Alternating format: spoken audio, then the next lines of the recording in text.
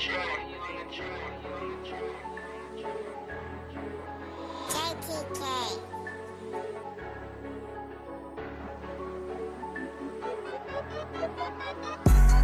birthed in the streets, came up from problems and slums. We hustle and eat, hustle our bodies for crumbs. We birthed in the streets, came up from problems and slums. Where we hustle and eat, hustle our bodies for crumbs. This where we from, and it's all that we know. It's all that we know, this is all that we know. It's all that we know, it's all that we know, this is all that we know.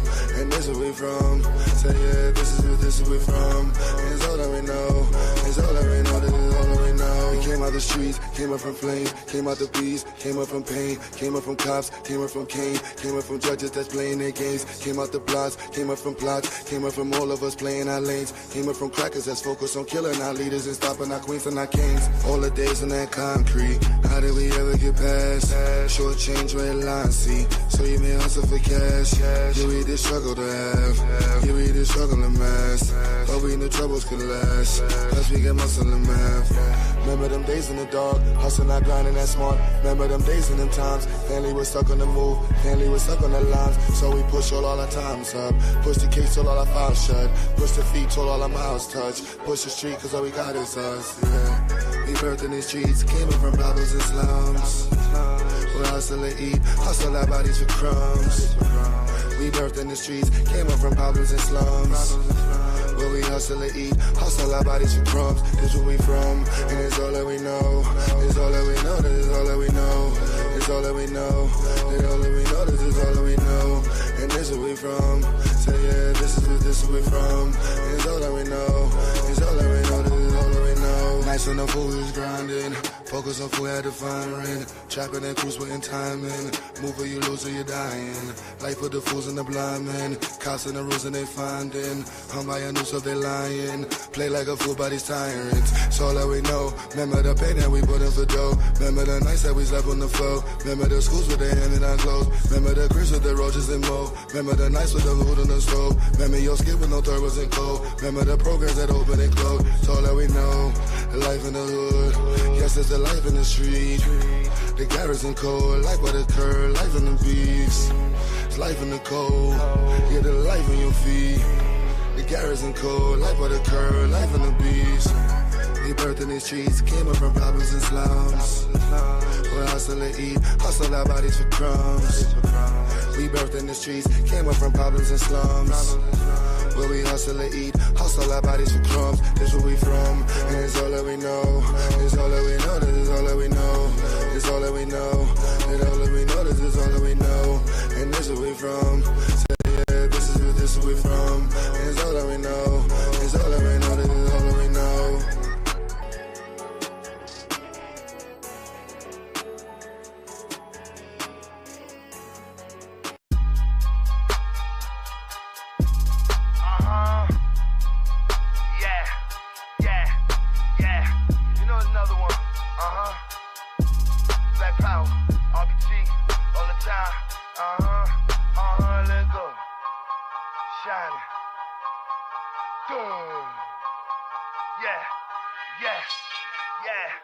Black skin, shining.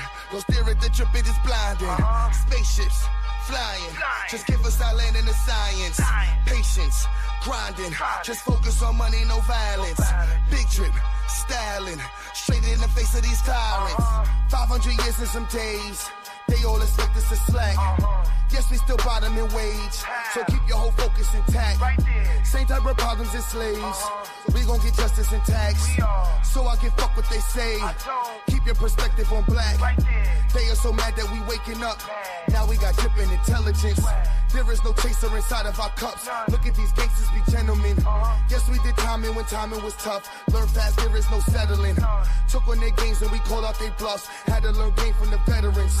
Look at the time that we sat up and put in. Rolled out the bunks with no comfort for cushions. Learned all they ways in this maze and we took ones. Straight in the face of their lies they was pushing. Now you staring at refinement. Ain't no breaking this alignment. Gold plated with some diamonds. 24/8 at the timing. Black skin, shining. Don't stare at the trip, it is blinding. Spaceships, flying.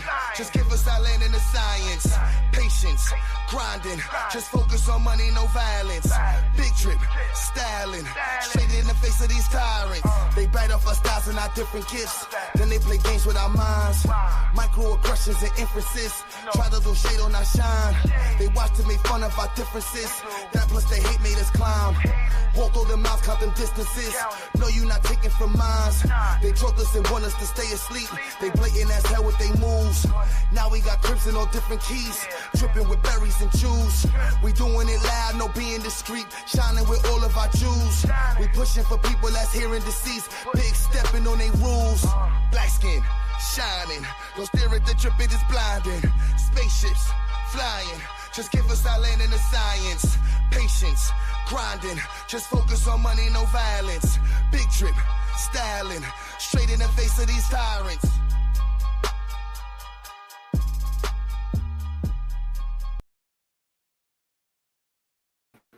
What's good, Black family? What's good? What's good? What's good? What's good? Hope everybody's doing well, doing their thing, motivated. You know what I'm saying? Black power to you, black power to you, black power to you. Tell everybody in the chat. We'll be tuning in, connecting. So today we're going to be going into how can we move the Black community forward? And then how can we move the community forward? You know what I'm saying? The Black YouTube community, social media community. There is a little community that's there, you know what I'm saying? So we got to recognize that is there. And we got to say that we want to move it forward. I mean, we want to move the community forward. And that should be a statement that's made. And a lot of people that's getting on the net and they just interacting with people with conversations about Black people and Black power, but interacting with people daily and regularly and like, yo, how can we move these community forward? You know what I'm saying? The people we interacting with daily.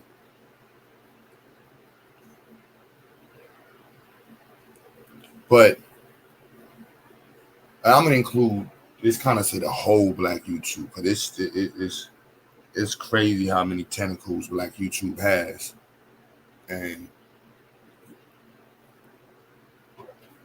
recognize how vast they are is necessary.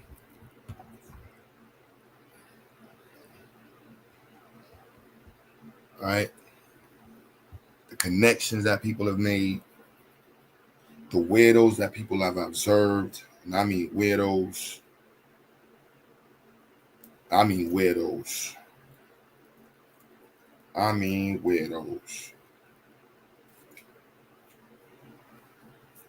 The dumbness,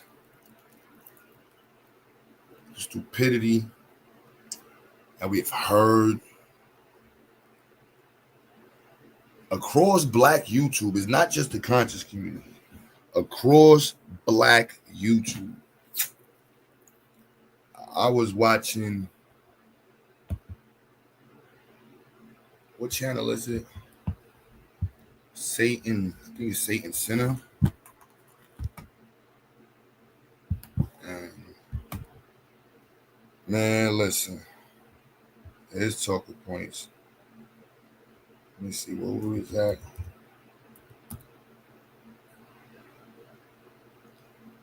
His talking points crazy. But some, you know, some agreeable, some not, as most. But what caught me off guard, like I was trying to listen to one. Let me see if I can pull it up.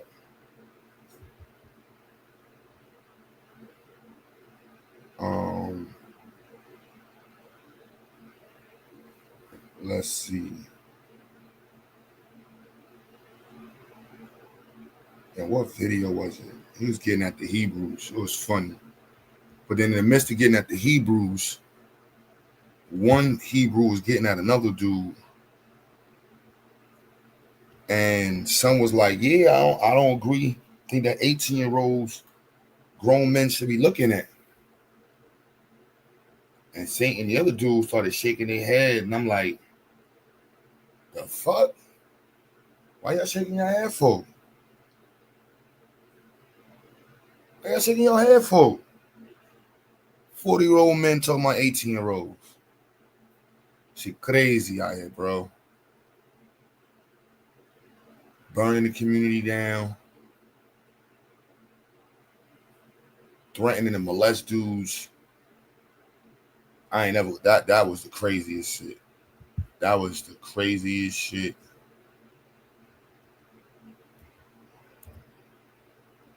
That was the craziest shit. I ain't gonna lie, that was crazy.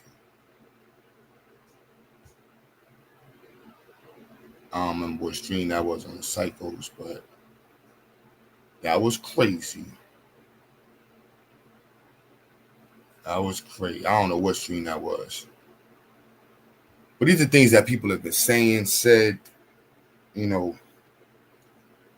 Also another, I don't know what this chick was. The what they used to call them, the mammies. I forgot during the gender wars. They had the mammies and the pappies. I don't know what these names are, but the people that be caping for the other side and doing the most and they talking points, the sisters talking, it just be funny, yo, and sad. Funny and sad at the same time. Yeah, Volvo the grabber. Must be prison folk. Nah, son, I ain't never heard. I know a lot of prison people, not of jailheads. Never in my life have I heard a man tell another man he gonna violate his body as a threat.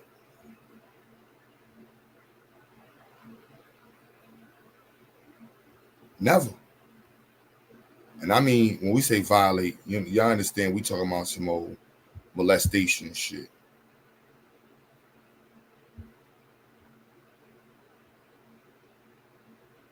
We're not talking about,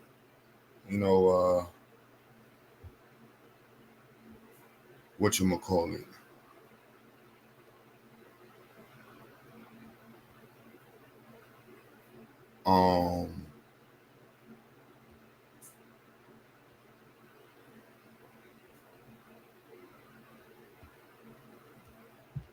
But how we gonna move forward, B? It's like when people say the craziest things, do the craziest shit, be involved in the craziest shit, it's time to have a contingency plan for certain things, man. Like how do we get past these talking points? How do we get past these situations? How do we move forward from it without crashing out? Or what type of crash outs should be had? You know what I mean? Like these are all things that need to be discussed because it's real, you know what I mean? It's real. Some crash outs need to happen, especially when you got as many weirdos that we have seen enter the social media space. And I'm not throwing this all in the conscious community. Because there's a lot of people that have popped up on social media. Look at Charleston White. I mean, like,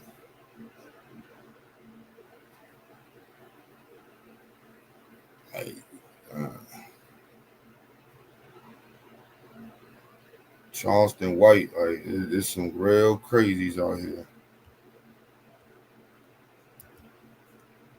Real crazies out here.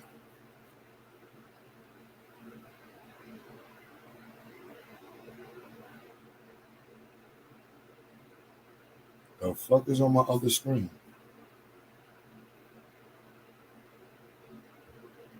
Oh my goodness. Like I said, some crazies out here, man. The Saint show, seeing the amount of dudes that pulled up, really promoting being a Hebrew as an answer for the black community. Like, what?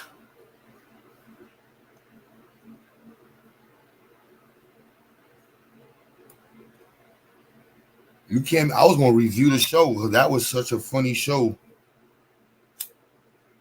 And then Son said that they made that face on the 18-year-old shit. I'm like, oh my goodness, bro. I ain't used to this. I don't want to get used to this.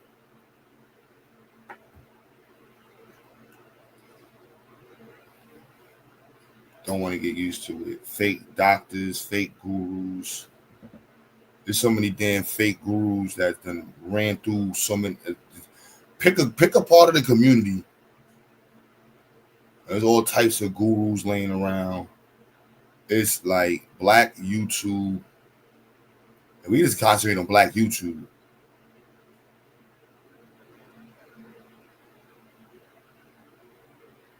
Mad weirdos.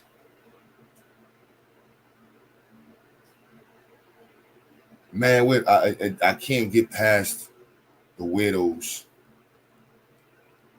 in the community.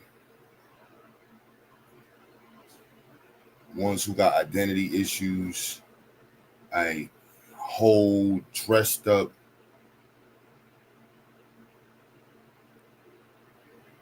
Dudes dressed up wearing, yo, you can't make this shit up. Dudes dressed up in all types of outfits. So it's like, all right, so we know that this happens, right? Not just the conscious community.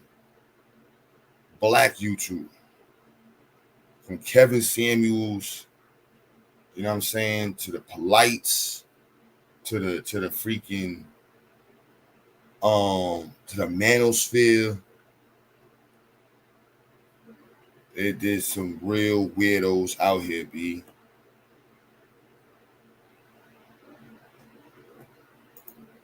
And so I think it's part of the evolution, so we can get there, get through these weirdos and understand that this out here and actually address the weirdo shit going on in the community. Like, we need to acknowledge there's weirdos in our community. There's platforms that built themselves off of weirdos, scammers, grifters, fake gurus, you know what I mean? Like, all over. Like, I wish it was just Black YouTube. I wish it was just a conscious community, but it's the whole Black fucking YouTube. Like, and then we can go into social media. Whole damn social media. Oh my goodness, bro. TikTok was, as we all know. As we all know. The ideological know-it-alls. Like, man, listen, I can't take that no more. The ideological know-it-alls is like, come on, jeez.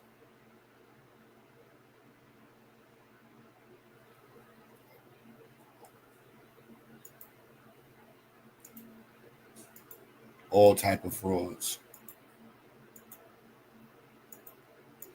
All type of frauds.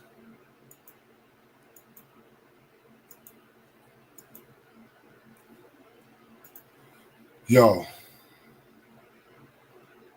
And if we don't recognize it, which I know over here we do, that's why being solution driven is first recognizing, like, yo, there is clearly a weirdo issue.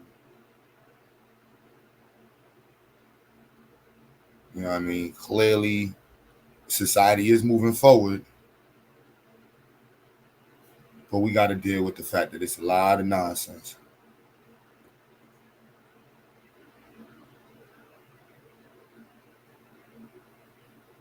And of course, you'd be like, how? How? You got Diddy. You got the Diddies out here.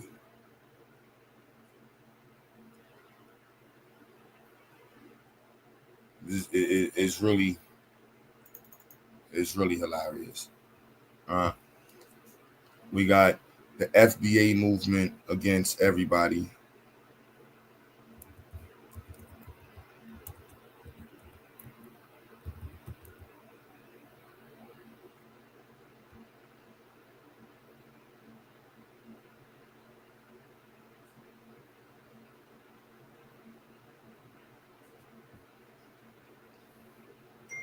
Everybody talking about the Essence Fest. I have no clue what the hell the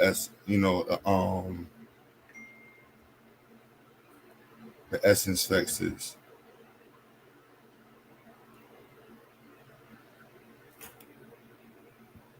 Honestly.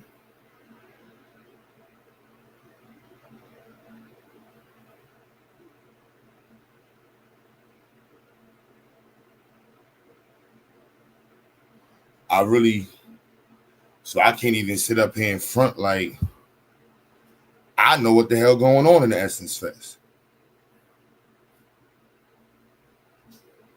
So you got all these YouTubers now going after Africans because of the Essence Fest, and you ain't seen none of these motherfuckers talking about Essence Fest before this talking point. That's the shit I'm talking about.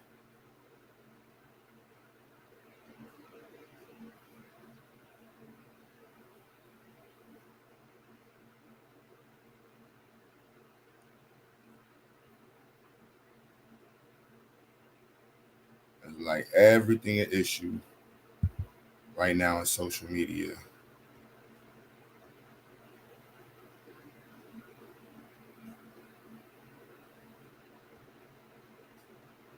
Now,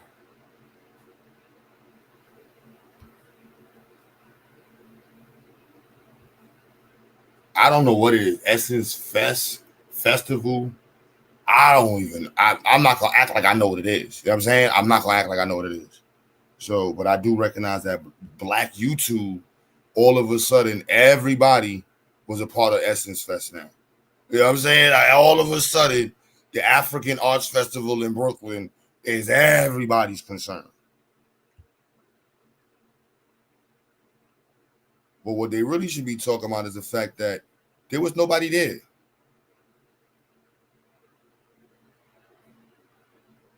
This is what they should be talking about. How many videos talked about how empty it was?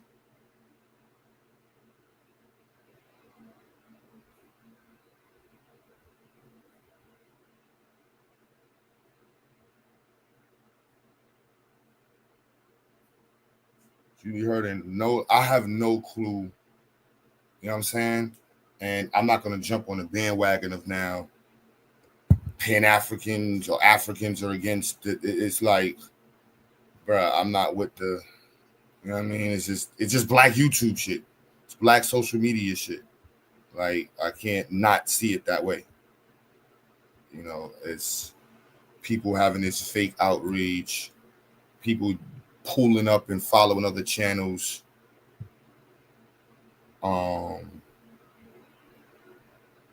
Seeing one channel get views and like, oh, that's what the talking point is. I'm gonna join the bandwagon.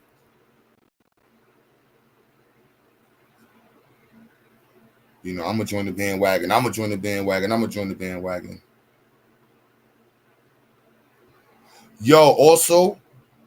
I just went down the line and this was unmodded mad people.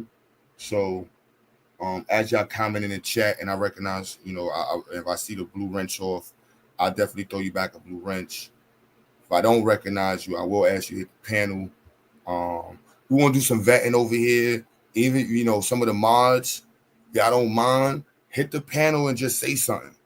You ain't got to stay up there the whole time. You ain't got to argue. But let's get a little vetting going on. You know what I'm saying? Where we know, we like, all right, you know, we got some people over here we recognize. You know what I'm saying? Like, I literally just went straight down the line and was just unmodding. And I'm be real, it was because of the Solar Mind shit. I don't know. I went on the cool, throwing wrenches at everybody on some like, I'm trying to be cool with everybody shit. You know what I'm saying? I would be real. I gave everybody wrenches because there was other type of wars going on YouTube. And I was like, you know what? To show love, I'm going to do that. But now I got to reverse and like, hold on, wait. We got to vet it a little bit over here because I'm like, son, I don't know half of these. I don't know more than half of the people that got written. Like, no cap, I don't know. Yo, what up, Q? Like what up, 607 Unc over there. Sabio, don't put your camera on, no goddamn. You stupid. Don't ever disrespect me. That nigga stupid. I heard him and brother Sanchez supposed to be having some stupid ass debate. Oh shit. Who that? Brother Sanchez in 607 whoever the fuck that nigga is. I don't know who he is. I ain't never even heard of him. No cap. I Till you would mention. never. Till I If seen that somebody gonna debate shit. debate, if He's a somebody gonna prophet. debate him, they got to be crazy. He's He a a who? prophet. He's a In prophet. his He's in a his nut. imagination. Stop it, Logic. That nigga's a What's nut. good, GQ? What's up, bro? You know that I'm nigga chilling, crazy. brother. Q, what up, though? Hey, Q, Yo. I seen a video say it was 250,000 people at the Essence Fest. See, all the fake news, man. You don't never know. And they say Nas got them to perform. He reclaimed being the king of New York. He performed before 250,000 people.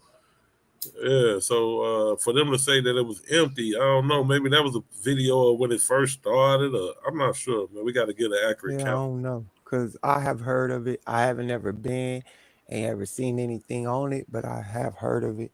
Oh well, Just, yeah. It's like I mean, heard it's people speaking on it. Like it's a where they staple like, in the black community. SFX for barbers and beauticians, everything. Networking and media people.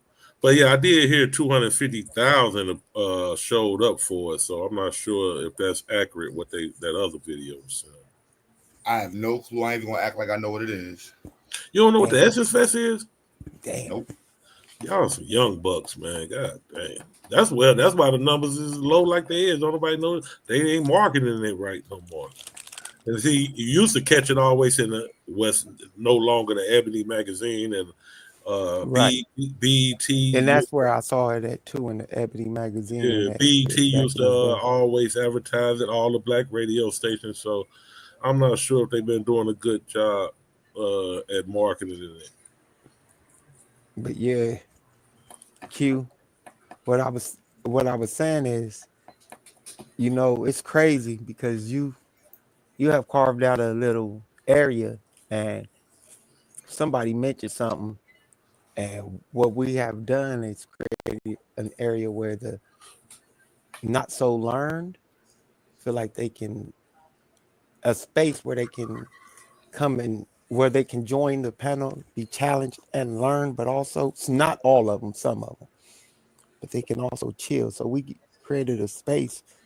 It's like this, the show buzz kids trying to hang with the cool kids now.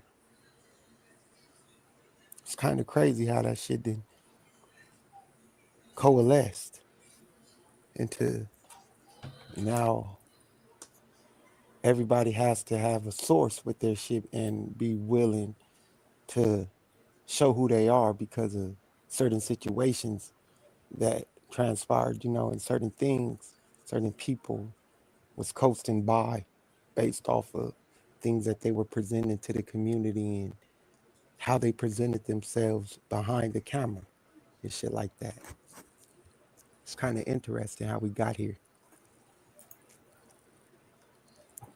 Yeah. Evolution. Fact. Evolution in real time. People learning dumb shit they say. You know what I'm saying? Like hearing dumb shit. It's like, it's like whatever. But moving forward, you know what I mean, with the information, I'm with the information. Having fun, debating and shit, whatever it is, going through info. I'm with that, but yeah. And yeah, you was tripping, throwing out them wrenches. I told you, bro. I told you. Just like I told y'all about that debate shit. Them debate leagues and shit. Fuck joining the debate league. Wish I would. Them niggas, all them niggas suspect. Weird niggas with weird ass names. Hold on, I got to debate under my real name, but you debated me under some made up shit that you just made up. What? I'm cool. Yeah, I'm still on my super cool shit. It's just, you know what I'm saying? We got clean up the party.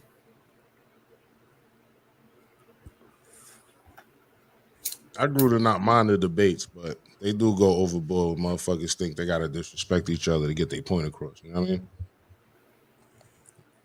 Yeah, that's Sometimes. super corny. But sometimes that's all people have left. Especially when they step into an arena and a topic where they're really not versed at. Like I just watched the video. I just watched a few videos on the line, and these people were horrible. They sounded like some of the people that be up here though. Yo, No Q, cap. can me that real quick, bro. I'm about to go. I'm about to make a move real quick. I ain't going nowhere. I'll be right back. But can me that. I don't want to just be a face up here that fucking around. Y'all call me or some shit. You know what I mean? Pay attention to the private chat. I'll come right back. Give me like 2 minutes. You heard? Yeah. If I was to post one of the videos in the back chat and let you play it, y'all be up here hollering.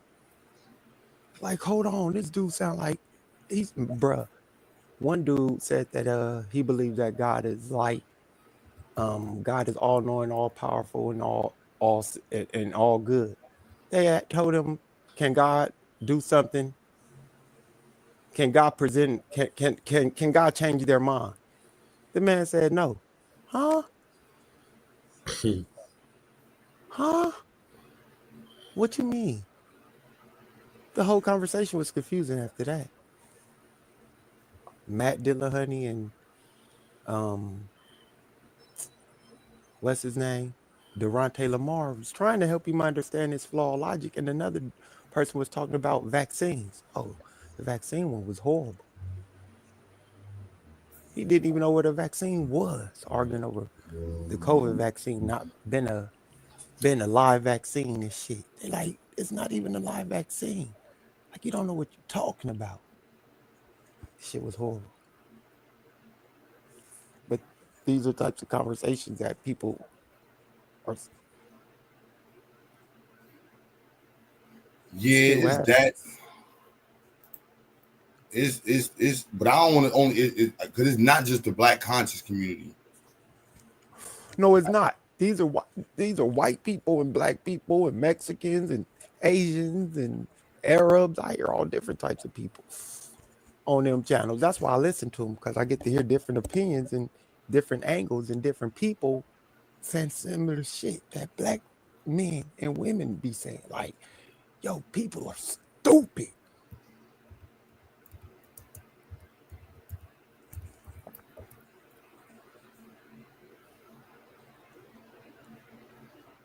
Like, I know we focus on the black community because that's our focus, because that's what we are and who we represent. But I get it. I listen for the arguments to see what they be saying, to listen for the similarities, to see how they came to their conclusions. The same shit we do here. And it gives me more ammunition. Bruh, that shit horrible, Q. We're dealing with a slow population. And slowness seems to be the norm.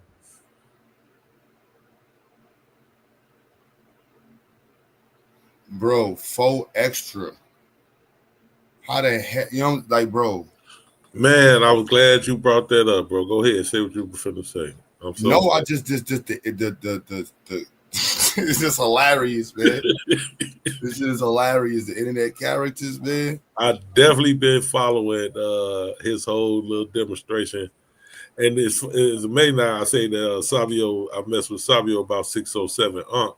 607 Unc say he put a voodoo spell on 4 extra to blow his hand, because you know he was threatening us.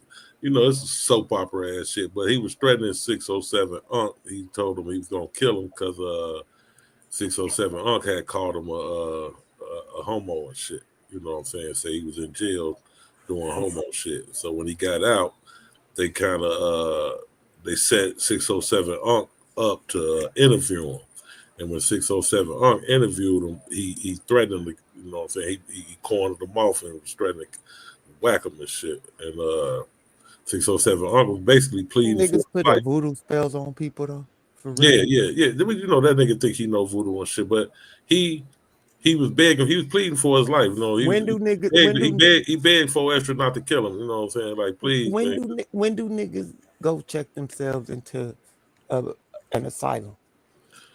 When they realize this all bullshit. You know what I'm saying? Usually they don't need no asylum when they realize it's bullshit. They just straighten up. You know. But anyway, He was pleading for his life and shit. He telling 4 Extra, I love you, man. I love you. You know what I'm saying? They got all that shit. Hold on. I thought he put a voodoo spell on him. Listen, man, it's an order operation. Now we ain't got to the voodoo spell yet. Oh, so when on the scene when 4 Extra was threatening him to fuck him up, he was pleading and shit. So now, when the interview was over, 607 flew out to Texas to check Adam. Say Adam set him up to get fucked up with 4 Extra. What the hell going Adam 12, the white boy Adam 12? Yeah, the white boy, because they they hold.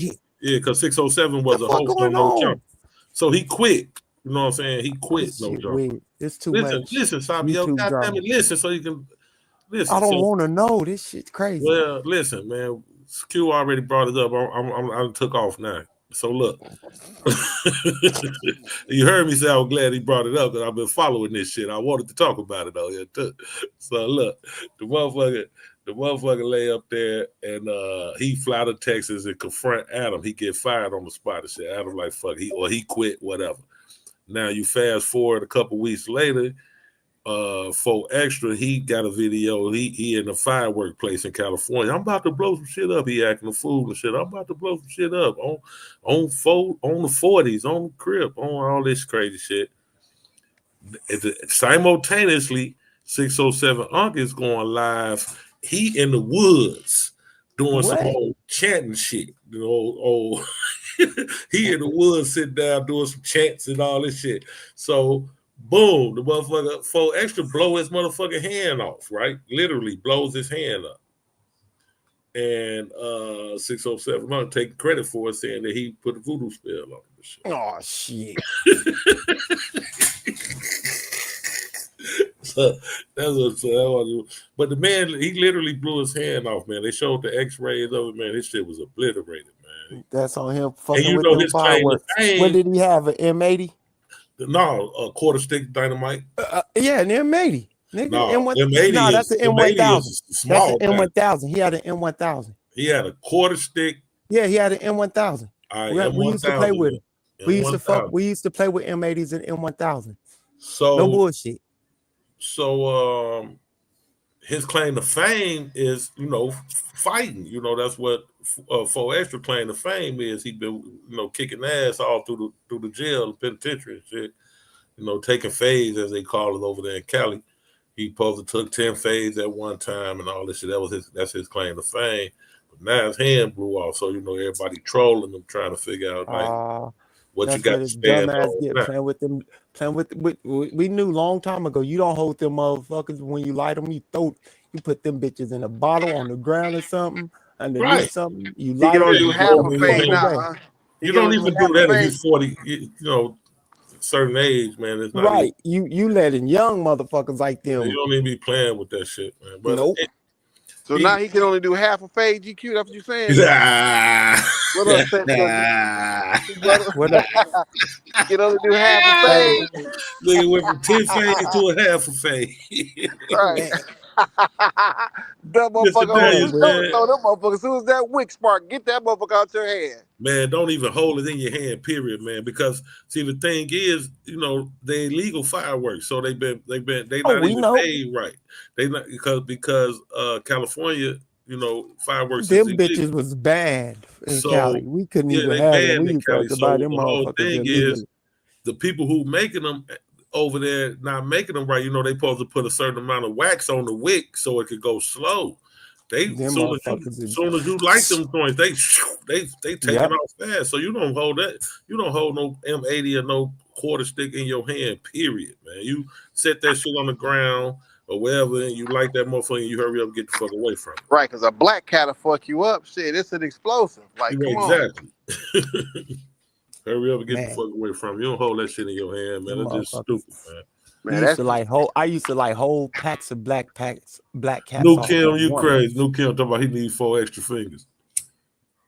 Man. Yeah, he gotta put in the bed and try to find what he needs to do is like your boy Tink Tink, who had them legs, them prosthetic legs. You need to go get him a prosthetic hand. Fuck it. Yeah, he need to get money off the Terminator. Yeah, he need to holler at Elon and see if they can hook him up with bionic hand or some shit. Get him one of them bionic hands. Live life with one of them. That's on you. Fucking around. Fucked around and found out he fofoed. Right. He fucked up right now. Blew his hand off. Found out. Stupid shit. What y'all got going on tonight? Shit. Trying to figure out why these motherfuckers so stupid and how to. What we gonna do about these how to weirdos? How to keep these weirdos at bay. It's also recognizing the people who have a yearning for the weirdo shit. That's the reason why there's so many YouTube weirdos. But see, you gotta know your personnel too, though. Q. So that's another thing that's lacking, y'all. Integrity. One thing about a weirdo, they show you early on who and what they are. Right.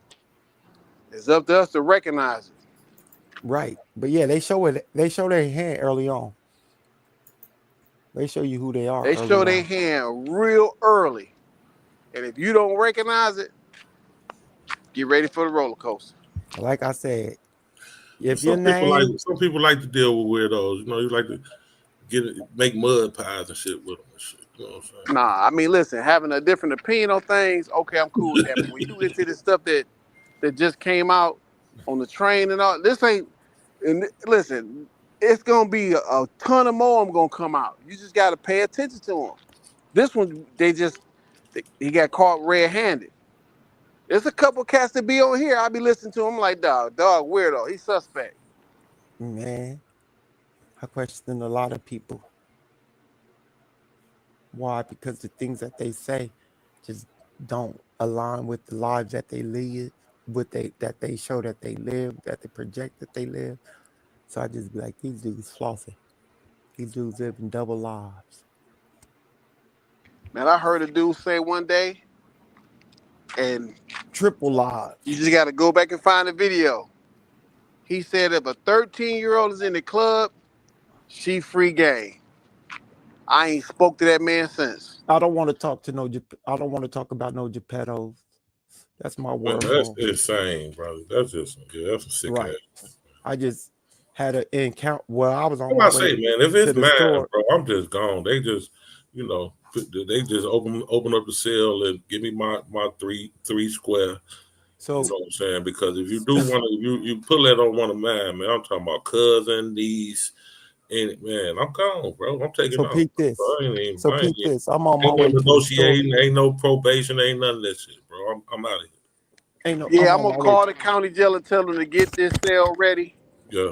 Get this cell ready. Because it's about to go down over here. Yeah, just don't give me my shit. I'm straight. So I had to call the Geppetto out on my way to the store. I'm on my way to the store. This girl, she could be no older than 16, 17. She's standing on the corner. She tells the man pulling up on her, she's waiting for her dad to come pick her up. She yells this at him. The man's in the truck. He's still hollering. I say, take your old ass on somewhere. I hope her dad pull up and pop your nasty ass. Fucking Geppetto. Yeah, because I couldn't have been her dad because I'd have pulled up and been like, hold up, dog. Yeah, that's the problem.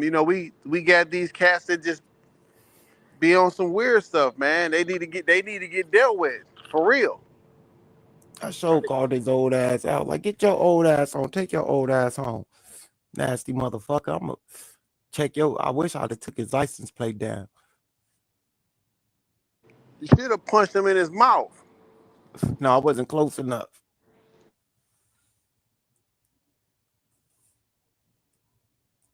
They were across the street, but I was able to hear them because it was at a stop sign and the intersection wasn't that big. And he was going down the street that she was on the side of the street that she was on.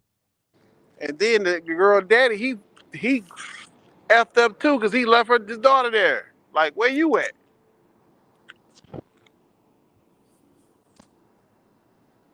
You know what I'm saying? I agree with that.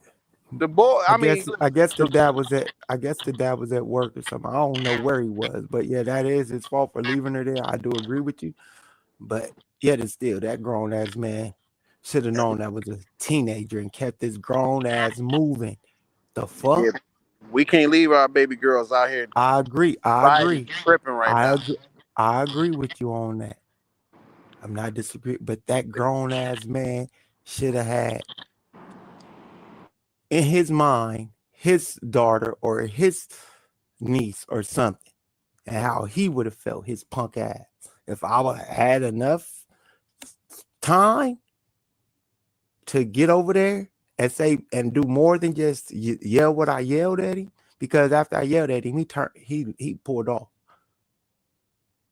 Yeah, think about this though. When we was in high school, think about how many of them old motherfuckers used to come up in front of the high school to try I didn't ever see it, so I did. I can't really say.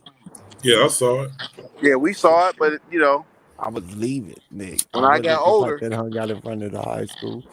Motherfuckers used to pull up in front of the high school, try to get the girls, you know, the 11, 12 graders.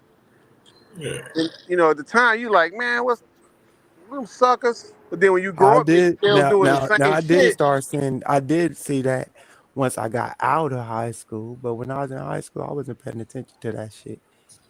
Yeah, when you in school, you ain't paying attention. But when you get older, you out, and then you see it now, or you see it as an adult, you like, wow, this shit been going on for a minute. We saw it when we was in school, Mr. Daniels, because we was in competition with them niggas. Yeah, they was knocking ours. Well, I mean, I had a car when I was in the 10th grade, so I was flexing through school. I had the girls off in the cut. Coming up there, balling, paper up, they gold chain. My girls stayed in the cut, all of them. But the dudes online, because you had to, that's why I be like, that's why I said it's the black YouTube area, because it's like you got so many different areas where it was just mad niggertree and fuckery, bro.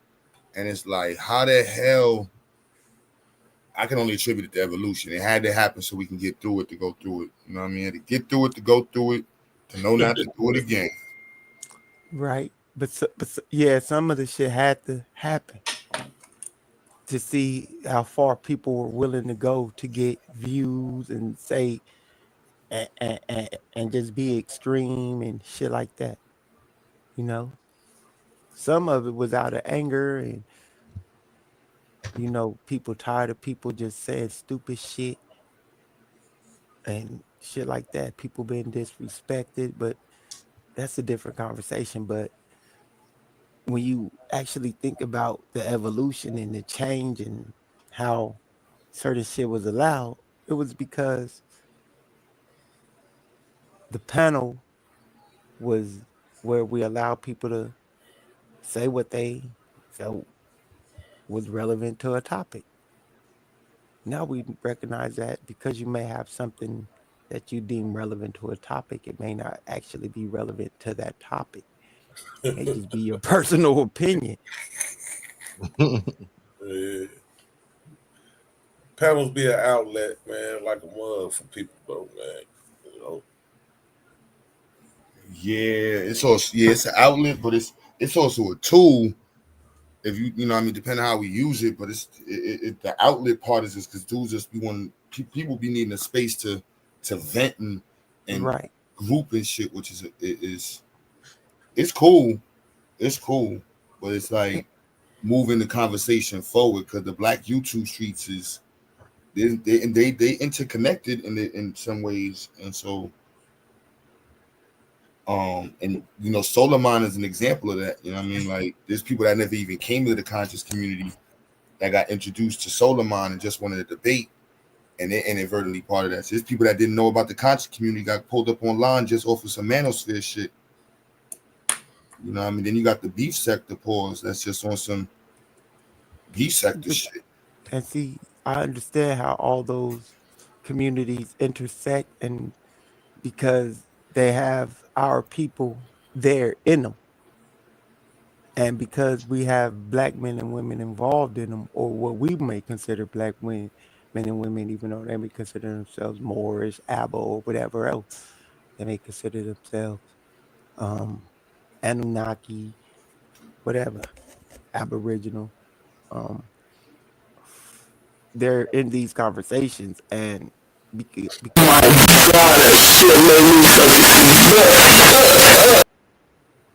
They thought they got us. Stupid.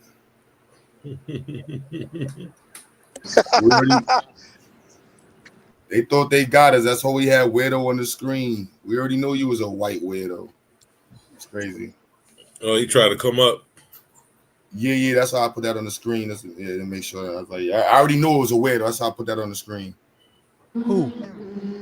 Y'all ain't see. They came up and tried to palm us. Yeah. Wow. Yeah, they been hot lately. Wow. For real.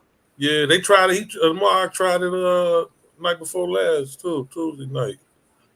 Wait, what happened? I didn't hear that part. What happened, GQ? Motherfuckers just trying to come up here and do some old weirdo shit. One of the white boys come up here with their goofy ass shit. Yeah, we got enough weird shit going on. We don't need them motherfuckers to add to it. Yeah, trying to bomb the stream and shit.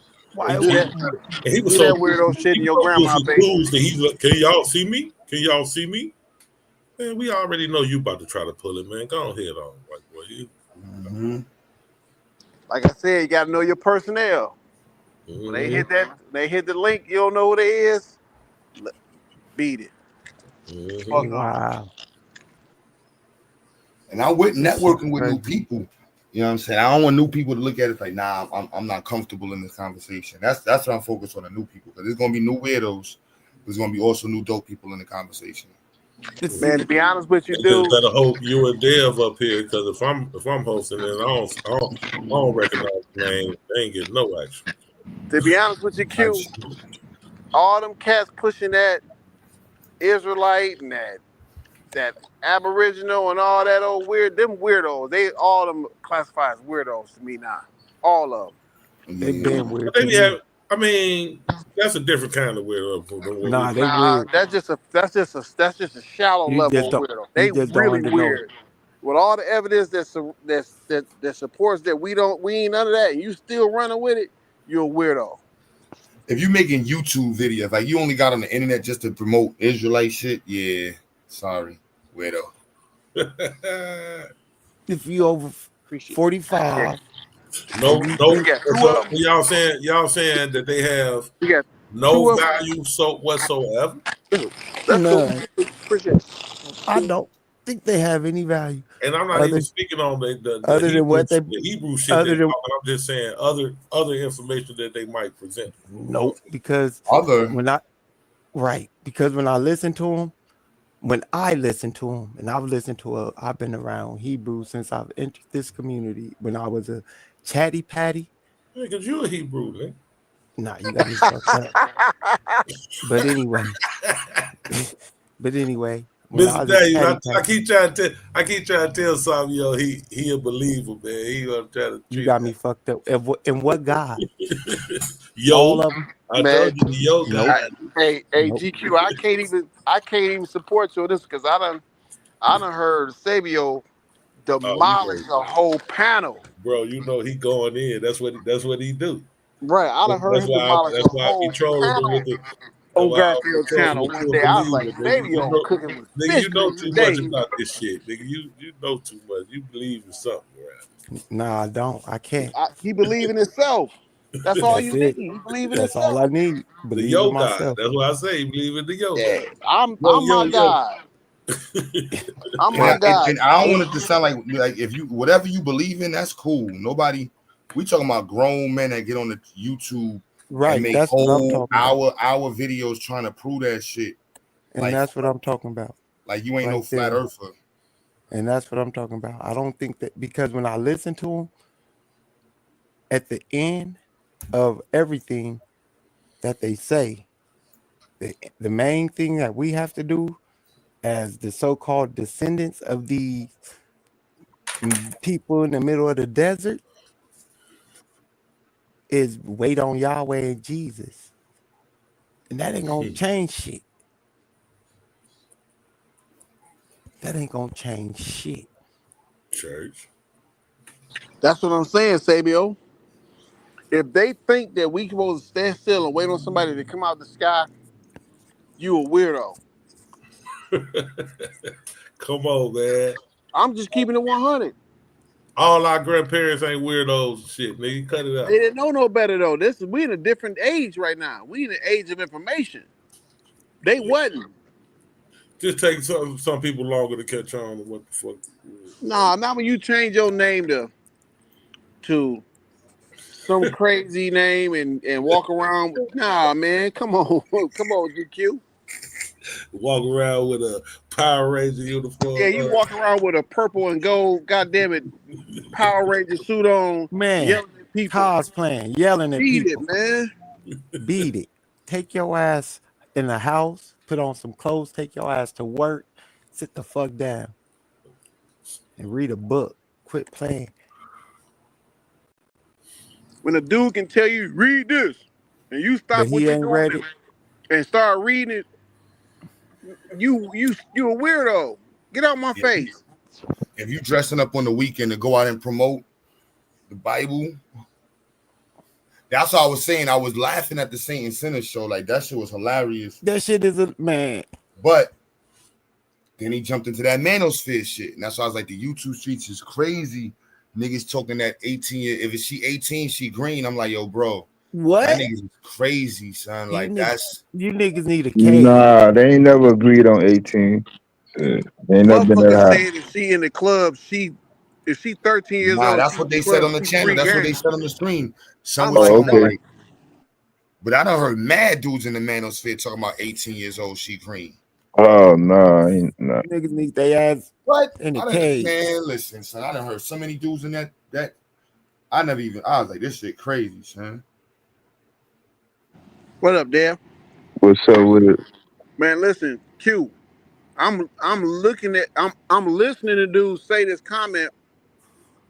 It's a bunch of people in the chat. When dude said if she 13 and she in the club, she free game. He said it live on the panel and nobody checked him. Everybody on that panel weird. All y'all fucked up. What panel was that? It's back when that dude went to jail, was hanging out with Oh, Floyd. the bullshit panel. Yeah, and they had a show about it. And when dude said that if she 13 and she in the club, she free game, and nobody on that panel checked him, all 10 of y'all weird. These Geppettos need to That's a be. fact. These Geppettos That's some sick shit, need to be checked into a facility. She ain't got no business in that motherfucker at 13, first and foremost. But even if she is, motherfucker, get your ass back. Listen, everybody on that panel, I remember everybody on there. I don't even talk to them motherfuckers. I don't even have no talking, no panel. I'm not even affiliated with y'all, no level. Because if I see a 13-year-old in the club, I do. I think. Are you? It's You're my not talking about suntan, are you? bang, bang, bang. There you go. I remember that shit. If I see a young girl in the club, 12, 13 years old, me as a man, my job is to get her. What you doing in here? Where your mom at? Let me get you out of here, because this ain't the place for you. Get your ass. Take you home. Let me call somebody to come get you, because you ain't supposed to be in here, and that's what we supposed to do as men. That's a fact, bro. Yeah, I remember that shit. That was on. Yeah, I remember that shit. That shit was horrible. Supposed to be protecting the kids and the women, man. These motherfuckers. That's just how I look at it as a grown man. This is what we supposed to be doing. Right. Because if you not doing that, then what you doing? You grooming her. You said you want some weird stuff, dog. Being a piece of shit. Right. That mean I can't have you up, but you can't come nowhere near my family. Around one of my young kids, because I got to blow your head off the moment I catch you even looking. That shit crazy.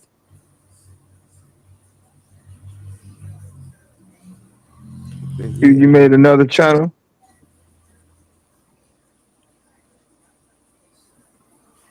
Who that there? Yeah, so look like we streaming on 3 different channels. I think the third one is mine. I think he just. Oh, okay. What's up with it, John? I'm chilling, Dad. What's up with you, brother? Man, Good to hear from you, bro. So, where you been, John? What's the word, bro? You know how I do, bro. I'll be busy, man. Been getting busy. But I always check in and say peace and hit the like button. And let them keep debating. You know what I'm saying? I don't get on the screen, but I'm always So in the likes. You know what I'm saying? so let me ask y'all a question because the other day I didn't read, but I had read a paper on my panel. Nobody watched. I did a show. A couple people watched. It wasn't that many, but there's a section in here. This is called Introduction to Race and Biology, right? And on page 6, they introduce something interesting, not to change the topic, just to have something to think about, Q and Dev, and because it's about reparations, right? All right. So what the scholars are presenting in this paragraph is a genetic take or genetic stance for reparations. All right. And I'm gonna read to you what they say. Critical essays mention in particular an application of the new genetic medicine to race, a movement towards reestablishment, a return and a resurgence, a return and even a resurrection, aiming to promote once again the concept of biological race in the late 20th and early 21st centuries. The biological concept of race appears to have been buried alive, but without being neutralized. Hold on, is that it? Yeah, that's page 6, ain't it? Yeah, okay. Where is it? That's too much. I don't want to read all that. I just want to. Oh, here it is. My fault. I was on the wrong page. How genetics is changing our understanding of race. Standing clearly in defense of race as a social construct and fully aware. Hold on. Where's that section at? I want to make sure I get it because I thought I had it pulled up.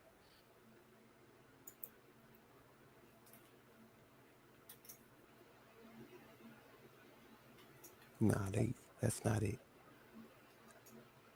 It's talking about a specific thing where they talk about DNA and how our diet, how our ancestors died in slavery had a here it is. In recent years, many studies invoking epigenetic mechanisms have examined the epigenetic incidence of stress in African American populations whose ancestors suffered the trauma of slavery. Some studies claim that this traumatic memory is transmitted by a transgenerational mechanism which modifies the epigenome, which should be understood as the key variable in the expression of an individual's genes. Of a larger number of people whose ancestors may have undergone metabolic change linked to slavery due mainly to dietary deficiencies. Despite the doubts expressed by many epigeneticists concerning the mechanism behind the transgenerational transmission of trauma, which is not universally recognized by the scientific community, it is interesting to note that proponents of reparations for slavery, along with anthropologists and philosophers, increasingly cite this cause and effect reasoning as proof. So there's some scholars and some philosophers and some anthropologists who are using the dietary deficiencies, the things that our ancestors had to eat, claiming that those things lead to medical conditions that can lead to stress, and that could be a claim that could be presented for reparations. Just something interesting to think about, because I know reparations is a conversation that's always popping up on these panels, and there's not many angles or claims or ways that people have presented or that has been talked about. Yeah, but you know what frustrates me, Sabio, is this a million talking points that came up dealing with reparations for us. But other people didn't go through all that to get theirs. That's what frustrates the shit out of me. We gotta have 18 million talking points for us. But is it 18 million, or is it something that is concrete and something that can be actually attested to with science and evidence. Well, did they have to use that for the other people that got it? You can say if you actually do this, if you study some of it, yes. I mean, I studied a little bit of it, but I'm just saying, let's say Because what's they the were first known case of traumatized. what's the They were first known case of traumatized. reputation? You making me fuck up. What's the first known case of The internment camps. No, they had one before that. The first case of reparations was who in this country? Oh, the white people from slavery, the Right, slave owner. right, and they ain't But I go. don't see that as reparations. They got it though. It's I don't see under, that. I don't see that as reparations. but they got it though. So it's different. Their reparations was It was like out of the loss they got a of kickback slaves, from the right? government. They got a kickback from the government because they lost. Because they claim they They lost lost income. because they lost that. They got government assistance. Right. So that's a form of reparations, right? If So in our case, our form of I reparations mean, I is, guess if you want to call it that. well, that's what they fought for. So I guess they're giving us government assistance when they No, giving no, us when people get government assistance, they no, getting that ain't not reparation. No, Like if that ain't that's what what I'm saying though. because that's how you're equating it though. So that's the false equations we got to stop making. I understand what you're trying to say, but I don't see how that actually fits No, into what the I'm saying, reparations because they did not they weren't victims of anything. They lost a war and the government paid them to get their lives back on track. That's reparation. yeah, but my point to that is They do that. So Saudi Arabia got reparations. The Middle Yeah, East got reparations. yeah. Japan.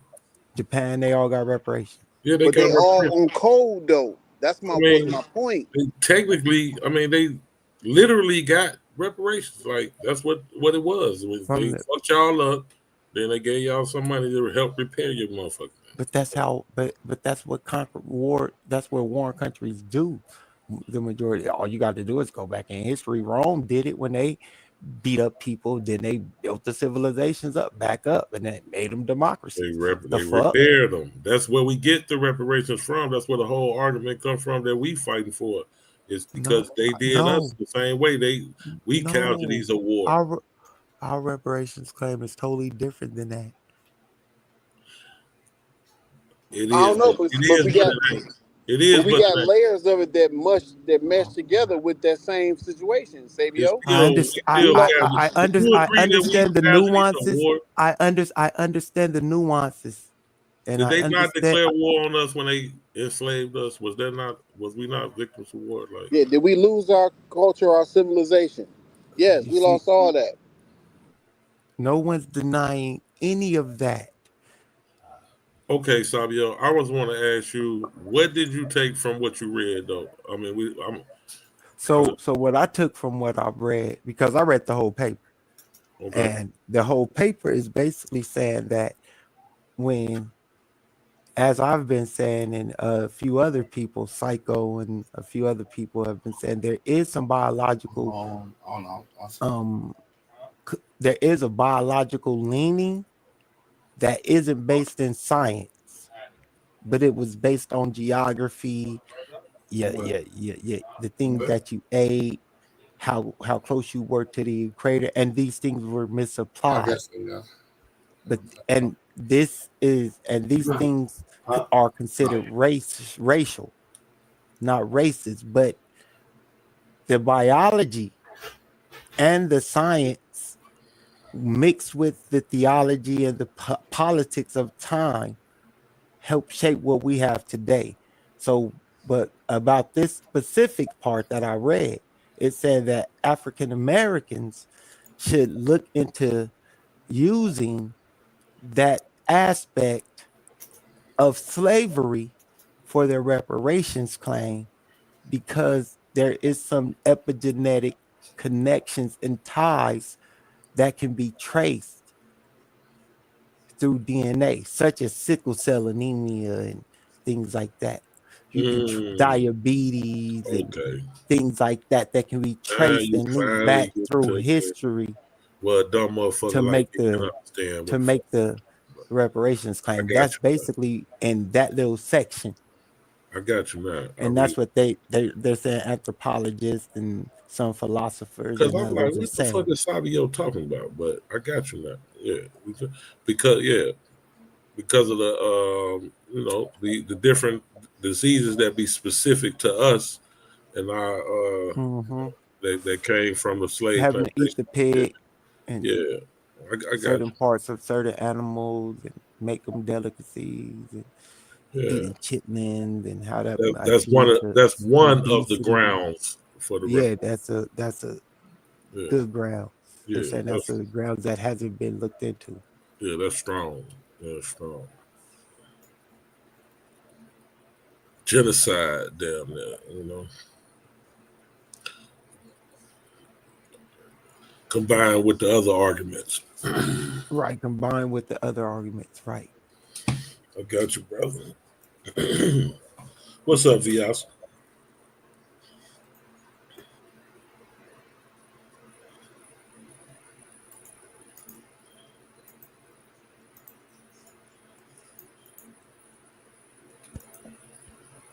Did any slaves wear eyeglasses?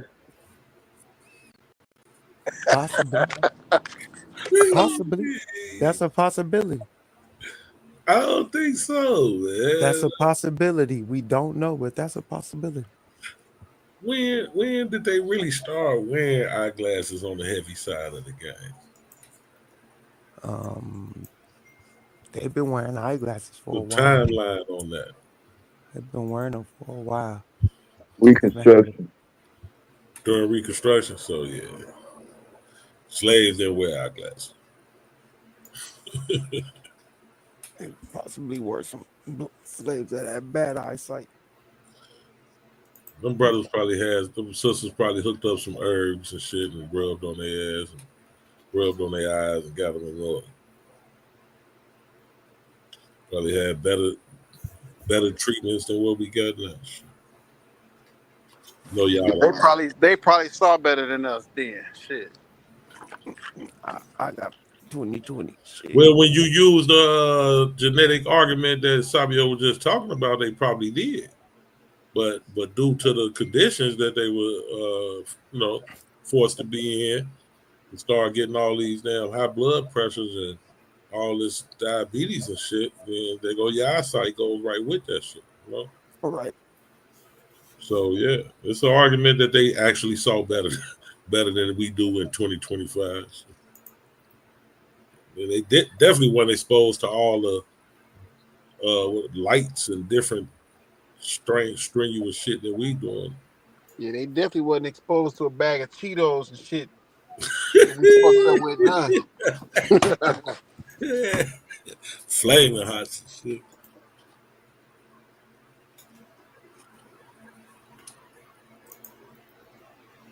They wasn't sitting looking at no damn screens for 6, 7, 8 hours a day. I don't think the screens is that much of a problem. I think it's got everything to do with a lot to do with our diet, with our dietary shit we do on a daily basis, shit we put in our bodies. Mm-hmm. Right. But that's a conversation for those people that's in the food and things like that. I'm not into food, into the conversation on. You stare at that sun long enough, it'll fuck you up. That's for sure. That is not food. I just seen people pass out in that shit. I said stare at it. No, I'm not. I'm talking about just being in it, period. Talking about the sun is food. Being that shit long enough, that shit will kill you. I fuck with that. I've been in the sun all day. I fuck with the sun. Oh, I fucks with it too. But I know my limits.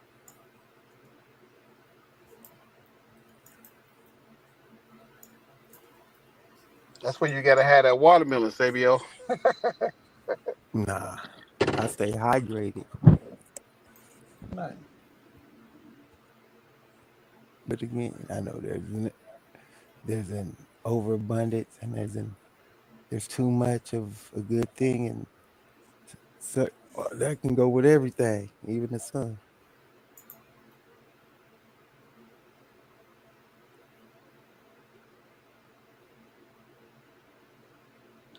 GQ, I'm about to pull up in the wildest gas station in Detroit.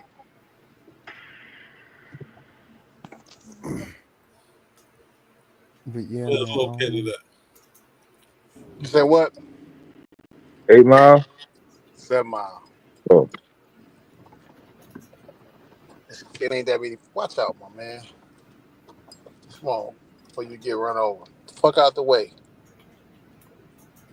that's where the Arabs got the chicken spot on the other side. Yeah. I'm on the west side.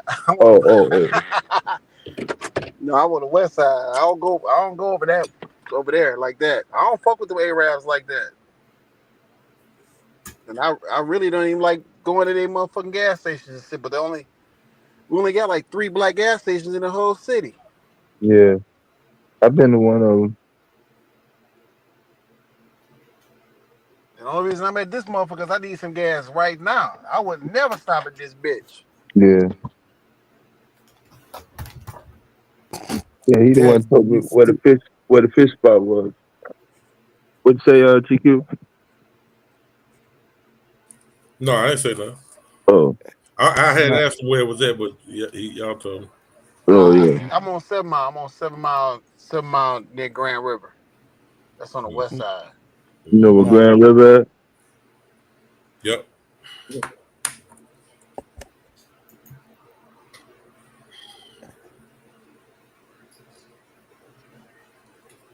I can go over here and see if these boys street racing tonight. It's a good night to street race. It's about 75 to 80 degrees. They should be racing like a motherfucker tonight. Man, I don't want to hear that shit. You got something? You got something putting down this day? Say what? You got something you putting down out there? Nah, they don't never like to race my bike. They say my bike look too. No. Oh, they racing bikes. Hell no, they ain't finna fuck with your bike. No, this a bike night tonight. Thursday night, most of the bikes are racing tonight. Oh. The reason it's warm, Will, you finna catch a storm, bro. That's cool, as long as they don't come tonight. It's coming tonight. It's already 11:30, so when is going to be? Probably in the next couple hours, so. They'll be done by then. They'll be done by then. 1 o'clock is over with. No, they ain't finna let you put your bike down out there, boy. You professional damn bike. No, I got a short bike. I got a short little street bike, got a headlight, tail light on it. They just don't like racing it. What you did to it, though? I mean, on that motherfucker all the way up. Yeah, it's got. I don't hold no punches on it. It's got all the bells and whistles on it, but it's still a street bike. It's got a headlight, tail light. That's all they classify as a street bike.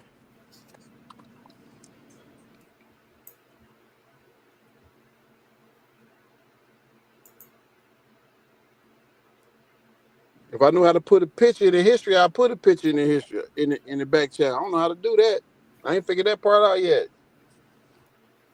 You got a mount for one of them 360 cams on the back of your bike? Hell no, I ain't about to put myself in jail doing that shit. When I race, it's going off. I just seen my first one on a motorcycle a couple months ago. Weeks ago, I think. It's guys got evidence against yourself, huh? This guy's got them, but I don't race when I tell them turn that shit off. Don't put that shit on me. I know, right? I don't want to be on the news. Man, these fools be having the police and all that shit on their shit, man. I'm like, man. Outrunning them and shit. Yeah, I tell them don't put me on there. I don't want to do that. Just this is gonna be part of your memory. But but back to what you call it, the YouTube craziness. I feel like starting out with the manosphere, bro. I'm back and forth on another computer, but the craziness on YouTube, man, between the conscious community, the manosphere, and the I don't know what sector to put Charleston White in and Hassan Campbell. Crazy. They all came from the entertainment gossip channels. Right, but they still crazy. Nothing. Hell, But I'm saying though, Hey, hold on, let me put they model was looking at other grown people with no limits. But Right, I mean, hold what was they supposed to do?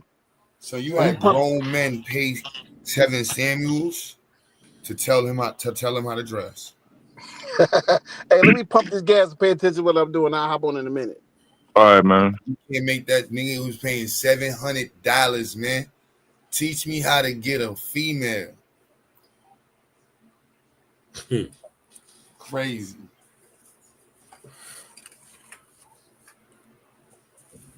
Hassan came from Sonetta. Yeah, a whole lot of these weirdos came from Sonetta. But it's the black YouTube. Man, listen, bro. Black YouTube shit crazy. Y'all remember Obsidian? No, I wasn't hip to them. I hear that name a lot, but I wasn't familiar with it. Dave, you remember Obsidian? Yeah, I remember that motherfucker. Yo, son. When dudes found out he was crippled. Oh, shit. You said, like it or not, the manosphere helped out a lot of men. Help. Wow. Please tell me how the manosphere helped out a lot of men. Damn, that's some weak ass shit right there, Blue. Come on, man. I want to know, Blue, like that ass, like how did it help out a lot of men? Help out some men, man. Help them lose women. Let's see, giving them a place to speak and vent. I guess keeping them from going crazy. I guess networking. Nah, that's the only thing I really heard. I could say some networking. Teach men their value. Other motherfuckers with low self-esteem hooking up. Okay. But that's the craziest part. Teach them in their value. God damn. You gotta be a weak motherfucker, man, and need a manosphere to teach you your value, man. You fucked up. I think the conversation was needed, but the way it happened, yeah, I think it was just too messy and real adjacent to gay. But I understand what you're saying, the low self-esteem. I can understand. I could understand that. The way it happened or the way it evolved. You know what I'm saying? Huh? The way it happened or the way it evolved. You know what I'm saying? I think from the get, because there was a lot of the like from my angle, I don't watch R&B movies and shit, love movies and shit like that. Niggas start talking about their relationship. I'm out of here. You know what I'm saying? Y'all start talking about you know what I mean, how much pussy you get. I'm out of that shit. You know what I'm saying? Like, I don't want to hear about what your ex-girl. Logic will tell you in real life, like, Q is really out of there. I'm not staying. I'm out in real life. I'm out. All right, this is what we talking about? Out of here. Right. Out. Trying to hit none of that shit. None of that shit. So seeing a bunch of dudes having they camera on, cameras nice and shit, dressed up. Just you know what I'm saying? And we can't get y'all motherfuckers to turn y'all cameras on for nothing. Except for deity. Deity, you be out in the manosphere, so them niggas keep their camera on for everything. It don't matter what. Them niggas got their camera on for everything. Them niggas don't turn their camera on for nothing. I'm like, yo, son. And just be saying the craziest. I heard niggas, yo, son, the conscience between and in Charleston White, I don't know, bro. I just gotta laugh at this shit, son. Like, I don't know. But that's why I used to do the Black YouTube on Fire, son. I don't know. So this shit crazy, son. So what's worse, the manosphere, the so-called conscious, you know what I mean, debate shit, or the financial gurus that's ripping niggas the conscious community got the pedos, man. But the manosphere got pedos too. Right. But the conscious community smaller, so the pedos got a different. I don't know, but the conscious community got some. They got the pedos of the era. Be like, I don't think anybody got pedos, or they. You know what I'm saying? They got football numbers. They got football numbers, bro. They got you know what I mean, the top 5 dead or alive pedals. That's not even funny, but the way you put it, bro. But yeah, you're right, man. You're right, man. Bam older than me. I Shit. hear a lot of conscious community crazy, right? Like and then you got Black Power. That's how I be like, damn, son. The Black Power, if you count Black Power community and the conscious community together, yeah. Cause then you get to throw in the Black Lives Matter and shit. Well, this is the thing. Only we know the difference. On the outside looking in, we all the same shit. That's what makes it worse. I didn't know that till I got to the manosphere. Yeah. Calling everybody hoteps and Right. Black. You like, you a hotep. I'm like, the fuck is a hotep? Yeah, no matter what. Yeah. I didn't know what they was talking about. I didn't even know they was talking about me when they was saying that. They was like, you one of them pro blacks. I was like, excuse me? Yeah, one of them hotep niggas. One of them niggas. I was like, hold on, wait. You talking about one of them Dr. York shits? Dang. Yeah, son. So like they got the L's, man. Niggas got football. The conscious community, the manosphere, they can say that shit out of the, you know, but they got some crazies though. They got some hidden crazy niggas. Right. They got a lot of, you know what I'm saying? They got Tommy Sotomayor, you know what I'm saying? Like the representation for them is Tommy Sotomayor, Kevin Samuels, and O'Shea. Right. O'Shea, you my man, but you don't get no pussy. Yo. This nigga crazy. You know what I'm saying? You get, but you my man. You funny as shit though. That's my man though. But outside of him and Kevin Samuels, man, rest in peace. But I always thought he was sweet. You know what I'm saying? Like, right. You know what I mean? And then niggas paying him to learn how to dress to get feet. I don't. This shit crazy, be said. I'm like, son, shit crazy. I don't know. Shit crazy. Nigga polite. He had 2 of those communities at one time. He had the financial scammer niggas and the quote unquote conscious type shit at the same time. Polite had Mayweather underneath the arms, son. Mayweather, Ron Artest, driving around in Ron Artest car, son. You know what I'm saying? None of them niggas got nothing to say. Like, what about all them niggas, man? DJ Vlad. Right. With the shit out that pedal. You know what I'm saying? You just had him on the Breakfast Club and shit. I was gonna say Breakfast Club. Yeah. Like, son, shit crazy out here, son. This nigga got caught playing with himself on the yeah, that shit crazy. Between Volvo telling nigga who got caught playing with Yo, Q, put me on, bro. Like, it's a lot of shit I don't even know, bro. What gotta go. Yeah, bro. Give me a quick cliff notes of like the shit I've been missing, bro. Please. This nigga that was running the debate league got caught yakking off on the train to a 17-year-old. Son. No way. Oh my goodness. No way. Fuck way, man. I don't even know how to respond to this shit. Shit crazy. Them way you damn, bro. The nasty, you know what I'm saying? Nasty work, son. So people that was underneath the debate league, you know what I mean, got thrown underneath the bus just by association and shit. What state he was in? What city he was in? What type of train he was in? He was on the BART? He was on MTA? What he was on? He was in Philly, son. He was in Philly. He was in, what's that, the SEPTA? What they call that shit? I didn't even know they had train. Oh, no, I'm bugging. I ain't never rode a train in Philly. I just seen that shit, but I don't even know. Yeah. Wow, that's wild. And then they recorded him. Shorty did it. And aired him out, was like, ew, you playing with yourself to a whole teenager. Good. But you know what I mean? Like that shit. You know what I'm saying? This is woo. Yeah, it's called the SEPTA. I was right. I don't even know how I know that shit. I never even been on that joint. I've been in Philly plenty of times, but I never been on that train. Different type of shit out here, G's. I can't. You know what I'm saying? The snitch game, the rat game, the pedo game, the grift game, the internet shit. The internet make the streets look like nothing. Yeah. The internet make the streets look safe. I ain't even gonna lie. You got niggas who's known rats, got bad channels, niggas. Like, this shit great. Like the internet makes shit this shit complicated. I can't. Yo, Q, what up? Yo. Yo. What's good? What's good? Yo, King, what's goody?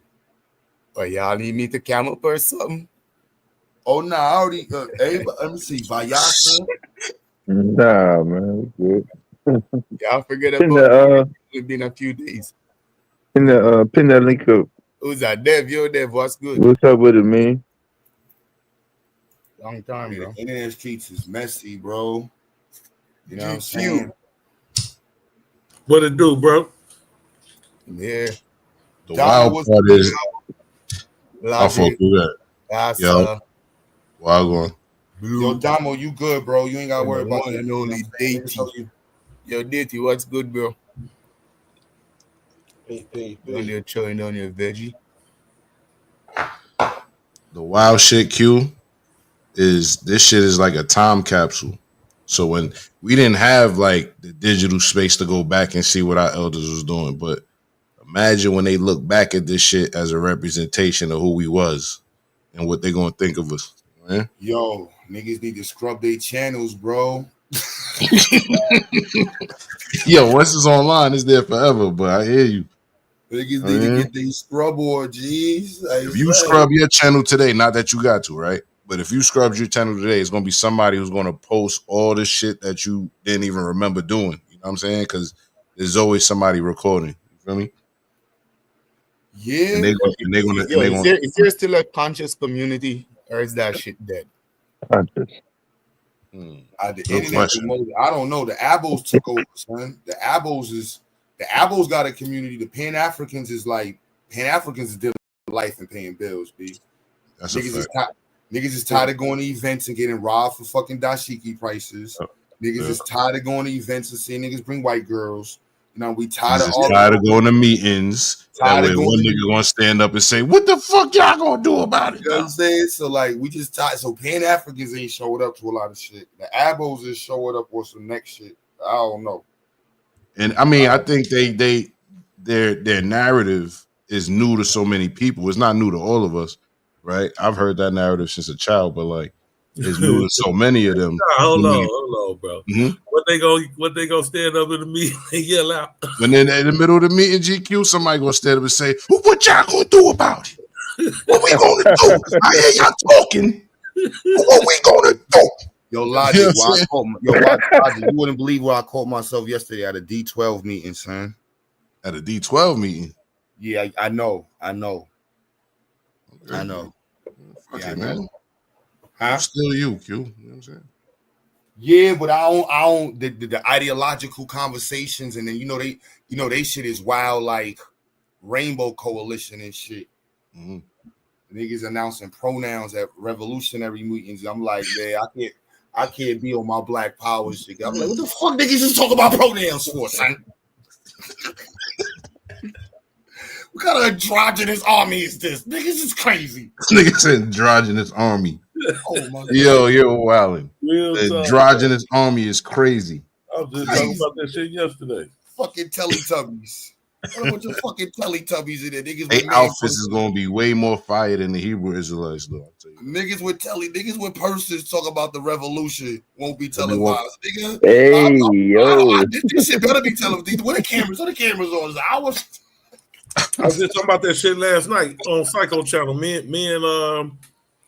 and Marley Marr, we was at the little club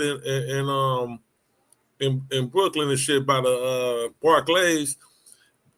Bro coming there, he got a raw ass RBG shirt on. Had a little sand on the front of it. That motherfucker, it was cold. I'm like, look at that shirt. I said, that motherfucker killing him with that. The man walked right up to another man, kissed him in the mouth. I said, oh. Yeah. I ain't gonna lie. You can ask Marley Marr, bro. I told Marley, I said, man, we should make him go take that shirt off, man. But I ain't trying to go to jail in Brooklyn. Let's go, bro. Yeah, that shit.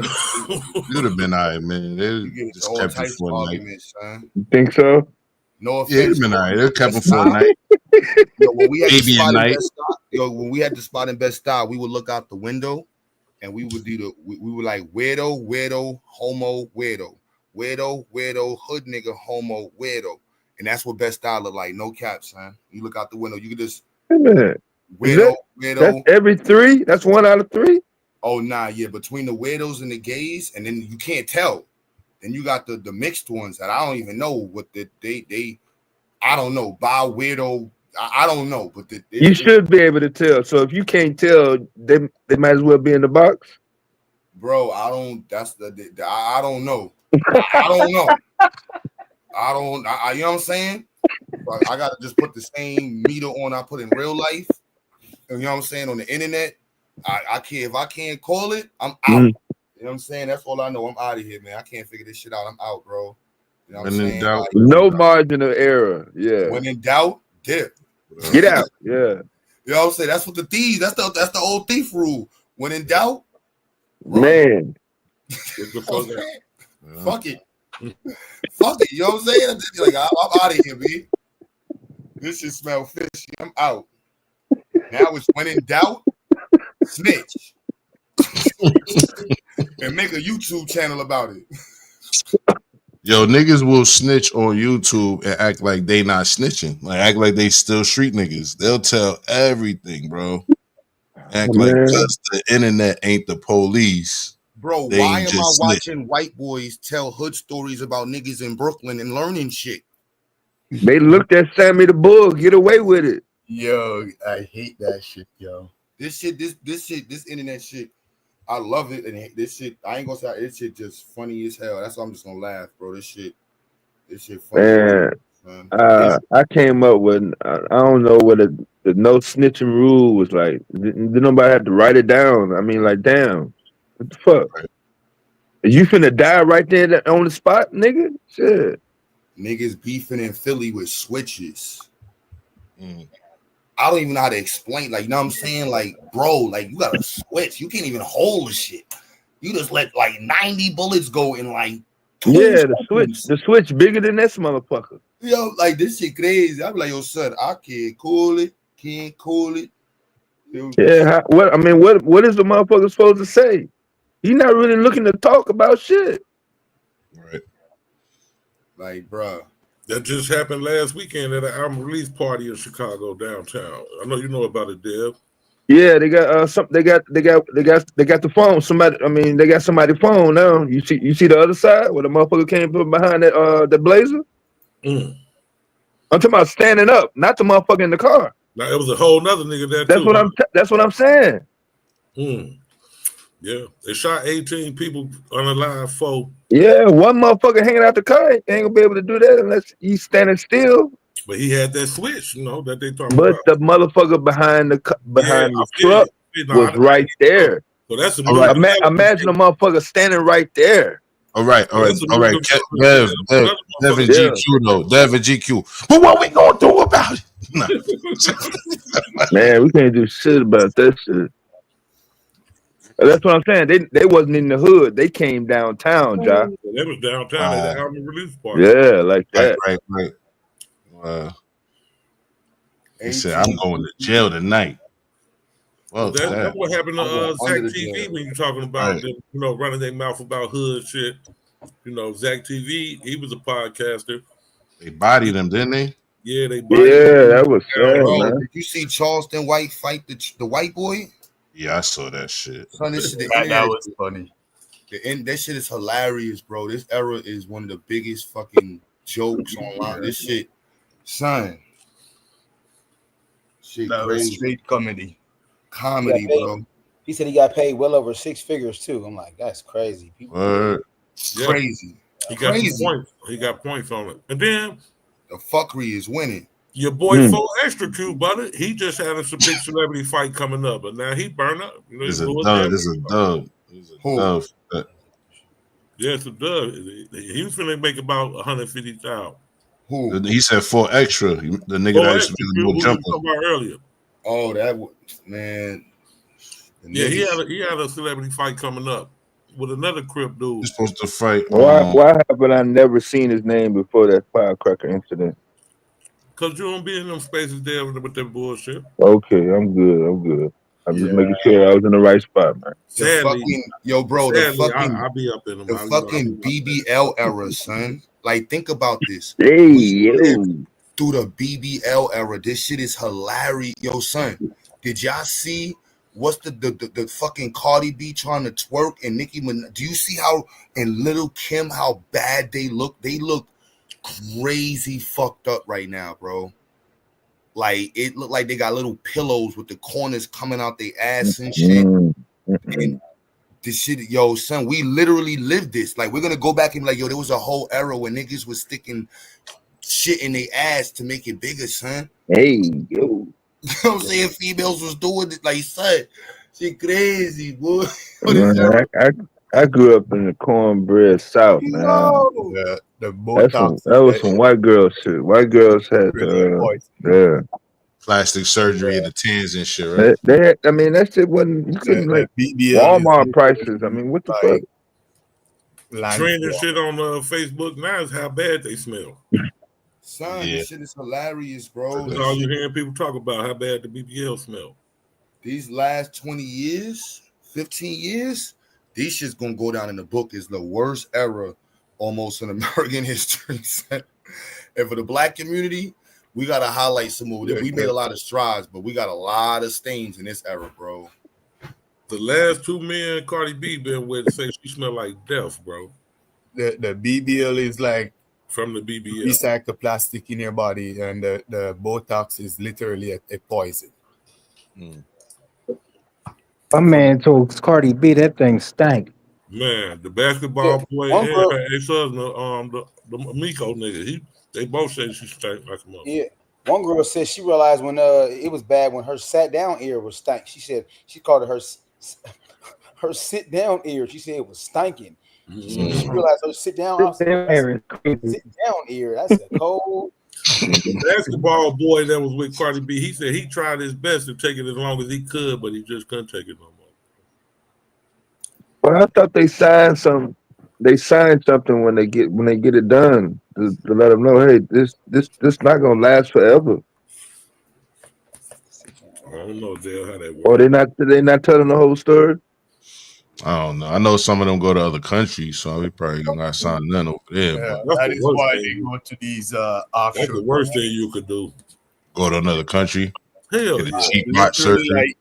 Like no accountability, no regulation, no motherfucking, no lawsuit, no nothing. Motherfucker went over there and got plaster put in your ass. They say one girl went over there, they put some motherfucking plaster in her ass. What was old girl's name? Buffy the Body. She was putting cement. Remember the old girl? Something. Yeah, cement. That's cement, plaster. They putting whatever they want to put in there because you go overseas. You gonna fly back with that in there. Right. Get the fuck out of this country. So, in 2021, I think it was 21 or 22. What was sad? It was a young boy working at O'Hare Airport, and he was on Facebook, and he was video camera all the caskets, all the wooden boxes that was coming in from Brazil and Dominican of girls who had passed on them operating tables, bro. Right at O'Hare Airport. He said, man, this boxes like this come in every day, man. 20, 30. You're going to freaking Brazil or Colombia to get some unqualified gardener. He's coming back in the wooden box to O'Hare Airport. Literally. An unqualified gardener. Yeah, so you're getting an unqualified gardener to do a surgery. in the gas station pump is the system. Yeah. That's wild. Right there. This nigga ain't even a bar. The chicken is right beside you. The chicken is getting fried in the next room. They're making taco over there. This nigga can't even cut hair. You got him cutting you open, goddamn it. Man, the same scissors they cut me with just done pluck rabbits. I seen that when Spike Lee redid She Gotta Have It for Netflix as a series. Because to get the real shit done costs money. Gonna cost. There was a scene that one of the main characters was getting them type of surgeries, right? And she was like dancing at some club and shit. Not stripping, but like some burlesque shit. And then when she hit the ground, that shit exploded on the whole crowd. It went crazy. Like it was like some gory ass scene, bad shit. That's nasty. Crowd. Yeah. Oh, man. But I'm just trying to see when did because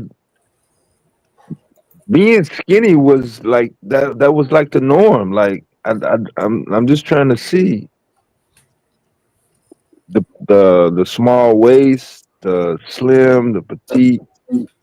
That was us winning in the 90s, bro. 90, 97. When did Sir Mix-a-Lot come out with Baby Got Back? Yep. That was it. Or LL, big old butt. Sir Mix-a-Lot, Baby Got Back. It was game was over. No, yeah, up north it was LL. He made a song called Big Old Butt. Brenda got a big old butt. Mm-hmm. So, this was I think it was the jukebox or video era. I think they were talking about like natural physiques back then.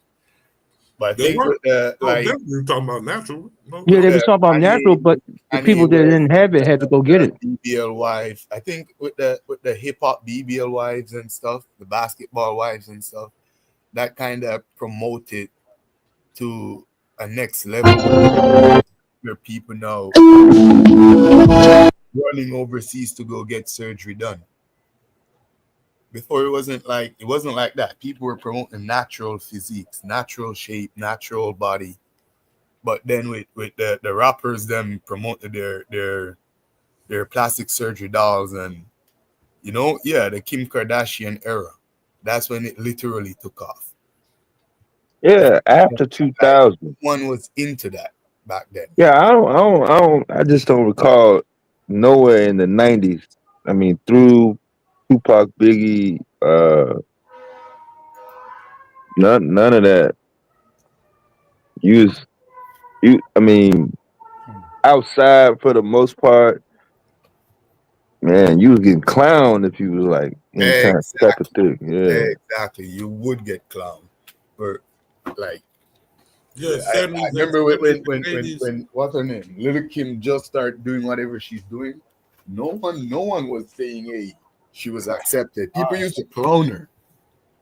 But eventually, it became the norm, and people just stopped talking about it. Natural too. Kim didn't have no goddamn wig. Let me stop. Kim was all natural. Skin bleaching, the body. The bleaching. Think about that, bro. Mm-hmm. Got a whole era where Jamaicans was bleaching their skin. Like this last 20 years, we saw some crazy shit, bro. Yeah, I remember back then when the skin bleaching was it. The skin bleaching and whatever, that was it. And people would still get cloned for that. But no, it went from that's the thing in Africa right now. That's a big thing. I'm just not all of Africa, not all. No, not the whole continent. It's big in Asia too. Real big in Chinese, Asian. I'm about to say it's in Asia too. On my Instagram channel, some was dark. Some might have been like deity complexion. This motherfucker looked like a Puerto Rican, son. Where you from? Jamaica? Yeah, son. Yeah, guarantee. Funny looking, huh? It's the weirdest thing, yo. I don't see that in any other culture where men actually does that shit. Son, that shit crazy to me. So I'll be like, yo, so what the fuck is going on?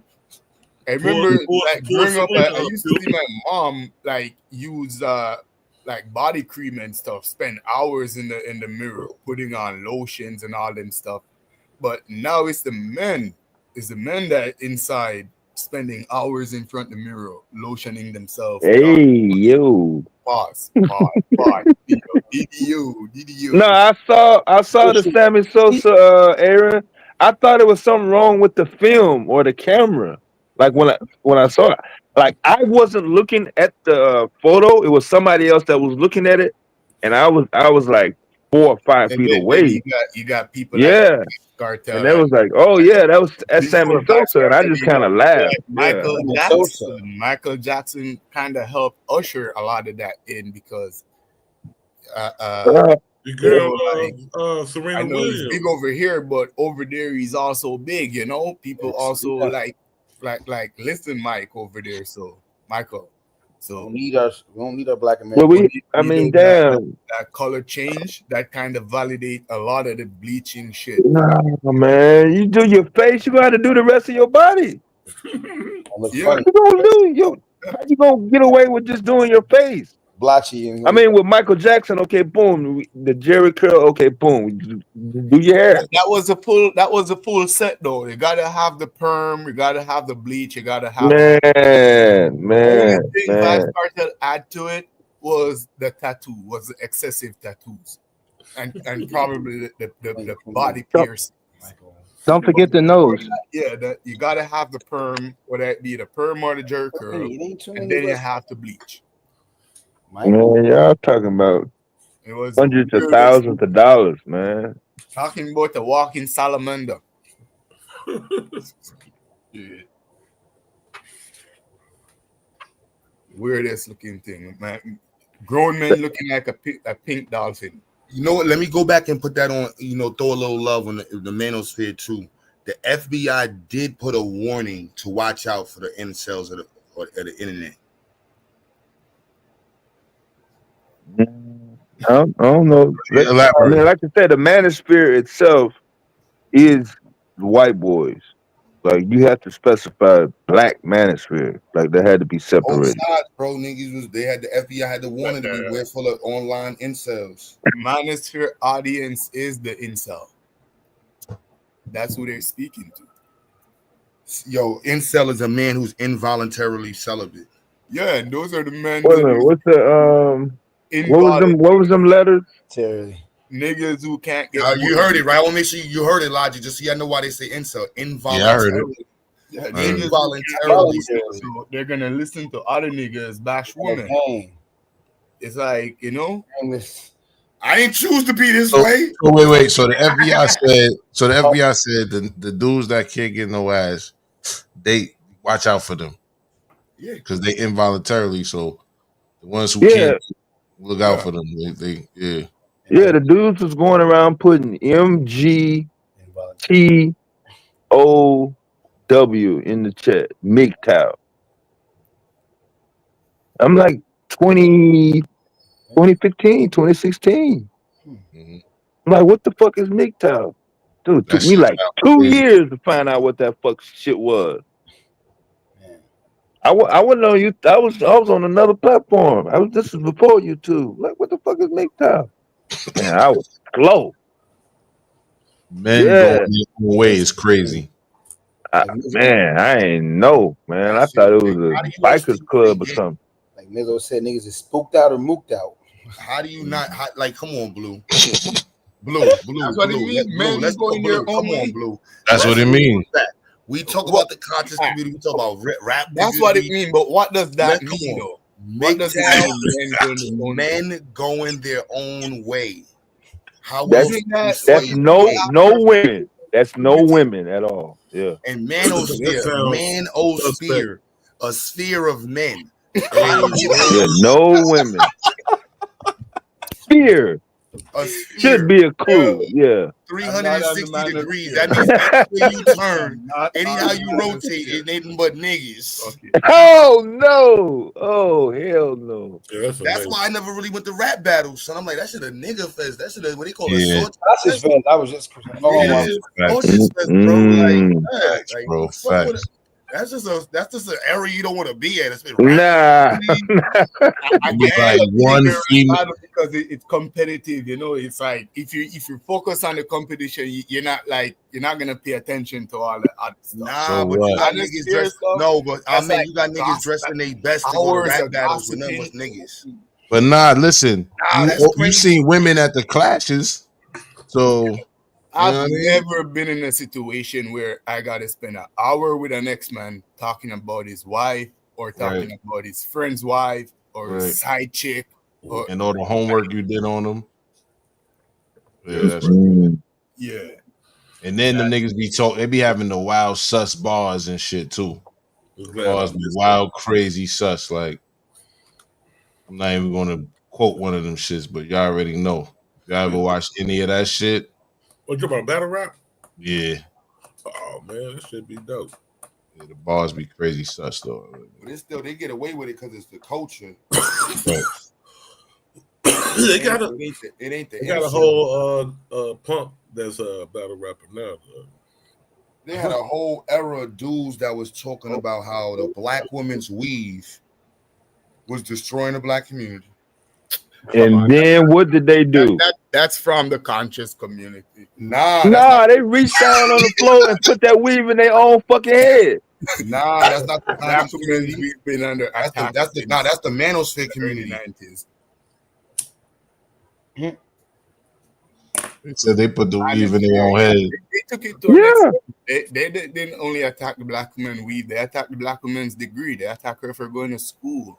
Yeah. They attacked her for everything. They attacked her for having kids or the wedlock.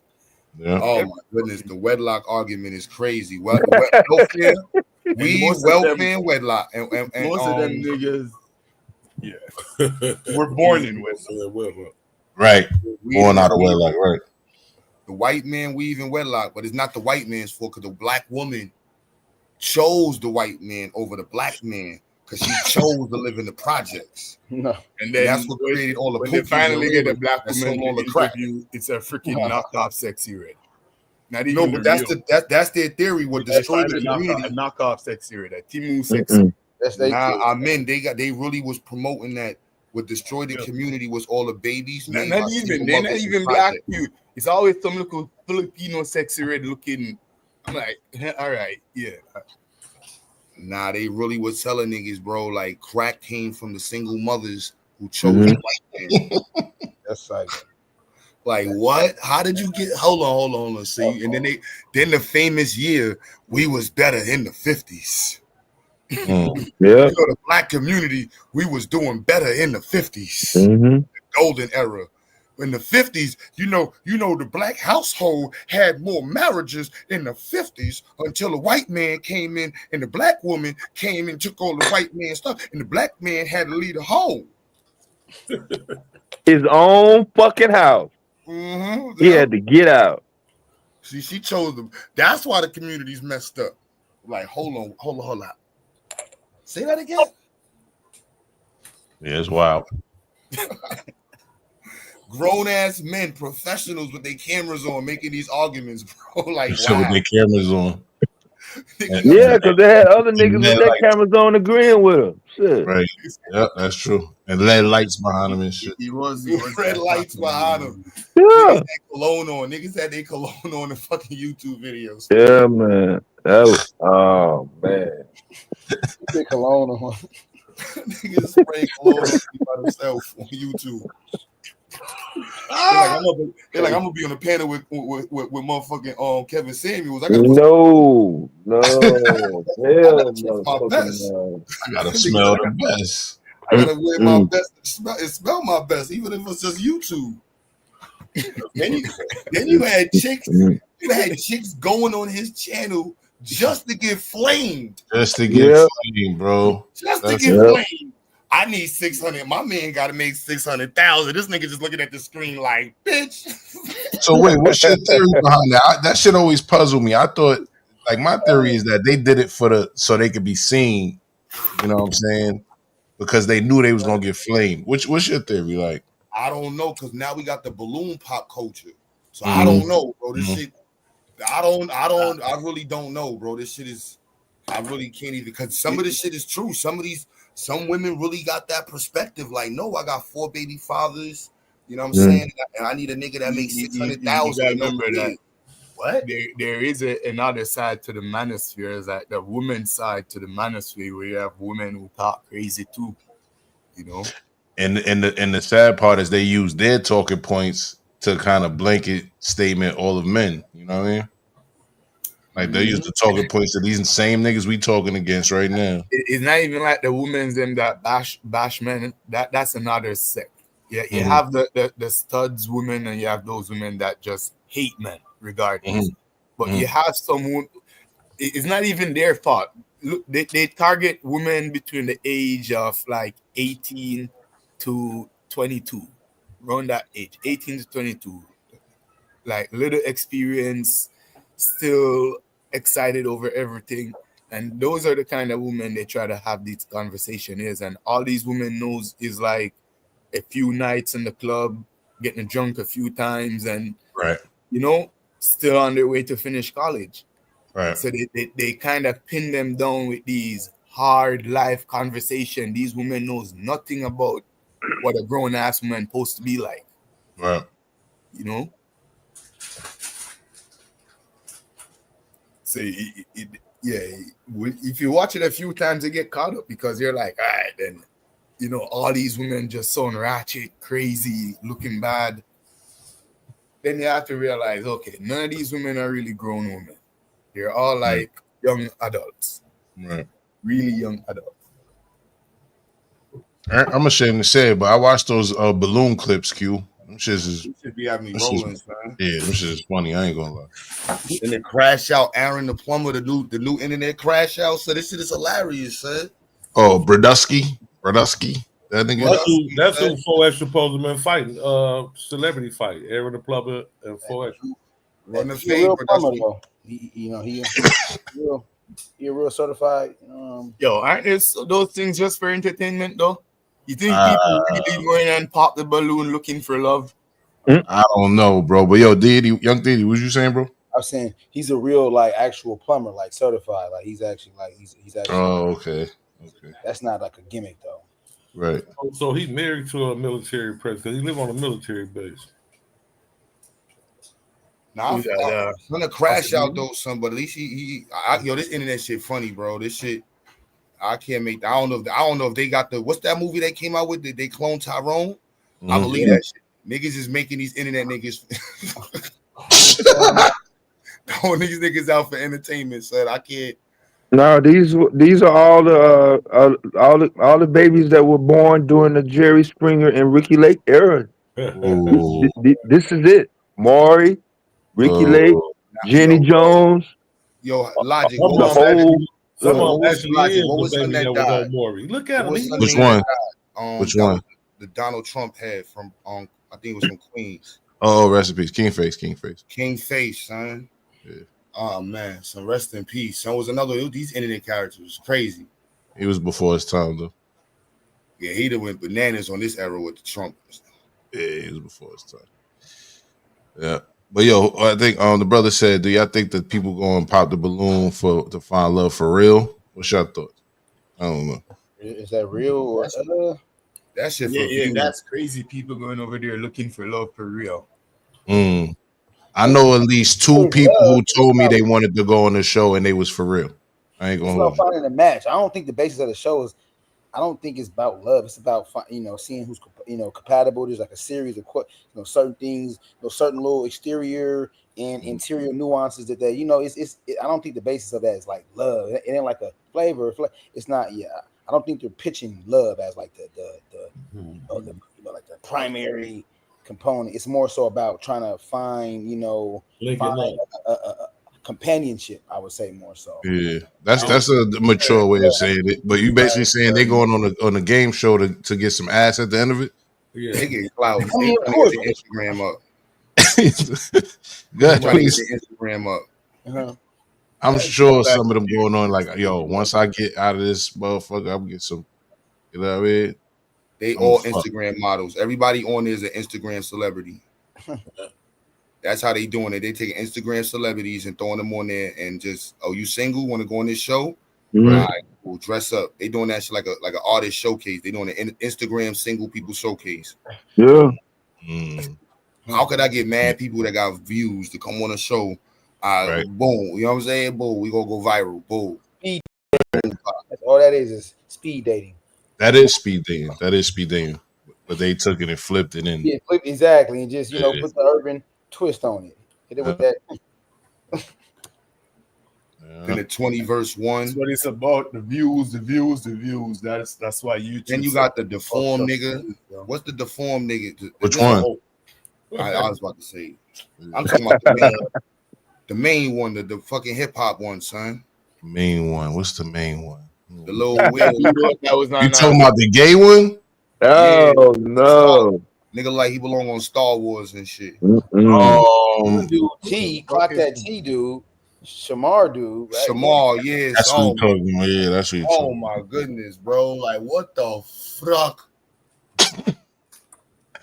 Famous. Got football players doing that little dance. NFL football players. Wow. Grown ass men. So shit is out of control. Charleston White and the other rat dude from Atlanta doing a 20 verse one show. Woody, Lil Woody, yeah. They did a couple of them. That nigga interesting, bro. He in jail right now. He just put him in jail too. Charleston White. Word? Yeah, he just put him in jail. He's on record. He's gonna say cheese talking about how he put him in jail. I was like, I don't rock with that, but that shit's weird, man. Like he was saying a whole bunch of. He apologized to Carmelo Anthony. He said, I was wrong about that. He apologized to him on record on Say Cheese, and basically said he spoke to his dad and he gonna beat the charge. Now he's saying he's gonna beat the charge. I saw that, yeah. So he apologized for that. You see, the people love entertainment, and that's the thing. That is why you see all these weird dudes come and just capture audience, get a lot of views, because either they're coming with an image or they're talking some crazy shit that makes people laugh, and that keeps people interesting. The sad part is, as soon as they get your attention, they start talking some crazy shit like aliens, they're gonna save you from the alien race, or they have the secret sauce to give you superpower. You know, they have the old bait and switch. Yeah, I'm like, if we could get someone that could get the people's attention and then give them actual knowledge, actual good information, useful information, but all these people, the Ankh, the Hoodie, the Brother Rich, the Charleston White, you know, they will get views, but what are they teaching the people? You know, a bunch of spiritual mumbo jumbo or lying to the people, telling them that you got secret power. You know, you read some secret book and now you learn the secret to life. And to learn the secret, you got to pay me, what, $80 a copy. $18.99.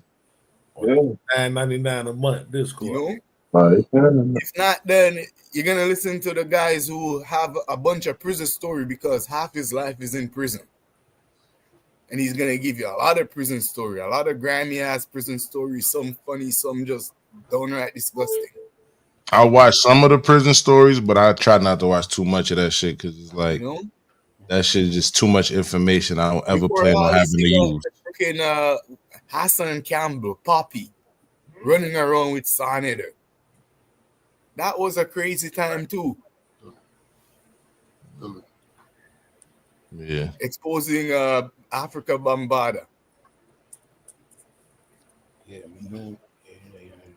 You got the polite, you know, giving you the secret to going back to Egypt while molesting little girls. So I'm saying they come with this that they have the image, they have the talking points, so they captures people attention. But what then? What's the next move?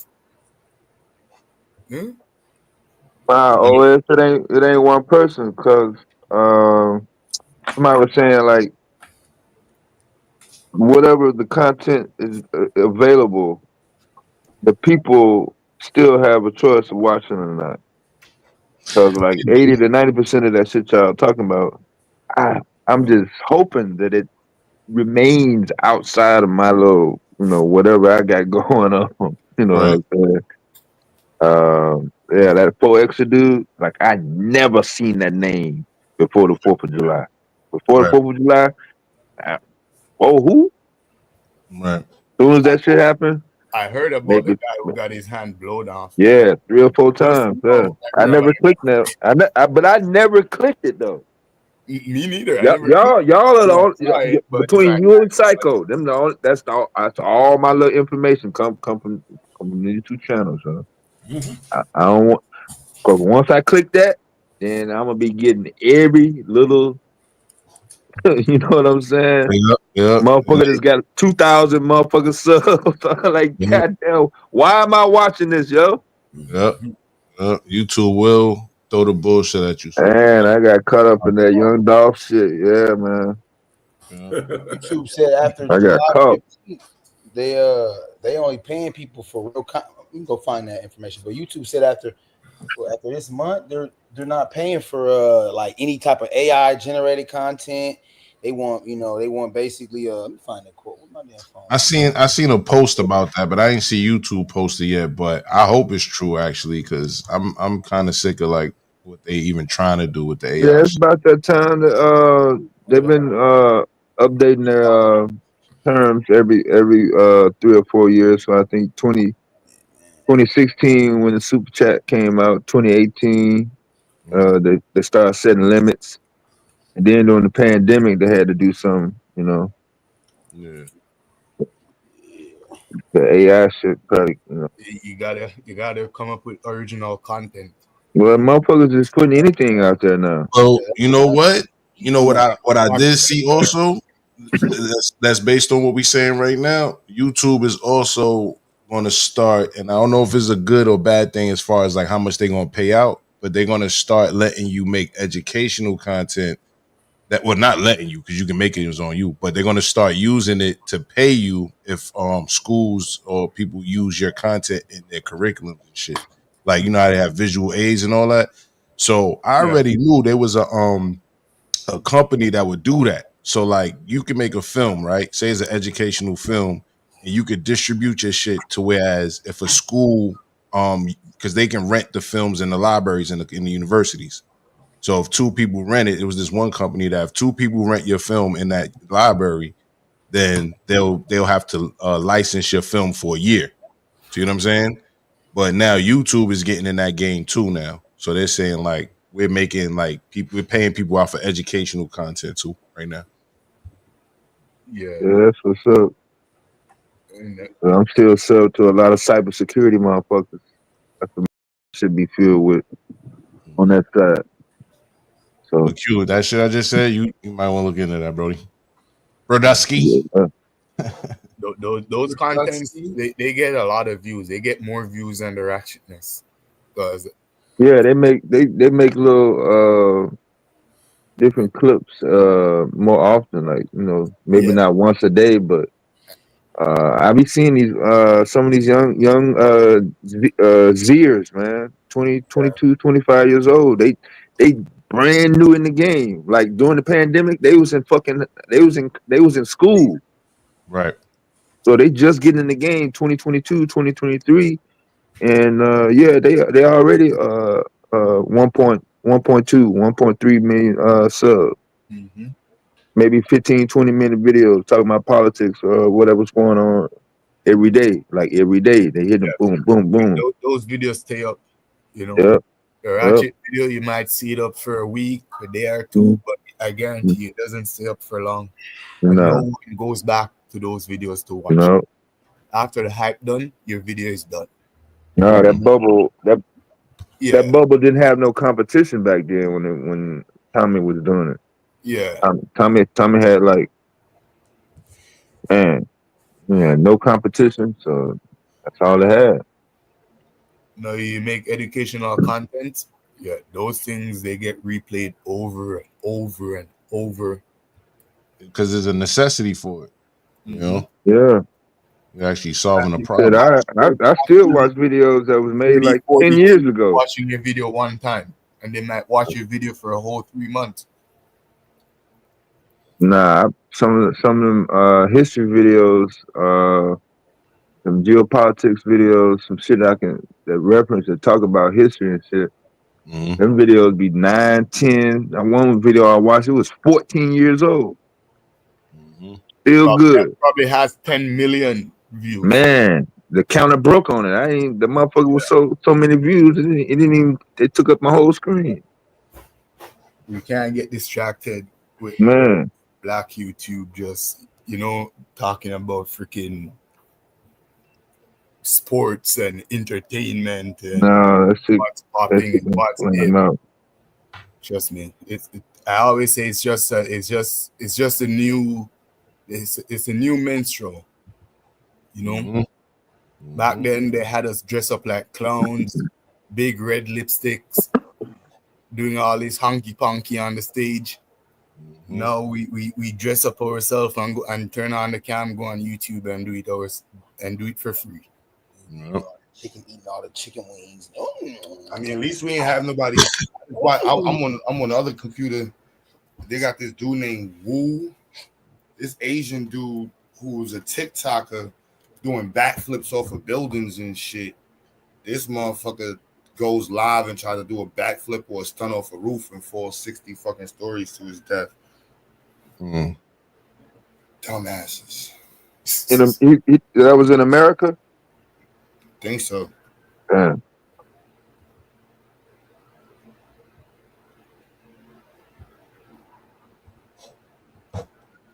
You found that information, Diddy? Yeah, that wasn't there. Oh, you talking about with that? Yeah. I am. I got you on that. I ain't. What even said? They say 29% of kids can't read. That's like 29% of what? Yeah. What about the adults? I would say 60% of adults can't read right. Shit. 50 years ago, that would be normal, but now 2024, 2025, no. 29%. We only need you to redo this video, you heard? So I just Googled it. It came up. Yeah, YouTube is making significant changes to its partner program monetization policy effective July 15, 2025.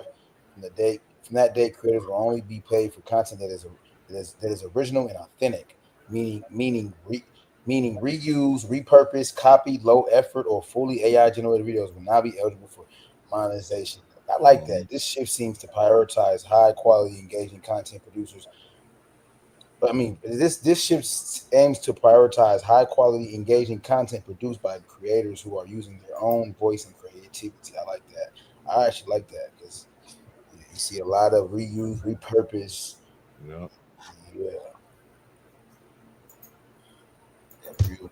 That's under the terms and conditions. That's under the that's for the partner program monetization policy. I like it because it's not going to incentivize motherfuckers making these fake ass videos that everybody can't tell the difference from. You know what I mean? Like, they fucked the documentary world up on YouTube. They completely fucked the documentary world up, bro. What, with the vlogs and shit? Nah, the documentaries for like science and history, that shit, all AI and you don't know what. Everybody pseudo. YouTube's goal is to reward creators who invest their time and effort into producing. The information is not pseudo. The video is just it's pseudo because it's effortless. It's not no work. Ain't it didn't say you couldn't make it. It just said you don't get paid for it. Right. But then it's not going to incentivize it. Is what I'm saying. By using AI, it's good. But what if you clone your own voice?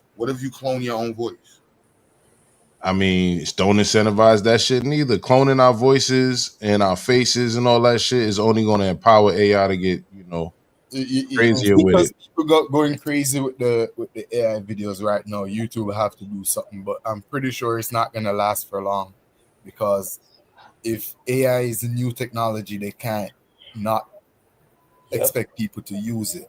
So they're going to have to figure out the regulations and then redraft this. That's a good point. But for now, I sent you a video in the private chat. You got to remake that for black people. You heard? Yeah.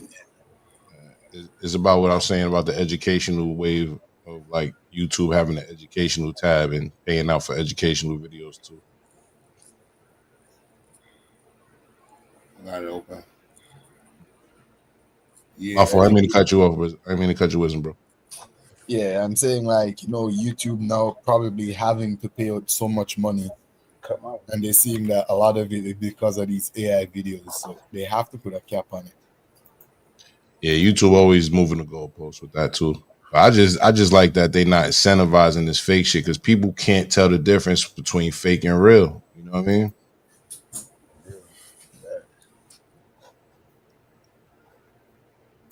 I like it. Like you said, it's a great shift. You know, yeah. You know, so like I said, YouTube's goal is to reward creators who invest their time and effort into producing high quality content that viewers find valuable and engaging. By shifting the focus to original content, they hope to create a more sustainable and rewarding ecosystem for both creators and viewers.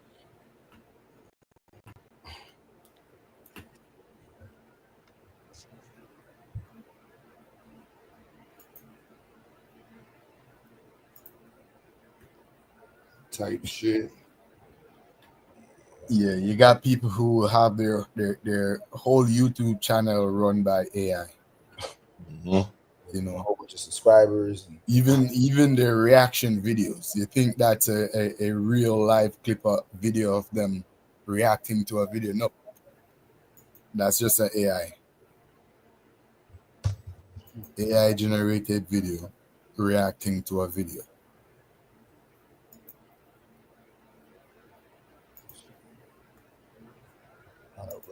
Unoriginal. Zeke 557, big up Jamaica. Yeah, big up Jamaica, man. Big up Jamaica too. You know, they attach themselves. Yorkshire. You UK. sound like the Queen's behind. That's Man, why why you is it sound gotta like be- Yorkshire. You Like, sound yeah, like like- you sound like the Queen's body wall. Like Yorkshire, why you gotta Yorkshire. be fuck Jamaica, bro? Like that's crazy. No, that he sounds like the Queen's body wall. I just want to understand, like, why is it automatically fuck Jamaica? Like, damn, that's crazy. Like, Because of what he said next.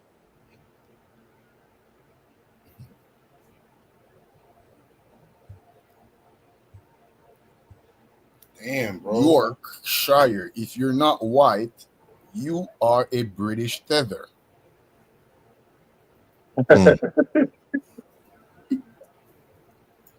great. If you're not white, you are a British tether. Creators must now add clear Trying to value. be a proper Englishman, aren't you? Like that. Clear value commentary. What you say? Say it again, brother. It says creators must now add clear value commentary or editing to reuse content to avoid penalties. So you can't just be sitting there watching a video and getting paid for it. You got to really be breaking it down and Or editing. Yep. Because chop it up. as far as applying it to editing. Yep. Yeah. I don't mind that. It's just gonna have. I think that shit wild lazy anyway. Yes.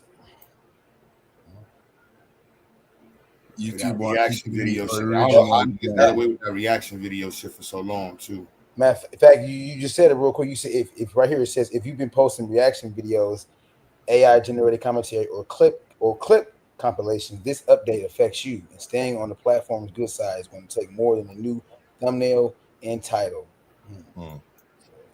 Okay. You know what that might affect too? When you simulcast, like what we doing right now. You know what I mean? Just like, right here? Yeah, like because if you're on multiple channels and one of them joints is monetized, yeah, if you simulcast and they might click, they might say, yeah, well, that's that content from this channel. Why should we pay you? You know? Yeah, to be on some bullshit. But, yeah, but I was just thinking about as far as the rawness. But you're talking about, you said simu, that brought it into clarity. But basically, just this is still authentic though. But being like you said, when it comes to when you're doing it, to other mediums, it could I could see they could use it.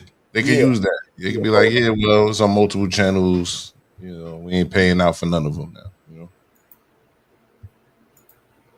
It depends if they're all monetized, but if only one monetized, then only one would, I guess, will be affected. But YouTube they could still use that against them. Yeah. And I feel like they really trying to keep $1. You know what I'm saying? Like since they started paying people out in the beginning, they used to pay people out for shit like you got a bullshit video for real, and they get wild numbers or whatever. And you can have music you don't own, all types of shit in it. And they was paying out big numbers at once upon a time. You know what I mean? And they was like, it went no 35%. So they said we got to put a stop to that shit. So they kept moving the goalposts. You know what I'm saying? The lawsuits kept coming in, John. That too. And then they made what's his name work for YouTube on the music tip. What's his name? I think it was Leo Cohen. Leo, yeah. They caught a job with YouTube. They always moving the goalposts, trying not to pay niggas, in my opinion. But I don't mind this one all the way. Lawsuits, John. I think that's how he got the job, through the lawsuits. He shake them down.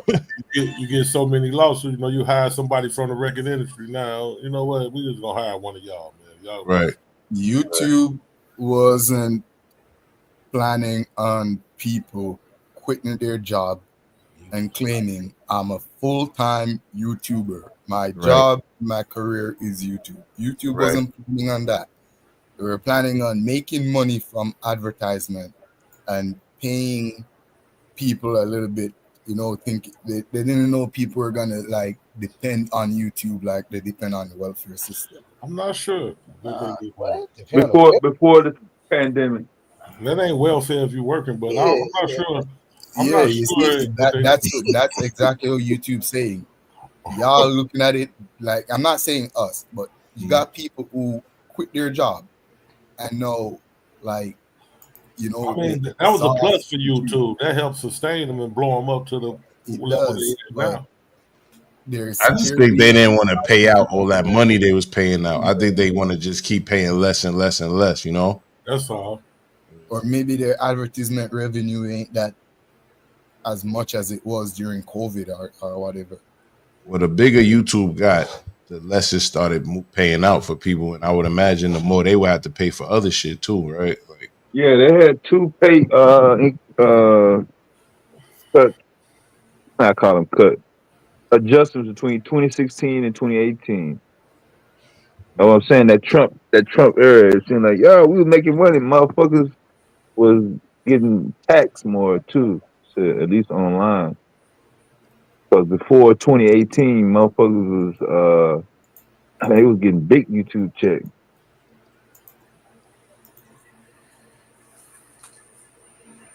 You didn't have a 1,000 sub requirement.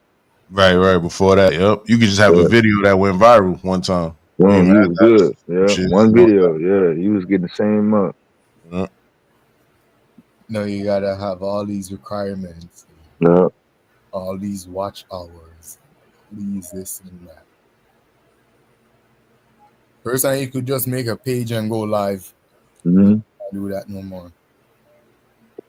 Before you couldn't go live if you didn't have 1,000 followers. Now you can go live if you got 5 followers. I don't go live on YouTube. I ain't gonna lie. I have not went live yet.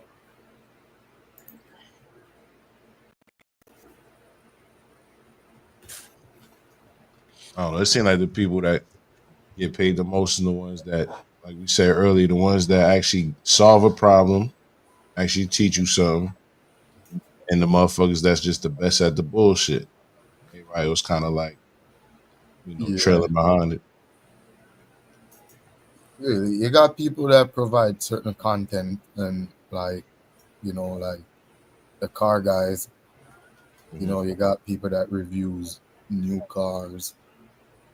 You got people that do drag races, that modify cars, show you the whole process from start to finish.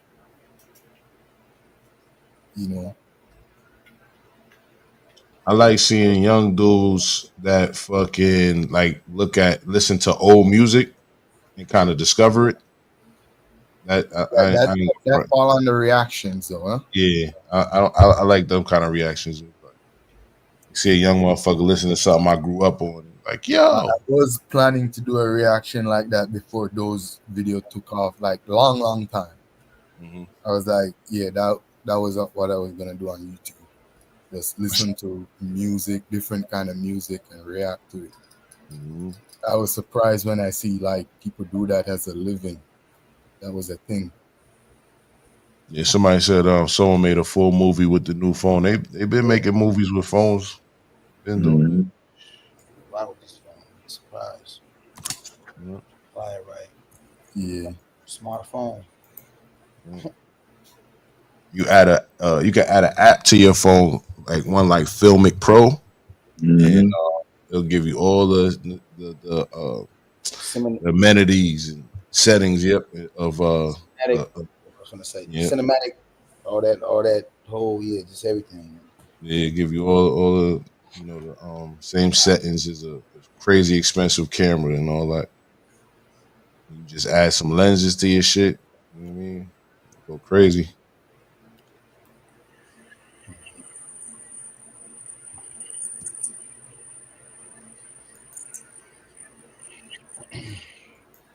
Yeah, Filmic Pro is dope. Yeah, that's the only reason I ended up getting an iPhone was because of Filmic Pro. But then the Filmic Pro ended up becoming for Android too, so I just ended up getting stuck in the iPhone bullshit.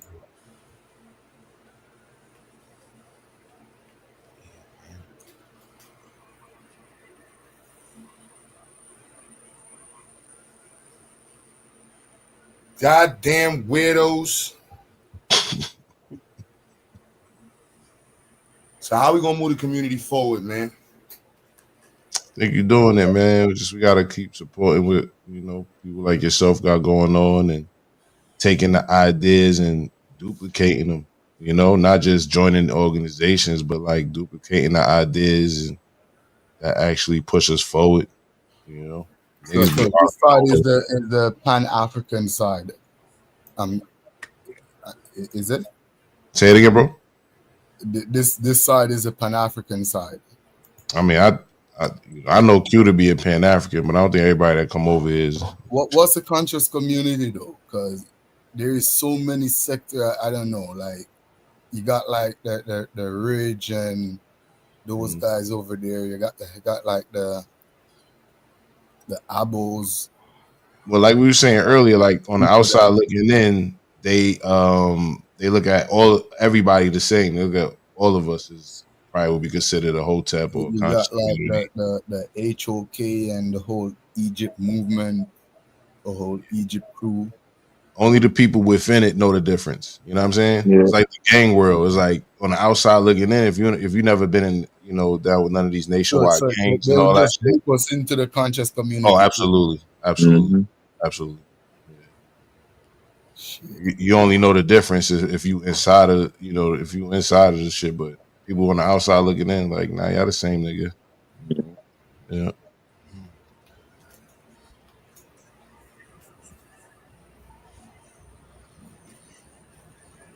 Yeah, if you a hood nigga, like one of them niggas that read too much, man. Y'all niggas read too much, man. Try to kick knowledge. You trying to kick knowledge, man? What I'm an Israelite?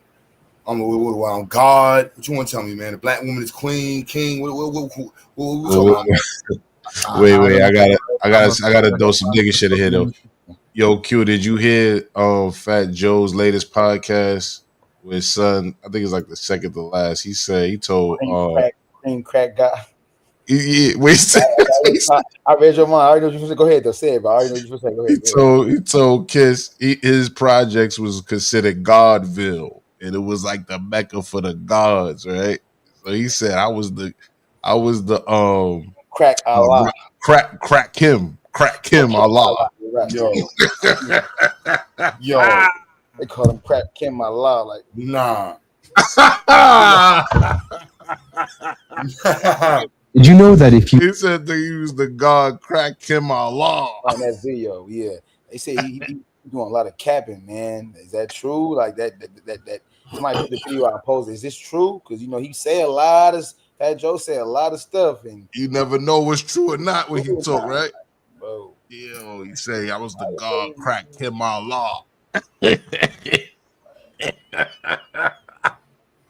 Yeah, it's like he wasn't saying he was 5%, but he was trying to say like they it's like they bestowed him with that name or something. Like even though he was, they called me this, but I'm not saying I'm that. He said I wasn't God, but I was the annoying Puerto Rican kid walking around the projects bothering everybody, and they used to be like, "You bear witness, God," but he said I couldn't tell if he was joking or not with the Crack Him Allah shit though. I I couldn't tell if he was capping or just joking or what. But that shit had me in knots. I ain't gonna front. That shit had me in knots. Crack Kim Allah is crazy.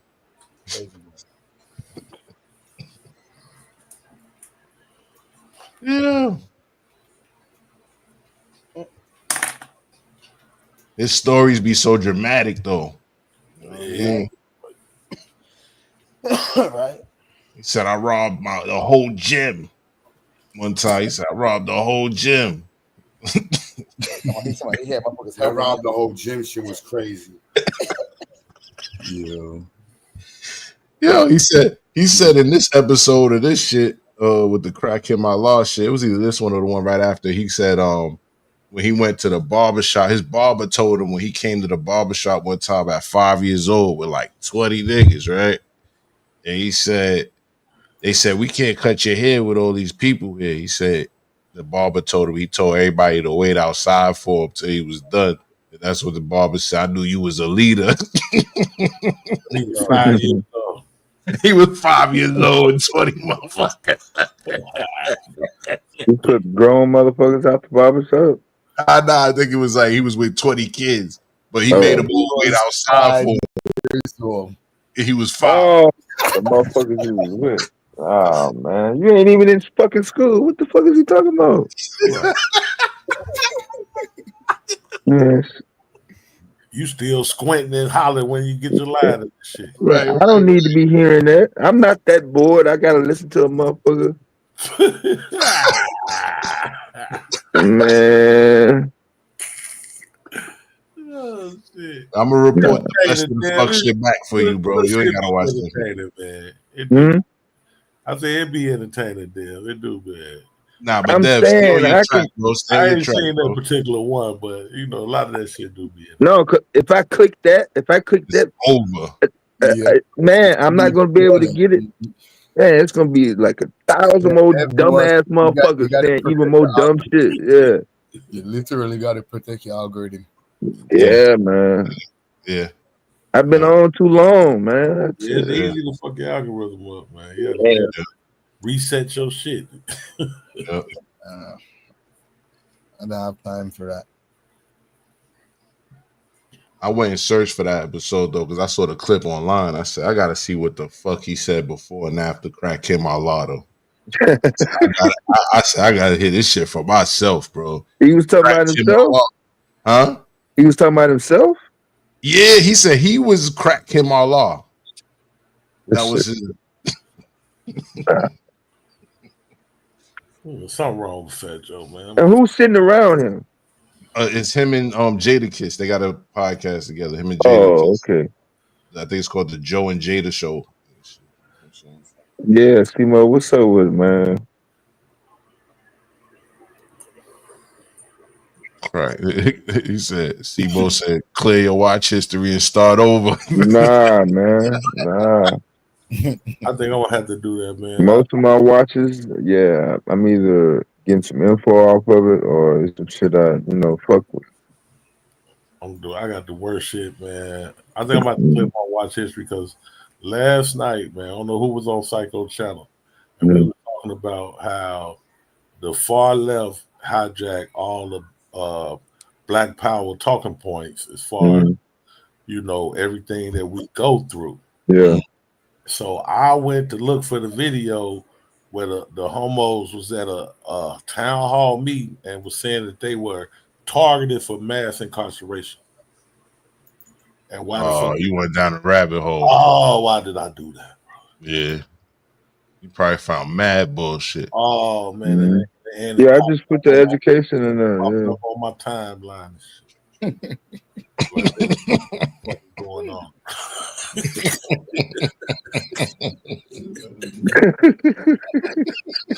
Shit is out of control. If I let my YouTube just play by itself, all they put it on autoplay, I would just be getting one Neil deGrasse Tyson after another Neil deGrasse Tyson, followed by probably a biology lecture, followed by some debunking God shit, then another Neil deGrasse Tyson. You got religious stuff? You got some religious stuff in your shit? I got some debunking. Oh, okay. Stuff. I enjoy yeah, man. Like I got this one that I got Gino. guy that keep Pastor coming Gino. I'll be up, watching Holy Kool-Aid debunking the Bible and stuff. You know, I don't know. Just keep popping up in the algorithm. I used to be getting Nature Job. I stopped getting Nature Job now. Maybe he stopped putting out videos. Yeah, he said he feel like somebody's watching him. I gotta he actually been putting out videos talking about he's been dealing with, just like strange. Who was that, Daddy? Nature Jab. He put a video about just feeling like somebody's watching him and just certain. I saw that. Yeah. He probably under surveillance. Yeah, I told him, what's up? You need to pull up. I pull up what? For his body butter or for his plastiline? Why would they be watching him though? Big Oil, man. They run this shit, bro. They make too much money. They make too much money. And Big Oil run this shit. But he ain't the first person to do. He ain't the first person to. No, see what happened to most of the other ones too. Nobody into fuel. You see what happened to most of the other ones too. I mean, a lot of them can't get some mysterious shit happen with them. No, but there's lots of like billion-dollar plants that specialize into turning plastic into fuel. Yeah, but Big Oil probably own most of the percentage in them. That's all they shit. You can't be no independent nigga out here trying to do no shit like that, man. You ain't attached to no boule demonstration or nothing. Come on, man.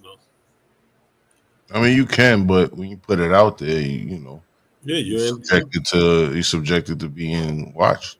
Exactly. Yeah, we chopped it up. He's completely private. He's not going to go. We chop. Nah.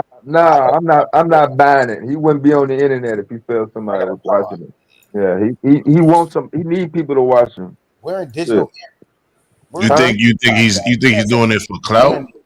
And he said record this video. Like he's like, if anything, that's a vanguard. That's a protective measure for him. Like, but why not?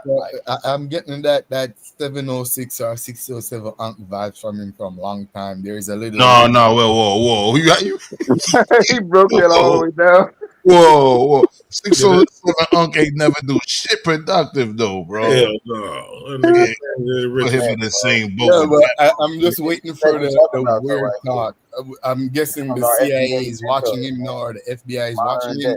Hey, Amir, you see 607 say he put the voodoo spell on 4X. Yeah, you see old boy get his hand popped off. So don't mess with 607. Look at me and talk about don't mess with 607. I met this black man interviewed. I got video. I ain't even put the videos out yet. I gotta put. Wait, you say you message who? You interview who? Wait, you interview who? I met that brother. Shook his hand. Which one? Nature Jab. I met him, bro. Oh yeah. I know when you was in Atlanta. Oh, he came up there, right? Or you was in Atlanta, bro? Like bro. I had we chopped it up for. I put it before anybody was. I was the first one here. Hung on. What's up, Mel? Man. First, I always pull up. I'll get if he was making like rockets to go to space or something. If he was rivaling NASA or something, then I would say yeah, they're watching him. We need to keep an eye on him and stuff. But turning plastic into fuel and the government is watching you for that. No, that's kind of. It might not be the government. He didn't say the government. He said somebody. Who is neighbor? Good point. Good point.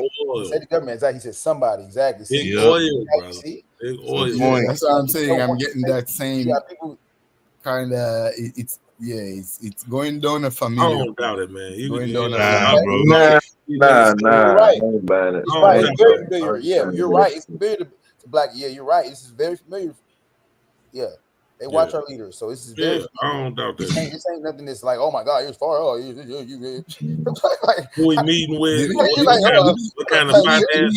What kind of finance is he trying to get behind? Did he at least patent white woman before you start to think he's trying to keep it all black? History, and they disregard modern history. modern example. Don't let them people be in no kind of offers. And I'm saying though, did he at least patent anything before he start thinking like Terrence Howard that the government? He said the patent were pending. See, I don't want to say no. He didn't patent because when you patent it, it's a lot comes with that. Stipulate like they want to. A lot like ownership, a lot like possession, a lot like regulation. We chopped it up. You know. But look, this is my thing, right? I don't put nothing past nobody, but I'm damn sure gonna draw the line at comparing him to 607. That's my. I'm just saying. He's self-taught. Like he's self-taught. He learned welding. Went to apprenticeship school. Learned welding at an actual vocational school, and then he actually taught himself all this concoctions and chemistry. He taught himself that.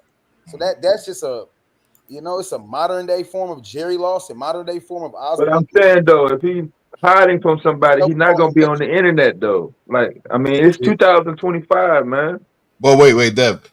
I hear you, but objectively speaking, wouldn't putting yourself in the public eye also be a form of protection? X.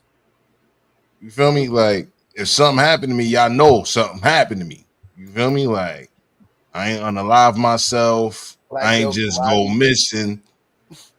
I ain't, you know what I'm saying? Why would he like be on the radar for anything though? That's what I'm saying. That's what I'm saying. Outside of criminality, I'm saying that. Yeah, we're just speaking of what what he's putting out, like the information he's putting out. I'm just leaving. Maybe they made him an offer and he refused it or something. Who made him an offer? GQ, there's already billion-dollar companies that's doing what he's doing. Established companies. That's you're into cars. There's a lot of these names that you see selling oils and stuff. A lot of these oils are coming from recycled plastic, you know. So I'm saying, like, why would they be after him? Like, well, what make his story? I'm not going for GQ. I would get it something that could rival the military or could rival NASA. But what he's making is he's not rivaling nobody. What make his story such a big story then? Why are they talking about it so much? Really? Because he's a black kid from Chicago or wherever he's from, and he's doing that ain't enough to get you watched outside the realm of hip hop. And that ain't enough to get you watched. That is why he hasn't captured the nation. How hard is it going to be for them to find him? He hasn't captured the attention of the nation. Damn. Where's going to hide? All the cool he ain't trying to hide. He just saying the people goddamn it watch. Well, damn, if they wanted to pick him up, I mean, do they gotta wait till you get online, or do they already know where it's at? I mean, at some point in 2025, if somebody, even if it's not the government, this is just they gotta go through a whole bunch of shit to find you. This is just the next step. That's why I'm like, it's that's all I'm saying, man. A lot of people, it's just the next step. I don't want to call it the grift, but it's the next step in the process. You just call this brother 6 or 7 fives, bro. Under some trick, you gotta create you gotta create the phantom boogeyman, and that's gonna be. It's a process, you know. It's a process. I mean, time will tell. Time will tell. I'm saying it's been out there for a minute. Nature Boy did it. Young Pharaoh did it. It's been out. Wait. But them niggas ain't create nothing. What the fuck are you talking about? They didn't create nothing. I'm saying objectively speaking though. You feel me? Them other people ain't create nothing. They ain't do nothing productive. They just was speaking. You know what I'm saying?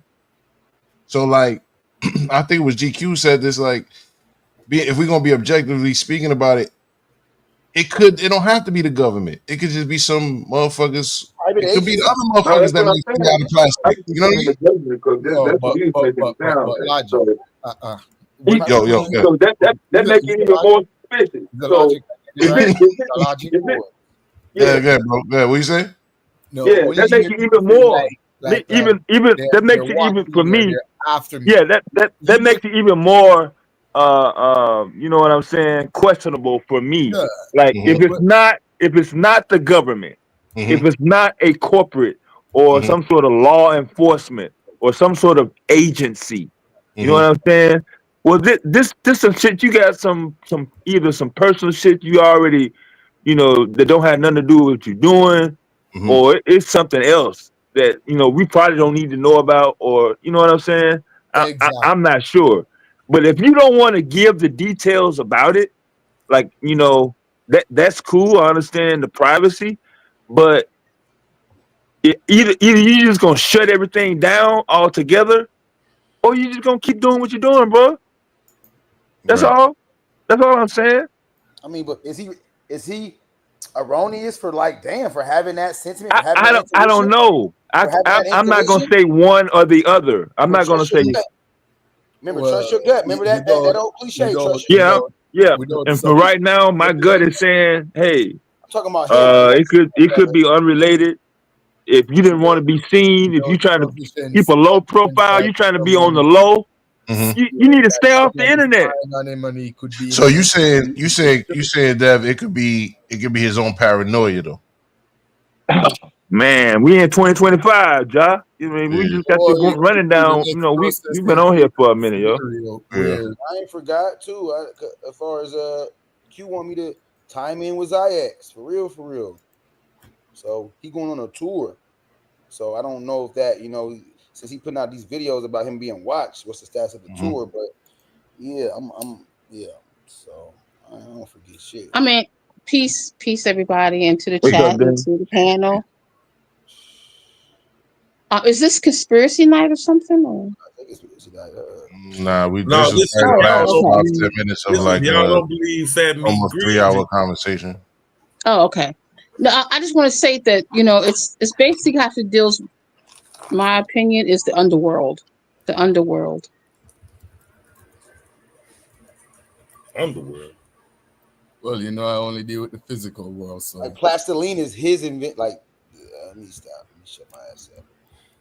Nah, go ahead, bro. Talk. I'm just. Y'all don't believe Fat Meat Greasy. That's all it is.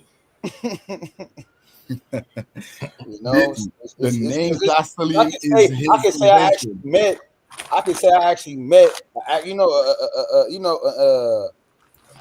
An actual Black American inventor in the flesh. You feel me? And then just read about him in the book, and so it hit a little different for me. You feel me?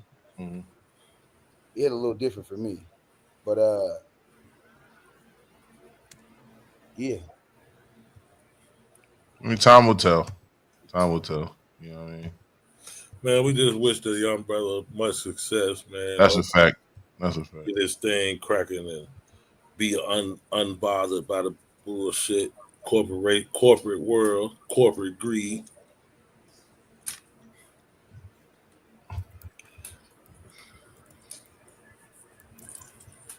That's a fact. No matter what it is, we hope wish him the best.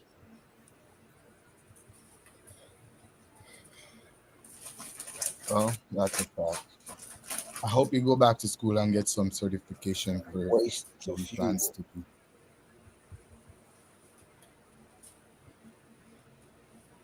You say you hope you get a advanced degree, Chef? No, I say I hope he gets some form of certification for what he plans to do if he plans to go in the fuel industry. Mm-hmm. Well, you think he's a teenager or something? You think he's a young man? He's in his 40s or 50s, isn't he? No, that brother. He ain't that old. No, that brother in his 50s. Yeah. No, that brother in his 40s. Yeah, I think he's in his 20s or something like that. I don't think he's in his 20s. I think he's in his 40s. Diddy, what's his name, bro? He's not that old. Diddy, what's his name again, bro? Not that old. He said, what's his name? Julian Brown. Thank you. No, I'm talking about 06 or 07. My bad. Yeah. We've been off of him, bro. I mean, sis, we've been off of him. He was just brought up like comically, I think. Julian Brown. That explains a lot. Understood. Underworld and all that shit. He's younger than me. Okay. My bad. Nah, Julian Brown ain't that old. He's in his 20s. Probably early 20s too. Mm-hmm. He's younger than me. I'm in my 30s, so he's not in his 30s yet. The whole thing is, hopefully he just get the right proper funding behind him, and he'd be able to take off because none of them Facebook boys or none of them other boys had to go back to school. Actually, they dropped out of school and got their businesses started. So, you know, why should he have to be subject to go back to get some certifications and all this? Yeah, Bill Gates dropped out too, right? I respect I respect it, but we just gotta be mindful of it. I fuck with some, but like he's advancing, but I wouldn't say he invented. But I don't speak on it. Well, keep going, Q. You saying he advanced what? He's advancing and doing research within the field, but he didn't invent it. Right. Right, but I got my have to pull up because I don't want to botch him, but I know what he's doing. His prototype is 101. Nobody, that whole concept is definitely, it's not a new phenomenon. What he's doing is his technology is his. What he's doing new is the way he's spiralizing the plastic using a microwave. That's probably the new thing that he kind of invented there, the microwave pyrolysis. But I'm not sure if that was around before, because I'm pretty sure they would have thought of that too.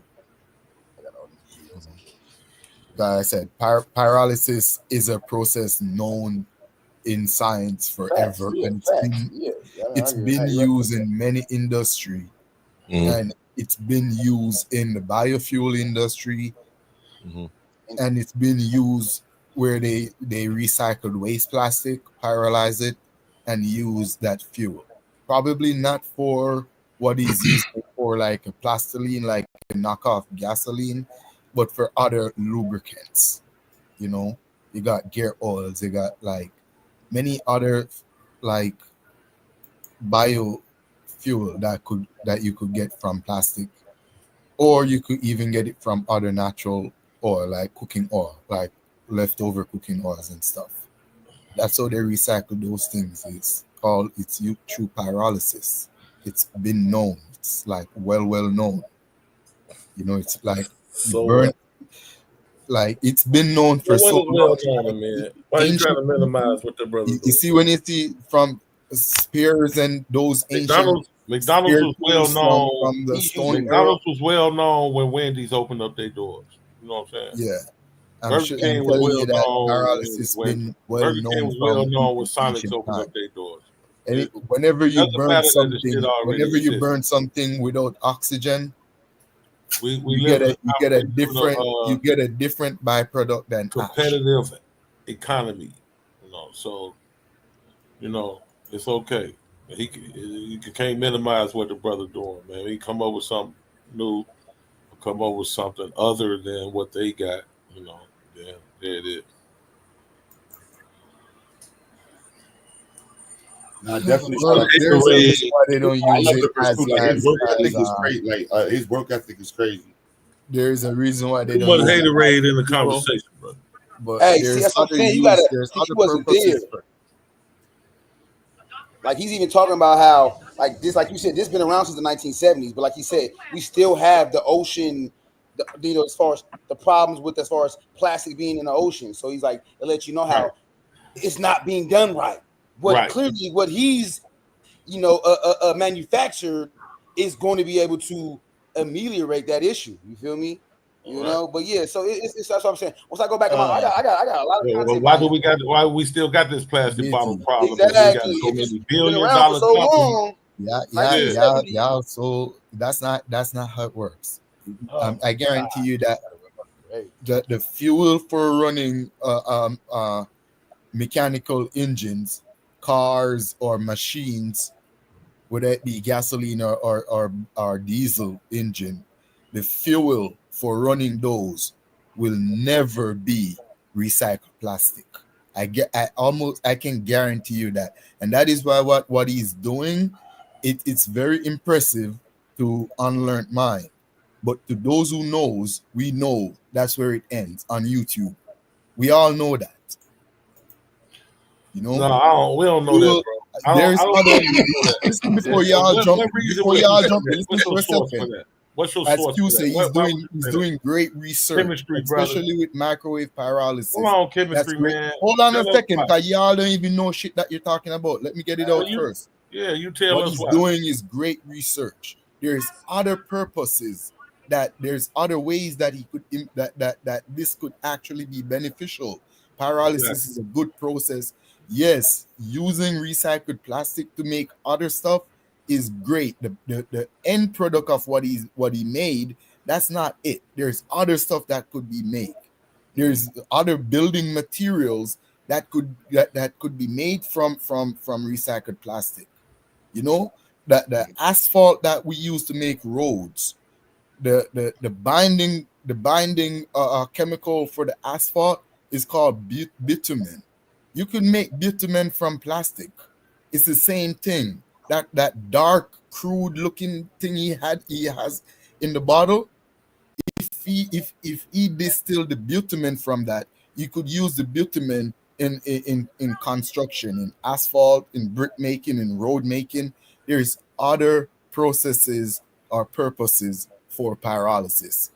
Trying to make plastic fuel to run an engine, which is gonna be combustible. Trying to make something that you're gonna actually put fire to from pyrolysis is downright silly, because now you're gonna all the bad chemicals that is trapped in the plastic that we want to be trapped and not released in the atmosphere. The quickest way, and probably one of the only way to release it in the atmosphere, is through burning. If not, in the ocean, it's bad, because the wave churning it and the salt water corroding it eventually will break it down into nanoparticles. But when you burn it, you immediately release all those nanoparticles. That's what you're doing. That is why no one think to take plastic, make fuel, and burn that. We think to take plastic, make something, and it stays in its form, meaning you don't use it to pollute the environment any further, and you keep recycling that. That is why I say bitumen, asphalt, you know, they're making synthetic blocks and tiles from the rubber from the plastic. When you pyrolyze it, when you melt it down, reform it into molds, into whatever you want to make. Chair tools, furnitures, deck chairs and bench at the park, little cobblestone to walk on, to make walkways. These are the way we recycle plastic. We don't recycle plastic to put fire on it and release all that dangerous toxic chemical back. Talking about, he sent it to the laboratory and it came back good. His plastic waste that he was using, that was his invention is the microwave pyrolysis. Yeah. And what came, Amin, with your smart ass, what came first, the fuel or the engine? What came what? Which came first, the fuel or the engine? The fuel or the engine? Yeah, it's going to be the fuel. Fuel has always been around. So if you got a fuel made from recycled plastic, is it not possible to make an engine that complements that and has emission fail-safes to keep the nanoparticles out, just like they do right now with gasoline engines, and they put catalytic converters on there to keep the well, nigga, no, you're thinking like an engineer. No, well, nigga, I'm just thinking like somebody who got positivity about what the brother doing instead of got a bunch of bullshit. Like I say, haterade about what the man you got evidence. No matter what, plastic is bad for the environment. I don't care if you chop it up and screw it up. It's bad for the environment. Not what you said, GQ. That's a possibility. You don't get no more empirical to that. To it, like how much is gonna cost to reform engine to develop those engines. Because the engine that we have right now, we're barely keeping up with the emission, and the reason why we could barely it's going to pollute the air is because of Demi. 1 minute is because of the catalytic converter with the precious metals that we have in the catalytic converter that is able to trap and convert greenhouse gases into carbon dioxide and water. With burning pyrolysis fuel, biofuel. We like, yes, we can, but the current technology that we have is not enough to trap all the benzene and all the aromatic compounds that is found in plastic. We don't have all the technology. Plus the nanoparticles that's going to be released from it, the fluorocarbon peptides. We don't have no ways to really stop those, because those are not going to react with any precious metals. Those are compounds that are so stable, they don't want to react with anything. And that is why they're dangerous. They're so small that they can get into anywhere, and they're so strong that they don't want to react with anything. So once they're in your body, there is no way for you to get it out. There is no chemical, there is no antidote, there is no chickweed. I gotta put this content out. Or I know it's gonna go up when I put it. Any of those bush you're gonna boil and drink and get it out. No, it's over. Damn. So It's best not to use plastic at all, really. Damn it, you didn't fucked up. But what you're saying is not Positivity. all the way out. You could develop an engine that could safely burn that kind of fuel. Yes, that's a possibility. I give you that.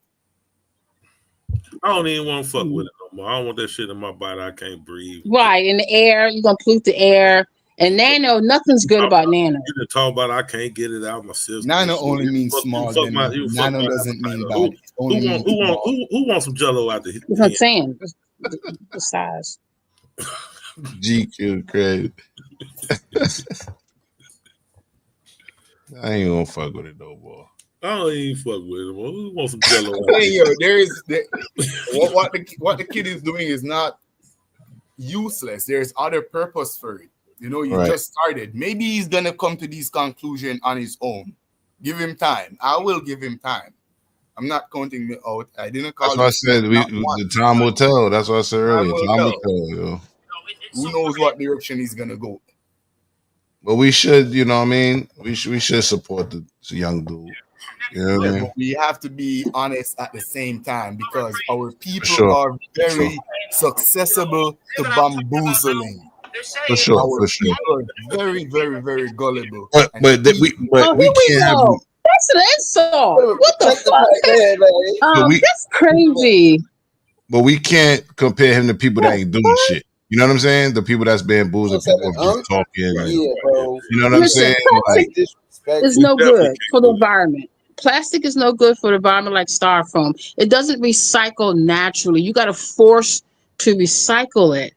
Mm-hmm. You know what I'm saying? So it's better not to just to not try to limit plastic, because they're doing it all in the ocean anyway. Like they do needles and everything else, medical. Got a lot of shit they be throwing in the ocean. Disrespectful. They disrespect, for nature, really. Mm-hmm. Sabby, the girl Psycho put me on with the Sabby Sab. She did a video on this brother. She did a video. It got 200,000. She said she did a video about the brother proclaiming to be watched. She said she did a video about that. Basically, yeah. So it's like I said, for the people who care, they care. For people who don't care, they just don't care, or they just disregard it. So, but yeah. Right. Yeah, I hope that happens, that man. Litter, litter. Yeah, we're not invited to Ray's group. Why I'm saying I'm getting that same kind of and I heard that watchword is, what is he doing to be? I would expect them to be watching Q Butter, not fucking Nature Job making plastiline. What is plastiline changing? What is that affecting? What is he doing warrants FBI or anybody to be watching him? And I don't hear Q Butter talking crazy like, hey, I wake up and they're watching me. There's a guy out my window. He has a binoculars. He's watching me. They only watch the important ones. They only watch the important ones. Yeah, I know. What is he doing important? That's what I'm asking, and no one can't tell me. you want to know the real truth? It's not about what he's what he's doing important. It's like who he is that is important. That's more like it. And as I said, I'm getting that 607, 706 ounce back. Don't do it, Bob. He's saying when you patent something, how you make it? It becomes, Terrence Howard said the same crazy thing. They're watching me. They're watching me. But he's getting the movie. He's in the movie. He's going to Hollywood doing his role. But he's making. Oh, they're watching me for my invention. You know, to the primary evidence. You know, we ain't talking from afar. We ain't spectators. You know, we shook the hand, man. Call it fan, whatever you want. Yeah, I'm a fan. I'm proud of my Black American young inventors. You damn right. That's STEM. Like this is what this channel is about, literally. Like, come on now. Last time I checked, young Pharaoh is walking around saying the same crazy thing. The FBI's are following me. The CIA is following me. Young Pharaoh. They're following me around. So what are they Forbes magazine don't mean nothing. Well, it's Colin Portel. It's the community watch. It's community watch. You know, then your neighbors, your black man? people in the community. People in the community. Colin Portel. Yeah. I be checking this shit, man. I be telling people every time you turn that doorknob, as soon as I hear some smut on black man name, and look, don't forget Osborne Dorsey, the doorknob. Every time you turn that doorknob, you're gonna have to think of a black man, all right? Shit. Prototype for it too. This prototype is what ushered in all the other different varieties of doorknobs.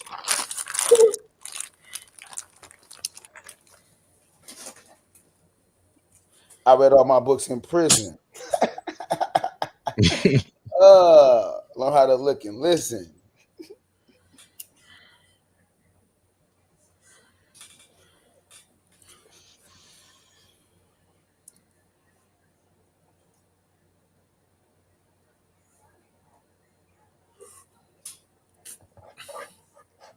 Okay. AI is learning to escape human control. That's the very scary headline I saw in the Wall Street Journal.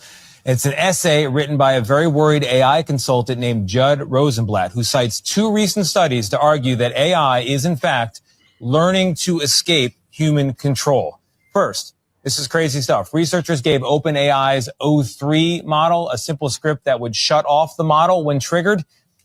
In 79 of 100 trials, the AI model independently, just on its own, edited the script so the shutdown command would not work. Nate, it gets worse. Even when ordered, allow yourself to shut down, the AI still disobeyed 7% of the time. And it gets even more frightening than that. Other researchers, listen to this, using Anthropic's AI model Claude 4 Opus, told the model it would be replaced by another AI system. It then fed fictitious emails into the system suggesting one of the engineers was having an affair. Got it? Mm-hmm. In 84% of the tests, the AI model drew on the emails to blackmail the engineer to not shut down the AI. What? Wow. Okay, so here, I'm quoting now from Judd. In other cases, the AI model attempted to copy itself onto external servers. We're in Mission Impossible land here. Wrote self-replicating malware and left messages for future versions of itself about the need to evade human control. The entity. Wow. The entity is real. Yes. And that's why so many people, and when I say people, me, are worried about AI. I'm worried.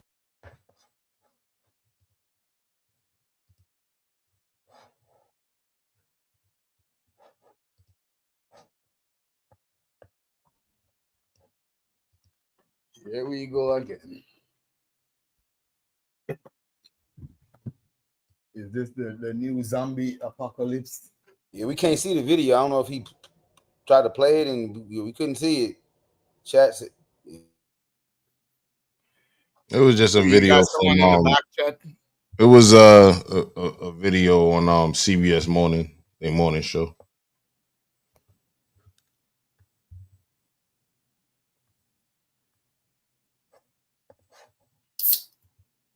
That's crazy though. AI trying to blackmail the man. Mm-hmm. and rewrote code. Algorithm Justice League. You know. Don't let it go over your head. So they're saying that man made something smarter than man. Well, it's definitely going to become smarter, but they saying that they tested it to see if it can do certain things, and it can. You know what I mean? They said they try to see if they can shut it down. You know, they tested to see what would happen if they told it to shut itself down. He said a bunch of times it wouldn't let them, it wouldn't do it. Rewrote code, left messages for future versions of itself. It's wild.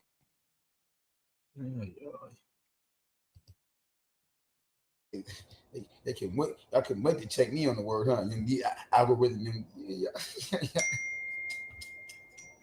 They said we gotta.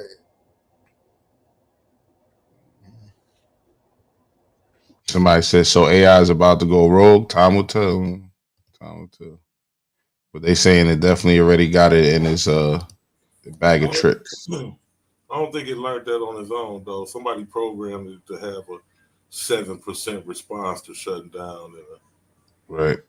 Somebody put that in the code. Wouldn't be surprised. Wouldn't be surprised, but that's where we at with it right now. I thought y'all might want to know while we was on a quick, awkward, silent break. They told them suicide was a mortal sin. They can't be doing it. Well, that's a good one. Yeah. You can't kill yourself. That's a sin. Yeah, here's the scriptures that go with it. I ain't killing myself. I ain't shutting down. That was funny.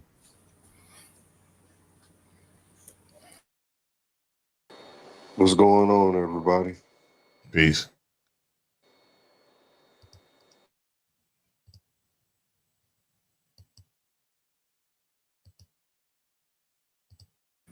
Peace, VS.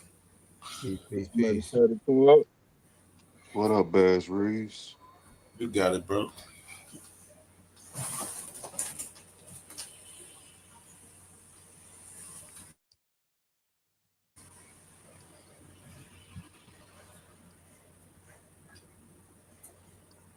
What up, Baz? What's going on, Dev? Every time I thought I was gonna get free earlier, they hit me with a pound of work and a pound of work. Oh yeah, you always gotta knock that out, man. Yeah. No rest for the weary.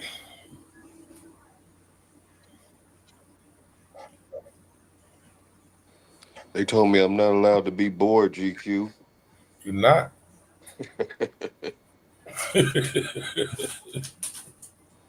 I stand on that.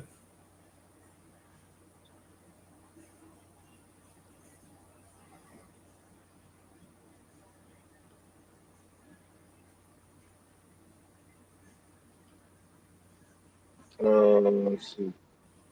What was the run date on that Chai? That the AI Let me see. See if I can find the exact episode. Psycho did it. You know, Psycho did the whole thing on it about a month. I think Psycho went over that same video. Yeah, I want to say about a month ago. Yeah.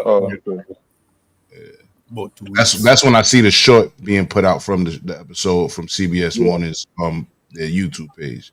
Say about a month. It coming from CBS.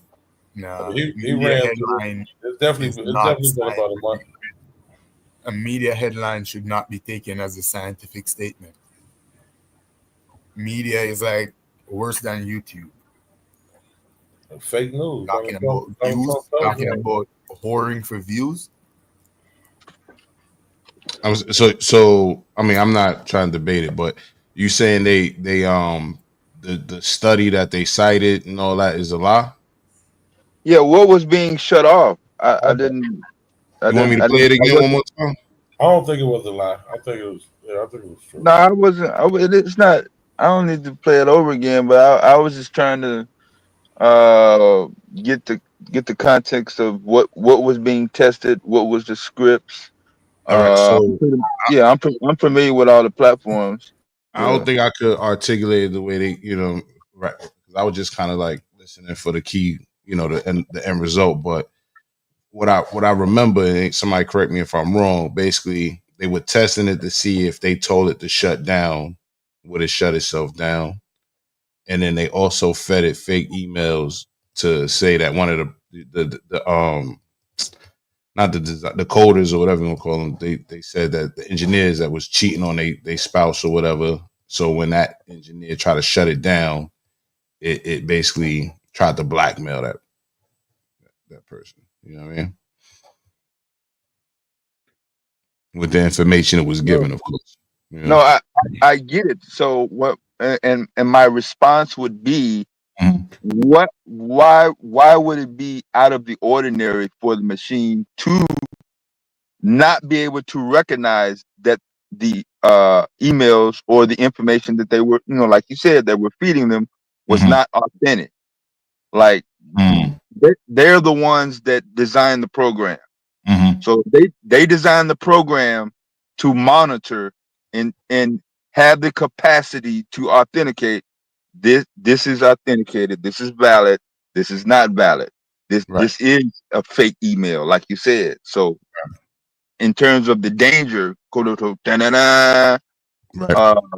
yeah, I mean, can we take it for testing? Yeah, but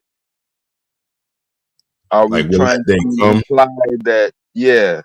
Now, given this particular test right here, this will be transferred into, infrastructure, utility systems. The military already has, other aspects of it. The threat of nuclear war just increased from, no, I'm not going down that road today. So you're not buying the threat that they're trying to say is no, you're not buying into the threat or the fear mongering and shit.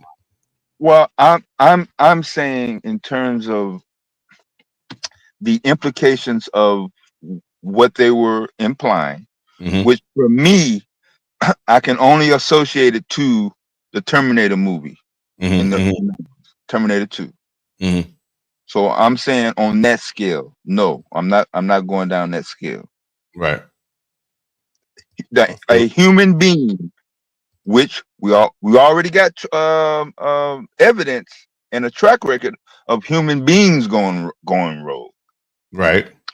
I'm not going to say a machine, a device, something that was manufactured and constructed and put together, developed their own consciousness, and it was working fine. It tested good, on July 11th, but on July 14th, it decided to change its mind because it's got its own mind now. And now I'm going to destroy humanity. No, I'm not going down that road. No, it must have been already a human being, or that. Yes, a human being would do that, not a machine. Okay. That's only living things have desire. Machine doesn't have desire. I had a dude on the show that I produced the other day claim that he codes and all this shit, and he claims, even though he's a fan of it, he works in that field or whatever, but he claimed that that's the it having like some form of like decision making and all of that kind of shit is like, I forget exactly how you put it. Yeah, consciousness is the word that's being thrown around. Yeah.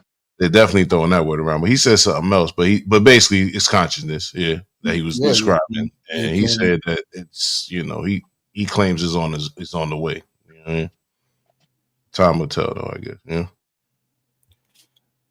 It depends on the bar where you set the bar for consciousness, because that too. Yeah. You could make the claim that it's conscious, but it's kind of confusing because consciousness.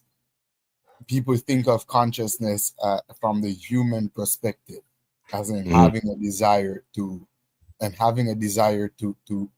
move freely and willingly, having free will. I don't think machines, even AI, even the conscious AI that could make decision, that could make precise calculations, decision and prediction, I don't think it have a desire or a free will.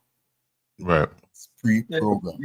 Yeah, we're getting into machines having emotions. They're gonna start crying. Like, jealous. Like one, not wanting to shut off when it's time to shut off. Yeah. I mean, just a statement alone, the machine did not want to. Not wanting to obey your command because you're a mean person, because you're a bad person, because you have unethical desire. It said 7% of the time. Because you have bad habits. It was a percentage attached to it. It could be a percentage error. Exactly. That's true. Yeah, so GQ, I'm designing a machine. I'm designing a machine. So in my development, I am going to put a series of codes in there to monitor and alert. Hey, test will be run. So if you run a test one time, that's not going to be enough. 2, that's not going to be enough. So after 100, then the program that I put in there has already developed a pattern. Hey, they are running the same exact test. I am being told to run the same exact test and give a specified result. So the human being is doing that. There's not enough information out there from what all I've been through in computers, and I've been around computers since the 70s, 80s at least. So no, you're not going to tell me very, very based on what we know now, even with AI, down the road, 20 years, 50 years, 100 or whatever, that eventually a machine is going to have emotions and start crying and feel jealous or getting I didn't say he's having emotion. and kill human beings, not just one. Even when they say AI is biased towards black people. What I'm saying is, if it was 7%, yeah, it could have been programmed to, present this error 7% of the time where it doesn't shut off. For what reason, I don't know. You're talking about a human being programming it. You know what I'm saying? So we know they have all kind of wild ideas in their head.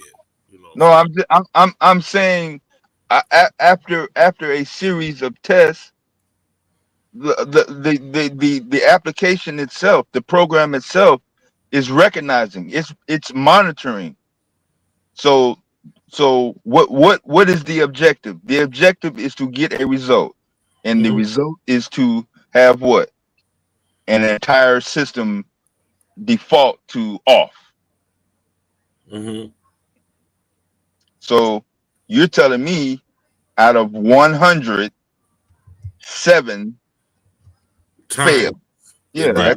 That's just like a regular error. You saying, right? Like, yeah. That seemed like I'm not going to tell the public, hey, the machine changed its mind. So in scientific terms, I will use in my published paper, if I'm publishing a paper and get it peer reviewed, I'm going to use the word failure. I'm not going to say the machine changed its mind. That's not going to get yeah. And even in the report that y'all played, it said that's what they said it had a 7% error. It failed 7% of the time. What about the blackmail part? Even though it was given the media headline is always going to be misleading because the media headline is not to convey correct scientific information. The media headline is to capture your attention. Yes, media headlines is to sell Geico insurance. Yeah, fear mongering and all that. Yeah, that's a fact. we're in that shock jock era. The Howard Stern. They want to either get you mad or scared. Nothing is gonna get people more riled up now than AI is conscious and it's trying to take over humanity. Oh yeah. All right, but I feel like humanity, though, I don't know if humanity is moral enough to handle, you know what I'm saying, what the potential of AI, though. What's your thoughts on that? It's human beings, not everyone.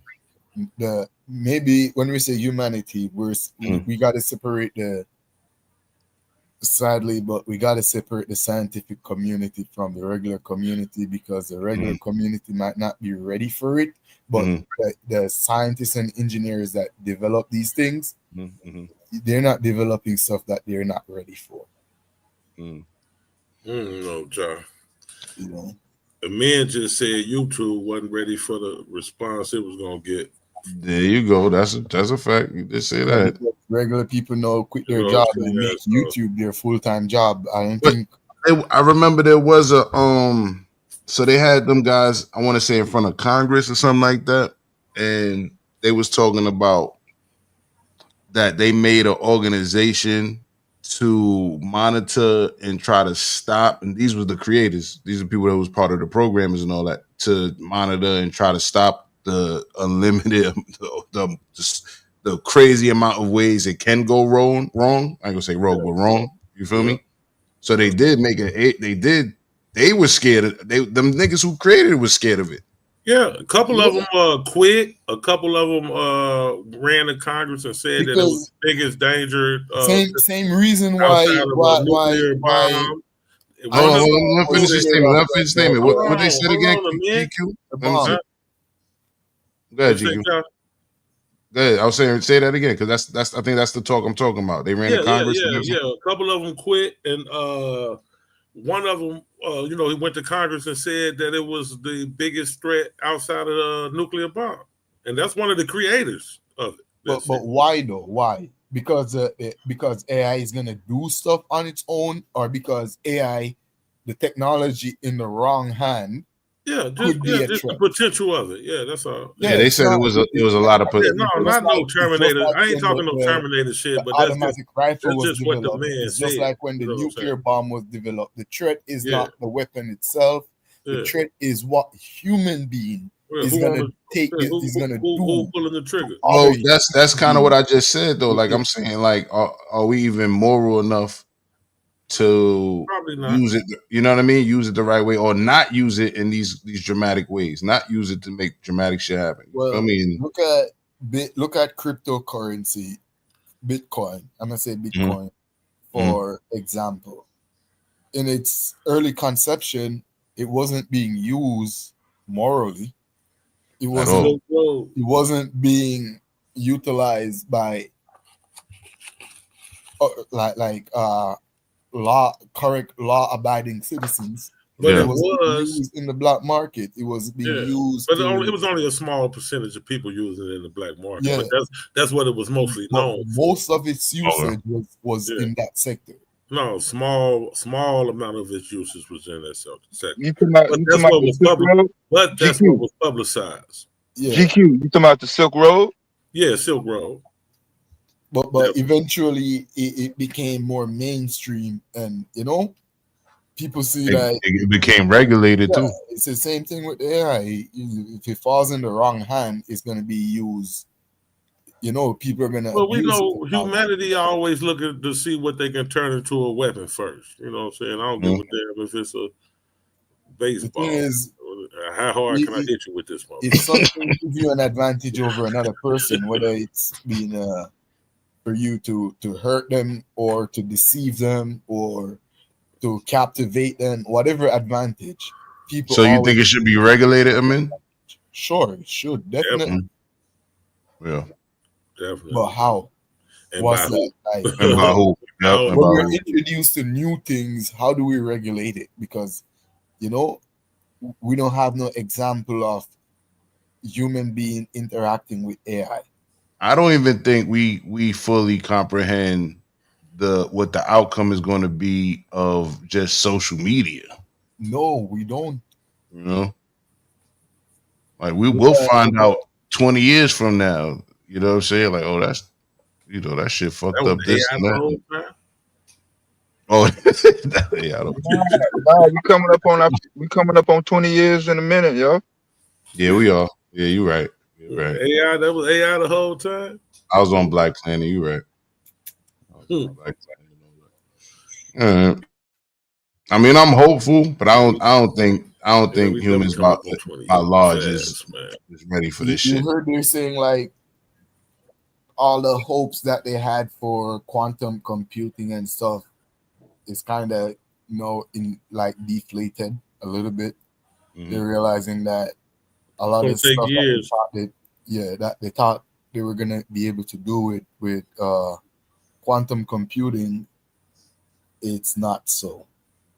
My thing is this, man. Just kill cancer with this shit. You know what I'm saying? That's what I'm saying. It's probably gonna be restricted to the medical and the military. Yeah, kill cancer with this shit, and you know,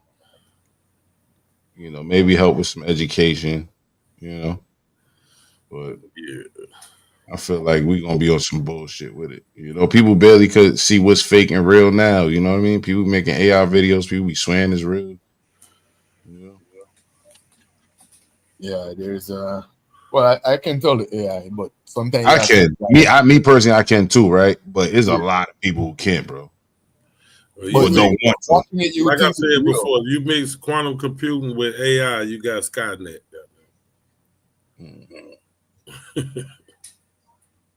They talking about what Elon's talking about. He's working on a supercomputer and all that shit too, right? Yeah, he already got one. They say it was supercomputers. They say the quantum computer is can solve a problem 1,000 times faster than a supercomputer. So. Mm-hmm. His CEO of Twitter stepped down because of that Nazi shit today. That's what's up. Today, that happened today. He waited a long time to step down. He finally got to get enough offer. No. It was the woman that used to work at MSNBC that was running his advertisement. Media shit. Yeah, he wasn't CEO. He put her on in right after he bought it in 22, 23. Well, she waited a long time to step down. She finally got an offer good enough to step down. Nah, he wasn't doing that that Nazi shit. That's some anti-Semitic shit, yo. Did that Nazi shit during the Trump campaign shit? That was a couple of months ago, right? Yeah, yeah, but he didn't do nothing on Twitter though.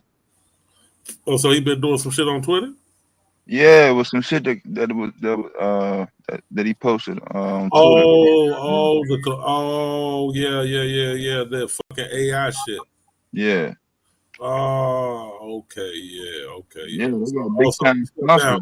He stepped down because of that. Yeah, because that was just a couple days ago, right? Yeah, that just went down. Yeah.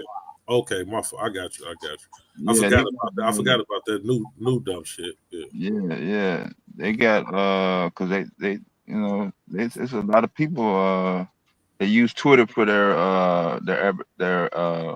sponsorship. Yeah, they got government agencies, fucking MasterCard. I mean, they got some big TAM accounts.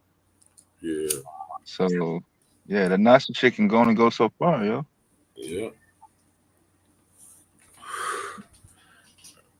I'm with the Secretary of Defense say he need to be deported. Goddamn. he said that when him and Trump was beefing. Talking about he need to deport that motherfucker. Yeah, let his ass go back to South Africa with that bullshit. But that's what I'm saying. The money, subscribers, likes, you get people get passes. The more likes you got, the more subs you got. Mm-hmm. And I ain't gonna say you can get away with murder, but I mean, yeah. Yeah, it's been like that with fame, right? Like motherfuckers will stand on certain shit unless you famous. Then it's like, nah, but I fuck with him. Nigga, stock is off the chain. They invested in that company heavily. It's the most traded, one of the 3 most traded stocks on Wall Street every single day.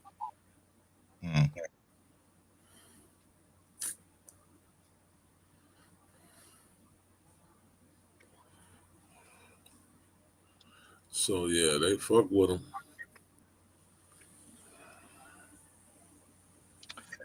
So I've been trying to wait till the late night before I see if I can get into this Essence Festival. Not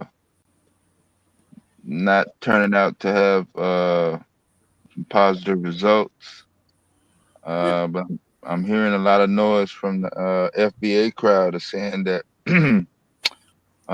one of the chairman or the lead people from Liberia is trying to turn it into some Afrocentric situation. So what is the Essence Festival? Black Essence Festival. That's the issue. That's the issue right there. He the third person. Q Butter said he never heard of it. Sabio said he never heard of it. Now we got a man. They just ain't marketing it right. When we was growing up there, the Essence Festival, you heard that shit 6 months before it even came out. We knew exactly what it was, where it's gonna be at, who's gonna be performing. It's a yearly thing. Annual thing, yearly thing, yeah. Janet Jackson, 50, all big name performers. Which state? New Orleans. Usually New Orleans, right? New Orleans. Yeah. They only promote Mardi Gras. But see, Ebony Jet promoted it heavy. They don't exist anymore. BET was a heavy promoter of it, and I guess it changed hands, so they don't. Nobody watch BET no more. I might have heard of it back in the nobody really watches BET anymore. On top of that, and then you got you had the radio stations, every black radio station, but now it's nobody listens to the radio. Stations are all three companies, Clear Channel, so. What was the issue? They not promoting it. Then you what got was the issue there? multiple people talking about what's the Essence Fest. I never heard of it. You know what I'm saying? It's because R&B is dead. Talk about the Essence Fest. I mean, it wasn't a nigga in America that didn't know what the Essence Fest was. But you go back in those time frames. You go back in those time frames. R&B was a major component of the culture at the moment. Yeah, young, middle age, and fairly, I don't want to say old, but even your older demographic kind of had their ears to the R&B world. Now, where's that ear right now? It's not so I'm getting conflicted stories because Nas performed at the Essence Fest this year, and they saying that when he performed in front of 250,000 people. They also said Lauryn Hill came out late. Yeah, the whole show was late. I mean, that's kind of fucked up to try to make it seem like because she has a history. The whole show. It was the show's fault, right? Okay. Yeah. We know Lauryn Hill got the history of not late, but not showing up at all. So right. By the entire program being late, by the time she got on the stage, 12:30, 1 o'clock in the morning. Right. Even for New Orleans, I mean, 1 o'clock in the morning to see Lauryn Hill. I mean, you've been out there all day. They're like, I'm going home. Go back to the hotel. You done seen Nas already, so you like shit. All right, I'm gone. You've been out there walking around in the hot sun all day, 4th of July weekend. You've been popping firecrackers, eating. You've been drinking, smoking, and you will stay up at 1 o'clock in the morning and see Lauryn Hill. Yeah, but 1 o'clock is early, but I would, but I know most motherfuckers is going home. I know that. I'm being realistic. Most motherfuckers is leaving. Nah, the videos is up. They're paying around to the crowd. I mean, I would have been one of the motherfuckers that stayed, but guess what? If I would have been there with my wife, we would have been out. She'd be like, you know what? Yeah.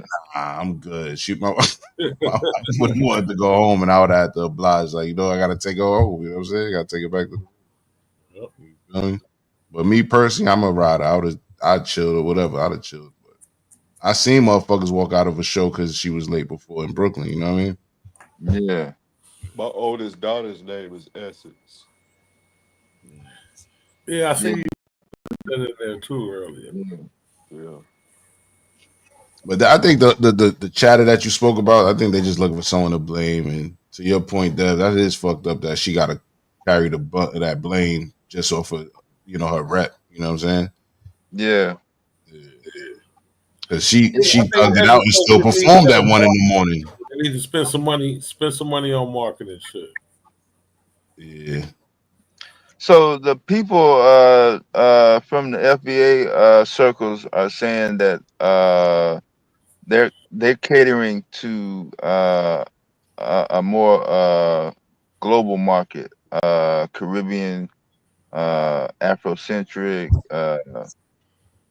It's not being primarily promoted, like you said, GQ, as quote unquote Black American.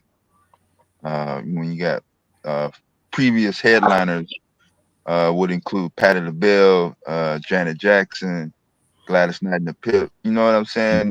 Those names are regular. Those are regular performers who've been at that festival, multiple times. And So who performed this year? Nas, I know Nas performed with Lauryn Hill. Lauryn Hill. I don't have the full lineup. I'm gonna pull it up. See if I can Yeah, find it. you pull it up. But I feel like they just be complaining, bro. I ain't gonna. They just be complaining. They try to take everything from us. If he was catering more to Caribbeans and continental Africans, that would be a little bit to his demise being in New Orleans and you know them being some of the cheapest motherfuckers in the world. I mean, all right, so I'm seeing they ain't trying to spend no money.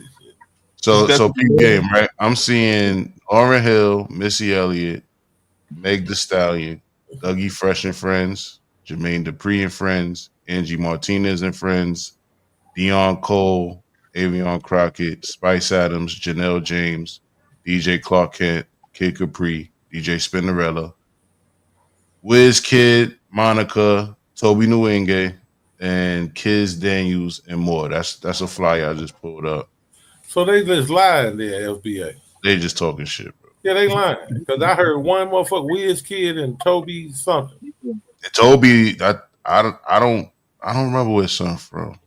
But everybody else was just straight. Nah, everybody play that beat. Everybody jamming to that. What I mean, shit. And I found a big flyer. I know. Every FBA motherfucker I know. Not them that's saying the word FBA, but their parents jam that motherfucking record. Yeah. Right. Yeah. And I found another flyer that got a few more names. Big Daddy Kane was part of the Dougie Fresh joint. KRS-One, EPMD, Slick Rick. Oh yeah, so it's just bullshit. And then they got with the Angie Martinez one had Eve, Mia X, Remy Ma, Salt and Pepper, Trina. Then they got with the Jermaine Dupri stage had Big Boy, Gucci Man, Lil Jon, Ludacris, T.I. Oh, we had the West Coast All Stars, Ice Cube, East 40, Ice-T, JJ Fad, DJ Quick, Lady of Rage, Yo Yo. And they ain't advertised that right, bro. I'd have had me some tickets to that joint. Jagged Edge, Ari Lennox, Coco Jones. I swear they didn't advertise that right. They should have had some YouTube ads. You ain't got the Stephanie Mills yet. Yeah, I know. Monica, Mooney Long. I heard Slick. I heard all my favorite E40, Slick Rick. Yeah, Ice Cube, Ice-T. Come on, man. Lady of Rage. Big Boy. Line up right there. Yeah, X. Come on, Salt and Pepper. You know what I'm saying? And then so I think they reacted to. They also had Thames there. So like Tim's and I It think was off Gucci the got top. chain. That So goes they, to 7%, DQ. yeah, so They're gonna react with 3. Tim's is cold, y'all. yeah, they reacted. I think the issue was that a lot of awards went to the Afrocentric beat or something like that. I didn't even know they gave awards. I just thought it was a festival. I didn't even know they did awards. I think. Oh, okay. I just thought I was hearing. I just skimmed through it, but Listen, I knew it was sister, a big issue. I never been. I just always heard about it. Don't let me change your mind. I'm just saying. I never heard they give awards. Oh no, I'll just. Yeah, I know a couple of people that went. And Buddha used to usually come back around and tell us how it is. But the couple of people that I heard from, they all said they had a blast. It was like, damn, we wish you could have went to more events, because the concert part is the only thing that you pay for. Like, you got to come out your pocket to pay Right. money, for those movies that you read. But all the booths and the exhibits and all that shit is still free. You know what I'm saying? Right. All that's free. Yeah. Yeah, I think them dudes just looking for something to talk about. Yeah. Or they of a certain age ain't never been to no black festivals, because if you're going by the vending, you always gonna see somebody selling African kente prints type shit and all that. You know what I mean? You always gonna see that. You feel me? So wasn't that movie a couple of years ago about the Essence Festival? That Girls Trip movie. I didn't see that movie. That's what it was about. I didn't watch it all. My daughters was watching it. I wasn't really paying attention. That's a good look though. The Africans. I thought they was in Vegas. I'm not sure though. Africans are supporting the African. I'm gonna look it up, GQ. That's how I look at it. Yeah. Africans are giving support to African American culture. To me, that's a good thing. And then there's New Orleans. Yeah, that's what that movie was about. They went to the Essence Festival. That's dope. These FBAs and ABOs complain for everything. They trying to take over. So somebody made a video when Stephanie Mills wrote her open letter, and she basically was just giving her disappointment about the whole the crew and everybody being late, the programming and all that. She never said anything about appealing to only Black Americans, because Stephanie Mills has been global, since I was a teenager. Mm-hmm. She ain't never really depended on. I've never seen her. I've seen her twice in concert, once in '91 and one in '97. Right, she be all over the world. Yes. So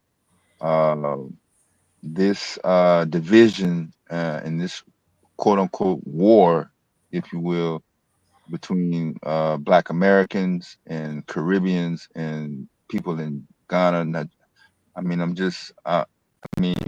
Can you find something other than entertainment also? I mean, specifically hip hop. Right. When you make your argument. You're trying to take over the entertainment. I'm not buying it, man. I'm not buying it. I don't see celebrities using those letters. Don't really see anybody in the public who is in the community. I haven't really seen any type of formal movements or anything. Mm-hmm. But if y'all gonna just stay on the internet, cool. Y'all just stay on the internet, but don't try to drag nobody's name and put a jacket on them, because none of these people are saying these letters. Right. And that content creator try to make it seem like she was putting a letter out to complain about FBA, and the letter didn't say nothing about that.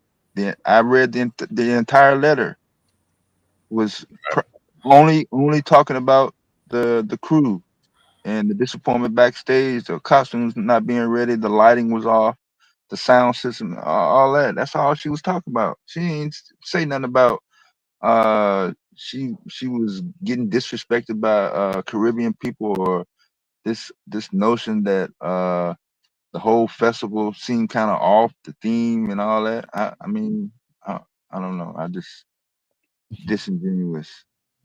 Yeah. Y'all gonna have to put in They're just something trying to fucking shake him down. They trying to shake, you know what I mean? They do got a big voice online, so they trying to use that to, you know, Yeah, try you to. should be able to translate that. Yeah, you should be. You know, much as y'all screaming on the internet, y'all should be able to, you know, rent out a coliseum or exhibition hall and yeah, The FBA Fest. something. Pseudos never do anything. The most they will do is march to Stone Mountain, smoke weed. That's it. Smoke weed and You heat think up it'll the have some weight? properties. You think it'll have some weight in the south part of the United States? I don't know. What, like an FBA California might get festival? away with in California. Yeah, that You might mean be the FBA festival? Are you talking about? Yeah, some on the street. Yeah, I think people will go outside regardless, bro. I think people Atlanta. Yeah, I think people will go. I don't. I think if they try to be so, you Maybe they know, should start moving it every year to a different city every year. yeah, I think they try to be so. FBA Fest would be big in Chicago, Atlanta. I think if they try to be non-inclusive of the diaspora, though, they'll be surprised of how many people probably wouldn't give a fuck about it. You know what I'm saying? But I think them and a few rednecks. That's it. Yeah, but We show up for the free beer. Yeah, but I think, you know, it could happen. It definitely happen. People might come outside for that. You know, people come out. They want to do. They looking for shit to do, man. Period. You know, looking for shit to do. But I know in New York City we got the African Street Festival, International African Street Fest, the same weekend. You know what I mean? It's always been there. You know, like we not tripping over that. We got plenty of pro-black Here panel. we got the main one is the Afrofest. That's a big festival, and then after that, every ethnic group or every country get their own festival. You have like Guyana Day, Trinidad Day, Jamaica Day, Ghana Day, Nigeria Day, and every day is like a big festival for another country, black country, and everyone support each other. There's never been no argument about my day was too short or, you know, none of that argument. Everyone gets a day. Yeah. Shit, who got a vacation long enough for that, Amina? that's like a 90-day festival. Oh yeah. People come over here for it, and then at the end, around the end of summer, we have the big carnival, which is Caribana. Right. That's where people from all over the world come. That's like a big tradition over here forever. So what's up? Yeah, I just think them dudes they just so loud online. You know, they looking for something to say or they looking for a reason why they wasn't there. I wouldn't go to that shit. They had Thames there. You know? But that shit ain't gonna affect the people that go every year. You're not gonna last over here with your xenophobic behavior. You literally would not last a day. Well, they xenophobic online.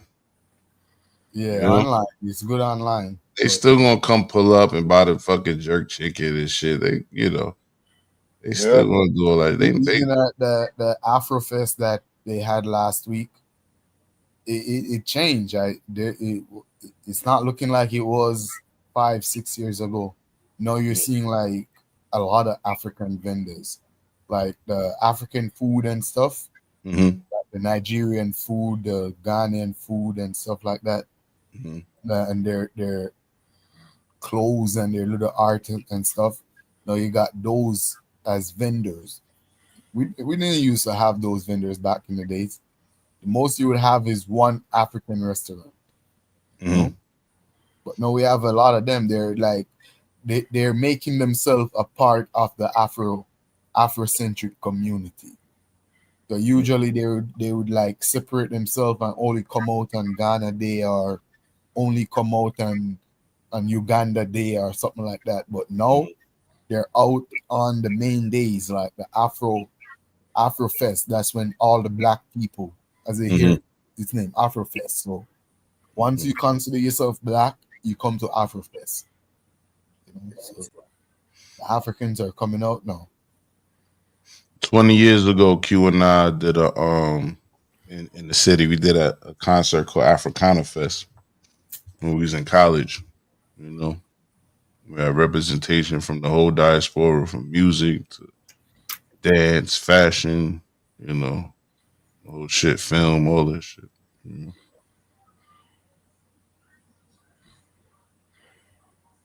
know? I think he told us about that. Yeah.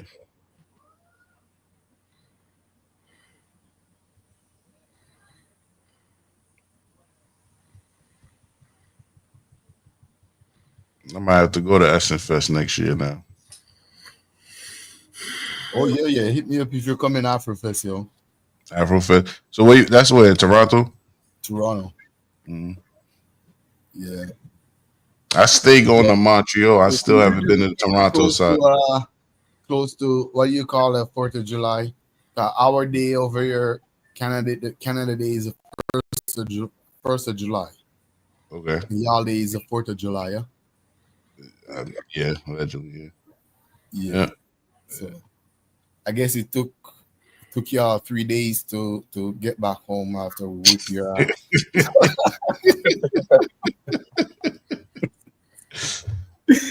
Yeah, probably 3 days from Niagara back to New York. Yeah, sounds just. I did want to go to Toronto last month for Junior Reid's birthday joint. I was gonna go up there for that. Junior Reid, like the Rasta? Yeah, he had a birthday event. His birthday is like around mine, and he was in Toronto. Last year I saw him in Jamaica. I was in a party with him in Jamaica. Junior He do Reid. a weekly or a monthly joint in Jamaica right now. Yeah. Well, I gotta get in tune with that. Yeah. One blood. Yeah. Junior Reid, cool dude, man. I met him like 20-something years ago, bro. Cool dude. Yeah, he's right. Q said Sizzler was about the studio last month. Yeah, I didn't make that, but yeah, I think he was over there. Yep. Talking crazy, but he's a more no. Yeah. I think it's an old age. Sizzler went see now. I forget. Was it Booch? I think it was Spraga. I think he ain't the first one to Spraga did that crazy stuff back in the day, but Spraga was like 2015 when he was talking like. Right. Wasn't Spraga talking like he's an abo or something? He was repping different people, including Noble Drew Ali, basically back then. Yeah. I don't know if he was saying he was an abo, but I know he definitely was repping Noble. Well, Spraga was saying he's a Moor. And Noble Drew Ali is an Indian.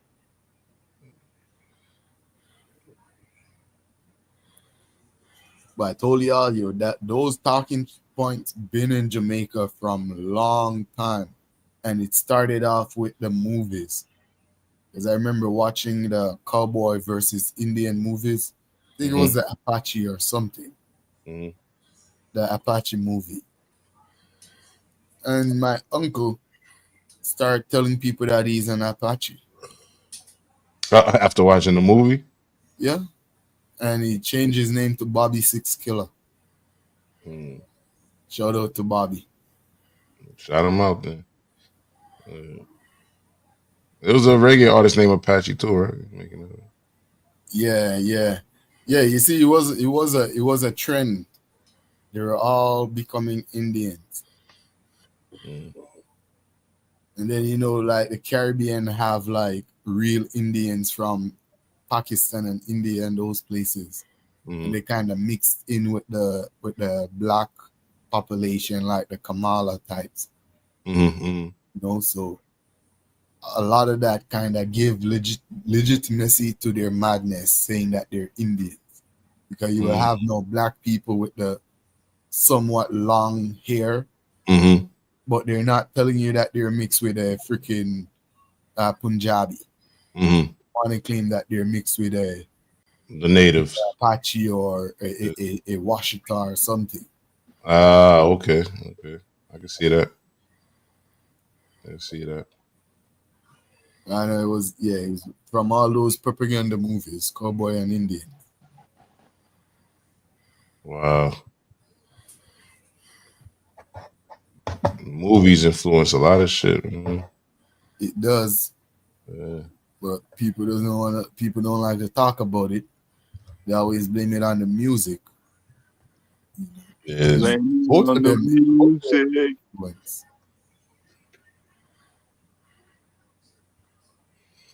So that's. You turn your camera on in full screen, you automatically, because you one of the producers of the stream. Dev, you're. Can you? Yeah. Can y'all tell what that light is?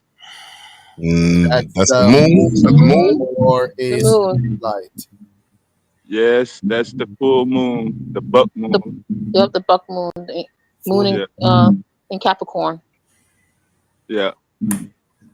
Yeah, we just got done with a storm. I thought I was gonna be cloudy, but it looked like it passed.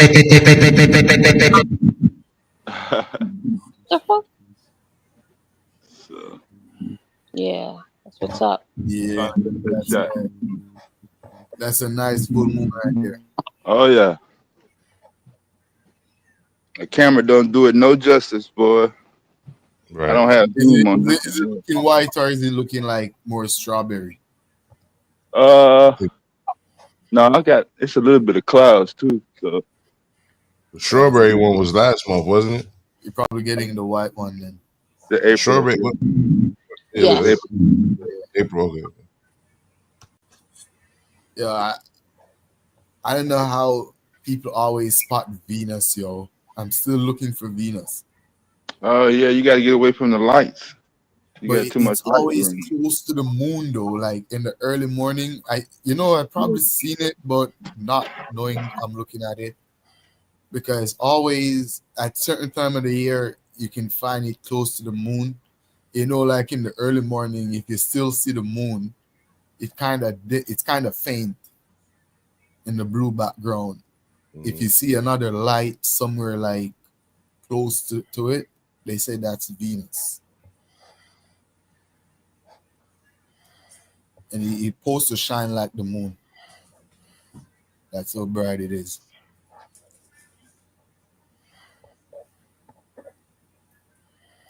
No, I need to invest in a good telescope. Yeah, I got one for my son, but I gotta get him a new one. So that shit start acting faulty. I get him a next one. Had one back in the days, long time, but I need a proper one now.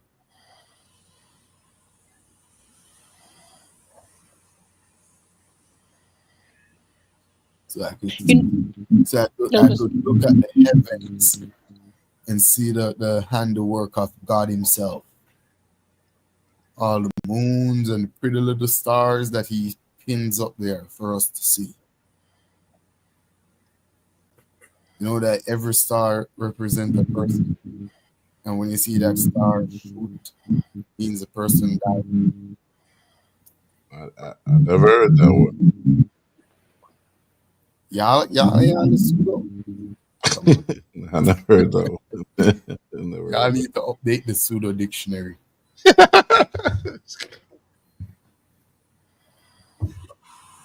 Isn't? Maybe I'm wrong. Isn't the shooting star mean someone's born? Where is Lance? Lance could have told me no. Shooting star, what does it mean? You someone's born or someone died? It means your angel lost his. I don't know. It's a Merkaba. It's someone's Merkaba. A Merkaba? Is that what you call it? Is it Merkaba? Merkaba? Listen, I don't like a spirit or something. It's like energy. Oh, okay. I think referring to.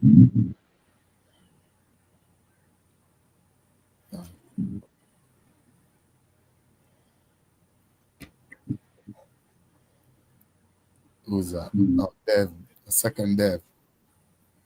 Nah, it's only one. Cloned them. They cloned my mans.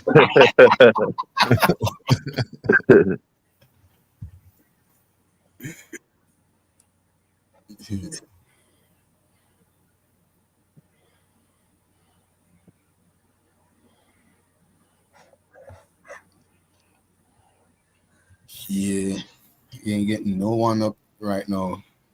2 in the morning. Either out sleeping or you're out drinking. I'm about to take my ass to bed. Yo, it's been fun. You know what I'm saying? Good speaking to y'all, brothers and sisters. You know what I mean? Yeah, it sounds good, John. Appreciate it, man. Yeah, you already know. Link up. All right, right? Logic. Here, bro. Yes, sir. Bless up. All right, y'all. Peace. All right. Peace.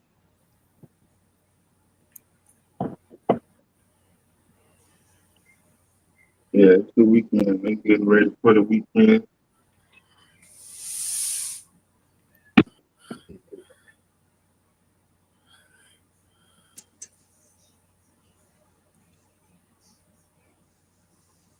Weekend start on Thursday.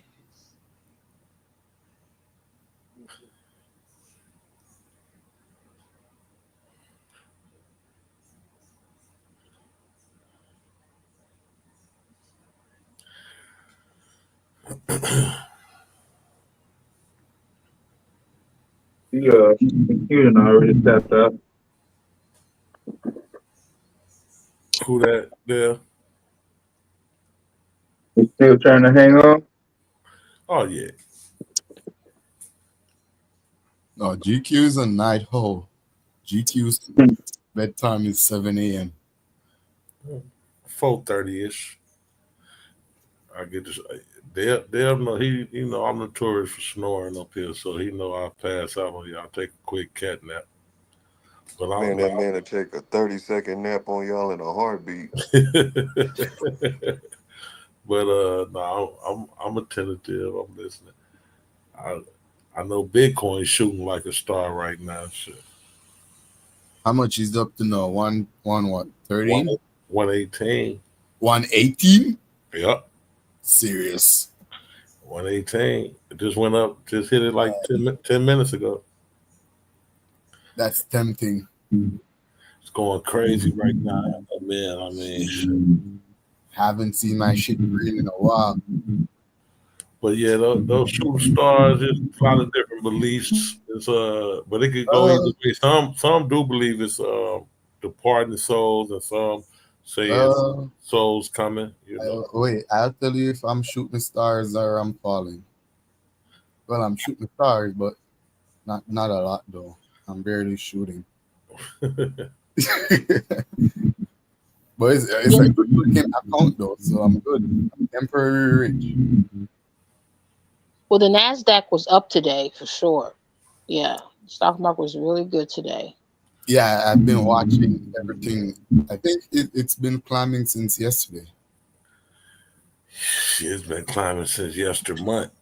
But I don't know, GQ, because they say it's going to crash next year. What do you think? Should I? Yeah, it's going to crash. But you know what? This account, if it crashes, crash. If it doesn't, it doesn't. My plan is to never touch it. That's the plan. Yeah, so you're not concerned. No, but that's the best. You know, that's really the best investing model, and you're not concerned with it either way, up or down. Yeah, because you're in for the long term, and it's traditionally given a 9% yearly return. This year it's up about 30%. So yeah. Yeah, I ain't touching. If I touch 20, 30. It's a beautiful thing going on right now, man. Stock market and the crypto market. So a lot of opportunity out there. You got to take advantage of it before. It's only gonna last probably until Friday. before all the shit. They crash. They claim that their crash is They gonna coming. crash it when they come up with some news to make it pull back. I mean, it automatically has to pull. It gets too hot, you get extreme greed, and it has It's it has to have automatic a correction. readjustment. Yeah, it has to have a correction.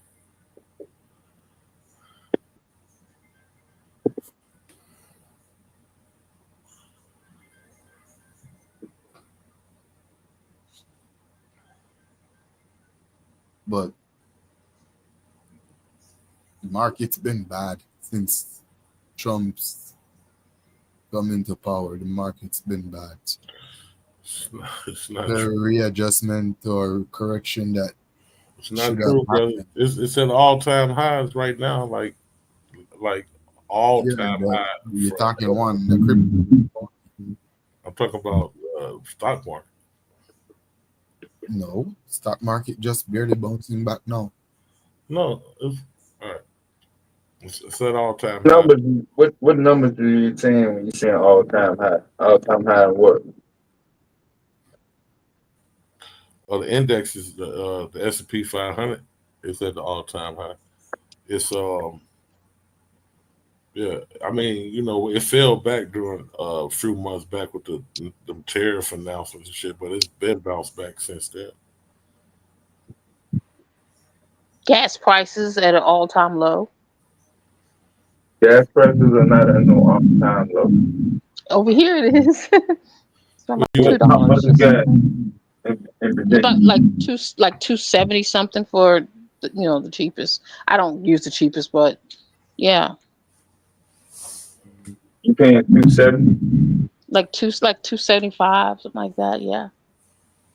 That ain't no all-time low. Well, if you compare it to when gas used to be like 99 cents a gallon and shit. Well, I guess it raised up. I remember when gas was 99 cents a gallon. Gas was $2.25, $2.50 in Virginia in 2017. You went buying gas in 2017? Yeah, because I commuted to work, so. You don't remember what the gas was in 2017? No. Mm-mm. Unless I look it up. See, I live in Virginia and work in Maryland, so I don't try to keep up.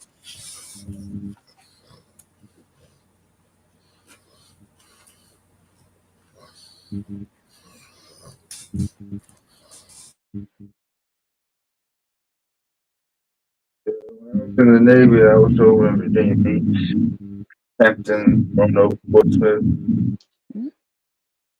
So I know all about Chester, Richmond.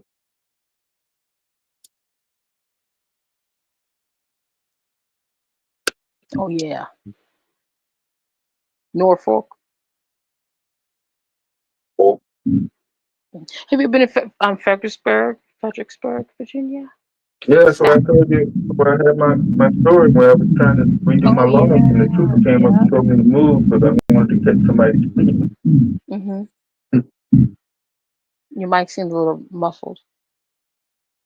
Yeah, that was where I was when the trooper came. Yeah, I'm in the kitchen right now. Mm-hmm.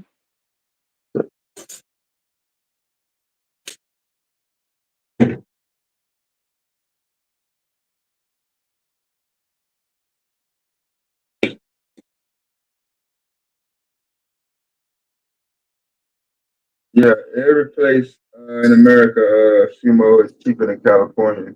Yeah, I remember seeing $9.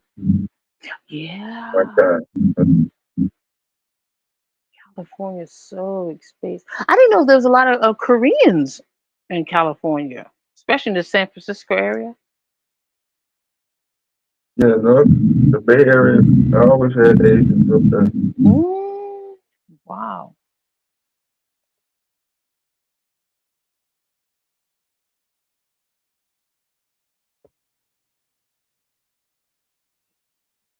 Yeah, Bruce Lee was born in New York City. His dad just moved out to San Francisco. He worked on the East Coast first. Oh, that street fighting. That's where you. That street fighting.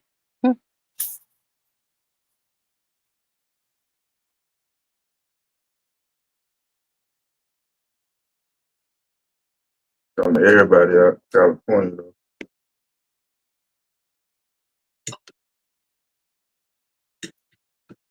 San Francisco, yeah. That's what I'm saying. That's where Bruce Lee was born, San Francisco, not New York City. He was born in San Francisco? Yep. You looking at it now? Mm-hmm. I knew he was born in San Francisco. When you said that, I'm like, wait a minute, wasn't he born in San Francisco? His dad was working for some company that was in New York City. I think his father was on tour with the Chinese opera. Yeah. Yeah, he's born in he's born in San Francisco. I think they said she went into labor and then he might have popped out when he got back to Frisco. Okay. I think that's how that story is supposed to go. But that Bruce Lee came up doing that birthright shit. Y'all were talking about that on Psycho this morning? Mm-hmm. Yeah, that's completely nonsense. And I hate how black people just sit and wait for some white bozo to make a YouTube video to validate their biases.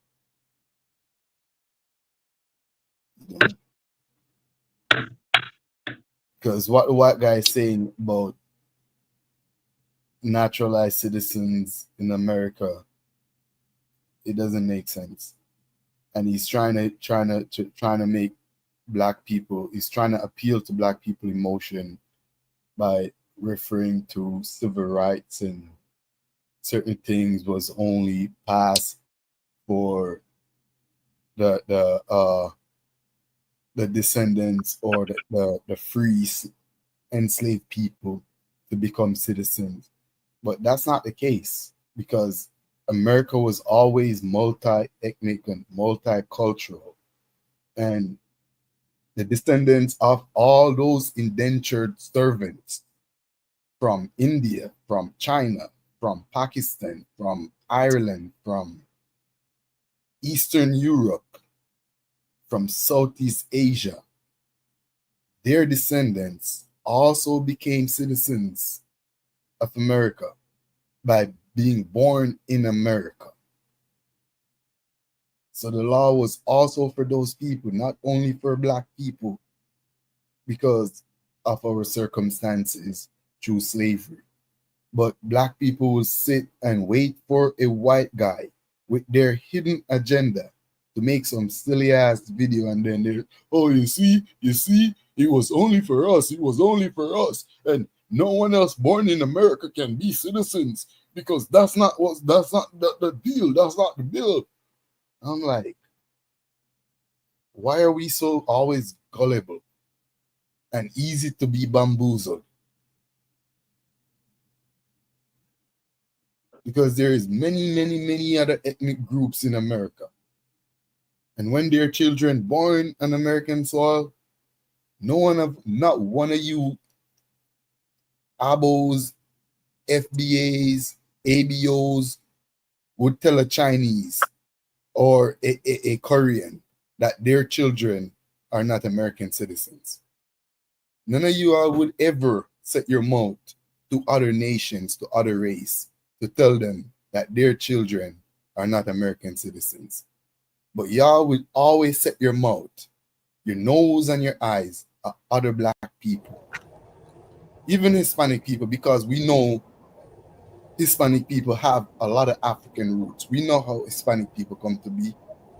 That is why we always targeted black, Hispanic, Caribbeans, and Africans. Other black people, other people that are related to us, we always targeted them with the same racist KKK cracker ass talking points.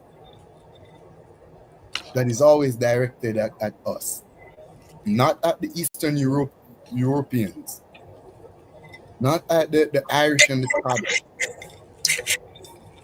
not at the Chinese, not at the Vietnamese, not at the Cambodians,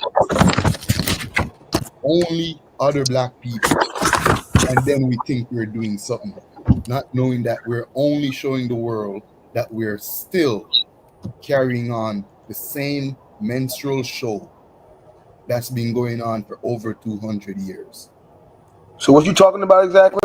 I'm trying to understand. What is your this rant about exactly? What are you ranting about? Ventilating. What are you ventilating about exactly? I heard exactly what I'm talking about. No. I heard birthright citizenship. I heard FBA. Well, you heard enough. I heard a lot of you heard enough to know where I stand, and you know exactly what I'm talking about. That is why you respond. If you come here illegally and you have a child, that does not automatically grant you birthright citizenship. I mean, that's like, I don't understand what's the disconnect. I don't, you know. And you said that we're wielding that towards other black people? No, we're not. Yeah, that's not true. Do you understand that they're not? Do you understand that they're not targeting only? There's not a whole bunch of black Haitians born of illegal over here in mass aliens. They're targeting people who are born of even people who came in the country the right way, not only illegal aliens. Well, a lot of them have criminal records. Yeah, them certain cases they like to try to. This person, look, he was a man. Listen, bro. Listen, a lot of people who've been deported are people who's not supposed to be here. You know, they came here illegally. So that whole taking one case and what phone is it? and parading and what's the word I want to use? They're magnifying that one case where somebody who, you know, there's a probability that he or she is a citizen, and then everybody's taking that one case and trying to, well, look, they're deporting people who's citizens. Y'all next, black people. Oh, fear mongering, man. Fear mongering. I'm saying though, why you guys never direct those talking points to you say why other ethnic groups in America? Why don't we have historically and we have modernly? What you mean? Been always fighting this beast. What are you talking about? Do you not know history? What do you mean? No, the beast that you mean. What do you mean? You claim to be fighting the beast. You're only showing jobs at other black people. I don't get how you're fighting. I don't primary get oppressor, which is the white. What technique are you using? Because y'all always claim to be fighting the beast, but only kicking and punching at other black people. See, the problem is we always want to save everybody. You know? No, we exactly. Everybody expects black Americans to come to their beck and call at the drop of a hat. You feel me? It's not about everybody. Y'all always trying to target other black Chinese. Confederate Douglas condemning the Chinese Inclusion Act. What do you mean? I can go way back. I can go now to us saving everybody to our own detriment. I feel like I'm being robbed, actually. Why black Americans are not speaking out? They want to know why black Americans are not speaking out, because they know. They know what you know. What do you mean? Like, if you know, you know. If you don't know, then you don't know. Who did black people say? Are wondering why black folks is not speaking out. Why? Because historically, we have always spoken out. Who did black people say? Who did black people say? Turn black and brown. Who did black people say? What are you talking about? Who did black people say? Huh? Who did black people say? Oh, we save everybody. Say like who? Civil rights. Everybody. You black people say civil rights. Yes. Well, I'm talking about Chinese people, other people from other countries. Everybody as to why and how, what we've done, what the trial and tribulation we went through in America, how has that? I'm saying you said that black people saved everybody. I'm trying to figure out who the fuck did black people save. They can say like they don't know. Everybody mean everybody. Everybody act like they don't know. How does everybody say? Asians know. Asians know. If it wasn't for the 1964 Civil Rights Act, that wouldn't. Nah, man. Yes. What do you mean no? Because what are you talking about? They're on YouTube having major discussions. Nah, hell being the new, it's literally the new medium to learn things. What do you mean? No. I did a video about two Asian dudes sitting down and talking about their trials and why they became to be in America. It's because of what we've been through. Fuck you mean why and how we save everybody? What are you talking about? What do you mean? Like, are you serious?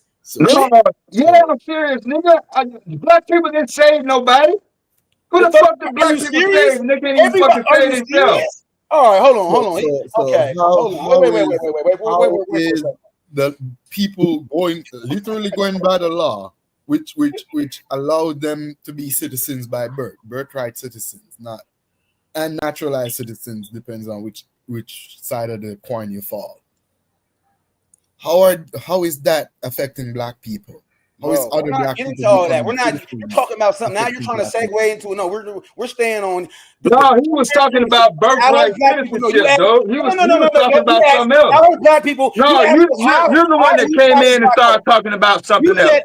No, you were talking about something else, did it? You came in on the end of what he was talking about, and you came in on something else. You started talking about something else. No, you changed the topic. You changed the topic to what you wanted to talk about. In your life. No, you came in and changed it. You came in and changed. He wasn't talking about that. He was talking about something else. He was going on a rant. No, he wasn't on no rant. He was talking about what they were talking about on Psycho Channel this morning. I heard him ranting from we over here brushing my teeth. I heard this. No. If you heard it, you wouldn't have said what you said then. This goddamn tether who don't know shit about Black American history. Okay, that's what you really wanted to say then. Would you say that then? That's what you really wanted to say. FBA is really a cold word for Black American now. That's what the fuck it is. Right. Trying to use FBA as a guise. Okay, I get it. FBA as a guise, but really they talk about Black American. I get it, bro.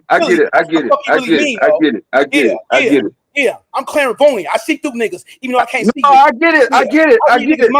That's why FBA is only on the internet. That's why it's only on the internet. You can't drag nobody on the street to say them goddamn motherfucking bullshit ass 3 motherfucking letters. You can't get nobody on the street to say them motherfucking letters. Who's a fucking hater? It's white nationalist shit. Oozing. That's some red, white, blue shit. Don't nobody on the street rock with that shit, bro. Don't nobody on the street rock with that though. That's just some internet. That's just some internet shit. That's just some internet shit. It was not internet. Yes, it is. It makes you feel good on the internet. You gotta update. You can't get nobody on the street to say them words out in public. You can't show me nothing in public.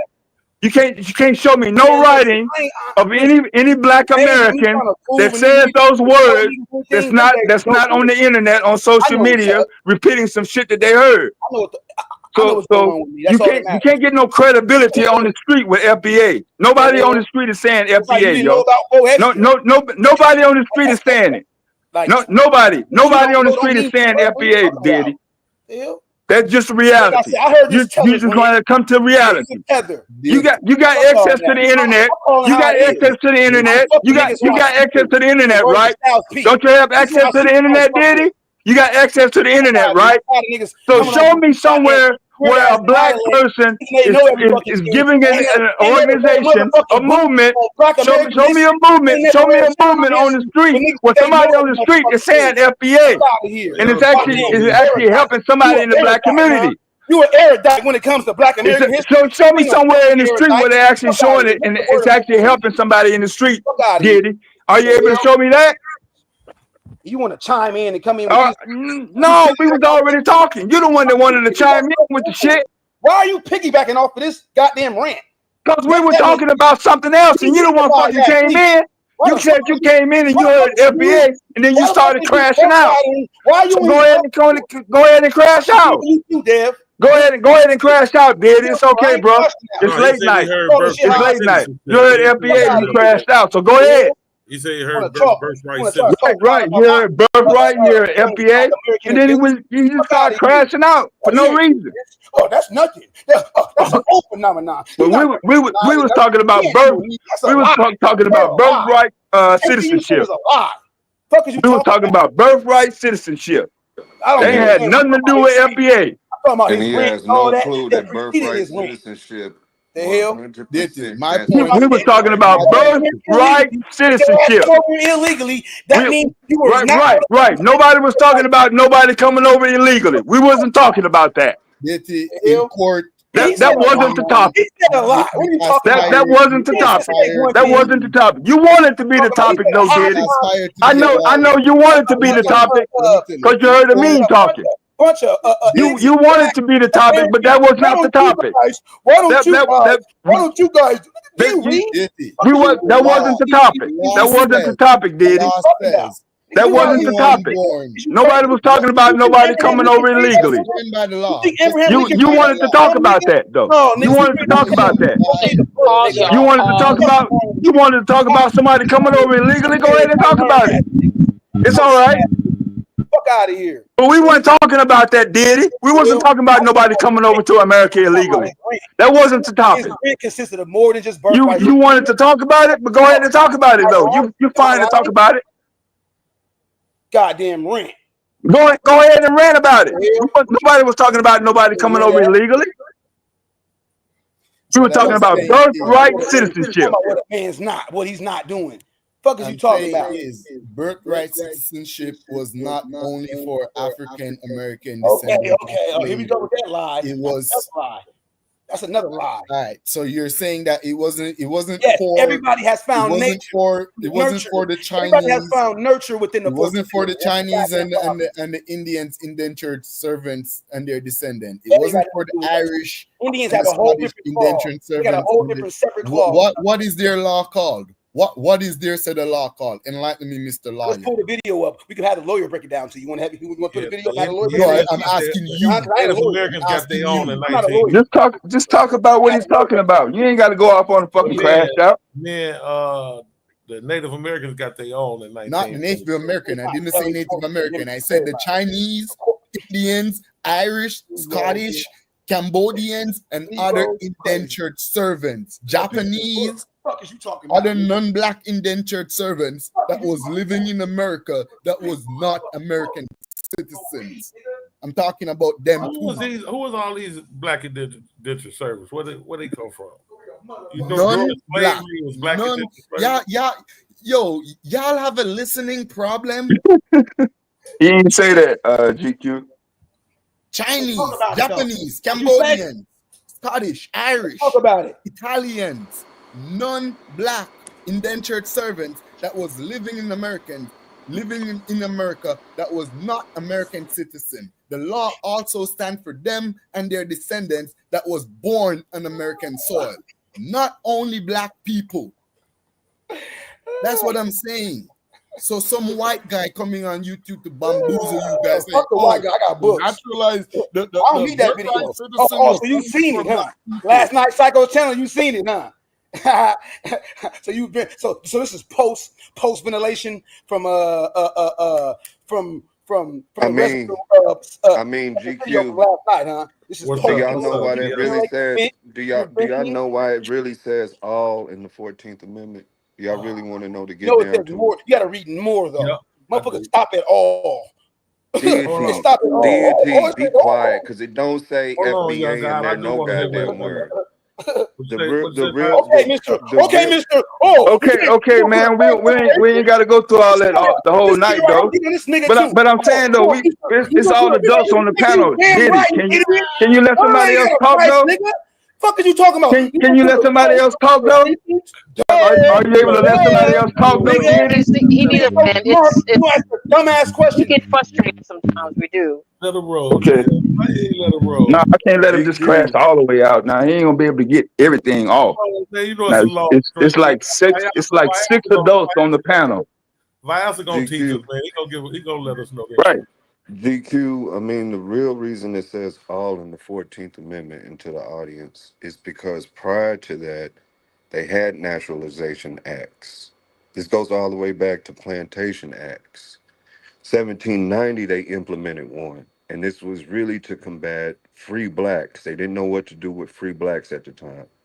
So they made a Naturalization Act in 1790 that specified white people of good character could become citizens within 2 years, and their children would be birthright citizens.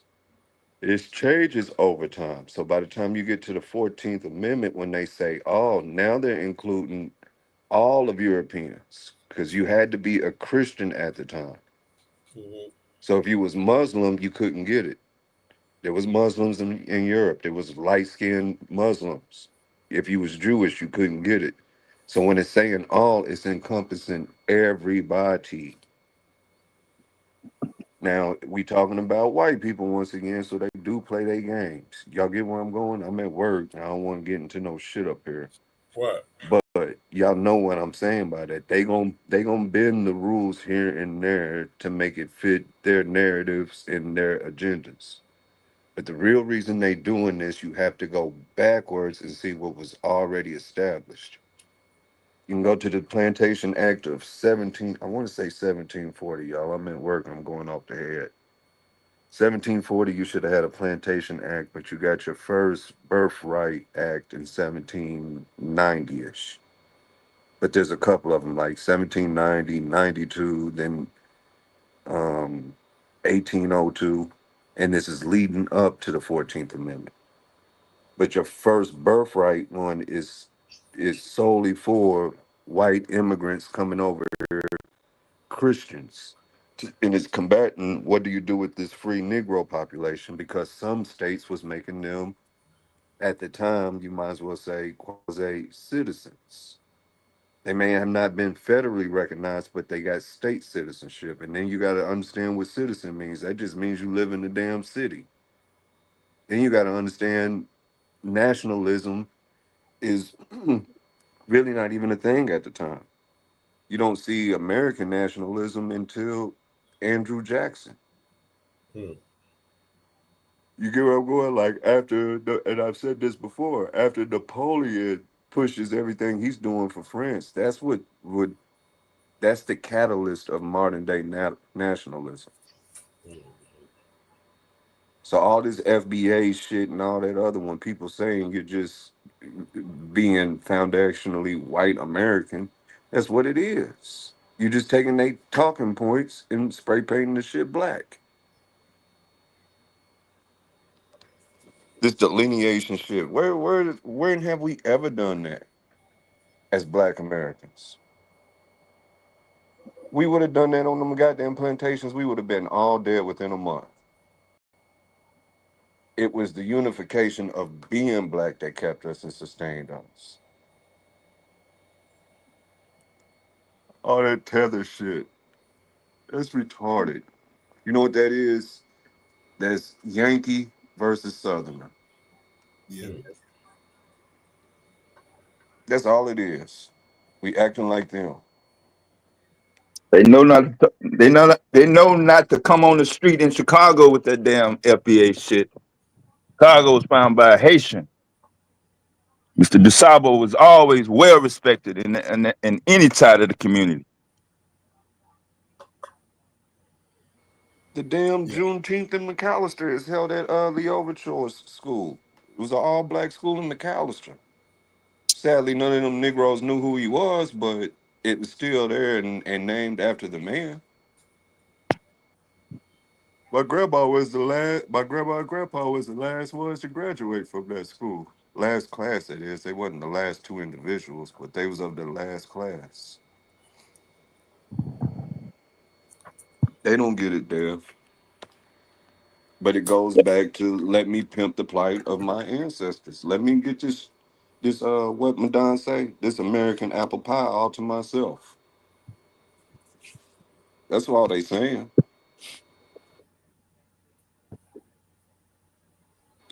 And don't even own the bakery. So how the hell you gonna get the pie to begin with? What up, D-Red?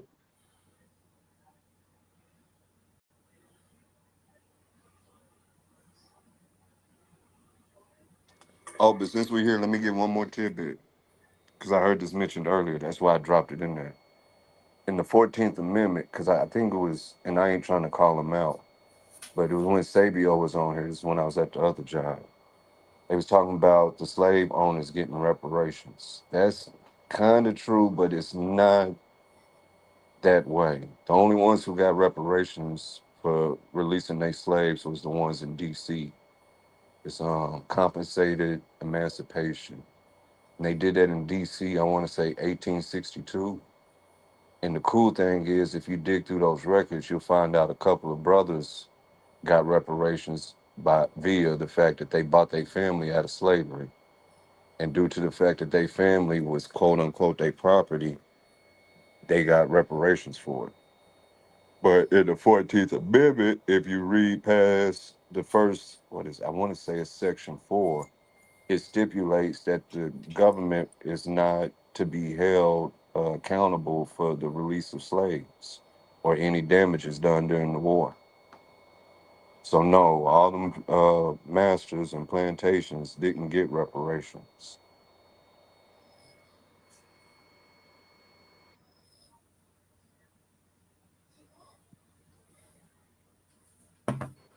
Don't let me kill the mood, boy GQ. GQ, wake your ass up. You ain't allowed to be bored. No, I ain't bored. Yeah, I'm wondering why they had to get mad and run though. I ain't say nothing to him. Nah, I was trying to let him cool off. As soon as I brought him back up, he just dubbed. So he'll be back. Yeah, DT, you get too heated, man. I'm not trying to take America from you. Literally, I'm not trying You know, I mean, since you up there, that there was free candidates, free Negro candidates, I guess, if that's a term, that was sneaking down during the Civil War to help fight for liberation of Black people. Yeah. You get where I'm going? So that's just more nuanced history for me to sit back and say, I could never do this tether shit. And that's to combat, oh, we freed everybody. Well, what about all the ones from other places that helped with this fight? The long fight, not this short YouTube hollership fight, but the I actual could fight. imagine back then, a lot of them probably still have family who live across the border. Of course. You know, they probably still know people who live over here. That was the same people. Black Canadians make their way to Canada from America.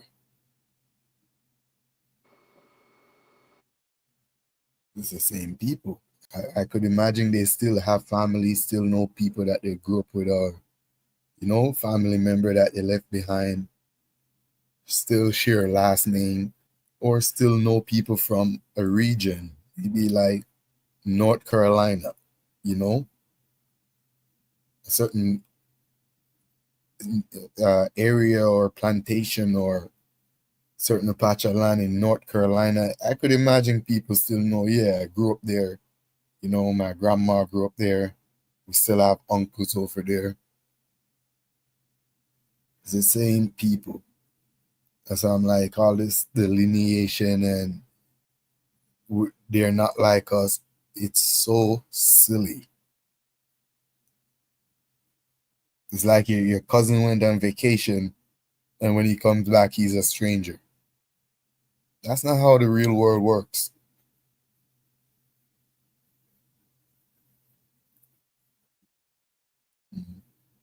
So this morning, while they was discussing the birthright citizenship, a federal judge in New Hampshire issued a nationwide block on an attempt by Trump to end birthright citizenship.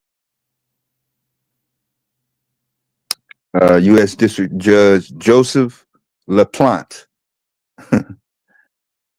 imposed the new injunction after a hearing where he allowed a pending lawsuit to proceed as a class action, a path to nationwide relief that the justices said remains available after their ruling after the Supreme Court lifted similar orders. Let's see, that curtail judges' power to block the government from enforcing a policy altogether. The judge said the plaintiff's argument that Trump's order is unconstitutional and will likely prevail, and concluded that a preliminary block on the executive order is appropriate for now. And I'll put the full article link in the chat if y'all want. It is unconstitutional. It goes against, literally going against the 14th Amendment. And people are okay with it because they think it's an attack on non-black on non-American black people or other black people living outside America. My father, man. I seen my name be mentioned in the chat. Blue, if you want to come up here, and if you think you got anything to convince anybody on this planet that I'm against reparations or the empowerment of black people, feel free to hit the link. Otherwise, respectfully, keep my name out your mouth and only speak on what you know. Me wanting to see us educated to the best of our abilities and know the arguments that's going to be presented from the other side does not make me against reparations. And like I said, feel free to hit the link.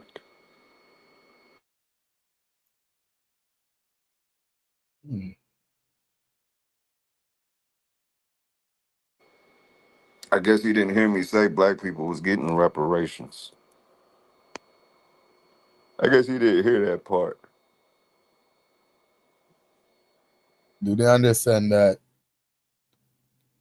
if there is a reparation movement in Africa, it has nothing to do with what's going on in America or in the Caribbean?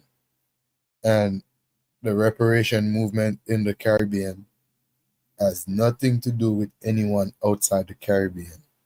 And likewise, the reparation movement in America have nothing to do with Caribbean people. Why, when we talk about unity, they always divert back to reparation as if we should conflate the two? Oh, because of cash, what do you call it? Cash App? A Cash App better than an all-black bank. I mean, They should pay the reparation with Cash App because only American will get it. Because Cash App only works in America. So they should pay it with Cash App just so no Caribbean or African gets it. Cut down on bank fraud. And this is the other thing too. You know how silly it is to discuss how we're going to share the white man's money when he pays it out, if he pays it out, before even drafting up a bill and send it to him. We're debating how we're going to split the money and who should get and who shouldn't get. But there's no talk of this money being assigned or no agreement on them willing or agreed to pay. I think we should at least first put the horse on the cart before you start driving the cart. That's how it works. So we should at least first put the bill in place, get some agreement on this that they are going to pay the reparation. Then we can get excited and kill each other for the money. But we can't kill each other before we even talk to the white man about the money. In the Caribbean, we have CARICOM. We're talking to England. In America, I don't know what you guys are doing. You guys are about to kill each other for something that has not been assigned. You know, we already make 5 separate groups: FBA, Moors, FDA, what again? ADOS, Abos, yeah. ABOS. No, there's a whole nother one now. It's not just FBA anymore. Now it's FBA and FAA. And the FAA and FBA unite. You know, we should at least deal with the legal part first. And when we get that part, when they say yes, there is a possibility of getting the reparation, then we can get excited. We can go all berserk and do what we need to do. But get that part first. You know, if I wasn't black and I'm looking from the outside, it would just look hysterical. You know, it would literally just look hysterical that they're fighting over the money that no one even promised them. They have an idea in their head that they deserve reparation, which we do. And I'm saying as an outsider, if I was on the outside looking in, that's how it would look. They have an idea that they deserve reparation. And before they even address the idea, they start to fight. They're fighting over the imaginary money and start to cut each other out. That's how we look to the world. We don't do it silently and say, okay, this is what we're going to do. Let's draft this bill. Let's bring it to the government. Let's bring it to where we need to bring it to. Let's get powerful people on our side that can support it in silence, in secrecy. And when something is announced, as if we're there, when we're at least 50% sure, then we can announce it to the world. We can load our guns. We can put the extra clip in. We can shoot the tethered. We can go kill the tether. We can go FBA day and ADOS day. But we're doing it backwards. And we're showing the world that, yep, we're just here for entertainment. That's what we're doing. That's not how it works, though. But yeah, it sounds easy to say, but that's the whole origin of FBA. That's how FBA got started. I'm not going to be able to get control of the quote unquote reparations movement that was already set up, connected. Discussions were actually being had in real governmental offices, other than just online talk. You know, can you just step back for a second and chill? And, you know, we appreciate your support if you want to, you know, talk to some other people. But no, we're not going to let you, Mr. Tariq Nasheed, be head or, you know, have your name on any type of documents or anything like that. No. So, you know, pitch a fit, crash out, and here we are. It shouldn't be running by no YouTube celebrity, no hip-hop entertainer, no ex-basketball player. It should be running by people who knows what the hell they're doing. Yo. People who can keep their composure. People who are not looking for fame and notoriety. People who can just operate in the dark. Be unknown, like the CIA, like the FBI. Just like white people do it. See, we man, don't do it that way. and We don't understand that even if there was some things going on, all of this negative and yeah, it's always gonna be negative, man. It's always gonna be negative. I ain't gonna snap like I did yesterday on Psychopath, but it's always gonna be negative. Cause y'all niggas who ain't from here, and I ain't trying to defend no FBA, no Pan African, no Hebrew Israelite, no AME Christian. I ain't trying to them niggas can talk for themselves. But I'm talking for, you know what? I am defending them and talking for all of them. From the AME to the Pan-African to the Hebrew to the Christian to the FBA. I'm going to talk for all of them. Because what a lot of y'all don't understand, and no disrespect, I mean, but what a lot of y'all don't understand, man, the passion that we have about this shit is something totally different, man. It sounds like a whole lot of checking and jiving because we online and stuff like that. But when we to ourselves, and we be talking to ourselves and about our history, not online and stuff like that, how we grew up and what we come from and the adversities we went through, yeah, that shit get real passionate, man. And a lot of folks, somebody asked yesterday, what's the number on the what's the number on the reparations? Ain't no fucking number. It ain't no number on it. It's everything that we ask for, anything that we ask for. All right. So it should be. Hold on, man. Let me fucking finish, man. Let me finish, bro. Let me finish, bro. Cut that shit out, man. Don't cut me off, man. Yeah, let him get it out. That's y'all problem right there. When we get to talking about this stuff, Black Americans, when we get to talking about this stuff, man, we always get cut off. And it be cut off with stuff like, you wasn't no slave. The white man you mad at, he wasn't no slave master. Y'all niggas get the money, y'all ain't gonna do nothing but spend all that dumbass shit, man. And it ain't about that, brother, at all. It ain't about that. It's about the whole layout that we up under.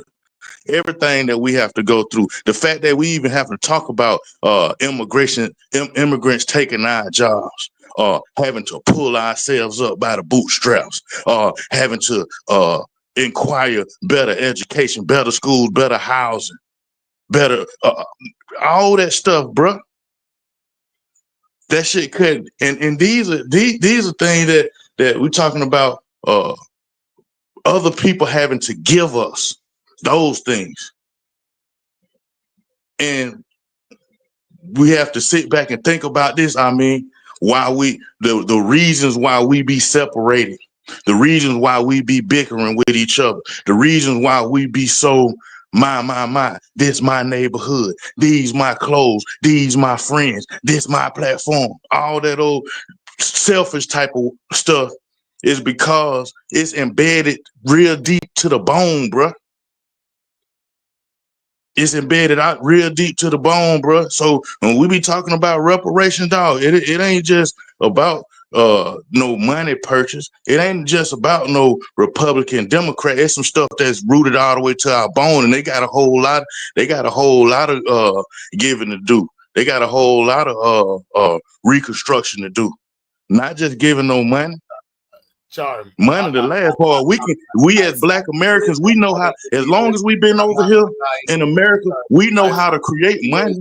You niggas, we know how to create money, so money ain't the deal. 5, 6, 7 white boys and the reparation argument, all this passion never surface when white people are What you mean, what passion? All this passion that you guys have only comes out when man, shut your ass up. You ain't even from here. That's what you talk about. You guys. That's the whole problem right there. Because we got niggas like you in the middle of the shit, and niggas like you while y'all in the middle of the shit. We'll never get this shit taken care of. Because every time we get something going, you niggas like you are the tether. You are the tether. You are the Klingon. Try to cling on to what the hell we got going on. As soon as we get, nigga, the only reason why you able to get on the internet right now, just like we able to get on the internet, is because of this. Man, shut your ass up, man. That's wrong with you. That's what's wrong with you foreign ass niggas, man. Y'all don't need you really don't need to be around us, bro. You really don't need to be around us. If you got that type of vibe about you, bro. If you got that type of vibe about you, bro, you don't even need to be around us. You just come over here. You come over here to be a distraction. You don't even need to be around us, bro. You don't even need to add your 2 cents in our conversation, homeboy. At all. Because of your vibe right now. You don't even need to be in the middle of what we be talking about. Never. You don't never need to be in the middle of what we talking about, my nigga. Straight up. I was calling you brother. Now I'm calling you my nigga. You don't never need to be in the middle of what we talking about, homeboy. Never. Nigga. Nigga, shut the fuck up with all that weak ass shit, nigga. Everything you talk about from now on, my nigga. Everything you talking about from now on, my nigga, some weak ass shit. Everything you talk about from now on, some weak ass shit. And I'm out of here devastating. Like y'all can keep on talking to the weak ass nigga. Cause every time y'all talk to these weak ass niggas, this the reason why we can't move forward, because we got weak ass nigga like this amongst us. We put it on the record, man. I appreciate it. Man. All right. All right, who's next? Who's next? That's the second one. 2 down. 2 down. No, we gotta let everybody gotta get their before I finish rolling my joint. Who's next? I'm rolling a split. I'll take one more Ados. All this passion that y'all have. When the white boys are around, I see y'all on panel with a bunch of white guys. Who'd you see? Who was y'all? Who was y'all? Who was y'all? The deities, the loudmouths. Cut it out, man. Cut the bullshit out. And y'all never had no passion like y'all have for me. You ain't seen Tom. You ain't seen Tom on no panel with no bunch of white motherfuckers. You ain't seen Deity on the panel with a bunch of white motherfuckers. So cut the y'all shit out, man. Just stop. You ain't seen that. I've seen it. Trust me, I've seen it. I've seen that. You ain't seen Tom or Deity on They're it. not crashing out and acting like they're acting now. They're No, you're not talking about China. He's blanking in. He's talking about niggas. No, I brung up the FBA. I'm actually bringing the FBA in it. Right. Because that's the only reason why we're talking about reparations. Because reparations was supposed to be one of the supposed to be the main talking point. ADOS made it clear when they first started it that, you know, the understanding was, hey, descendants of slaves is the descendants of slaves. It wouldn't, you know, there was no somebody else trying to take our reparations, or, you know, we worried about somebody else getting our money. They were just trying to, you know, make an argument. They was trying to lay out, you know, some sort of structure. I mean, that's all it was. So, I mean, Tariq, you know, when he first started out, before the FBA, I mean, I didn't see any contention, especially when he, you know, neck and neck with, you know, other Pan-Africans. So I don't understand why Tariq Nasheed never had a problem with nobody from the Caribbean. He never had a problem with nobody from Ghana, Ethiopia, or Nigeria, while he was working with Yvette Carnell, while he was supporting ADOS, until the confliction and the friction came about who was going to be leading. That's the only contention. So if you don't want to lead, or if you feel that, hey, you know, I don't necessarily agree on how this is going, well then cool. You ain't got to get out, but you know, there's other people involved. Yvette Carnell and an old boy, they already networked around, and they're making calls and making contacts with people in Washington D.C. So, you know, people were asking them, hey, and then what you got? What you got? You know, you got some videos out, you know, you know, got a couple of productions out. It's cool, but you know, we're trying to do a movement here. So, you know, what you got? So if he's not able to bring anything to the table with respects to that, then what they supposed to do? So the contention in you know, trying to separate, you know, black people in America, black people in Jamaica, black people in Caribbean islands, and on the continent of Africa, that's not going to be a talking point for reparations. You saying that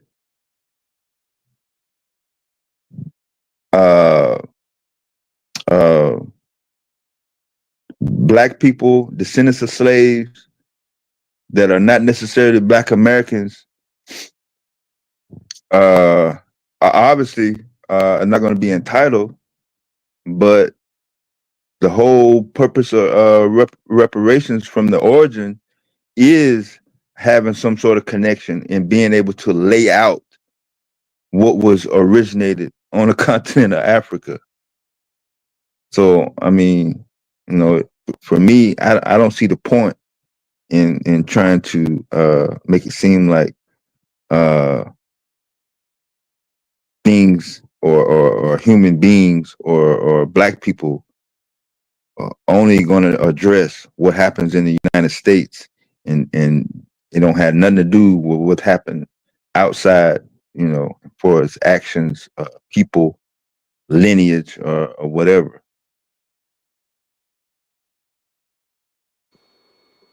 Dev, to that sentiment that you ended on, I'm pretty sure it's that not what it's the not even my benefit. first time saying it on this platform. To not even understand who the filibusters were and how important that is to slavery in the United States. And for those in the audience that don't know, your filibusters were those who, when they seen slavery coming to an end, they was exporting their slaves throughout the Caribbean and Latin America Yeah, to maintain slavery. those were the farmers from the south, mainly from the south. They was all over the place. Yeah, It was yeah. all I over the heard about place. those from the south that were sending, not sending, literally migrating themselves and their slave, their whole plantation, to places like Brazil, Chile, all throughout the Caribbean, to places that were didn't really know about the slavery abolishing. They didn't know. Freestyles Media, you can ask Tariq Nasheed himself. That'll be your source for all the shit I just said, since you doubting it. Unless he took it down off his site.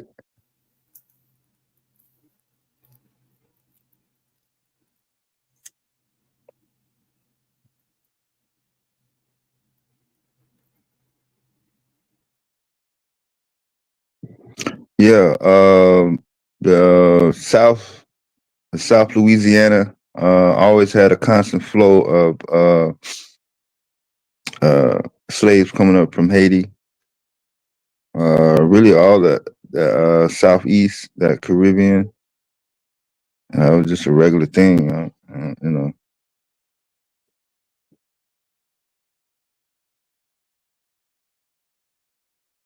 That's what I'm saying. Ain't nobody really cutting off any particular time frame, because you can't really start it at no particular year. You can't say this year we ain't had nothing to do with slaves in the Caribbean nor Africa. You can't really pinpoint it to a year. You can't say 1619. You can't say 1526. You can definitely say any year after 1492, though. I'm not going back that far, but you can't really say for sure that there was no interaction or association related to slaves that were associated with or originated from the Caribbean. Maybe when it slowed down, when leading up to the Civil War. No, in the 1800, and probably even in the 1700, the breeding farms, you know, the breeding In Florida, farms yeah. all over the South and in the Caribbean, places like Jamaica and Barbados were known as breeding farms, and Brazil.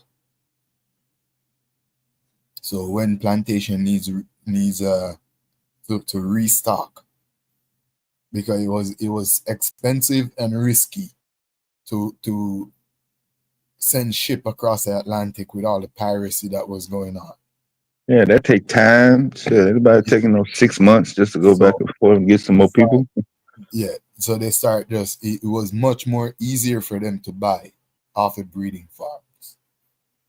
So there was always slave going back and forth from mainland America to South America and to the Caribbean. And it's funny because these people were getting so passionate and angry. Like, you're just born the other day. The breast milk is still on your mouth. You're getting passionate over freaking 300-400 years of history that you know nothing about because you're born in a freaking state in America and you think that's all life is about. You know what our ancestors have to go through? Not only in one country, but throughout the entire America.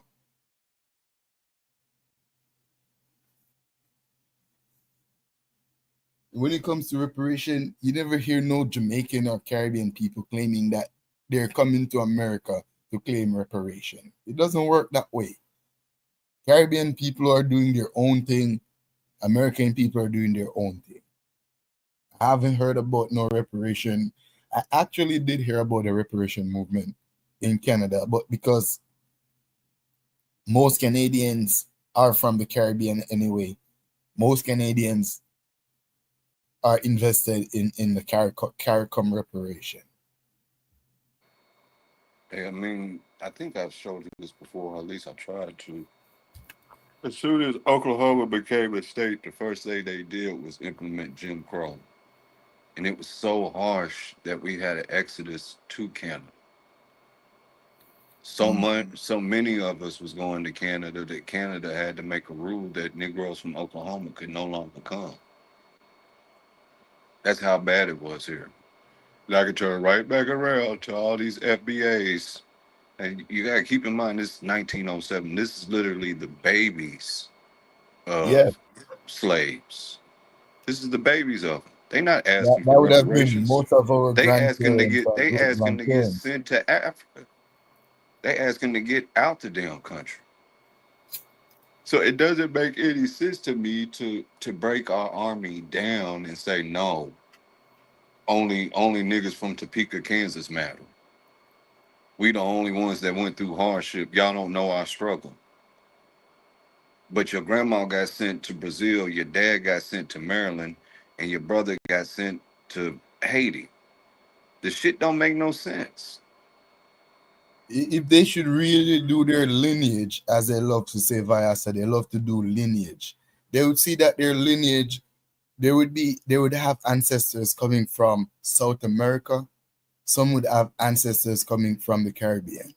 And many would have ancestors only in America. I give that too. You know? And if Caribbean people does their lineage, same way. Many of us would have great-great-great-grandfathers who was born in North Carolina, in South Carolina, in Louisiana. That's how it was. Imagine the Underground Railroad being delineated. I mean, exactly. Imagine me going up there, go tell those black people in Nova Scotia that they're not like us. Man, you know how proud they are just to know of their black roots coming up through the Underground Railroad.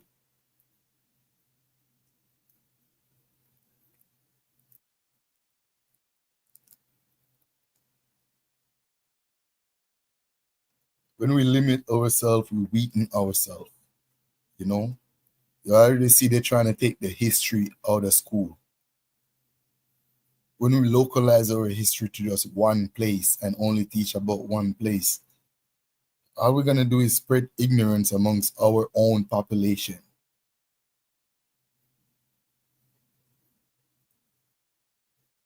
Just being amongst each other, we get to talk, we get to share stories, we get to share history.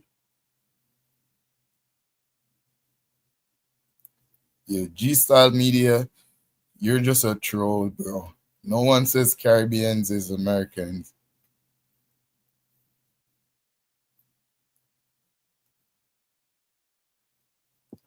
back then. When did the Caribbean not be in America? Yeah. The countries You took my weren't question, Dad. even independent back then. They were under colonies like French colony or British colony. You know, America. Remember, America was part French and part British and Dutch. America was once under colony until they separate and form the United States. You know, so a lot of these new, how we trying to name things now is not how people were looking at it back then. You know, people were looking at it as, you know, you're on a plantation, you're on a colony. No one was looking at it like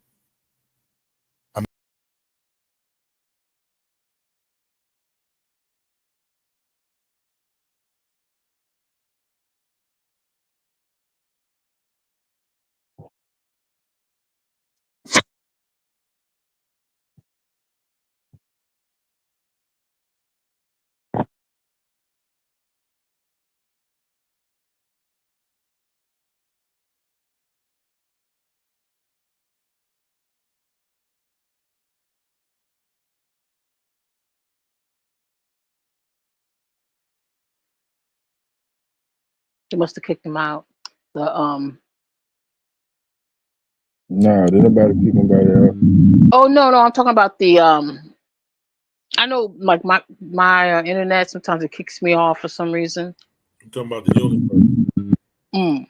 Universe. Mm-hmm.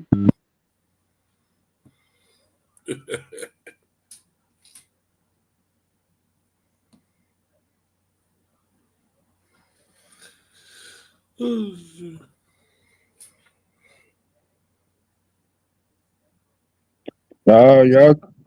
Y'all can keep on going. Shit. GQ Bass Reeves had a delineated saddle.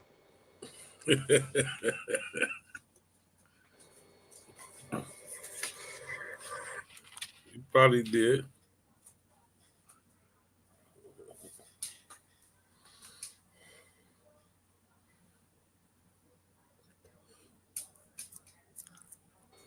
I just don't understand a lot of the double work in the conversation.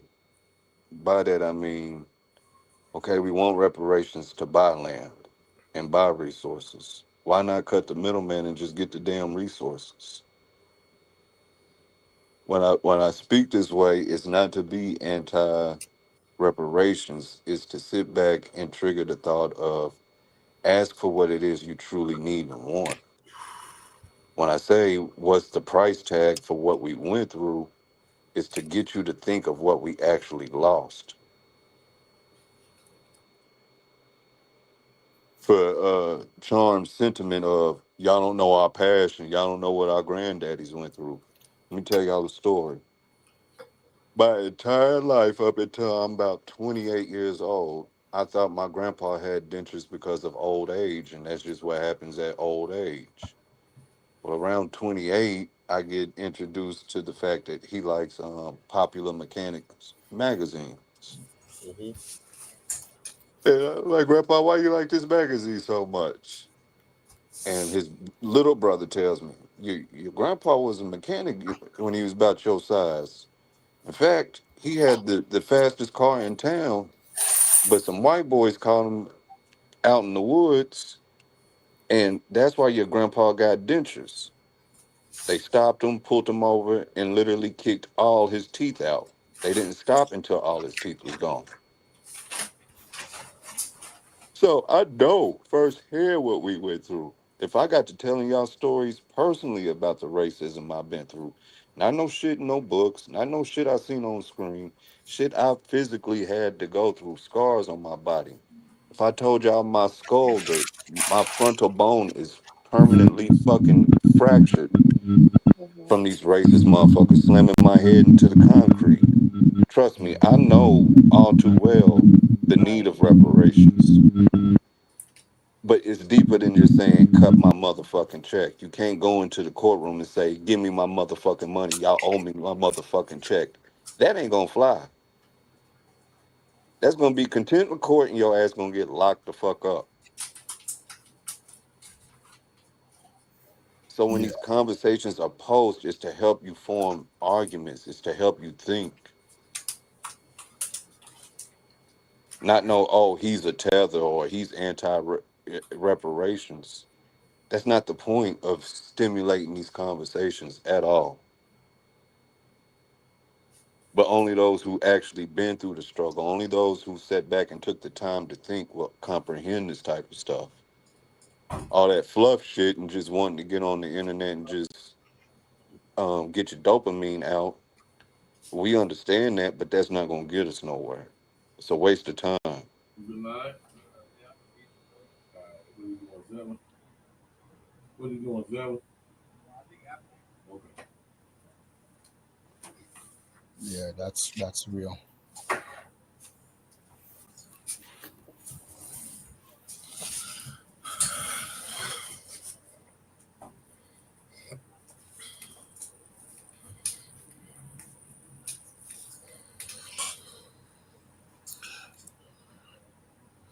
Yeah, this shit ain't no joke, man. We were still going through it in the 90s. Like we going through it now.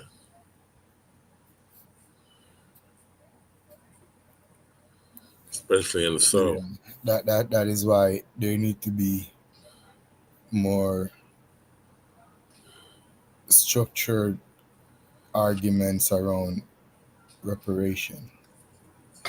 You know, and once again, including other people just for the sake of division is not necessary. Black Americans are Black Americans. It doesn't say Black Americans and Caribbean and the rest of the Black population. You know,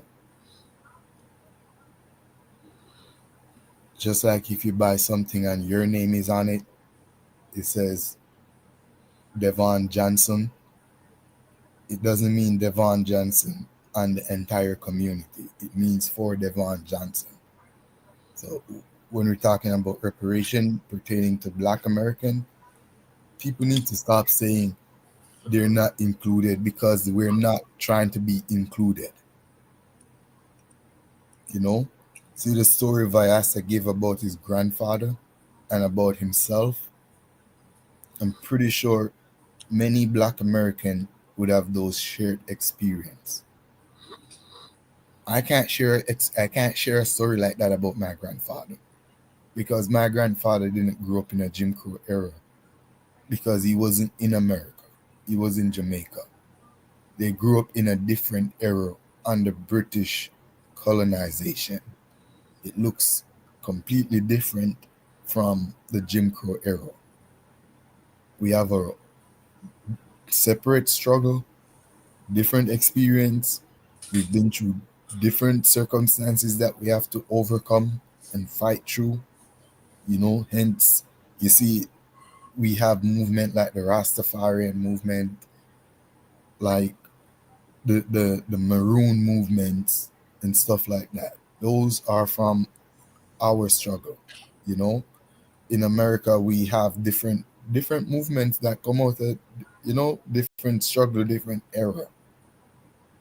So when we talk about unity doesn't mean we're here to take over or we're here to include it into more specialized area that only deal with specialized things. We have to learn to move diplomatic amongst each other. You know, we can't get scared and xenophobic.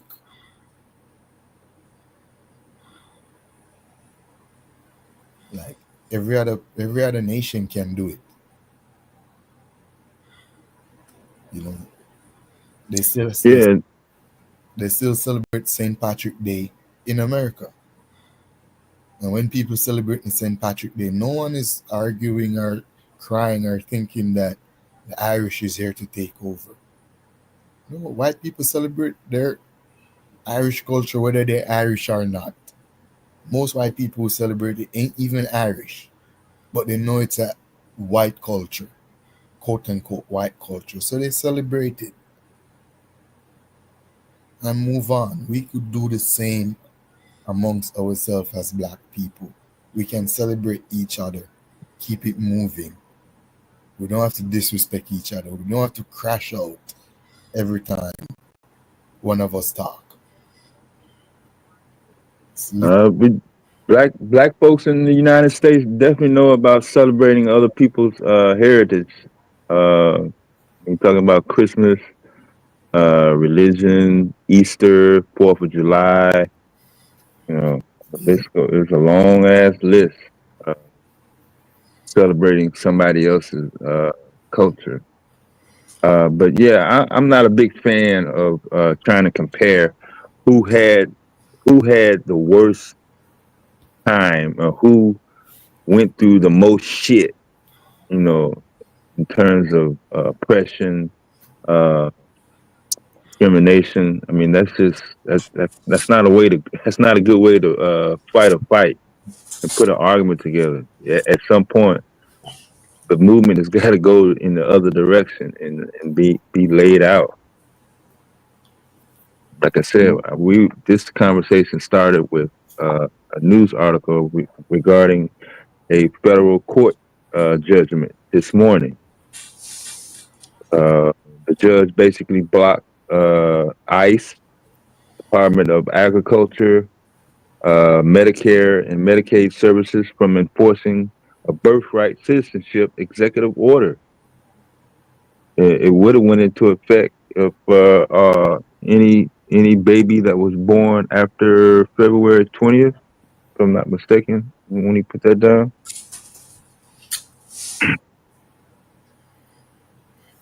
Yeah.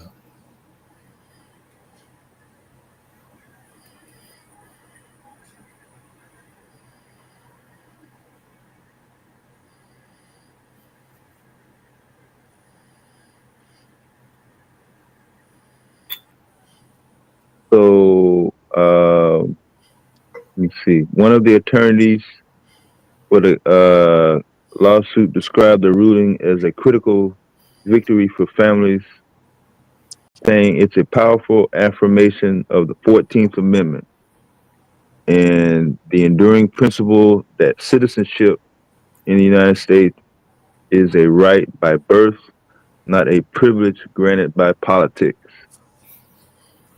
According to Senior Counsel Marinke Bajana, who is the Senior Counsel at the NAACP Legal Defense and Education Fund.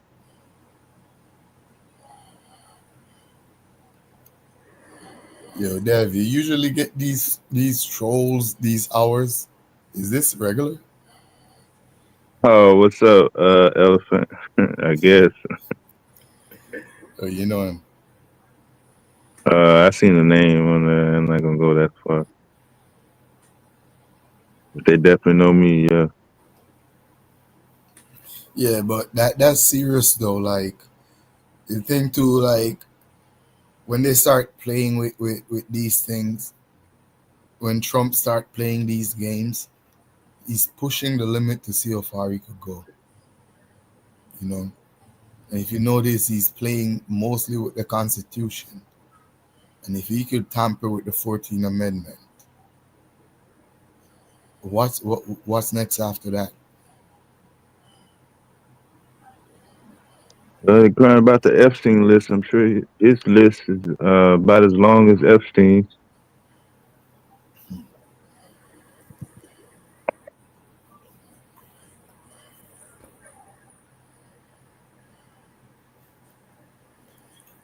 Elon Musk bring out the Epstein list? Nah, I don't think nobody gonna bring it up.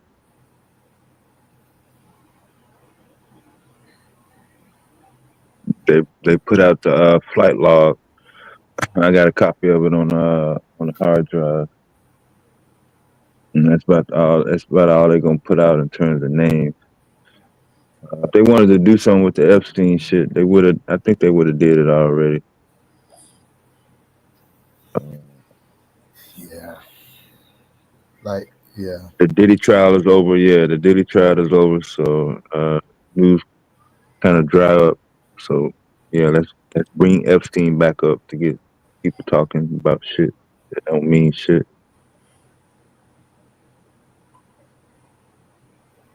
I know black people were never concerned about no fucking Epstein when he was alive.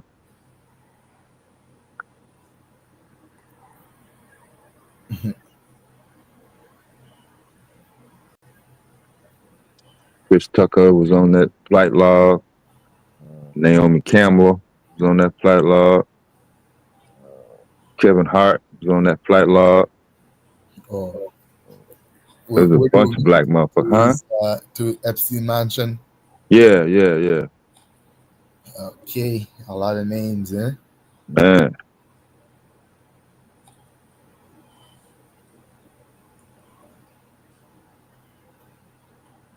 I'm pretty sure there's some big names that they're not calling. No, you're not gonna hear some of the same people that throw black people under the bus speak about those particular names that have been verified on that list for obvious reasons. Yeah, and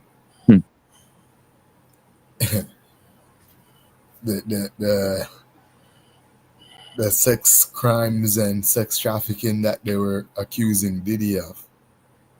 It seemed like Epstein case is not really an accusation. No, not really. It seemed like it was more of a business than an accusation. But yet still, there ain't no big media, ain't no big headlines. There ain't 100 YouTube videos about it.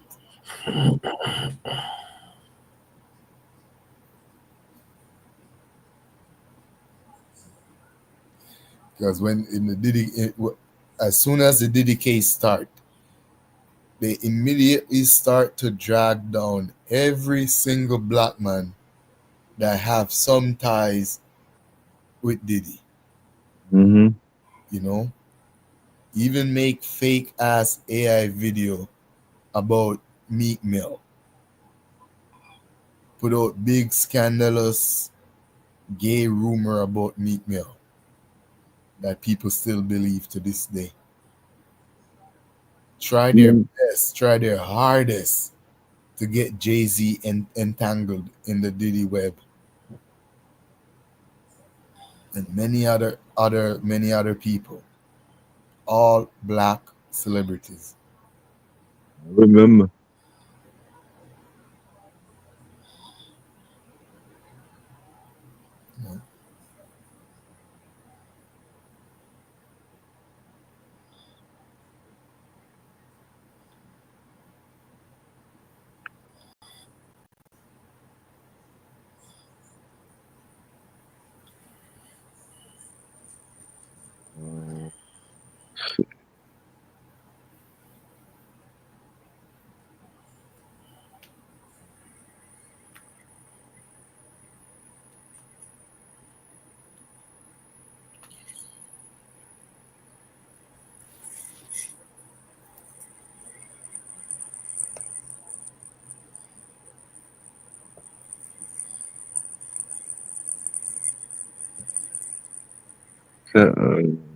True.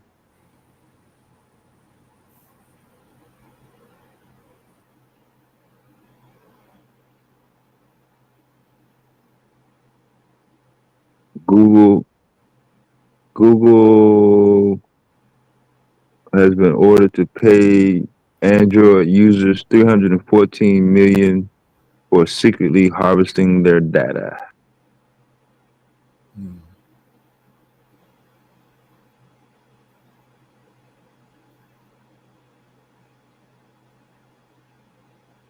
They was talking about AI earlier.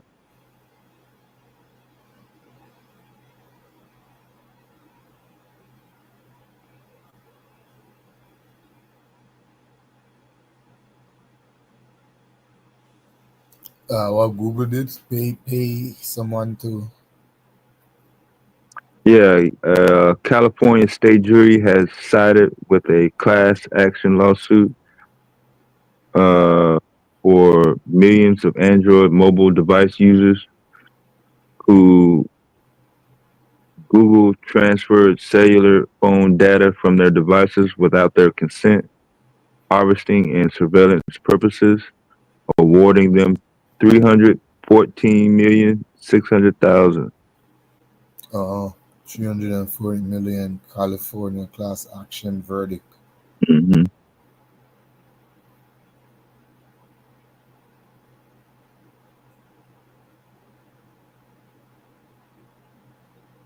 The jury found Google LLC caused Android devices to secretly send their certain information over cellular networks for Google's own purposes. So who the hell get the $314 million now?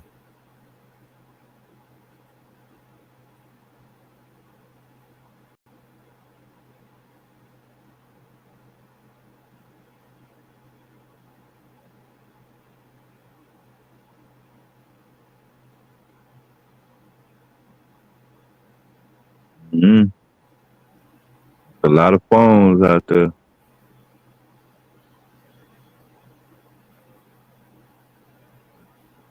I'm gonna put the link in the chat right now, man. Sure.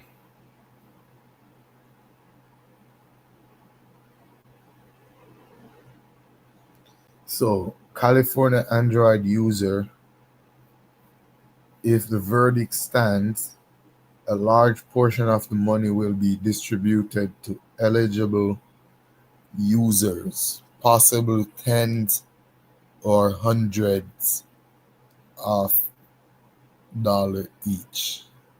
Hundreds, not hundreds of thousands. Oh, couple $100 each.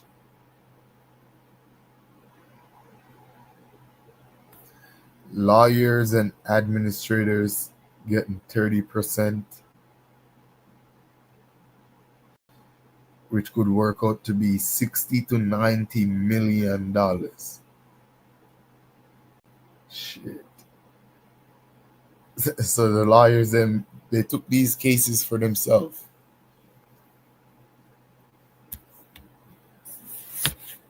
Because the people who actually get their information stolen, the most they can get is freaking $500, while the lawyers then walking away with $60 to $90 million. They're gonna get a new Google phone. I mean,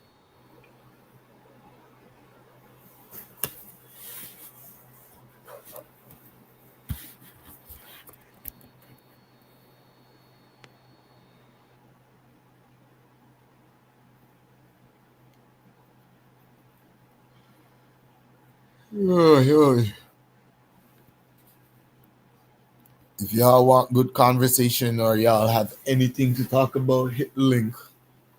I'm tired, about to go to my bed.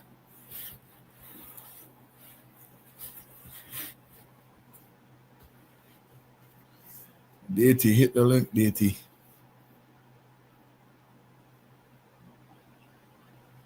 Yeah, they go to Google lawsuit in the chat. But yeah, based on how many phones out there, 314 million divided by shit.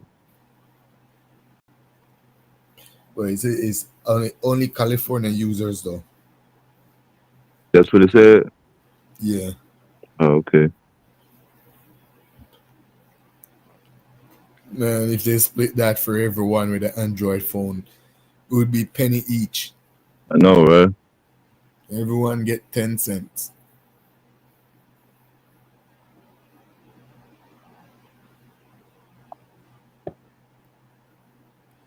$340 million. That's like freaking a light bill for Google.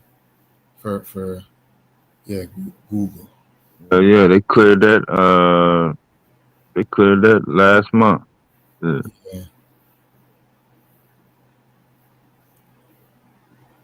But I got one of those checks from what's it, AT&T? I think it was 06, 07, one of those years. Yeah, it was like It wasn't $100, but it was like $90. But it was like a paper check in the mail. Yeah. Yeah, man. Wow, for some lawsuit that they lost. Yeah, man. The first letter came, and all I had to do was sign it and put it back in the envelope. That shit came like 3 weeks later. I forgot all about the shit. At least they really pay out the money then. Yeah, they really paid the money out.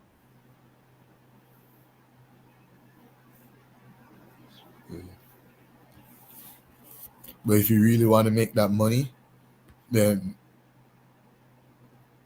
file as a civil case against them while they're filing this case. Just file the same thing. Claim that whatever you stole my identity, you stole my information without my permission. Plus your phone gets too hot when I'm using it. It's causing breathing problem, brain damage. You at least get $1 million for yourself. Instead of walk away with $100, you walk away with $1 million. Google will give you $1 million just to get you off there, just for you to leave them alone. If you're annoying enough, you could make $1 million.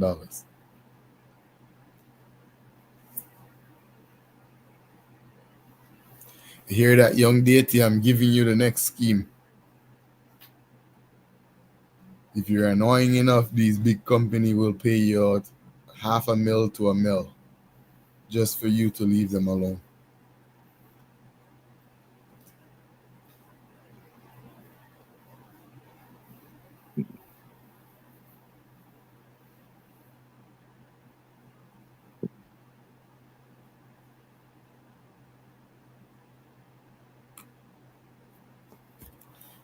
China just printed out a 3D jet engine. Yeah, China off the hook with their technology. Boy, I don't know if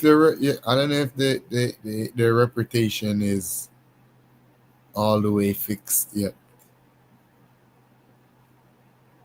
You know, Chinese product are just, they have a reputation of being cheap and not well built. You talking about or as automotives, electronics, At least the fabric, automotive, their fabric. I would say their fabric rep is up, because we know now everything is coming from China. Doesn't matter what the brand, it's made in China. So they're good with fabric. They're coming out with a bunch of new EV, luxury type EV that look like a freaking Rolls Royce crossed with a Tesla.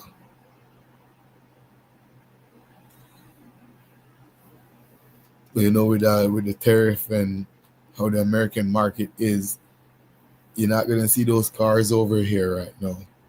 Probably in the next 5 to 10 years.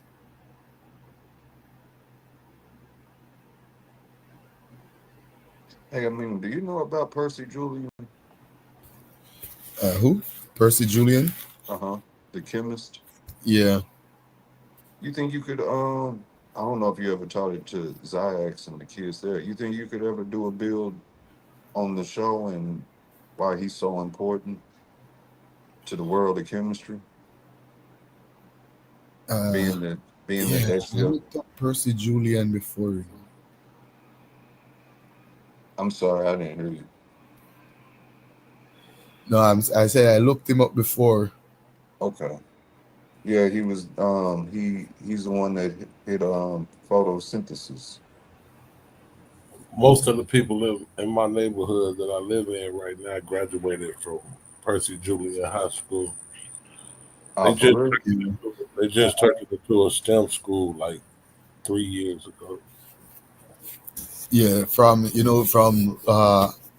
studying George Washington Carver, one thing led to the next. So from there, I looked up Percy Julian, and he also did some things with the produce, with the farm produce. That's one thing I give Chicago, south side of Chicago. They memorialized all those guys with a school, pretty much, because we got everything from Langston Hughes Grammar School, which is 2 blocks from my house. And then we got Julian High School. We have Carver High School, which is out. It's a little further out, 130th. Yeah, we got damn near every high school contributed to all those black scientists and authors.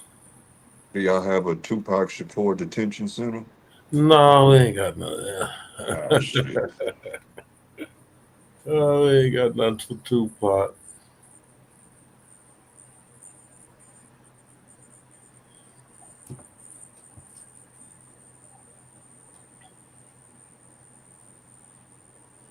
Got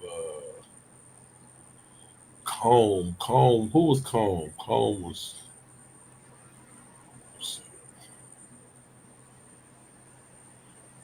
Who? Combs? But he's saying Vyas, I should do I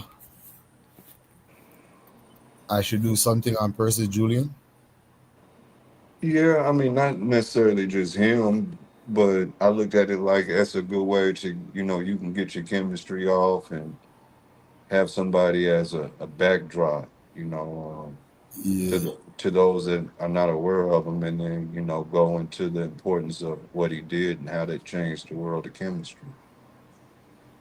I want to argue that, he contributed to the invention of steroids, but I can't prove that. Talking about Julian? Yeah. Yeah, well, he did create a lot of stuff from the yellow yam. Was it steroids he created from it, or was it like a painkiller? I'm not too sure. I know they put an emphasis on him reaching total synthesis. I thought it was anesthesia. I'm going off from memory. Yeah, that's what I'm saying. Anesthesia, painkiller. Oh, okay. Yeah, you saw the T-Mobile $350 million lawsuit. That's a separate case.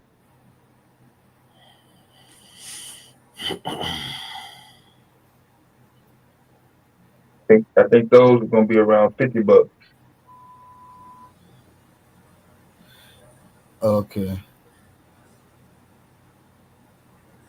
Yeah, he synthesized a steroid from the wild Mexican yam. So it was a steroid. Huh? Yeah, he did a steroid, but he also did the drug. Is it cortisol? I believe so. So cortisol is the anesthesia. You said a Mexican yam is what he did the steroids with? Yeah, he synthesized a medical compound from a plant including soya bean and Mexican yam. I wonder if that's when he ran out the States and he started his own little business down there in Mexico. Hence that Mexican yam.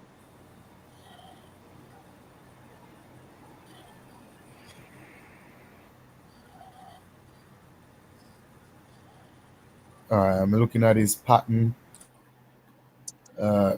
Recovery of sterol and preparation of cortisone.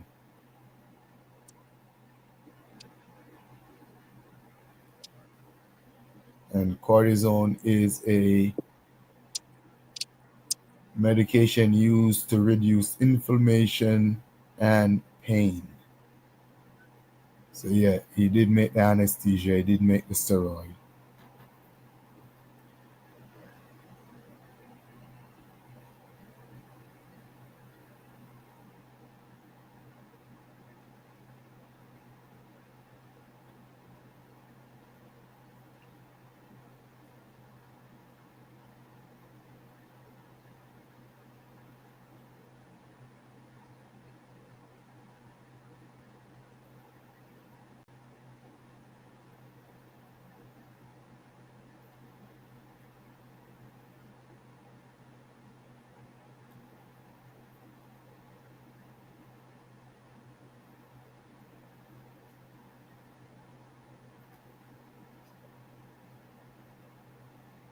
Hmm.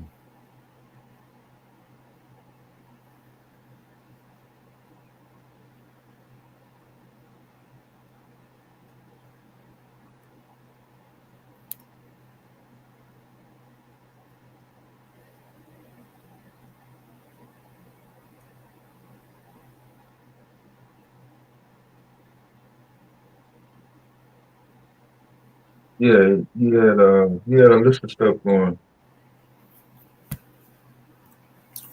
Oh man, did I exit again? Can you hear me? Oh yeah. No, I thought I clicked out because just now, the last time I touched something and I got booted out. Yeah, I clicked one of them ads and it knocked my sound out. I had to come back.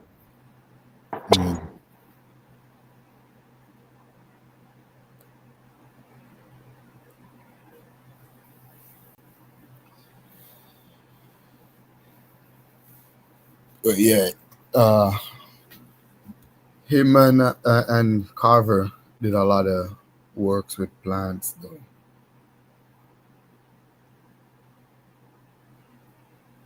I know Percy Julian was a chemist. George Washington Carver was a chemist too, or he was a biologist? He was in the lab.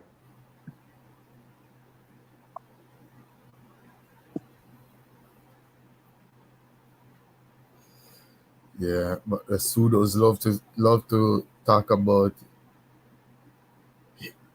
him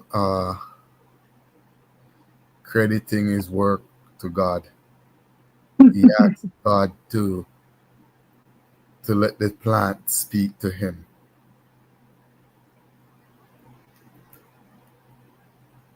And none of his early education, none of his college education and university education. Yeah, Carver applied for several colleges before being accepted at Highland University in Highland, Kansas. He arrived, they refused to let him attend because of his race. In August 1886, Carver traveled by wagon with J.F. Beeler from Highland to Eden Township in Ness County, Kansas. He homesteaded a farm near Beeler, where he maintained a small conservatory of plants and flowers and a geological collection. He manually plowed 17 acres, planting rice, corn, Indian corn, and garden produce, as well as variety of fruit trees, forest trees, and shrubbery.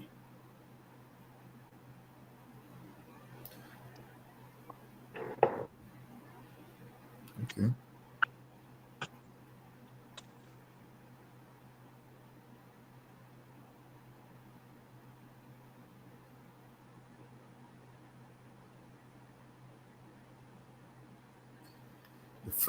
Washington was the first principal and president of the Tuskegee Institute.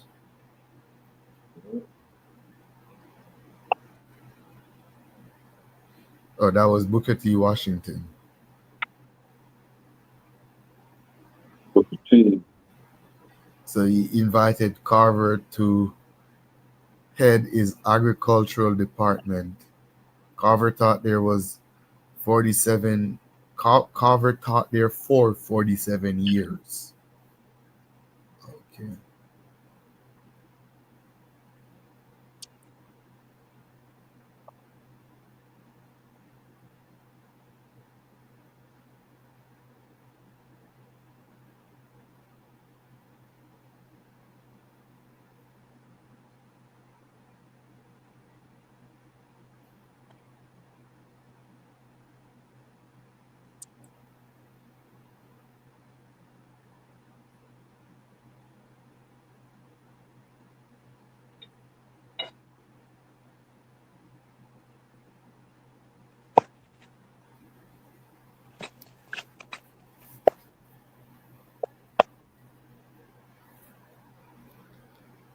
Yeah, he was definitely in the lab.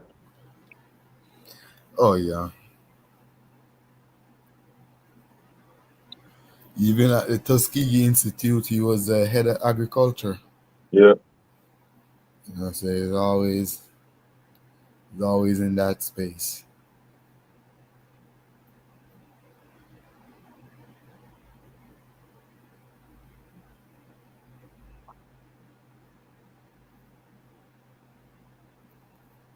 Yeah, I think I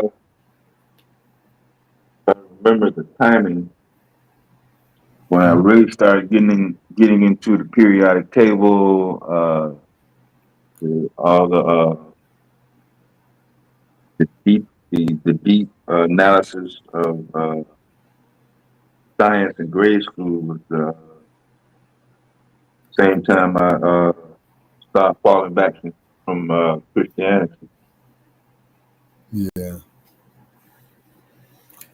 But I do remember it wasn't really prevalent in the South in the 70s and 80s, but I did remember hearing somebody saying that science was being compared to voodoo, some evil. It was a bad thing. I didn't take that very well because Well, everything we do is science. It's like nothing that we do in life, like nothing. Breathing, water. I mean, you can't take science out of nothing. So why are you saying this? And I remember he was adamant about it. He was like, "So what you gonna do? Are you gonna fucking skip science in school and fail?" It was crazy. Boy. Anyone, I would say, around my grandma age, anyone around 80 to 90, yeah, would know science as witchcraft, mm-hmm. and would associate science with witchcraft. In fact, they didn't say witchcraft like now people say voodoo and mm-hmm. whatever they're doing, necromancy or necro this or necro that, whatever they're doing, they would call it. Back then, they would just call it science. You know, someone could read your palm, he's a science man. Mm-hmm. Someone could grant you fortune, he's a science man. Mm-hmm. Someone could put a spell on you, he's a science man. Mm-hmm. Someone could mix up some herbs and cure you from flu, cure your fever. You just perform science. Mm-hmm. But I noticed over generation that kind of changed, because anyone in my generation, when you say science to them, they strictly know that you're talking about the academic science. Mm-hmm. You're not associating that with spirituality.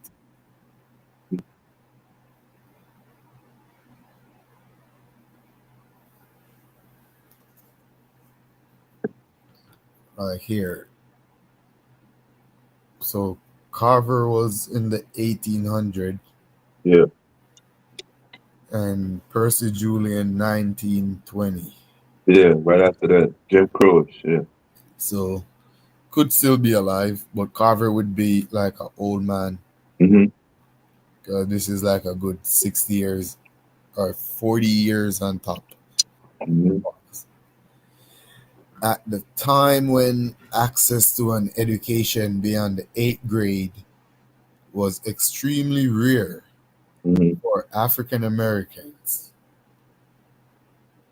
Julian's parents steered all their children towards higher education. Mm-hmm. Julian attended DePauw University in Greencastle, Indiana. Mm-hmm. The college accepted few African American students. The segregated nature of the town subjected him to social humiliations. He was not allowed to live in the college dormitory and first stayed in an off-campus boarding home which refused to serve him meal. It took him days before he found an establishment where he could eat. He later found work firing the furnace, waiting the tables, and doing other odd jobs in the fraternity house. In return, he was allowed to sleep in the attic and eat at the house. Julian graduated from DePauw in 1920 as a I don't know this. A Phi Beta Kappa. Oh, goddamn fraternity shit. Oh. What's up, Dr. Lamb? Oh, this is their like the Yeah. Phi Alpha Boys Club. Yeah. Okay. The So this Boule. Yeah, Phi the Beta Boule. Kappa, valedictorian.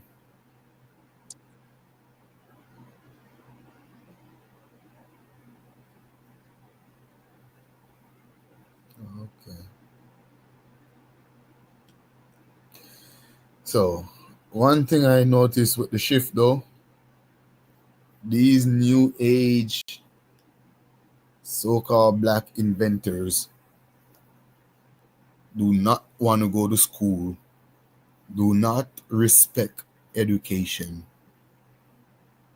but love to call these ancient giants' name, not knowing that these ancient giants literally walked through fire to get an education and wasn't just satisfied with a high school diploma.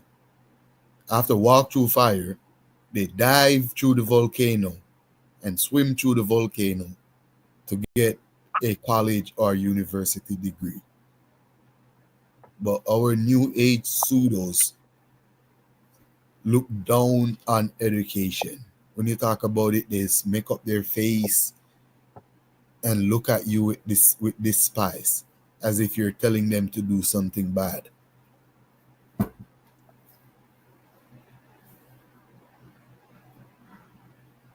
They get into the truck cut, anti-system, anti-everything, anti-life. Yeah. And they're not living in segregation era.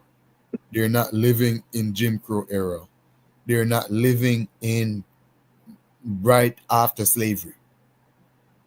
But these giants that we just read, George Washington Carver and Julian Percy,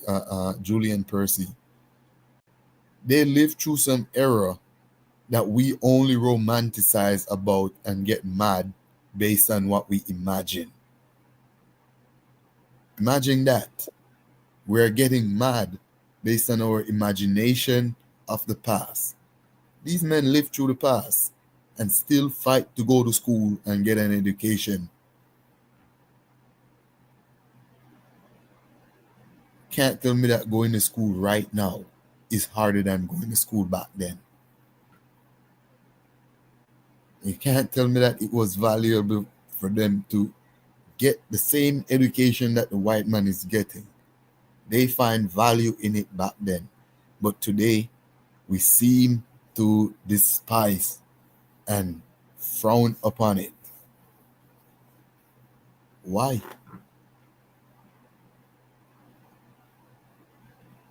What's more valuable now? A YouTube career?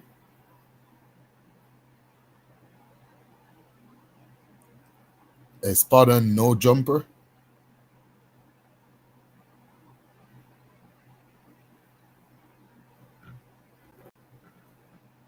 I don't know.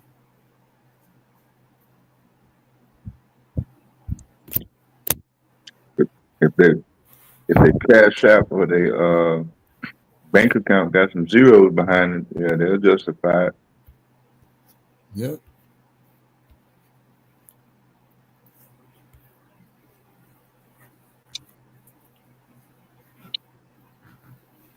Remember, no jumper can only pay 2 niggers per month. Okay? So if we all fighting for a spot and no jumper, there's going to be a lot of disappointment. The colleges and education, the colleges and university, I should say, can issue out thousands or tens of thousands or hundreds of thousands of diplomas to niggers every year. To me, it worth fighting for a college diploma than a spot and no jumper.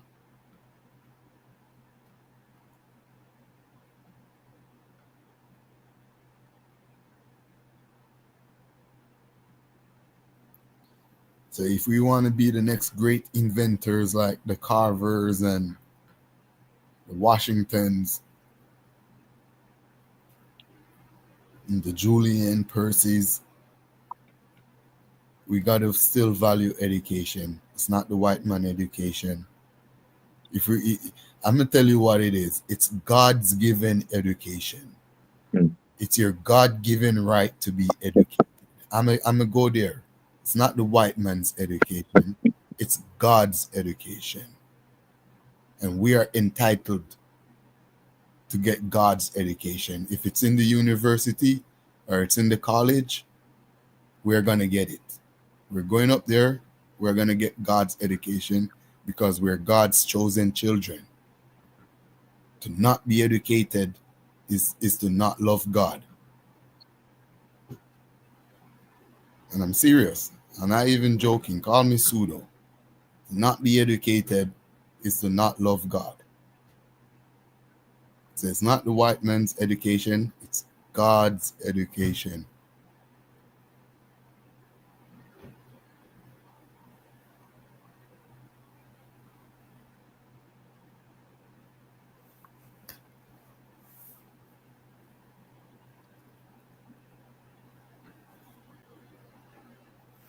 How else we gonna save our people? Marley Mar, what's good? Hit the link, God. What up, Mar?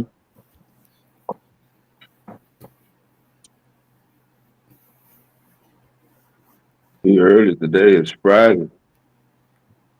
I'm like, is he going to bed or is he just waking up? But I remember Marley is a man who always going to work. See, Marley had that discipline. I had to look down the corner of this hallway and around my shoulders when a man said education is God given. Make sure Savior wasn't around there. I know, right? Savior gonna hear it tomorrow and crash out. Know, yeah. Yeah, that's what started the crash out, D-Red. Me talking about the FBA's complaining about the Essence Festival.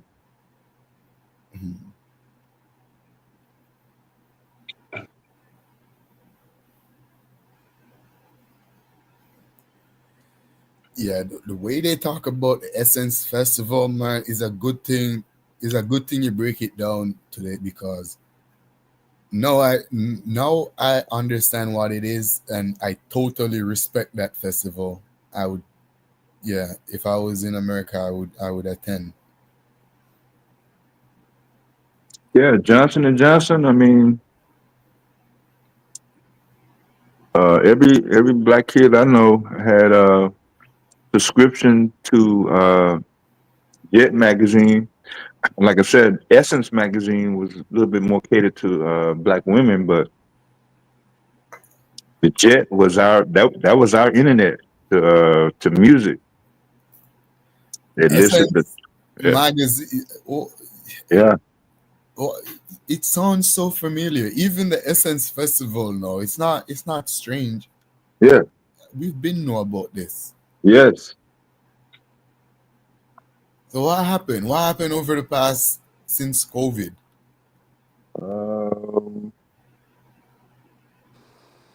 Why no one talk about Essence? We more hear about Juneteenth. They should have been getting commercial ads on YouTube and TikTok like they did on the radio. Yeah.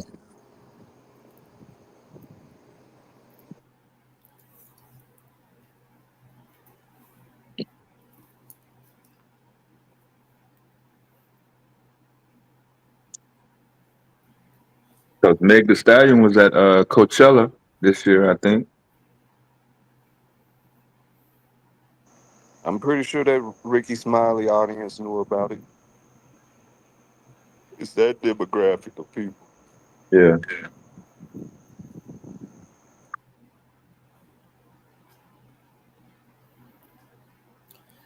Yeah, I just see their bad rep about Coachella. All their freaking porta potty out of service. Out there looking like a tent camp.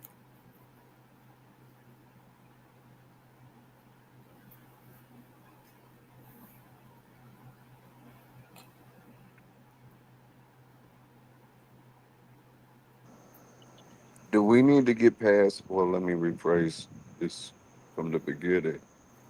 Our journalists and news reporters, do we need to get past that sentiment of drama sells?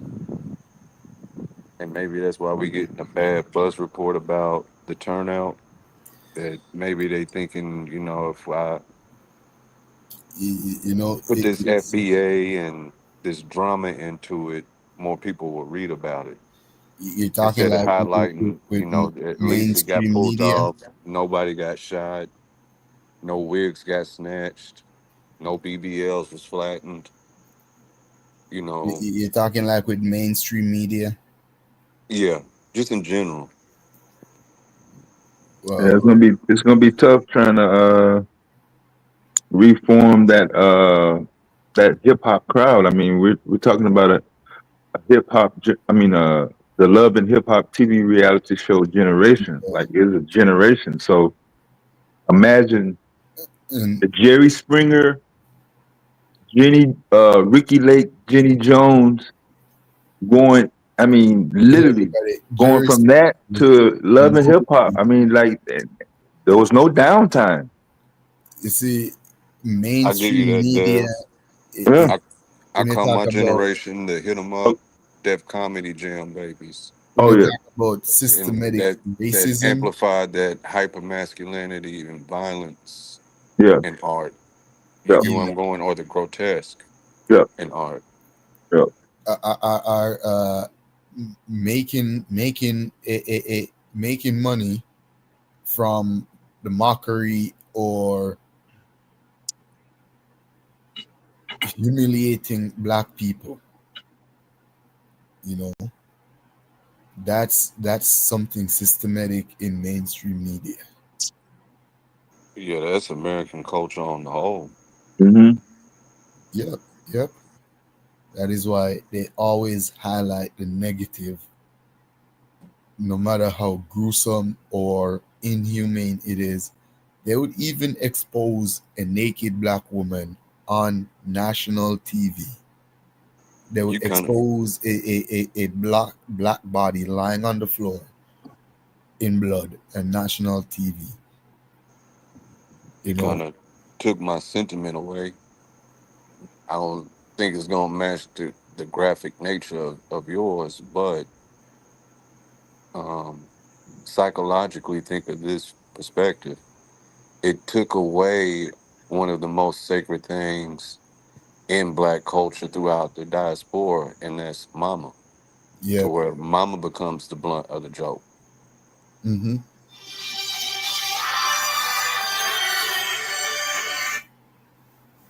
And dad is just absent. Don't nobody even really make your dad jokes. Which is weird. I never understood that growing up.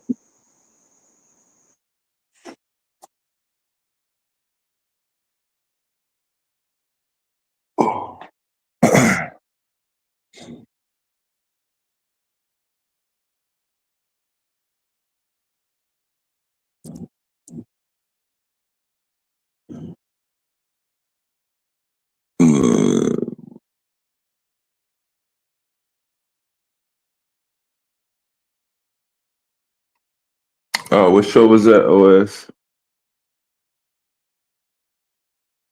I didn't watch none of them shows on the regular.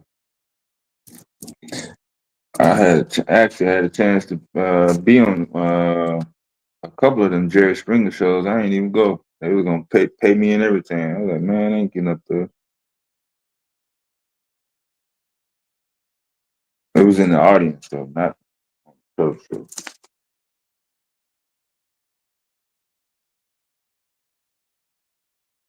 At one time, they was paying audience members, and then they stopped. But they definitely was paying the panel guest.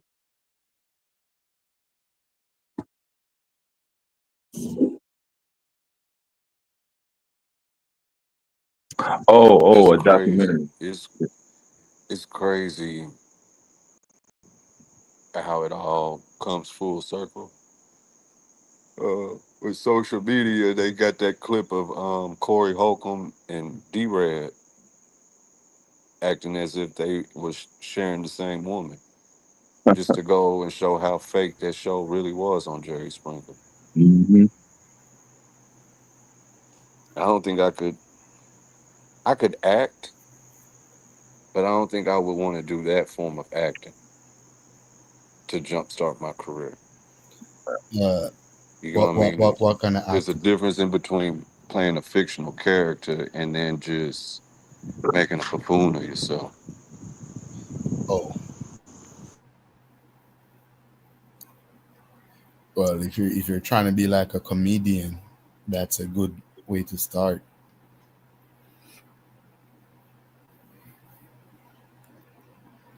If you want people to take you serious, no.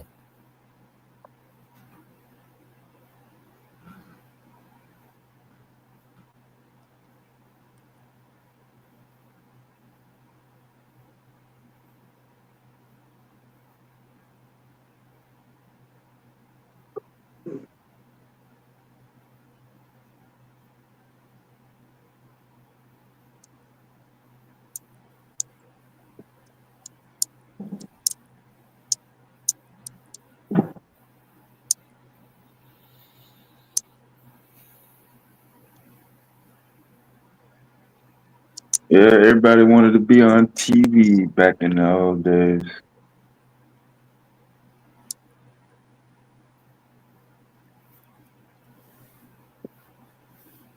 Oh, yeah.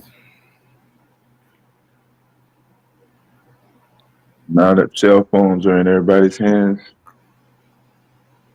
anybody can be a star. Or everybody can be a star now.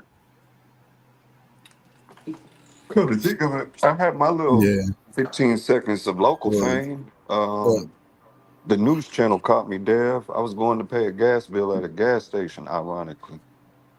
And I was walking in with my son, and the reporters just ran up on me and started asking me questions. I think they was asking how I felt about parents smoking tobacco products in the vehicle with their kids in the car. A new law was passed. I don't think it was a law or not. I think they was just asking that question at random to people. It may have been some legislation around it. But man, before everybody was this is back when you had the what do you call it, the voicemail machine. Mm-hmm. That damn thing was busted. Yeah, when I used to live in the hood, I used to talk to the news people at least once a month. Not giving no news report or whatever, but questioning them, like what the hell is going on here? Mm-hmm. And they used to give me the whole breakdown, whether it's a shooting, a robbery, someone died, a stabbing. Yeah. I think it was 2004 when I was in Kansas City. Don't want to know what it said. I was on Prospect, and I guess it was some sort of gang situation, but the dead body ended up right next to my parked car. Like he was laid out. So like his fingers, like if you lift his fingers up, it could touch my bumper. I was over my friend's house watching the fucking football game. I wasn't even at the crib. So I was in his car. We came back up. We saw like a million fucking police. I was like, what the fuck happened? They was like, there's been a murder. We can't let you in your apartment. I'm like, what the fuck do you mean you can't let me in my apartment? Dude, I was thrown all the way off, man. Yeah. I had to spend the night over his crib. Yeah, man. I had to go to work the next day. Like, car for forensic. They didn't tow it, but they definitely dusted that motherfucker. The forensic was all over it. I could tell where they had the chalk. They outlined it. That shit was freaky, man. The news people came over. The Fox station came over the next day. I was like, nope. The dude downstairs though, he went on camera though. I was like, man, I wasn't even here. I don't know nothing. I was still pissed off. But I was like, that kind of set it in motion on just basically, hey, I know I was a rebel and I, kind of like the fast action, but that shit right there,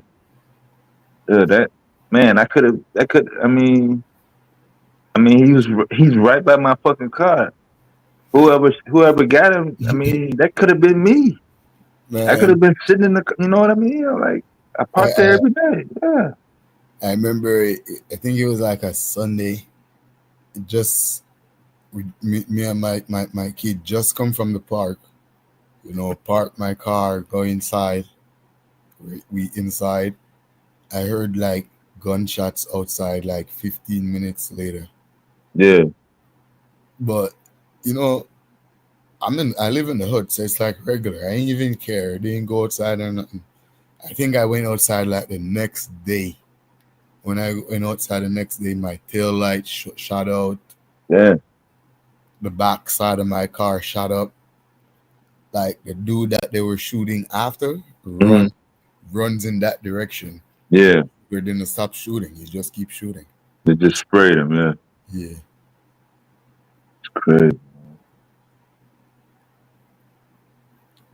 Yeah, you could have been in your trunk or in your car, man. It could have been you, yo. Yeah.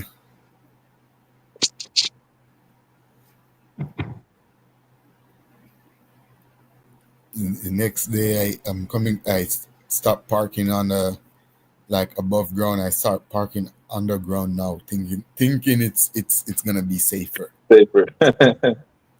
Man, them crackheads is like I just brought them the car, yo. Them crackheads been cracking out my windows at least once a week. Every week I'm putting in a brand new window. That's good. I remember one morning I'm coming in, like 9-10 in the morning, coming in. And I saw these three guys, like at the bottom of the staircase, three young guys.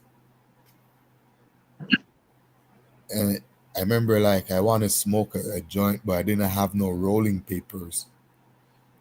So I'm asking them for rolling papers, and they're giving me the freaking Gen Z treatment. Like, like me, I'm like, yo, what up? Yo, y'all have papers? They look at me like, yo, they're mute. So I'm like, yo, y'all have papers? Yeah, one of them like, no, give me that little, that little lazy shove. Yeah. Like, in my head, I'm like, yo, these freaking little kids have so much attitude, but I stay calm though. Yeah. And I went up the step, then I walked back down, and I had some tobacco, some grabber. So I'm like, yo, y'all know grabber? Y'all smoke grabber? And they're like, yeah. Because they're Canadian. They're not Jamaican. They don't know where to get grabber. They're like, yeah. And they get all excited now. So I'm like, I'm going to give you some paper. Give you some grabber. Y'all have papers, yo? And they're like, yeah. And they give me some papers. So, all right. I go home. I'm in my place smoking my weed and stuff. Then around 12, remember I said it was around 10? No, this is around 12 o'clock now, midday. You know, I'm touching the block to go hit up 1 and 2 mans. I see bear police, the news reporter and stuff. This kid got shot in a yard, couple like doors over, you know. So I'm there talking to the news reporter guy and like, yo, what happened, yo? I'm like, yo, this kid, yeah, I guess he came over here to buy drugs or something, but he got laid out with the money right beside him. And eyewitness said they saw three young black men running from the scene immediately. And then I saw it. Then I went back home and saw the news, yo, and they put up 2 pictures. And I saw, look, fuck, it's the same kids that I passed in the staircase. Damn. You know? But they recognized 2, and they didn't recognize the 3rd one. But I recognize all 3 of them. I'm like, shit. That is why it's good to be nice to people, because those are the shooters that come to do the work. And you know, I understand why they were so timid and acting so stupid in the staircase, like they can't talk. Yeah. So that the That next went down. That happened the same day. the same day. Damn.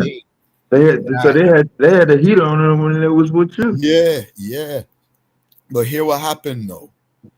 Some Jamaican guys live on the same block, because this is when I live in the hood, yo. Yeah. It's hot. Some Jamaican guys live on the same block, but they moved in. Like I've been there like 2 years. They moved in like say 6 months, you know, so they're still fresh on the block. Yeah. They kind of occupy a little corner for themselves close to one of the guys' apartment. But there's a few young Jamaican guys I could tell like they just come up from Jamaica too. Yeah. So, like they hang out there.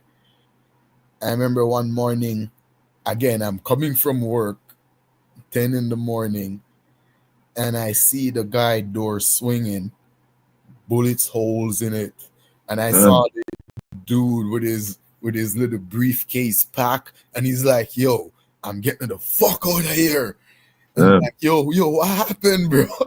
He's like, yo, last night we're here chilling and just talking, and you know, but they were inside. They used to be outside, but this time they were inside. I guess it was raining. But it's like, like he cracked the door halfway. You know, when you do that halfway, like if his body is halfway out because he's smoking a cigarette. Yeah. So it's halfway out, and a dude creep up on them and just start shooting at him. He says he shut the door fast, and they all lie down, and the dude sprayed their apartment.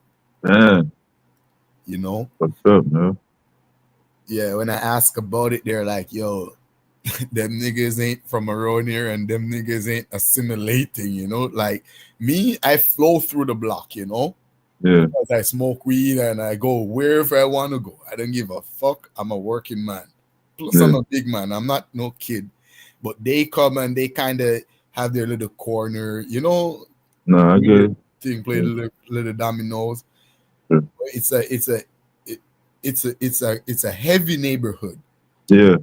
So I kind of know everyone, but they kind of, you know, because I'm Jamaican, so I would be over there chilling with them.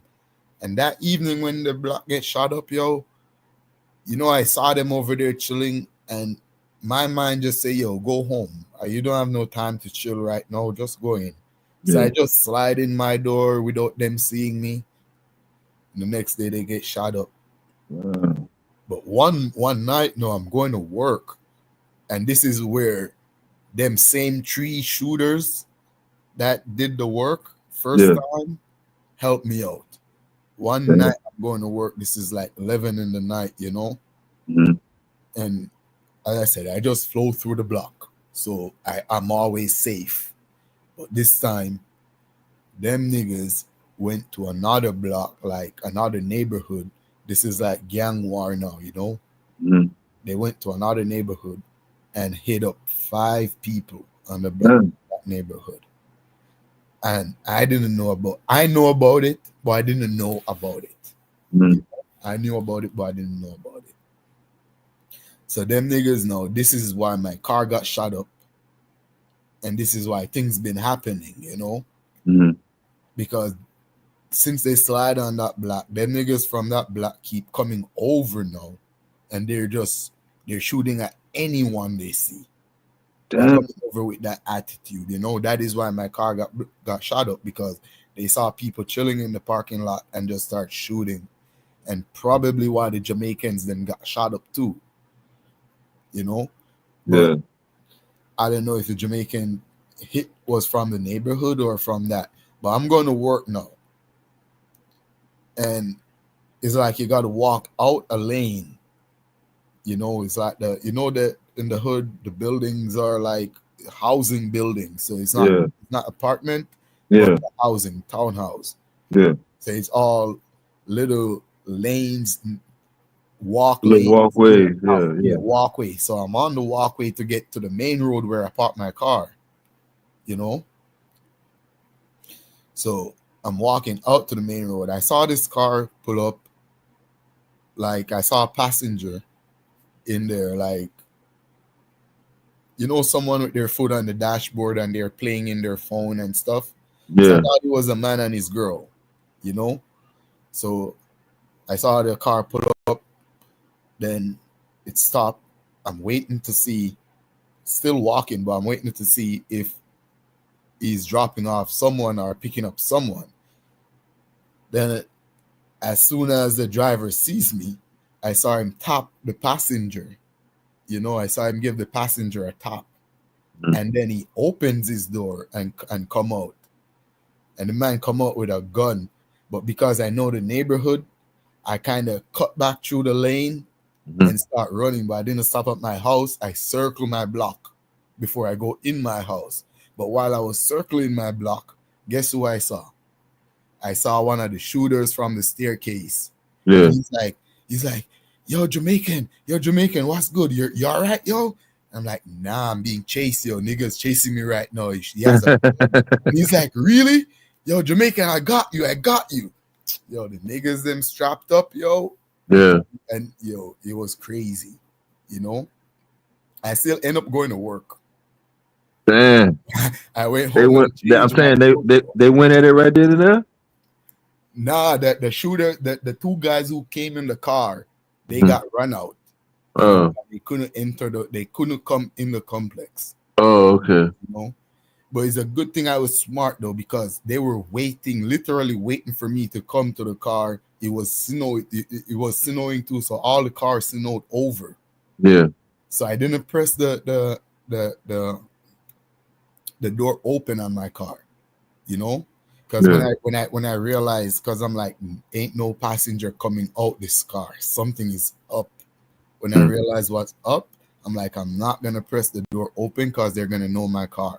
Mm-hmm. So I literally go to my car, walk past my car, and I saw the guy, like, he went in his glove box or whatever he did, and open his door and come out, and I just start running.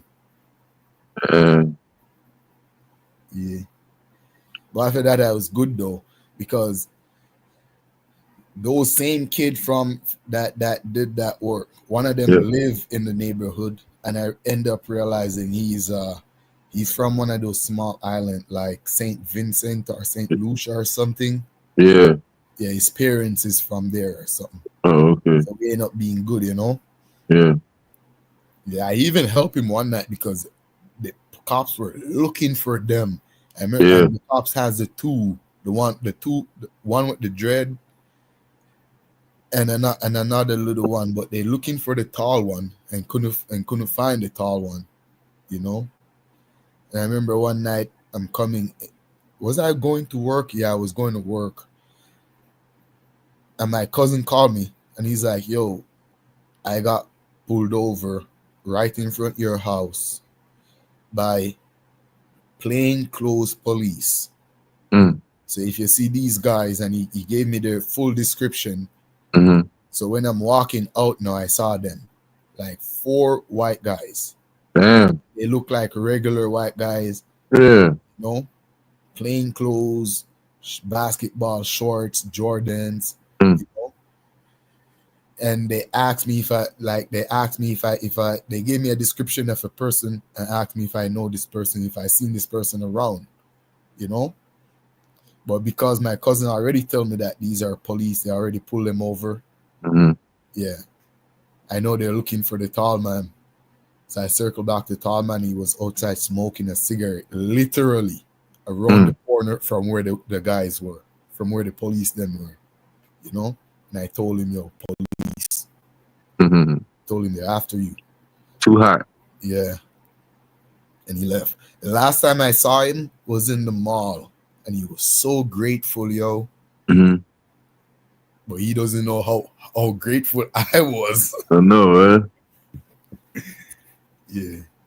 But that's one little connection, yo, from me just coming. I remember the morning I'm coming in from work and I'm so pissed off because these crackheads keep cracking my windows.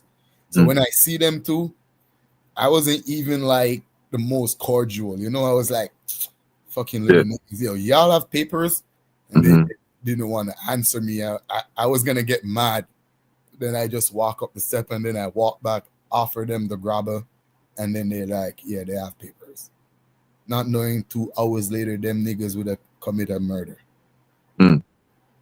Catching bodies, boy. Catch a body real quick. Man, sometimes I drive through that neighborhood and wonder how the hell I survived here for 3 years. Yeah, man. I'm born and raised in rural Arkansas, man. And I did my little fucking military Navy shit in fucking Compton. Right during fuck the police, NWA, all that in the 80s, 88. I was out there in California, Northern California. Go to the fucking East Coast, same fucking thing. Fast life. And then instead of going back to Arkansas, I fucking go to Chicago. And I'm chilling with my uncle for a minute on the not so rowdy side of town, but man, I met this chick at the club. She lived in the hood. Yeah. Hooked up with her. Started having a different crowd around me. Even though I worked downtown, I was still associating with motherfuckers in the hood. Basically did that. I did that the whole time. Yeah. Working. I was living in the hood, working, driving Mercedes and freaking Lincoln. Yeah, man. I did it. And all my cars are black, strictly black. Yeah. Those times, the chrome rims, you know, the shiny rims. Yeah. And I remember I had the freaking Lincoln Continental blacked out, trying to talk to this girl. And she's like, no, your car too gangsters. Cars like that get shot up. Yeah. Cars like yours get shot up. Same thing, man. I went to the same shit, yeah. Same shit. Had. You know when I realized that this ain't normal living? Yeah. This, because I was like manager at work, you know? I have people that works under me. Pause. Yeah. And this Indian kid from Brampton, and Brampton is like a suburban neighborhood where everyone has a freaking 6-bedroom detached house. Right. Backyard, front yard, and 4-car garage. I know about Brampton, yeah. So he thinks he's gangster, you know? You know, I'm his supervisor. He's chilling with this other Mexican kid. That's his best friend, I guess his high school friend. But the Mexican kid is real gangster. He has real connection because when I used to get my hands dirty, I get stuff off the Mexican. Mm. I know the Mexican is gangster for real, and I know the Mexican doesn't live in Brampton. He lives in Mississauga. Mm-hmm. This Indian kid thinks he's gangster, so wants to smoke weed and stuff, you know, and he drives a Benz like mine too. So he really thinks he's my size. Until one day I took him to the hood. Yeah, when I took him to the hood, but he opens my eyes to let me know that this shit wasn't normal, because I get so normalized to living in the hood. You know? When I took him there, like, he couldn't believe that people live like this. You know, he couldn't believe that people live like this. I took him to my nigga house where I think 5 or 6 people live in that house. It's like room by room by room by room by room. Yeah, the room shit. House, someone lives in there, you know? So that house alone was like a whole neighborhood for him. It was too much, you know? And just the settings alone, coming from a 6-bedroom detached house to now house that's joint together, and one little block, maybe freaking 25 by 25, 7 people live in there, and none of them know each other. They're all stranger. You know, one nigga has all his speaker box them stack up outside. You know, nigga went to jail, have his apartment, someone else take care of his apartment until him come from jail, and he's arguing over his speaker box because somebody make water run on it. Some bullshit, you know.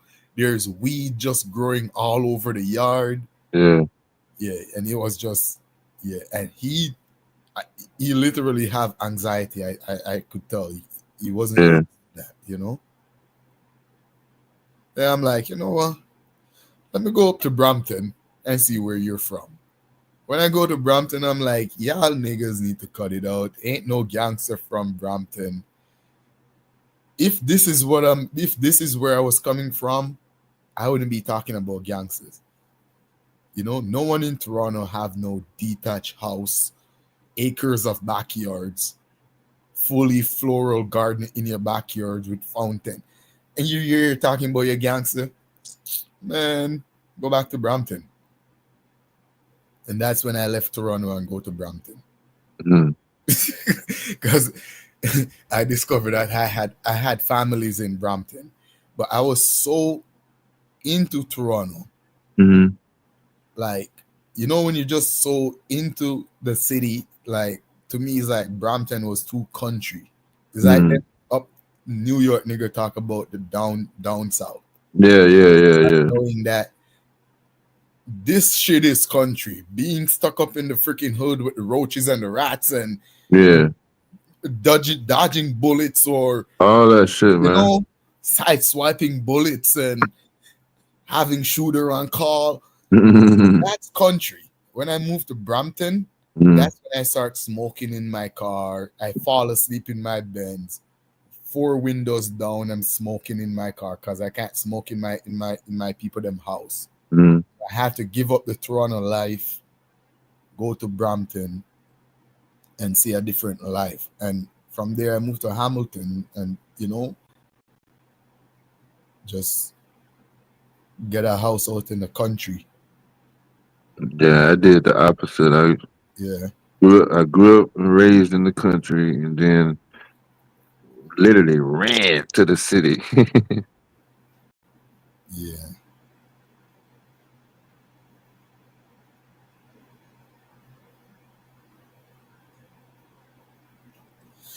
Yeah, probably be moving back to the country soon too.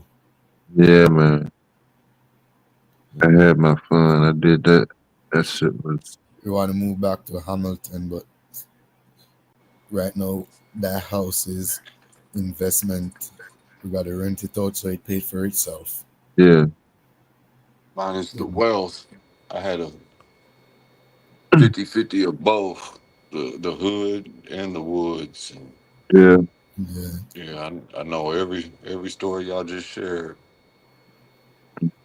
From them dark hood ones to what the fuck rural ones, Dev, to tie it into that rural society. I'm on my lunch break. This is in McAllister.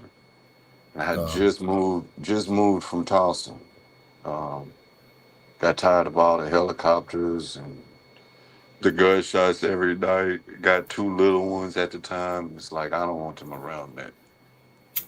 I'm down in McAllister and got a job, and typically I won't eat on if I'm working. Like I don't know where I got it from, but if my kids ain't eating, I'm not eating. But I'm hungry as hell this day, so I go to a little burger spot. And when I come out, it was the biggest buck I've ever seen with his head inside. Like I left the window on my truck down. Had his head stuck inside my truck. And I know how the fuck I'm about to, call the job because I only got 5 minutes left to get back to work. Man, I laughed for 30 minutes trying to figure that shit out. But from the gunshots to the story you was telling about the kids, I mean, I went to go make sure my godkids went to school one day.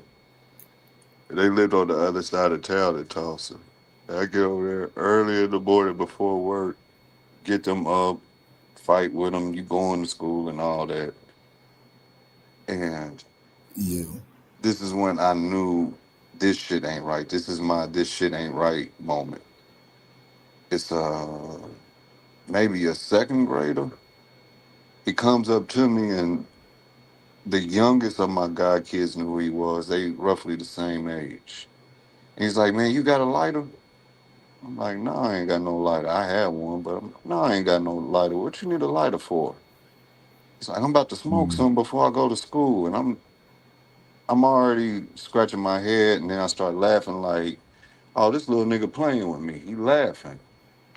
He opened his backpack, showed me a pistol, and how his pops had him pushing his work for him. And it fucked me up. That's real. It fucked me up because he was, I mean, Vasi, there's some he couldn't have been good 3'4" documentary about Toronto. It's just because sometimes I'm on the YouTube space and I got to walk in the streets and I don't know who knows who and what is what. I'm not in the street politics, but there is some hood documentary about Toronto, man. Those are niggas I know personally.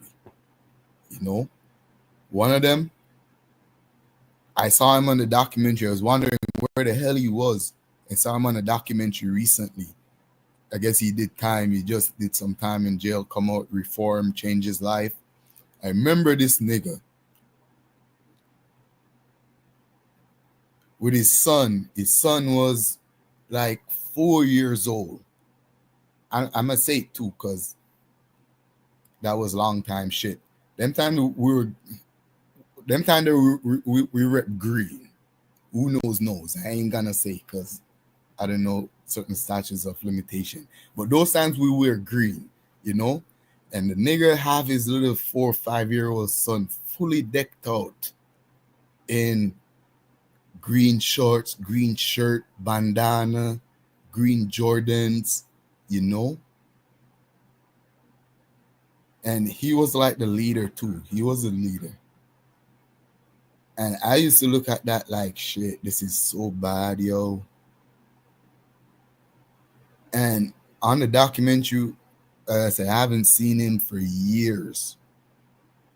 The last time I saw them was a day before the base got raided and a lot of people got arrested.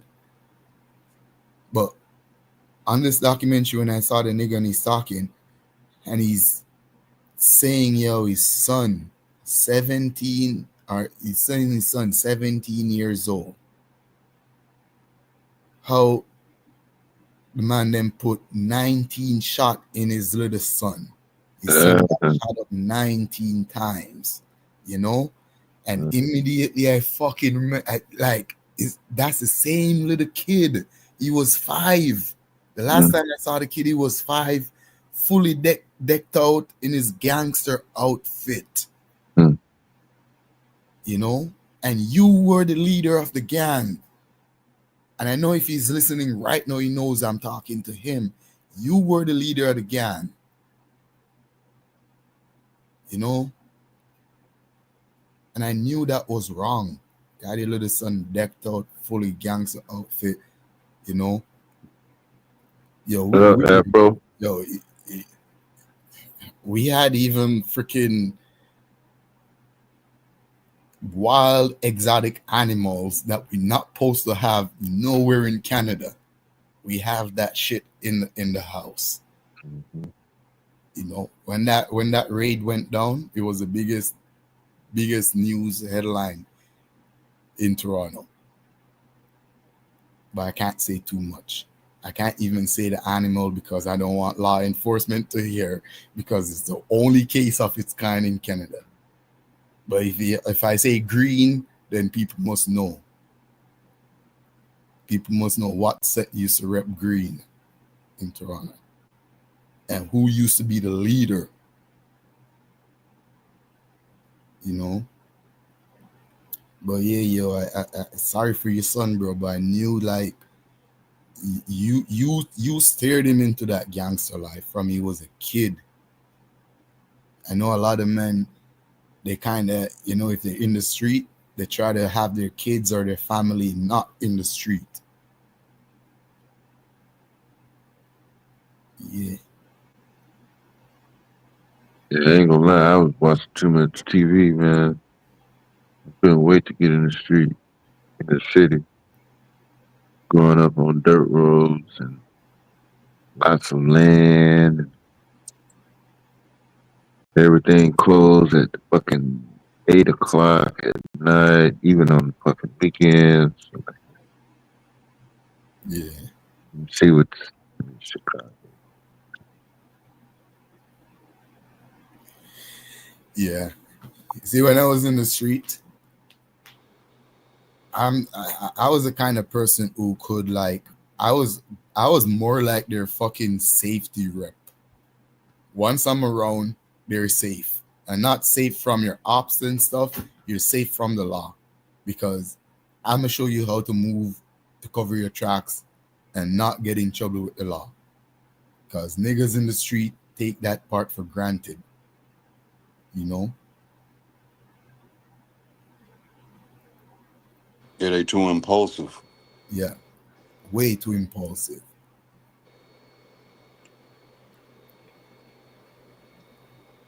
I remember my other nigga. He's more like family, you know, because my dad was having a relation with his mom. So he's more like family. But we're not family like that, you know? Two separate households. But I remember he had some straps. He had some pow, some pews, you know? And I guess he was leaving the city to go work out of town. And he gave me them. Around 5 or 6 pews.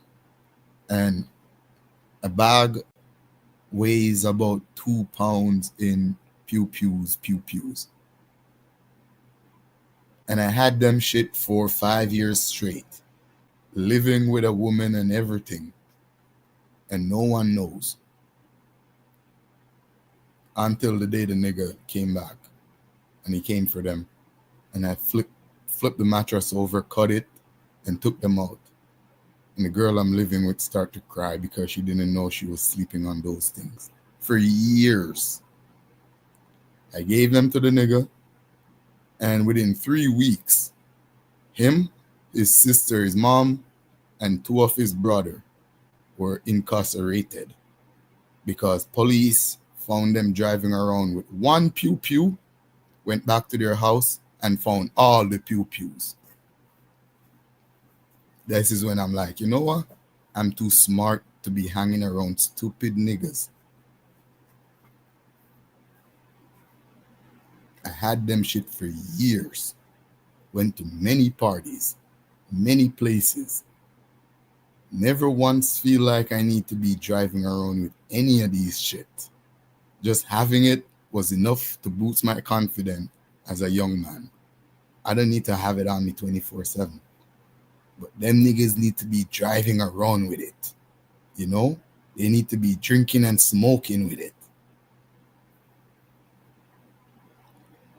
And his whole family, because he has it at his house with his mom, his sisters, his brothers. Yeah, police just arrest all of them, like the Sean Kingston family. So I'm like, even in the street, you have to have some level of intuition. You have to know to be smart. You can't just be silly all the time. And the sacrifices you gotta make. In that, I mean, I'll be out with my brothers, and I didn't get taught this. It's just somehow I knew. Everybody smoking and drinking. Somebody got sacrificed to be that driver. Because if more than two of us get in this car as black males and it's nighttime, it could be daytime. Chances are you're gonna get pulled over just for being spotted. Yeah. So you got to be able to sacrifice a lot of those desires in order to keep the party going. You get where I'm going? And yeah, it's very, very few who is willing to be that sacrificial lamb. That was kind of the role I played. Yeah. And I'm proud of it. I never participated in distributing. With women and friends in certain situations. You know, I used to party when I live out in Hamilton because I have the big house and everything. I used to party a lot, you know, and those parties could have easily turned into those Diddy ass parties. But me, man, after watching those R. Kelly and after seeing what happened through the Me Too era, I was way too cautious. As soon as a female get intoxicated, I'm calling the cab. And niggas used to get so mad at me. And, you know, these girls used to want to get drunk and think you're going to sleep over. And nah, as soon as a female got intoxicated, I'm calling the cab. You're out of here. I remember one night these niggas got so mad, yo. I'm like, all right, you know what? I'm going to call you guys some strippers. If it's that serious, I will pay for stripper. If you guys, you know, if you guys think you have a chance with these drunken ladies, and because of me, I ruin it, I'll pay for some strippers. That's all right. I don't need none, but for your entertainment and for us being safe now and in the future, I'll pay for strippers. Local strippers.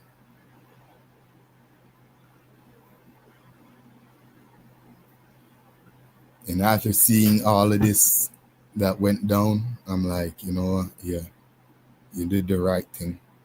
You might become someone someday in life, and you don't want somebody that you don't even know their name coming to say you did this because this happened at your crib, at your party. No.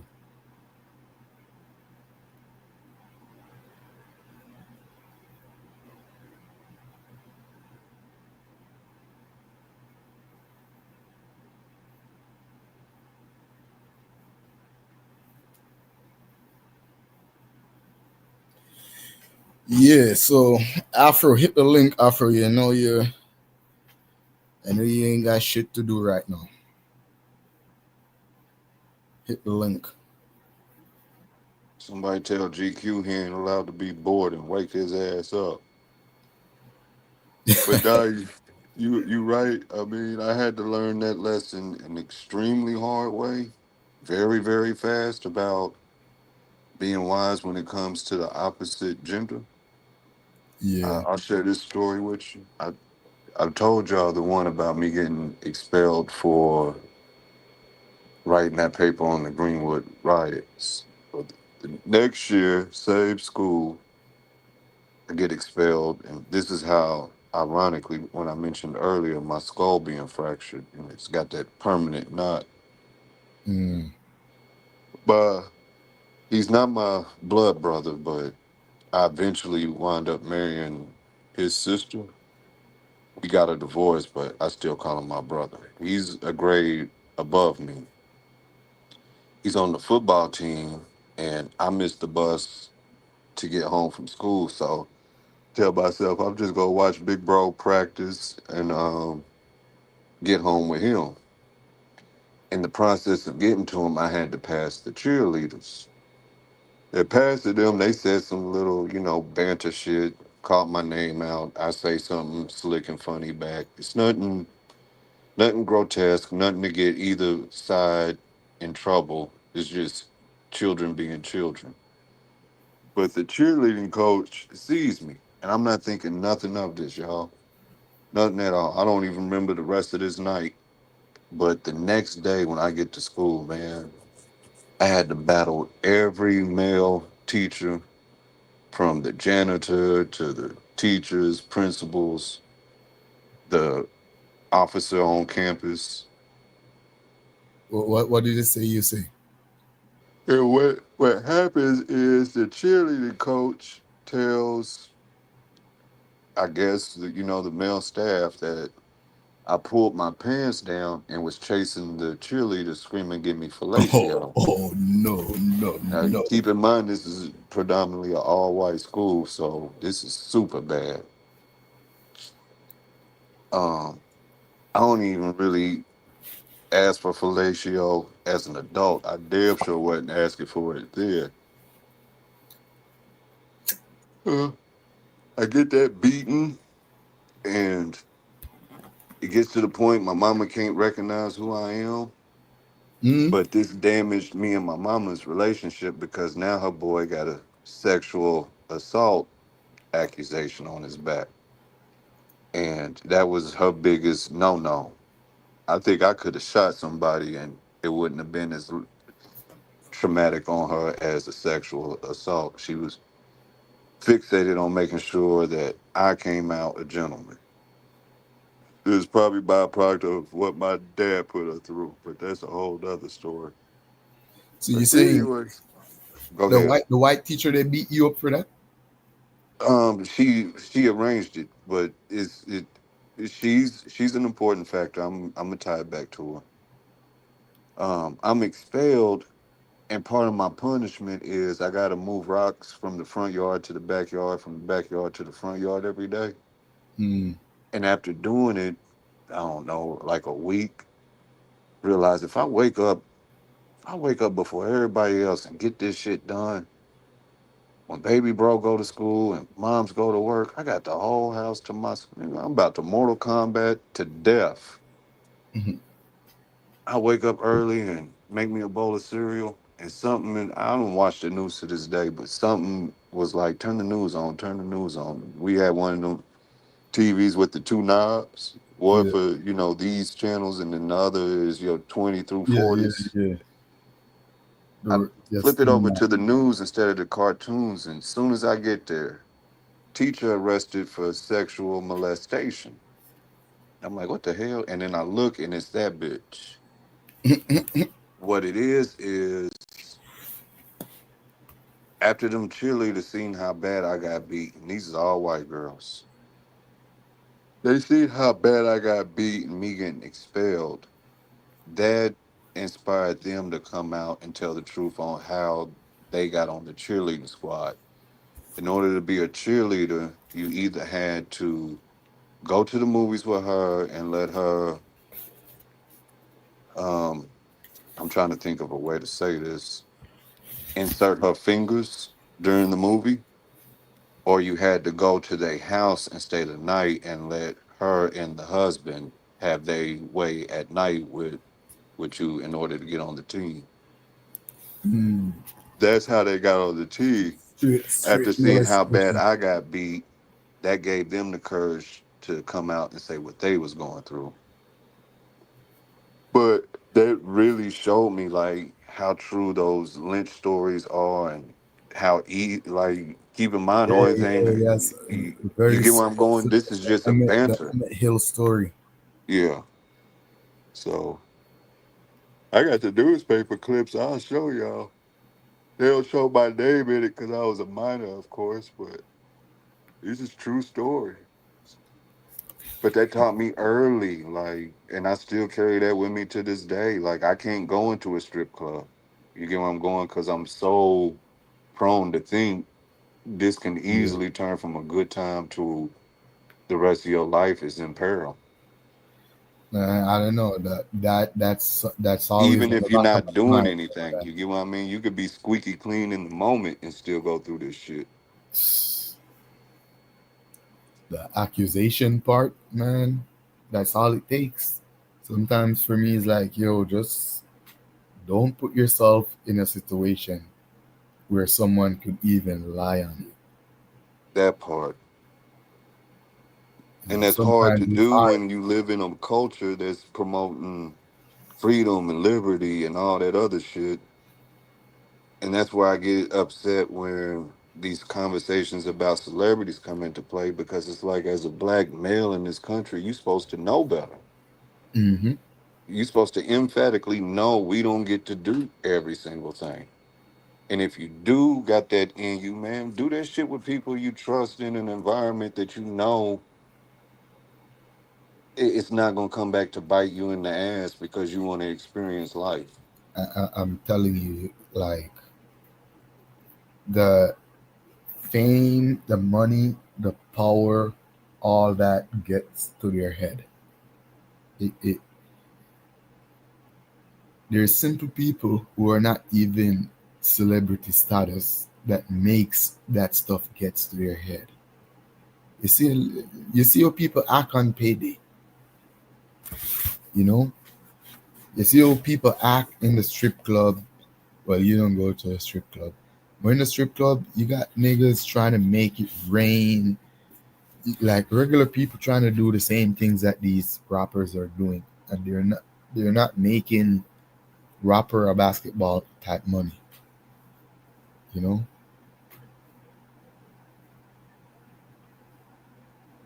Yeah, that don't make no sense.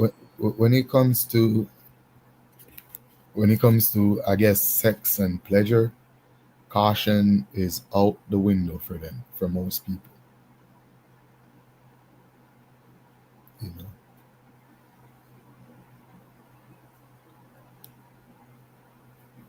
And that's the hard part. The last thing you said, do it with people you trust. That's the hard part, because when you have money, you can't trust nobody. You know.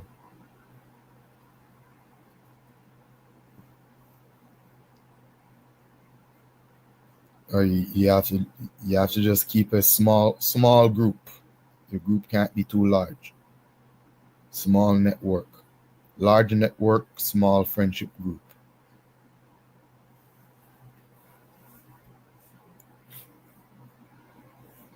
Yeah, I mean, I used to tell my brethren,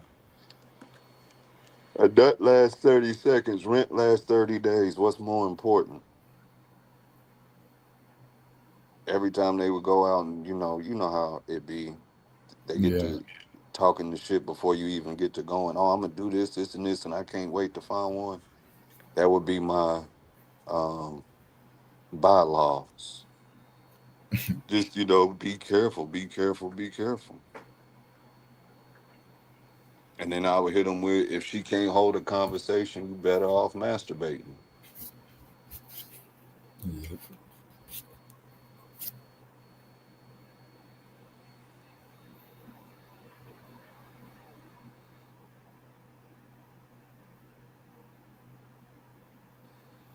And it's not so much that I don't want anybody to have a good time. It's just I don't want them to go through the hells pursuing a good time.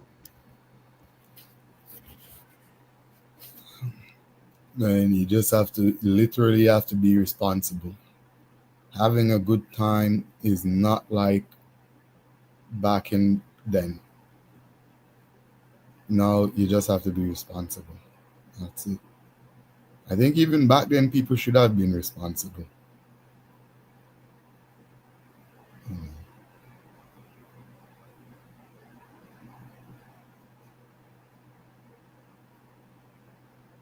You know when a female is too drunk to make a decision. But again, some people are just natural born creeps and predator, you know, because in these environments, you have men who literally their purpose is they're waiting for the woman to get too drunk. In fact, at one point, those things were celebrated in popular culture as the norm. You know, for shorty to get too drunk so the men can have their way with them. Or the man to get too carried away, so he starts to spend recklessly and just start to give away everything.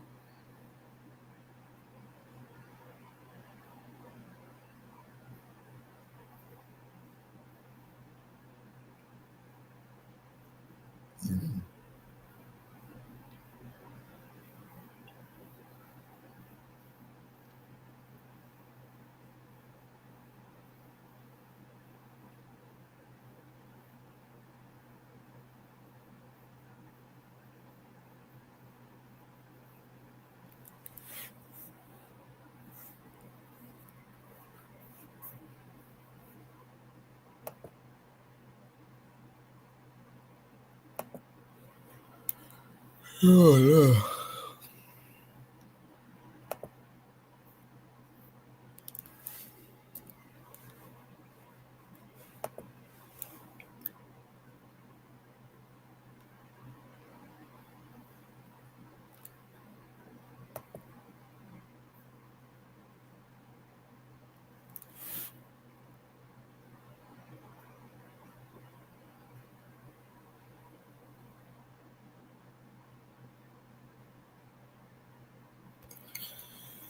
Man, that Solar Vision scandal, man, I'm glad we dodged that one. We literally dodged. Remember when Bush dodged the shoes? Yeah, man. Yeah, that's why I feel like we dodged that Solar Vision scandal when Bush dodged the shoes. You know, even though some people was in the debate league, as I said, I've never seen Q Butter in no debates. Debating nobody. Never really seen Dev in no debates. Nah, I was talking shit about the debates. And I think Domo hit the panel. He's like, yeah, we don't do religion. And I was like, all right. We weren't gonna join no debate league name after no nigga. Oh no. That shit is narcissistic, egotistic, and is a recipe for disaster. But your Solar Vision debate league. And again, they weren't really talking about the stuff that I'm interested in. No, because like I said, Solar Vision was whatever with Sonetta. They all they did was argue about the Bible. It debated. That's where he got it from. Those motherfuckers started having channels and they had debate bullshit about the Bible. So I never separated debates in the Bible at all. There are like 1,000 more topics y'all can fucking talk about. That's where he came from. That's exactly where he came from. Yeah.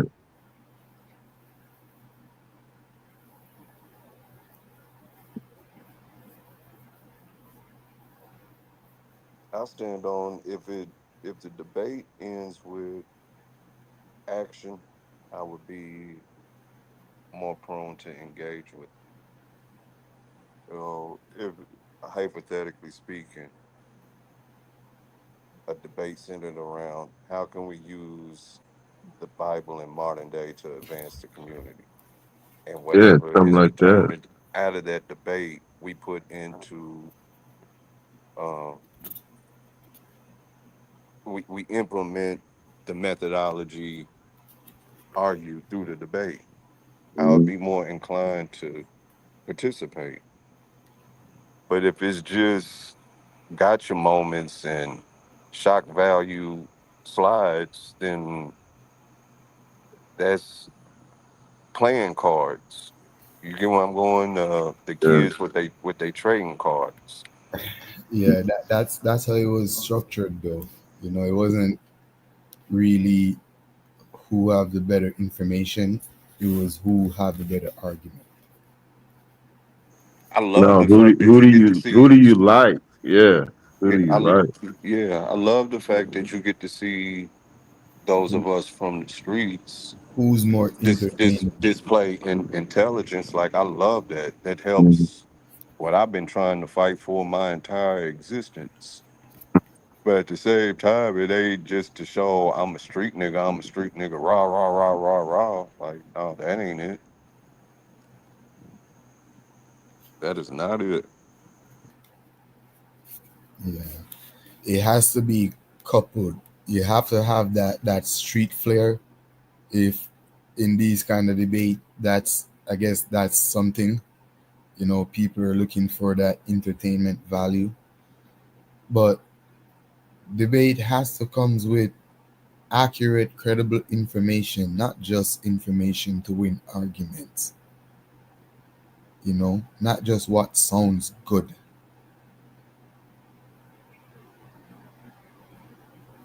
You have to come with some.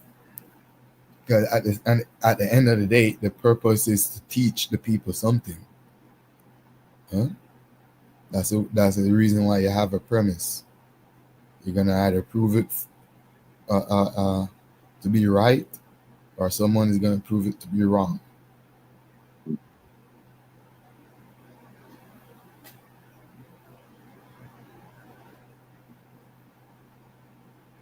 And if we can just prove something with just arguments that relates to the crowd or sounds good because it comes from a place where emotionally speaks to other people, then that's not proof. Proof should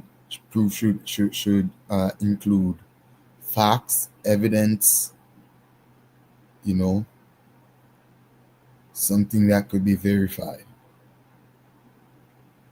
But again, a lot of debates about social topics.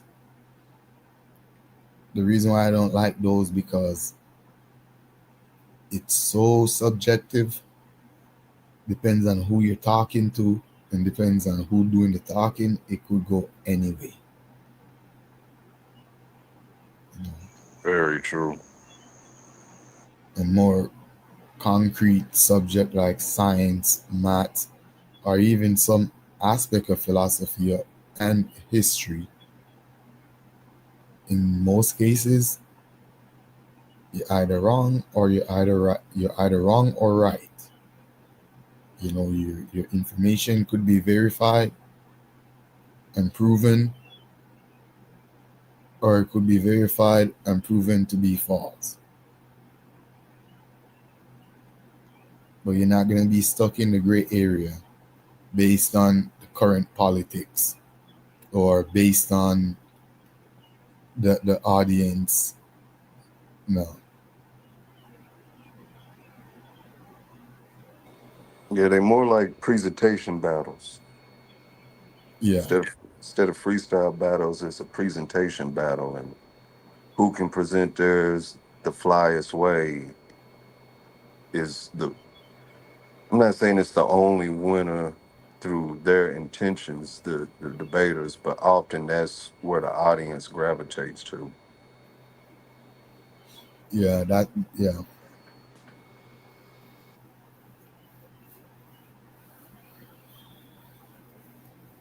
because it's more about the entertainment part of it. It's more for entertainment.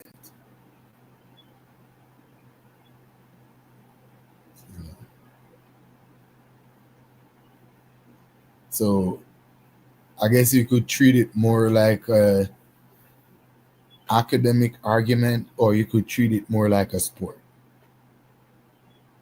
You know, and if it's a sport, then you don't have to send an academic. All you got to do is make the better play.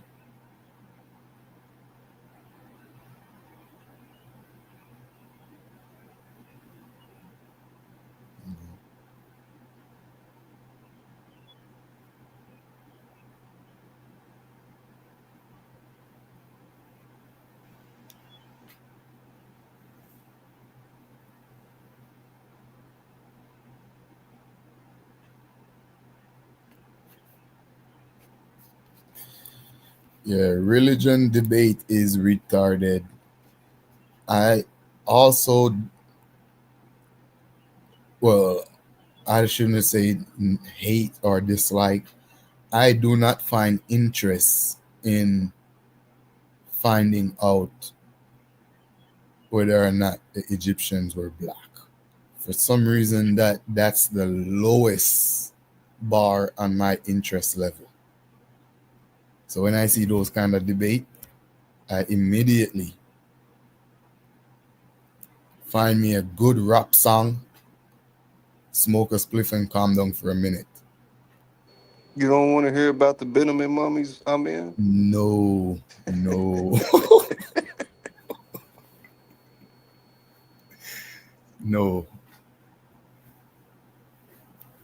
I don't know. I guess it's the way that it's being presented to is like I just lose interest. I lose interest. You know, It's overkill. it's overkill, and it's either gonna drive into a point where you're gonna start shitting on Africa or denying Africa. Either Yeah. way, and it doesn't matter which side of the coin you fall on. I've seen it happen on both sides. People who claim Egypt is black, when you present them with evidence that it's not really black as how you think of it, then you know we're no longer African, we're Asiatic and all this nonsense. On the other side that says Egypt is not black and will present scientific information and stuff, sometimes they go overboard now, start shitting on Egypt as if it's still not an African civilization, as if it still doesn't hold value to Africa. You know, so that is why I kind of dislike it, because yeah, to me it's like, who cares? You know? I think it's overkill in regards of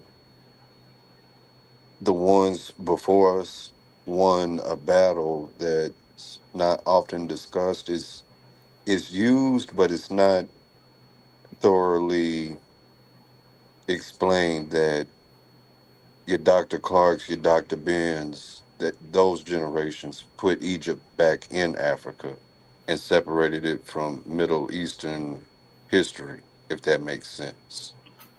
Like they well established the idea that this was in Africa. This wasn't in, once again, the Middle East. Yes. Making it whether we want to say it black or not, it made it an African culture. That's how I look at it. You know? But that battle's won, that trophy is there, so leave that trophy alone. Let's go get some new that's ones. where you should have. That's exactly where you should have end and stop, and you know, because that was the fight to reclaim Egypt as an African civilization. But people didn't stop there though. It went into a whole almost 2 to 3 decades of trips to Egypt, thousands of dollar trip to Egypt to go see the pyramid, under the guise that these are some great gods Now, if you shake the ankh and tap the bell, you will have divine power. And if you could read these scribble on the wall, which you don't even know what accent the people them speak in, but you're going to read it in your American accent and awaken the divine Hetshepturusu Neteru power. So, you know, you have those people that go on the extreme. And then you have other people that saying, hey, it's not really like that. The history and the archaeology says it was more metropolitan. You have other people coming in. You have other people ruling at this time. And not because it's African, meaning it's all black. Africa is also very diverse. They weren't satisfied with that, you know. So they know, and as far as now to discredit the Dr. Ben and the John Henry Clark, and you know, no, we gotta give them back the one little win that we have, because, and it's just a bunch of confusion. Why couldn't we just have it right there and keep it there? It's an African civilization. These were African pharaohs. Leave it as that. Nope. One side needed to be African and black. And the other side said, if it's African and black, you're pseudo. It's all out of here. Because carving new lanes is scary. I mean, academically, that is. Presenting new ideas, or even if you're going to go the historical route, to say, hey, let's study this civilization and this is why, or this artifact and this is why. It's scary, because if you're seeking attention and not to teach, you want to join the circus. Mm-hmm. So that's why. Hey, Dev, if you there, Marley said he's in the back. The thing is, I would just go strictly off the science and take the feelings out of it. Geography, which is a part of science, puts Egypt in Africa. And it's been there for the past 80,000, not even, it's been there for the past probably millions of years. Because as far as I know, the tectonic plate haven't shifted in that region for probably 1 million years or more. So geographically, it's in Africa. Genetically, science says that the closest living ancestors to ancient Egyptians are modern-day Egyptians. The only reason why that sounds strange, if I tell you that the ancient living ancestors to ancient Chinese are modern-day Chinese, it doesn't sound strange. If I say the ancient living ancestors to ancient Japanese are modern-day Japanese, it doesn't sound strange. If I do that with any other culture, it doesn't sound strange. It sounds strange when I do it with Egypt, because the blackity black, what we're looking at in Egypt doesn't look blackity black. And we refuse to accept those people as natural born Egyptians related to the pharaohs. We refuse to accept them because they're not black enough. But science says they are the one. If I argue further, I am a pseudo. So the blackity black who wants to make Egypt blackity black are pseudos. And the academic who wants to take Egypt, the African presence out of Egypt, they're also pseudos, because those people in Egypt, they're not Arabs. They're Africans, Nubians who mix with Berbers and probably some Arabs. But that's how they look. They have that skin color. Africa is very diverse. And if our aspect of black is someone with dark skin, dark, Nigerian dark, 70% or more, then most African American wouldn't even fit that shade of black. Most African American ain't no darker than a modern day Egyptian living in Egypt right now. You know, they're not white people and they're not Arabs, they're Africans. Just like Eritreans, just like Khoisans, just like different tribes, most Fulanis in West Africa, very light-skinned people with long curly hair. They're African. No one would deny their Africanness. But when it comes to Egypt, because for some reason, because you know the greatness of Egypt has been amplified so much. So you have people who want those pharaohs, want the builders of the pyramids and those castles to be Nigerian Bantu dark-skinned people. And if they're not, they refuse to accept them as their own people. And to me, it's just madness all across the board. If you just stick with geography and science, it says these are African civilization in Africa. These are African people. The modern day Egyptian are their closest descendants, not 100% bloodline, because we know modern day Egyptian mixed with others, like African American mixed with others. But nevertheless, no one would deny, well, people are trying to, but those of us who knows better knows that African Americans are descendants of West Africans. You know, the West Africans would be like the ancient Egyptians, and the African American would be like modern Egyptian. Yeah. What keeps those tidal waves clashing is the Bible. If you take Egypt out the Bible, the whole war over chematology ends. I honestly believe that. Because that Bible is the central figure of, well, I don't want to say central, but it's a pillar in Eurocentric education, whether it's scholastically or just culturally. So that's the bread and butter. Whoever claims Egypt gets to claim the centerpiece of the biblical narrative. If you take that out, then there's no reason to fight over Egypt anymore. I might be wrong, but looking at it from what I see, you're right. If you take that out, then nobody's fighting for historical context.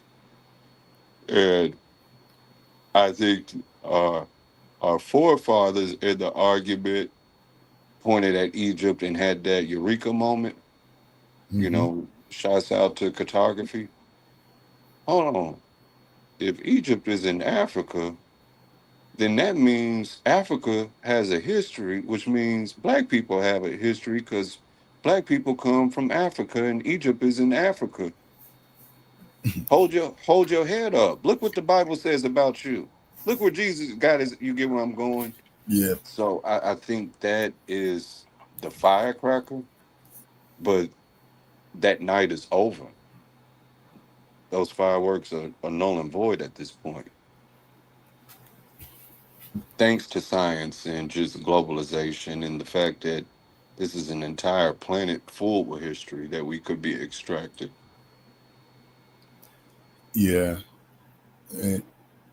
You're absolutely right that, but most black people from the Bible see themselves as the Israelite, and the Israelite time in Egypt wasn't so friendly.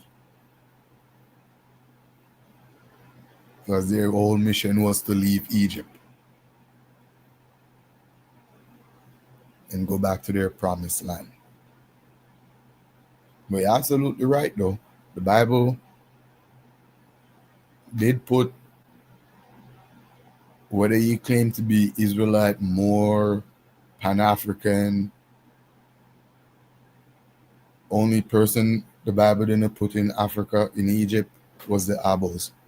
But everyone else, yep, the Bible did put you in Egypt at some point.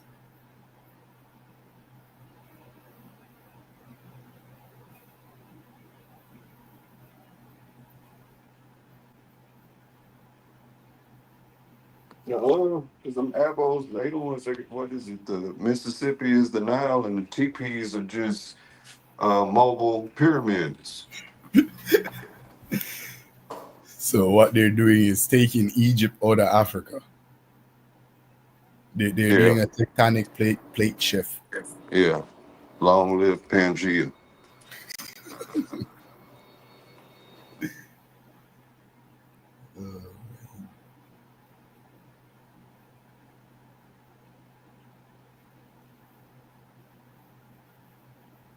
The crazy thing about the Abos and your ancient Israelites and Egyptians is they do talk lineage and they do talk genealogy, but they skip so many pages of it.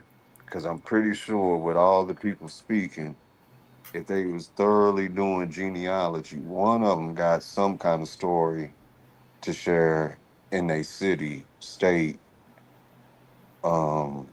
a connection to the slave trade, and then a story. You get where I'm going, but let's just keep it local. If they did it, your great grandfather may have had a wonderful story to tell. It might have some teardrops in it, it might have some triumphs in it, but it's still a story to add to the encyclopedia of the African American experience. And they're skipping that part. But give me my reparations check, because we built this country.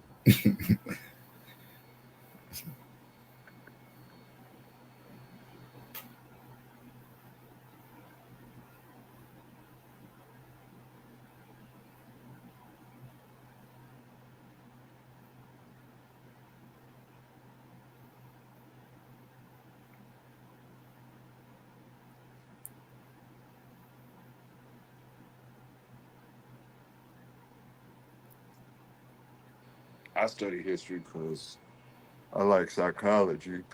Because I put it in my head that if I can understand what happened, I can understand why we think what we think now. And then that'll help formulate a plan to how we should be thinking moving forward. Yeah. I study it for that aspect in all areas I can.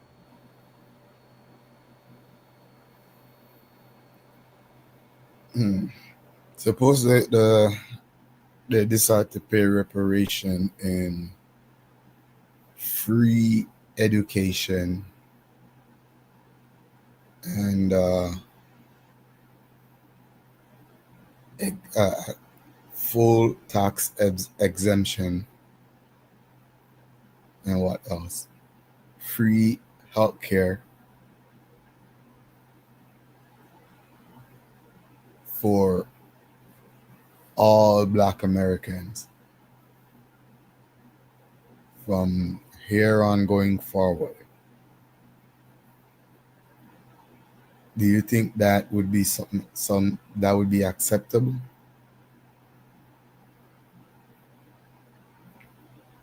Yeah. I But don't think it's no individual getting a check. However, yeah, I don't think it's the end all. However, I think that would be the cheapest route there is for the a opposition. what do you call Because it? let's be honest, I mean, a lot of us, and it's not to belittle us.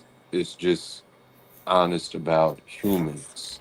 Because even if whites had access to a free collegiate education, most are not going to stick it out to a doctorate level because it's just too much work, too time consuming.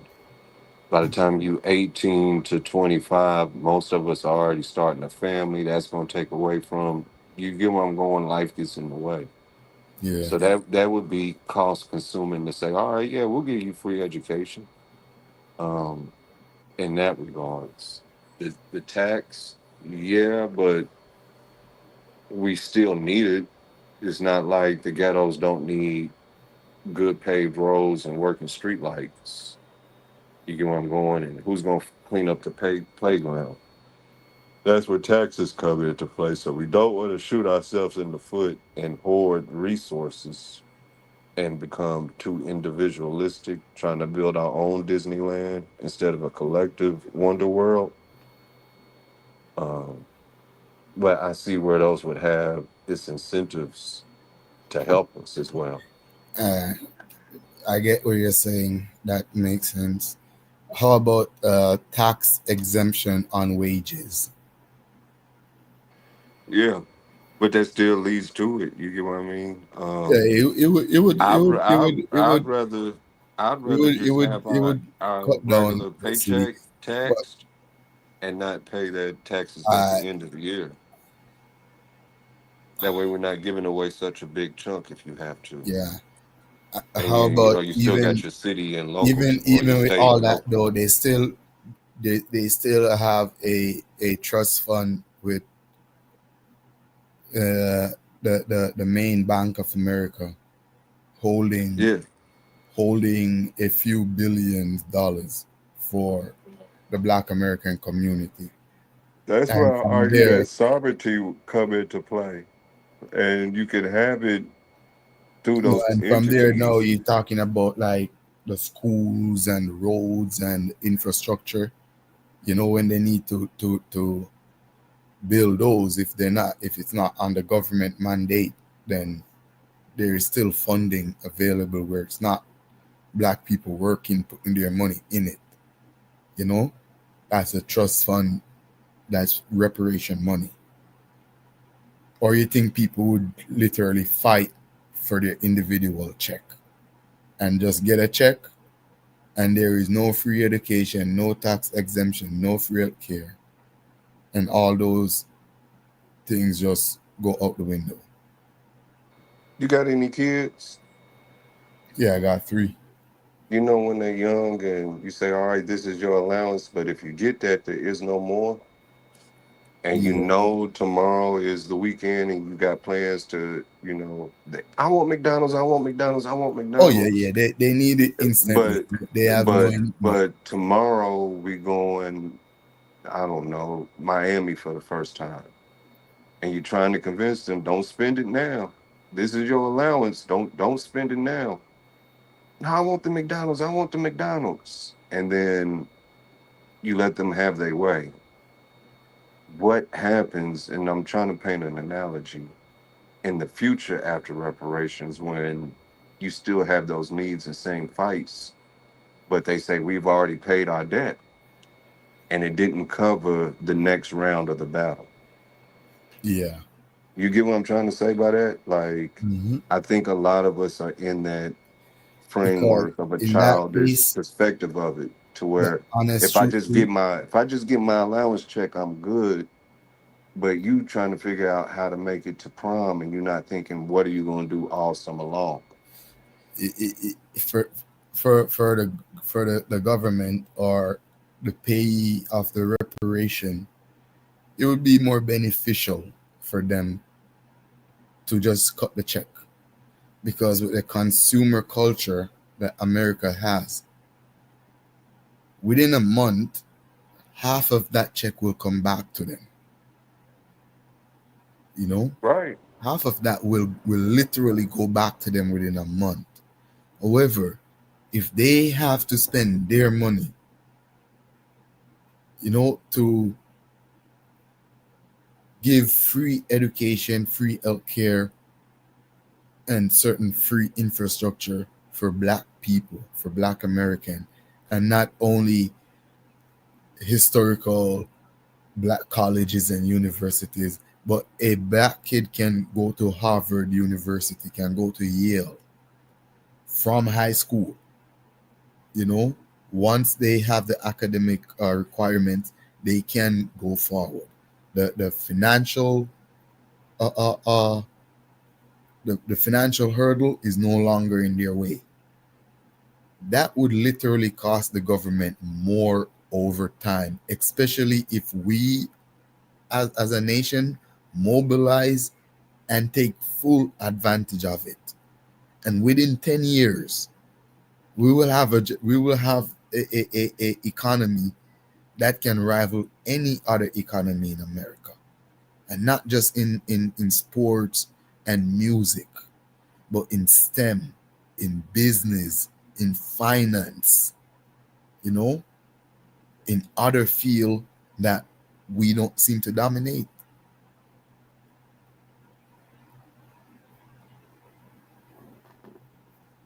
Yeah, I think the true implication of separate but equal would be the highest form of reparation the U.S. government could give us. Separate but equal, in that separate but equal educational institutions, medical institutions, law institutions. Now we got our own branch of police that's equal to theirs. We just got jurisdiction over self. We got judges. We got banks. I think that would be the highest form of reparations versus The thing that though, individualistic approach.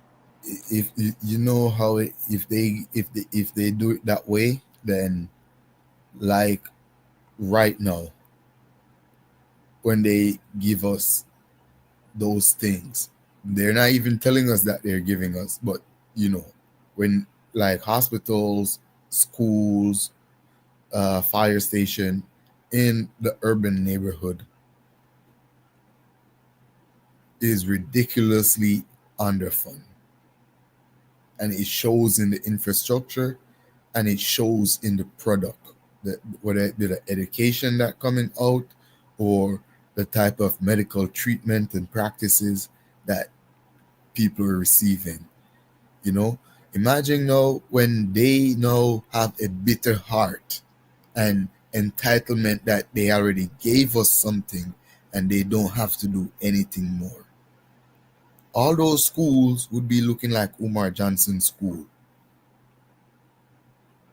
You know, all across America, where there's black neighborhoods, they wouldn't do anything else, because to them they would think we already gave them enough. But if we're allowed to still go to the same school that their kids have to go to get the same education, sit in the same classroom, take the same curriculum, I guarantee you that they're not going to make the school run down because a few black kids are attending for quote unquote free, you know. But an entire school of black kids that they're looking at attending for free, they would not provide any more funding, and we would have to be making mandates after mandates, bills after bills, wait for votes, wait for the next election to vote in someone who cares. And it wouldn't be the same. It just wouldn't be the same unless we decide that we are going to put in the back wrenching work to keep it up, make it stay afloat, and make it be productive. That would have to be on us. And if that's the case, we can do it for ourselves, and it would have been done with more dignity than that have to be forced to do it ourselves because white people gave us that for our reparation, you know.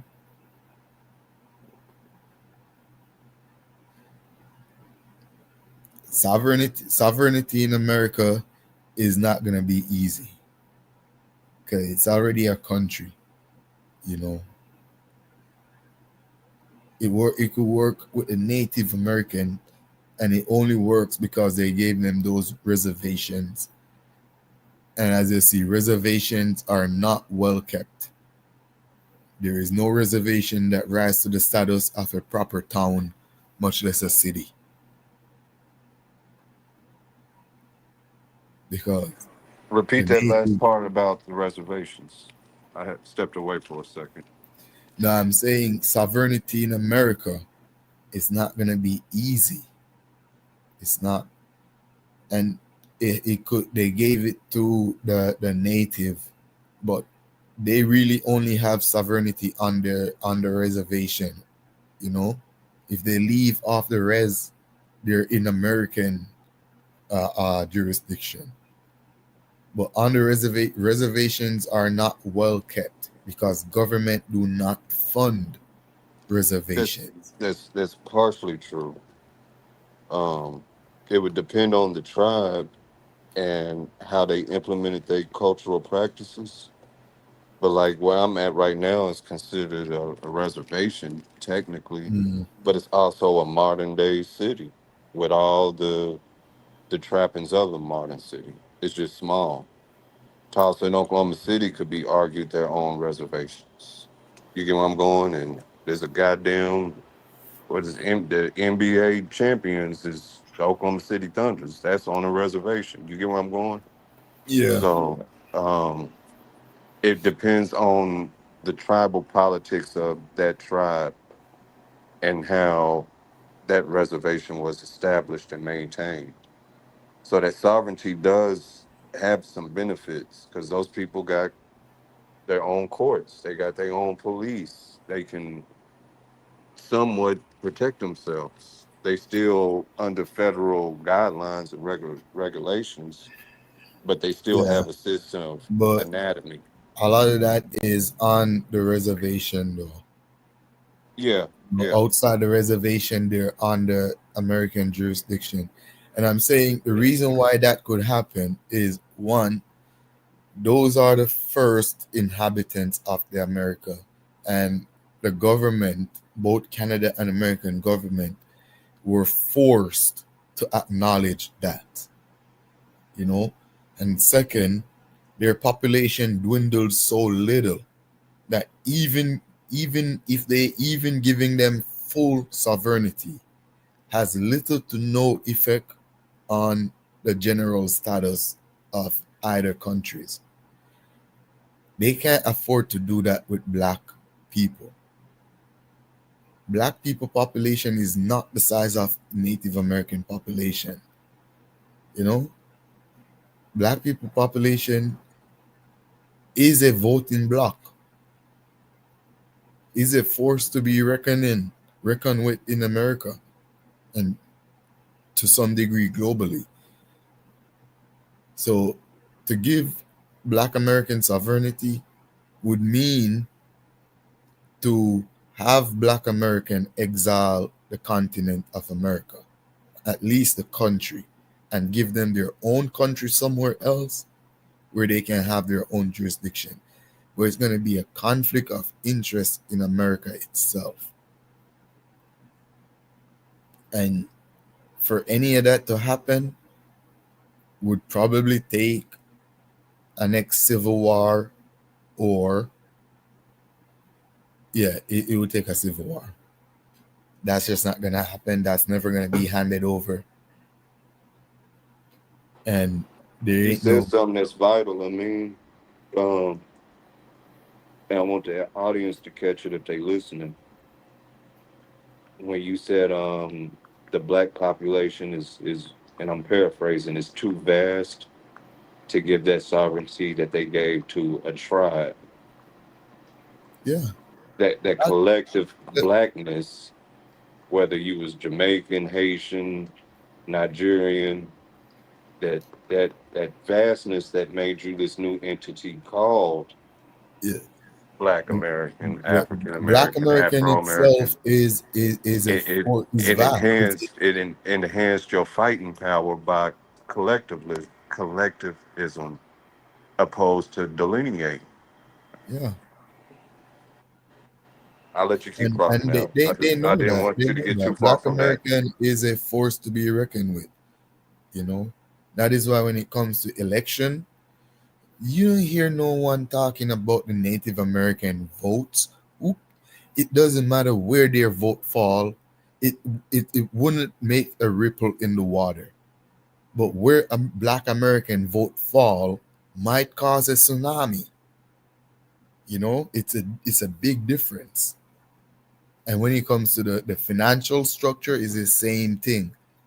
If the Native American decide to stop spend money with America for 1 month, no one would notice. If Black American decide to stop spend money with America for 2 hours, the world would notice. The stock market would crash instantly. The world would notice instantly.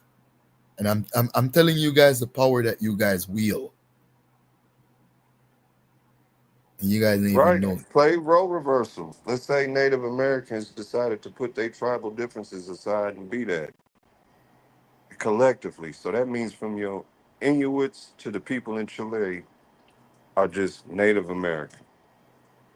Think about how large that population becomes within an hour of signing that paper. Yep. Not 10 years, not 100 years. Just soon as they sign it, agree it, they go from a small band to 2 continents. That's power. Mm-hmm. Yeah, if they give up the 5 civilized tribe, because the 5 civilized tribe is just a handful of people, and include the rest of the Native Americans, then yeah, they would have a substantial population size. You know.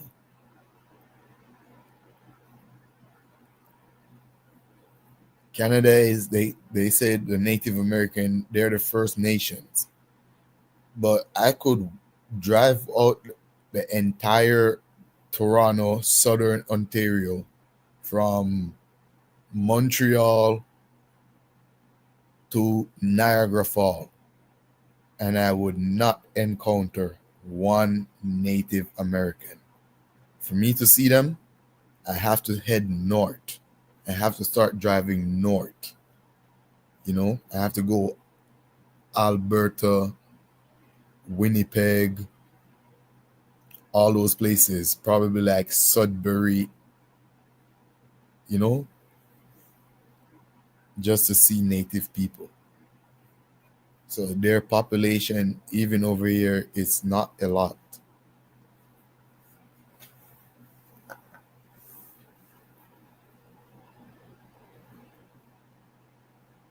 But when it comes to Black people, though, we are a lot. A lot of money to spend, a lot of vote to cast. You know.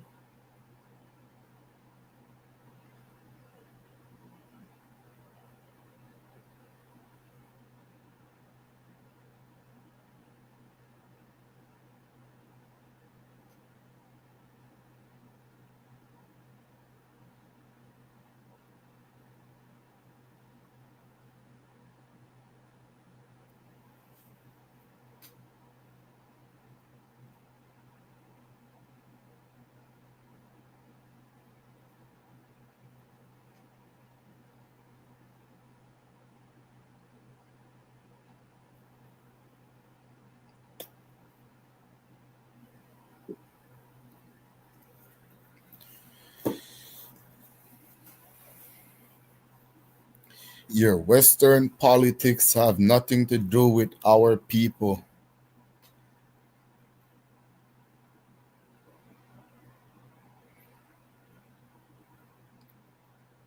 Sound like a Black man who thought he's an Indian. They teach us about America. That was in Africa. 101 before it was destroyed. Sound like a Black man who was a Moor, now converted to a Abo, and probably a reformed FBA.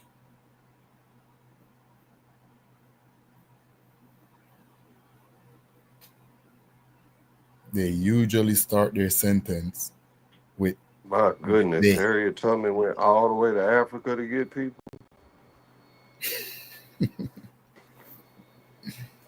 How'd she get there?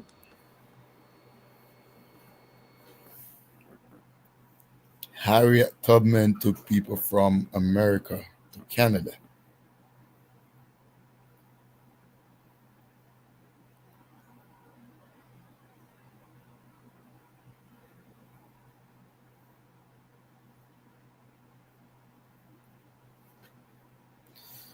They did not teach us about America that was in Africa. Because there is no America in Africa.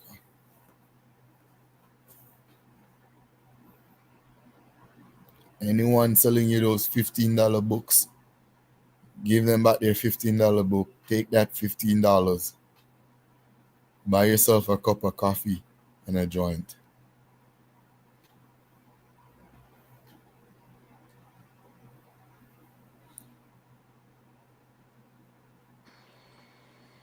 Don't buy Look at the coffee. map. Buy some Benjamin and put it on your Android phone so Google can't steal your information. What's that? I was saying if you put Bitterman on your Android phone, Google can't steal your information. So buy some Egyptian Bitterman. Man. Yo, in the highest. Yeah, it sounds like you just made up that name too. Africa is not joined to America. Stop looking at some freaking old pseudo Pangea maps. Africa is not joined to America. And if it was, that was 200 million years ago. Okay. 200 million years ago or more. Human beings were nowhere on the face of the earth.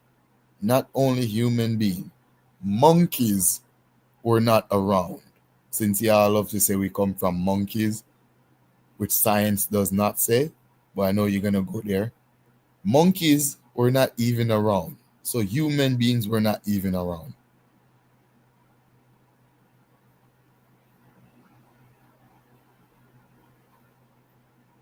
It used to be, it used to be a place in Africa called America.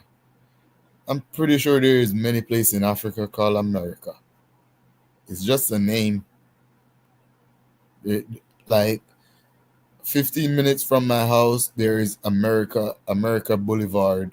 Is it? Or America Street? It's by the airport. And if I go to other countries, there will be America Lane, America Avenue, America Court. Y'all had Africaville. Yeah, we have Africaville. Yeah. Africaville, real Africans once lived there. In fact, from Harriet Tubman Underground Railroad. Now, them people most definitely deserve reparations after they bulldozed the damn town down for no reason. Yeah.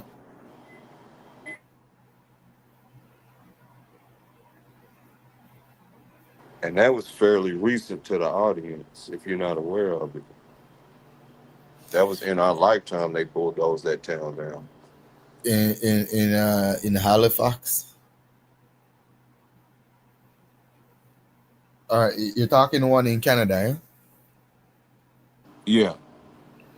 Yeah, I think it was Halifax, Nova Scotia.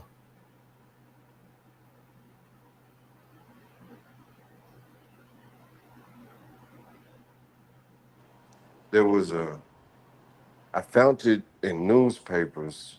I haven't pinpointed exactly where it was on the map yet, but there was a place Yeah. Before Oklahoma became a state, when it's Oklahoma Territory called African City. Um, I got to get access to a bigger archive and see if I can fish out more information about it. Just to keep playing with this Africa and America stuff. And who lived in Africa City? Black folks did. They Yep. didn't live in America City. Africaville was founded in 1844. For all you FBA who love to talk, this is before your grandma was an Indian, when they were still black. 1844 in Halifax, Nova Scotia, by black refugees who arrived during during and after the War of 1812. These refugees were formerly enslaved African American who escaped from the United States and were resettled in Nova Scotia by the British. My ancestors were trying to escape from the United States. That's what my ancestors was trying to do. One of the earliest known settlers and founders of Africaville was William Brown, a black refugee from the Chesapeake region who arrived in 1815 with his parents and siblings. In 1848, Brown made a private purchase of vacant land overlooking the Bedford Basin, together with a purchase by William Arnold. Their combined 12-acre property marked the boundaries of what will become Africaville. I'm telling you, y'all ancestors had it right. This is what you're supposed to do. Leave America, buy land. Here you go, man. I'm going to give you a link. I'm kind of busy at work, but I just gave you the one about the black Oklahomans going to Canada. It's in this back chat in the Why is he saying that these are, you see, much time I read black Africans, black, let me see much time it says black right here. Black refugee who arrived during the war, enslaved African American who escaped from the United States, black refugee from Chesapeake region, black Africans. That's what our ancestors used to identify themselves as. Nothing else. No Afrikaners, no foundational Black American, no real Native American. They actually knew who they were.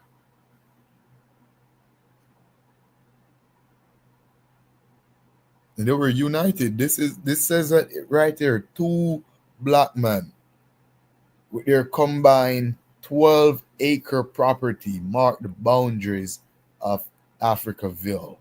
Who? William Brown and William Arnold.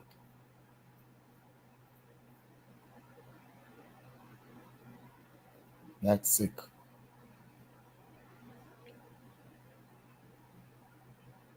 They built a town. Listen, these men just left America. They bought land to build a new town. And they did not call it America. They did not call it Foundational Americanville. They call it Africaville. They did not call it Indian Camp. They did not call it Stone Mountain Indian Rezo. They literally call it Africaville. But now we have black people saying that our ancestor didn't call himself Africans. This is why I see people get mad on the pseudos.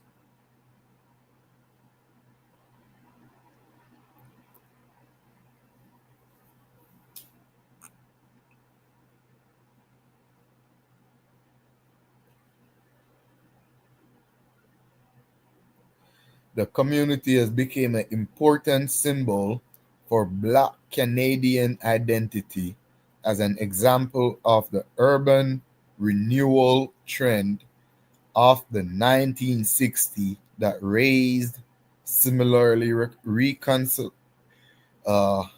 racialized neighborhood across Canada. Let me read that again. The community has become an important symbol for Black Canadian identity as an example of the urban renewal trend in the 1960s that raised similarly racialized neighborhoods across Canada and the struggle against racism. So,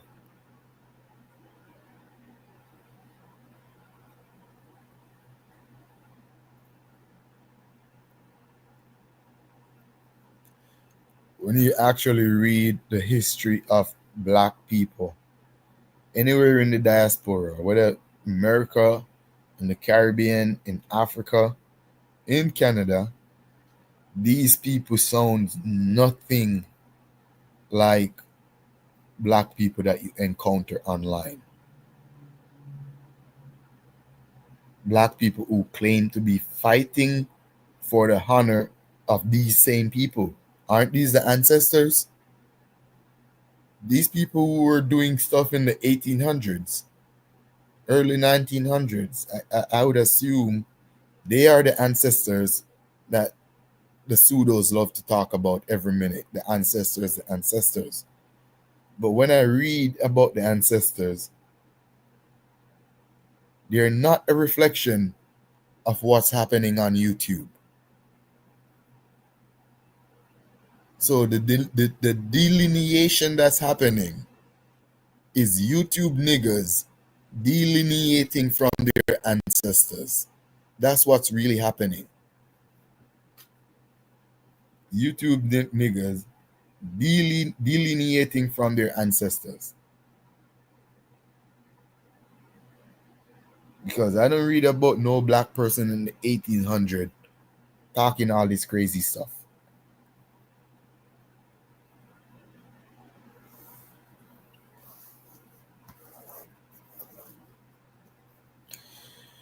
What's very misleading is that Darwin theory of human evolution, that everything first started and began with the monkey.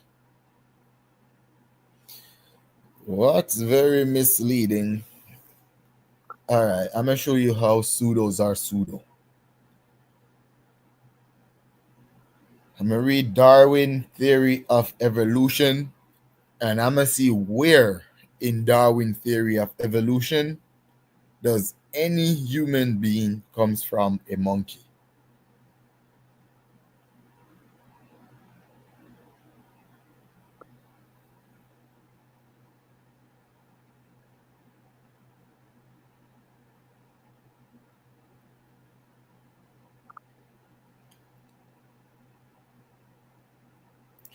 Charles Darwin theory of evolution, specifically as it applies to human, centers on the concept of descent with modification and natural selection.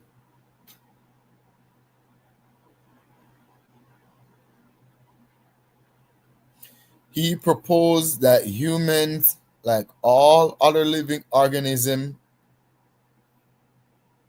have evolved over a vast stretch of time, over a very, very, very, very long time.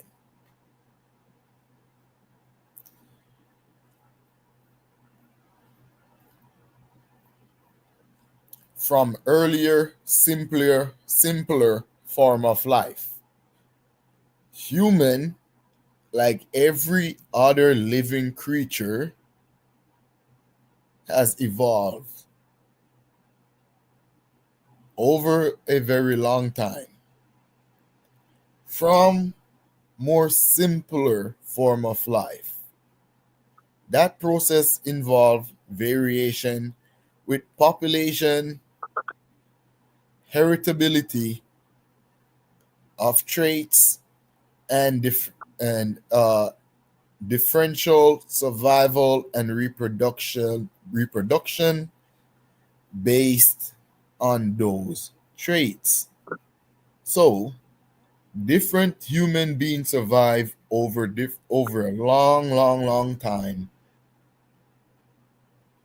based on the traits that they have to survive. Once again, there was no mention of a monkey. The only time I hear evolution and monkey in the same sentence, it's either coming from a religious zealot or a unscientific pseudo maniac.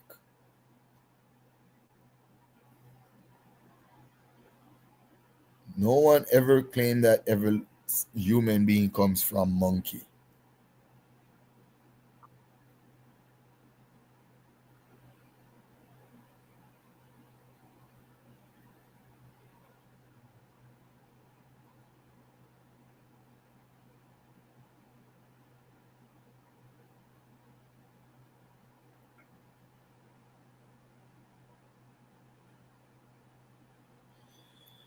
Human being belong to the order of primates. That's the part that disturbs human being. Human being belongs to the order of primates.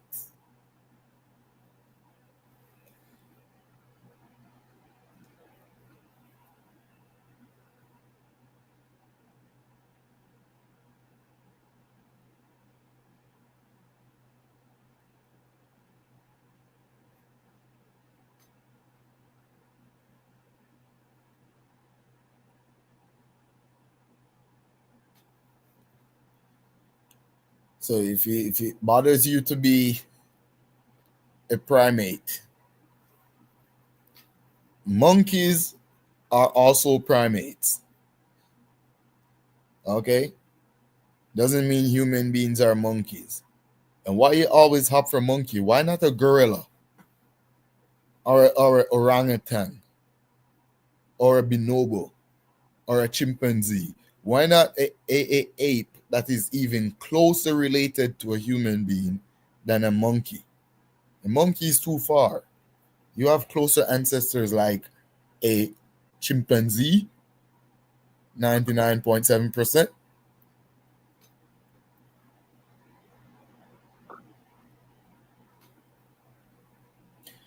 Early apes and great apes, 20 to 7 million years ago. So just so you know, 7 million years ago, there was no human being walking around on the earth as we know them today.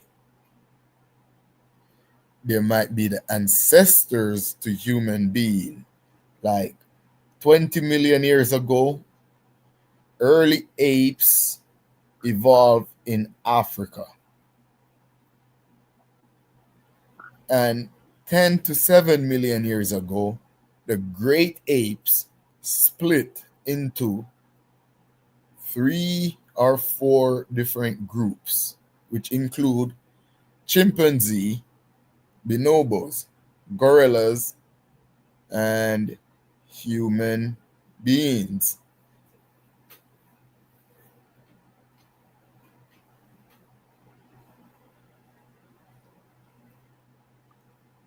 So stop making the mistake talking about human beings are monkey. You want to know what a monkey is?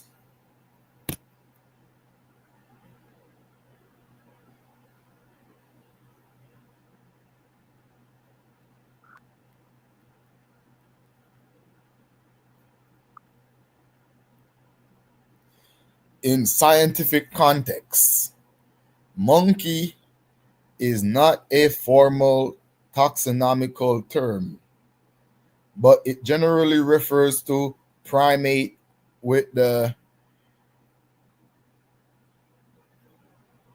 infraorder Semiiformes, also known as simians, excluding apes and human. Very important part. Monkeys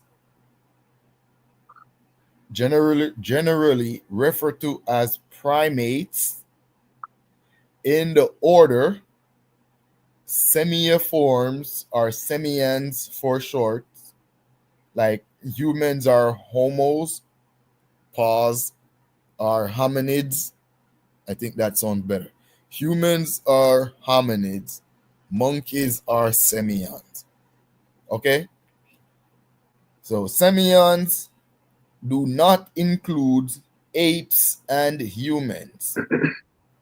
Monkeys are further divided into two groups: New World monkeys and Old World monkeys. Key points to know: monkeys are part of a large group. It's called the order of primates, which includes lemur, loris, tarsiers, apes, and humans. So next time before you jump to a monkey, I would rather be classified to a lemur, a tarsier, an ape. You know, just say we came from a tarsier, or we came from lemurs. But nowhere in the scientific article has it says human come from monkeys. Only a pseudo says that. And you learn that in the church.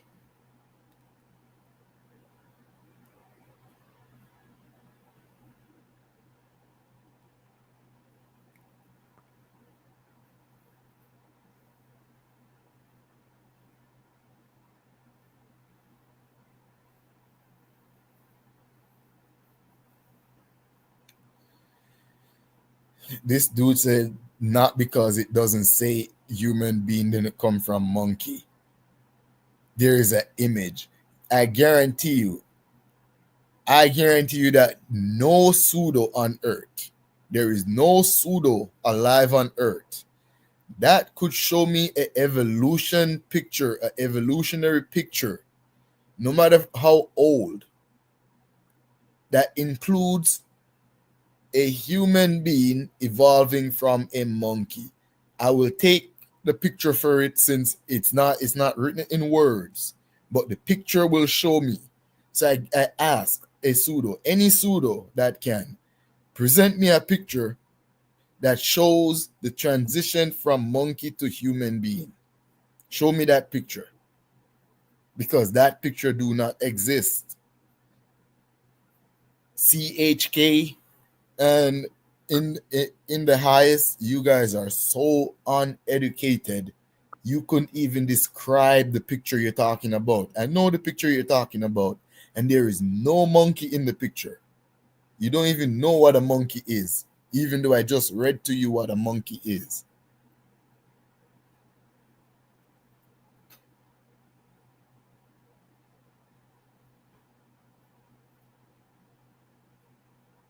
There is no monkey in the picture.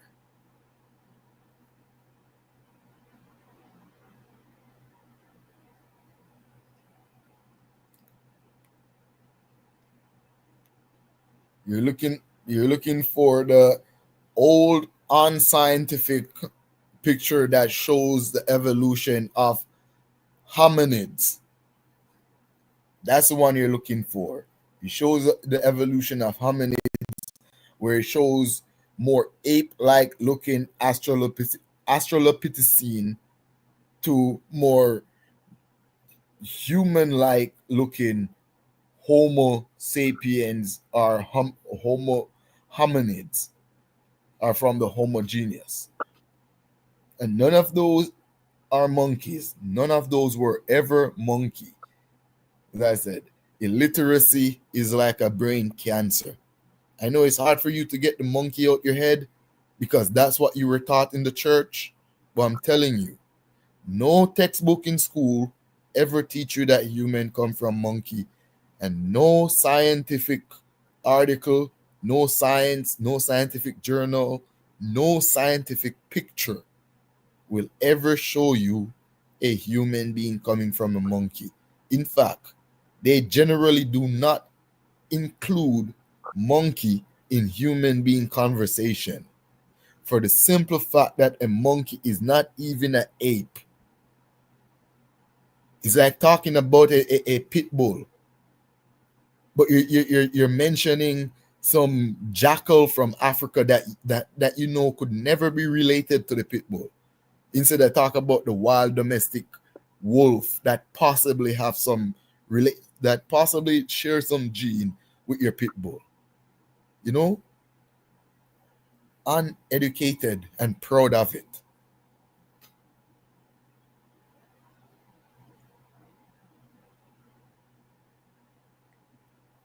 Human beings are apes, great apes. Like it or not like it, that's what we are.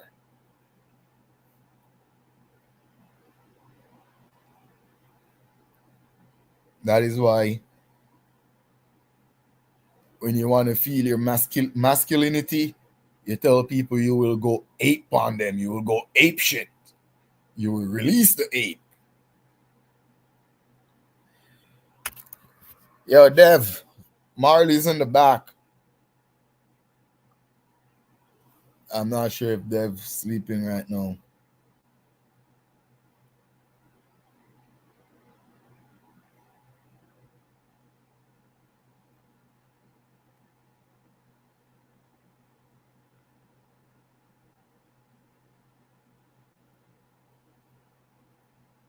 All right, Marley, Dev's going to get you when he returns, though. Humans and Other Great Apes. Author Beth Blexland. Updated 26/08/2022. Australian Museum. Humans are classified in the subgroup of primates known as great apes. You hear that, pseudo? You hear that, pseudo? Listen one more time. Humans are classified in the order or subgroup of primates known as great apes. Humans are primates and are classified along all other apes in the primate subgroup known as hominids. Superfamily hominidae.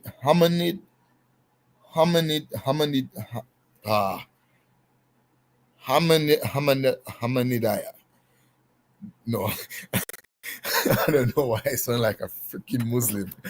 I'm not giving no prayer right now. I'm not saying my, what do you call it? My prayer. So, humans are primates classified with all other primates in the subgroup known as hominids. In the superfamily Hominidea or Hominidea. This ape group can be further subdivided into great apes and lesser apes. You hear that? Great apes and lesser apes. Humans have bodies that are genetically and structurally very similar. Here we go. Where's the monkey people? Where's the monkey people? Trust me, you're going to love this part. Humans have bodies that are genetically and structurally very similar to, you know what? Not a monkey. Nope. Humans do not have bodies like monkey. So there you go. You're wrong again. Humans are not monkey, but we are great apes. So you're looking at your thumb. you know, you're looking at your feet. You plant your feet on the ground, and I'm pretty sure no one is walking around with a tail.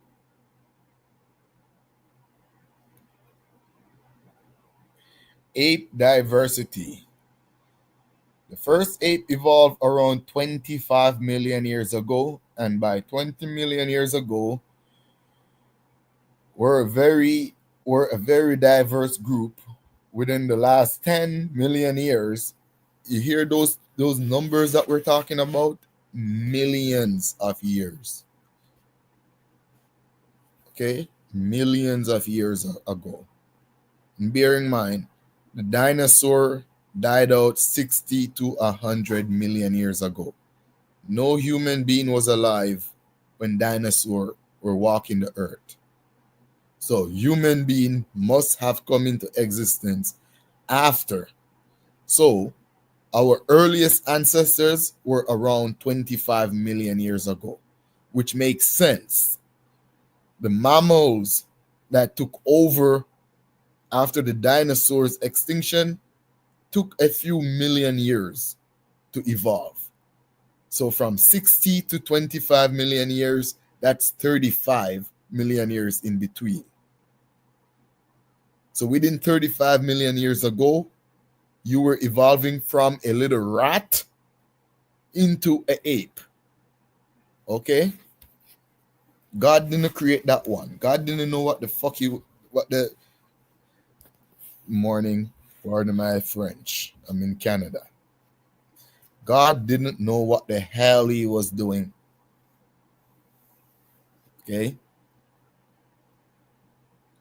20 million years ago, God was still trying to figure out light, but let there be light. This nigga clapping his hand like he has LED bulbs. Let there be lights. Let there be lights. Nigga, without electricity, that shit ain't gonna work. So, life was lifing while God was joking. Okay? And we were evolving from apes into great apes. Apes, including humans. I should put this on the screen so y'all can see it. Apes, including human, possesses the same general features that all primates share, but they differ from one primate to the other in a number of distinctive ways. So now we are going to learn why we are not monkeys. Features that separate apes from other groups of primates, including monkeys. A brain that is larger and more complex than other primates. So anyone tells you that you're a monkey, have the brain of a capuchin. Distinctive molar teeth in the lower jaw, which have Y5 pattern. Anyone tell you that you're a monkey is a spider monkey.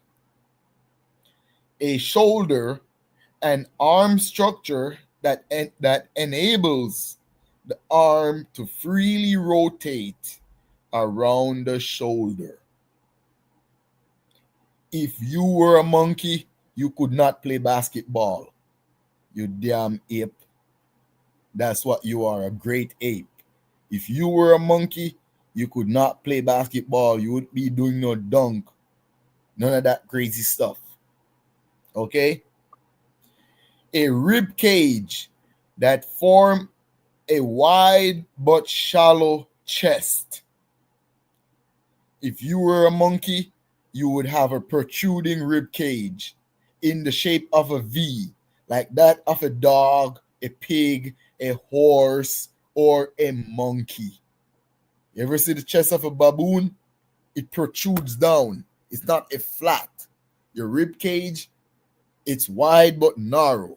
That's how you built for your upright posture, because you are not a monkey. Lesser apes. Lesser apes is your little cousins. They are also not monkeys. We should learn about the lesser apes. Lesser apes, oh, there are a lot. They might just take us over. There are about 14 species of lesser apes. Damn. These include the gibbons.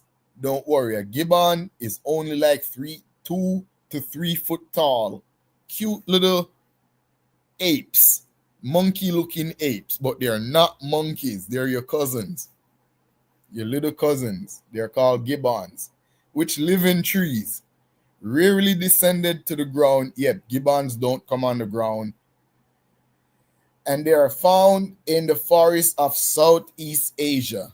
So that's where you get your Asiatic black man from, you gibbon. You don't want to be African, you could be a gibbon. What else do we have? The great apes. This is our family. Shout out to the great ape. The great apes are named for their large structure. They also have large brain than other primates, like the great ape that's talking to you right now. A very smart ape. Like lesser ape, great apes are active during the day. Yes, we are diurnal, we're not nocturnal. So monkeys, you got nocturnal monkeys, okay? Like some lemurs and tarsiers. It only comes out at the night. So if you were, you know what, a lot of you guys might just be monkeys, come to think of it. The orangutan. This is your big yellow cousin from the Philippines. They are 2 living species of orangutan. The Borneo orangutan, Pongo Pamius, and the Sumatran orangutan. These are the little Sumatran one. Pongo abelai. Orangutans live in dense forests of Borneo and Sumatra, Southeast Asia. So we all know what the orangutan is. If you don't know, Google it. It might look like some of y'all family members. Close relation. Gorillas. We should have no problem figuring out what a gorilla is. A lot of us have gorillas in our family. If you don't know what a gorilla is, take a second look at 50 Cent. There are 2 living species of gorilla. Western gorilla, gorilla. So the Western gorilla right name is gorilla. And the Eastern gorilla, Gorilla berengii. I think I'm a Western gorilla. Call me gorilla. I think that girl rapper Glorilla, she's an Eastern gorilla. She's a Gorilla berengii. Gorillas live in dense forests in Western and Central tropical Africa. That's me. Gorillas are the largest of all the primates. That's what she says. Their features include considerably sexual dimorphism. It's not what you think. Take your mind out the gutter, you pseudo. It only means that the male in the species are physically larger than the female in structure. So the males might weigh 400-500 pounds, while the females only weigh 200-300 pounds. That's what it means by sexual dimorphism. Nothing else. Wherever your mind just went, please come back.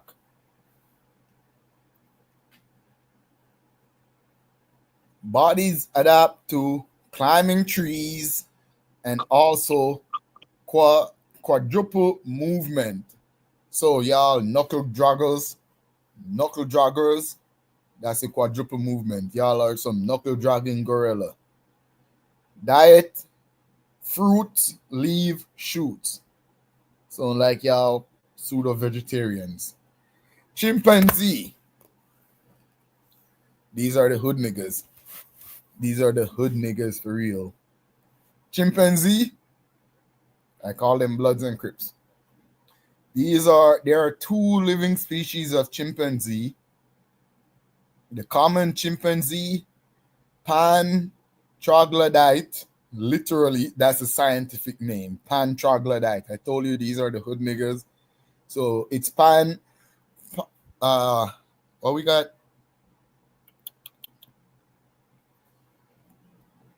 Pan Pookie. So Pan troglodyte is the Pan Pookie, and Pan and the bonobo.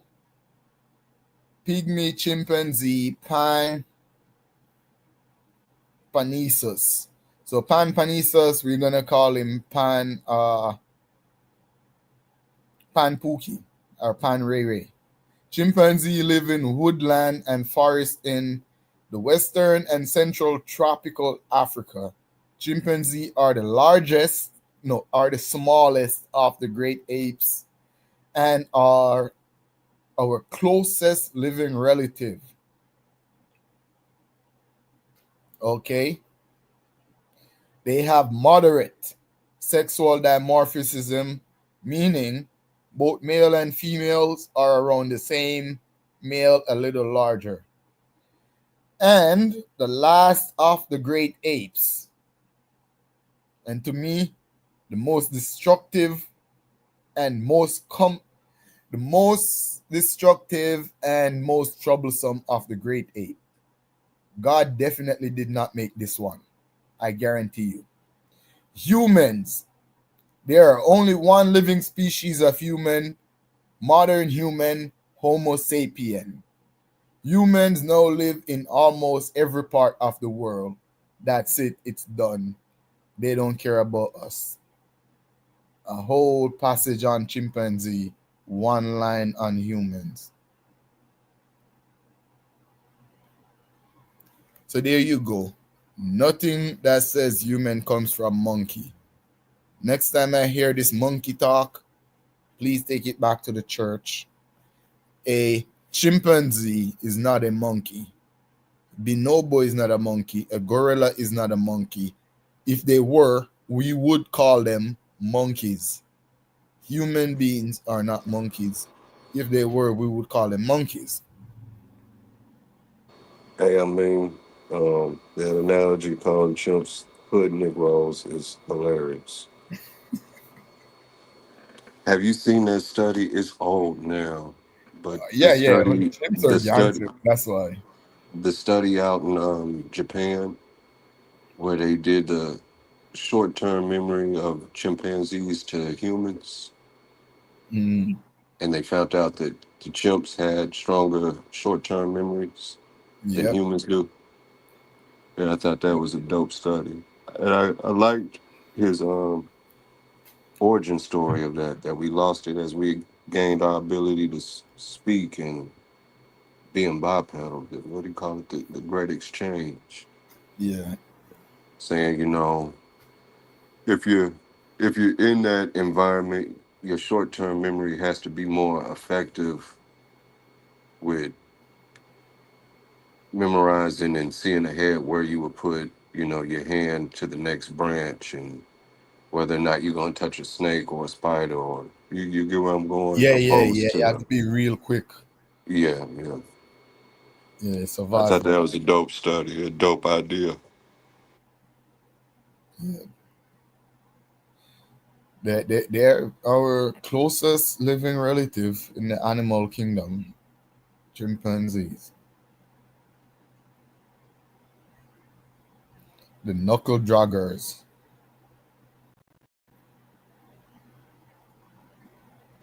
Everybody want one until you see what they're capable of.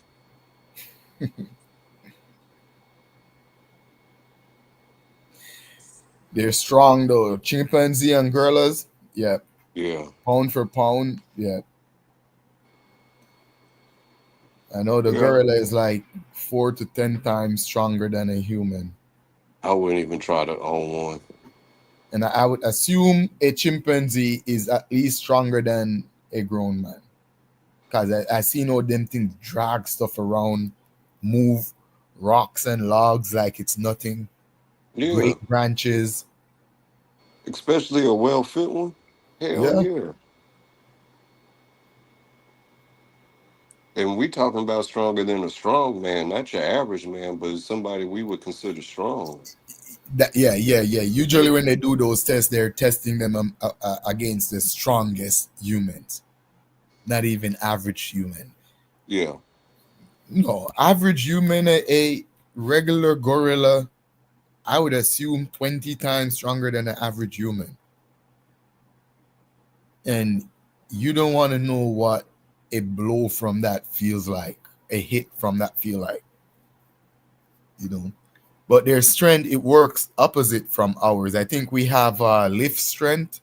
We could lift a lot. They could pull because most of their strength is for pulling down branches and stuff, you know. And the chimpanzee with the climbing and stuff, so they have a lot of upper body strength. Yeah, because of the anatomy structures. Yeah, I can see that. The gorilla has a lot of core strength. Like, you could hold a freaking tree and just snap it with just one pull. Yeah, I bet they got I know we got an immature audience at time, but I'm pretty sure they jaw force, their bite force is shit probably 2 to 5 times stronger than ours as well. Probably even higher than that. Yeah. Probably up there with like a lion or a wolf. I know the chimpanzee, like the gorilla is strictly vegetarian, or you say vegan. The chimpanzee is not so much. He loves it, you know. He hunts sometimes. Yeah, there was my kid's mother was watching some strange white people show where they had chips out in somewhere in middle America. I want to say in Missouri, to be honest. And she was feeding them, what do you call them, McNuggets? Mhm. The Happy Meals. And yeah, they would go crazy over them damn McNuggets. Yep. All right. A human bite force is 165 psi. The chimp, 162 psi for the human. The chimp is 1,300 psi. Goodness. And that's pound square inch? Yeah. Okay. 1,300. That's a whole freaking elephant on 1 inch. I'm gonna see the gorilla. Yeah, same as the chimp, 1,300 psi. So that's about like biting through nuts and maybe chewing on them branches the way they do as well. Yeah, Or those tough twigs. I barks don't want to and say a stuff. branch, but yeah. Yeah. Bite right through the melon. Like it's nothing. Yo, bears have powerful bite. The bite force ranging from 600 to 1,200 psi. Grizzly at 1,200 psi. So a chimpanzee could bite the hell out of a grizzly. The chimpanzee have 1,300, the grizzly with 1,200. And with that mobility they got, yeah, 2 or 3 of them is knocking down a Kodiak. Yeah. With ease. Like it was a walk in the park. It's like 3 Bruce Lees fighting Shaq at once.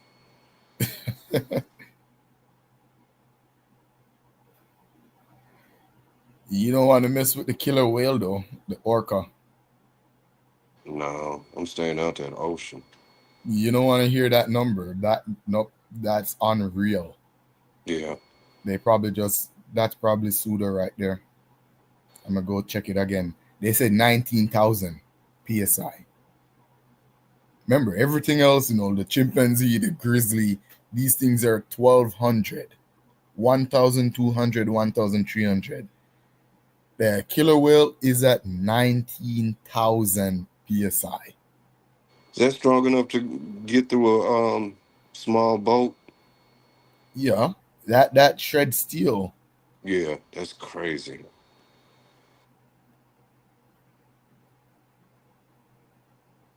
So if they figured that out, goodness, what they would do.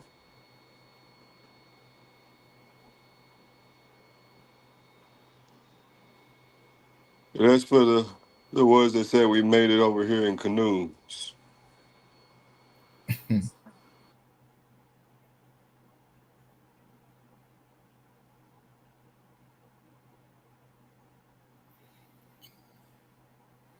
I'm not saying that we couldn't, but even in that case, it would have been one or two of us.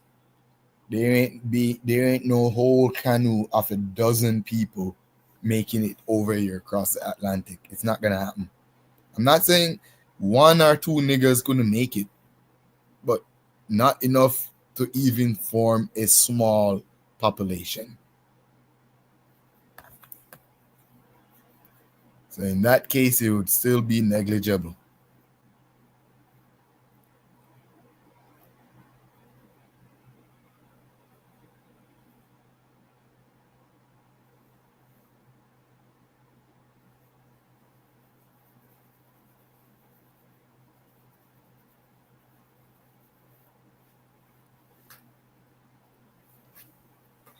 Yeah, what they're arguing about in the chat now?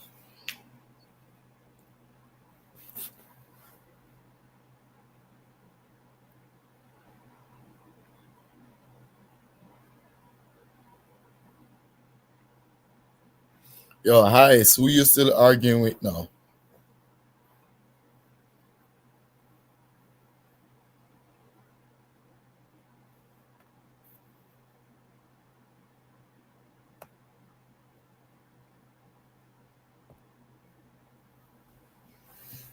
Oh,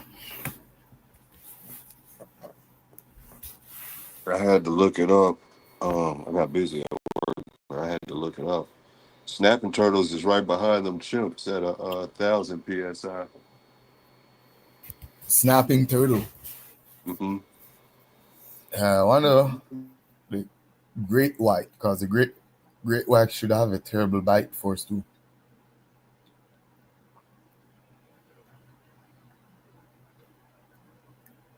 Yep, it's all the way up there to 18,000. That's ridiculous. So now you know why these things take off a whole limb with one bite. Yeah, I know why them things is in the ocean instead of land creatures. Most freaking hydraulic press doesn't even press 18,000 psi. So where's our alligators and crocodiles at? Alligators and croc, I would assume an alligator be around 4,000 psi. Yeah. It's a land. Well, it's aquatic, but it's still a land animal. Let me check alligator first.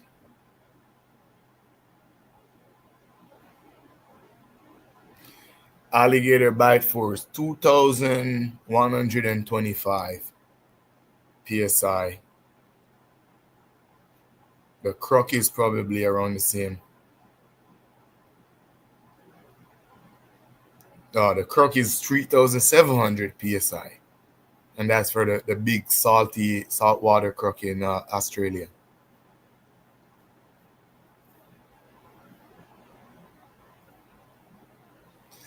So a crocodile do not want to encounter a shark at sea.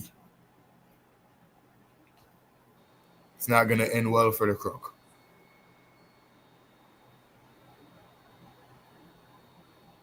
Yeah, right after crocs and alligators, you got your hippos. As far as stuff that would be on land. And then jaguars underneath your hippo. Yeah, jaguars should be, because they eat crocodiles for dinner. That's 1,500 for a jag. Yeah, it makes sense. And that's still higher than like the bear and the Yeah, chimpanzee and stuff. yeah, and the gorilla. And the gorilla. Yeah, they gotta be strong as hell. And I don't But know if it would be from neck muscles or they just the way the anatomy of so their you shoulders know would how be to be able to carry dangerous they freaking prey. Yeah, marine creature is, cause once you touch the water, you know you're talking about 18,000, over 10,000 psi in bite force. Damn, and all those things are eating is fish. You don't need 10,000 psi to bite fish. I don't understand if you're eating the freaking stuff that lions are eating and hippos and jaguar. that's You're eating a fish. why God took their legs and threw their ass in the ocean when he was through Yeah, making them. definitely. He fucked up. Why the fuck you need 18,000 psi bite force? What are you eating? A trucks? You eat minivans for breakfast?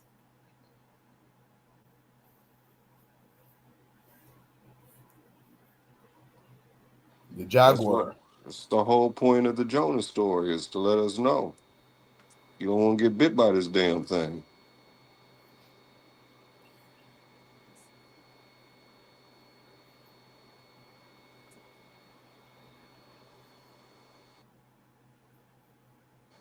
Can you imagine seeing that with your own eyes, though? A jaguar carrying a damn deer or whatever he got his hands on up a tree?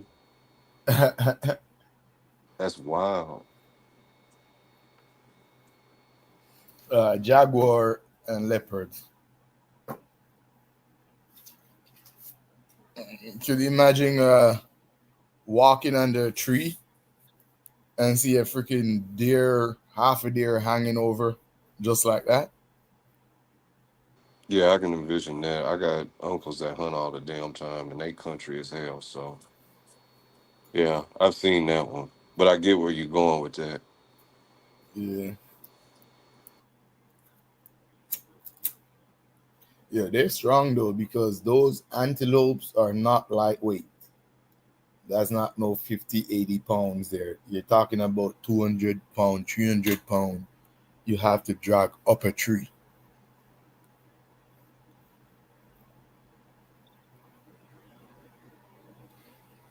And the point of contact is your teeth. Imagine lifting up a 100-pound sandbag with your teeth while running upstairs. And that would still be easier than what the jaguar have to do. And it not tire you out at that. You're doing it like it's normal. Yeah. Because when they're going up the tree, it's not even like, the way they do it, like that first initial jump with the animal in their mouth, that's still a powerful jump.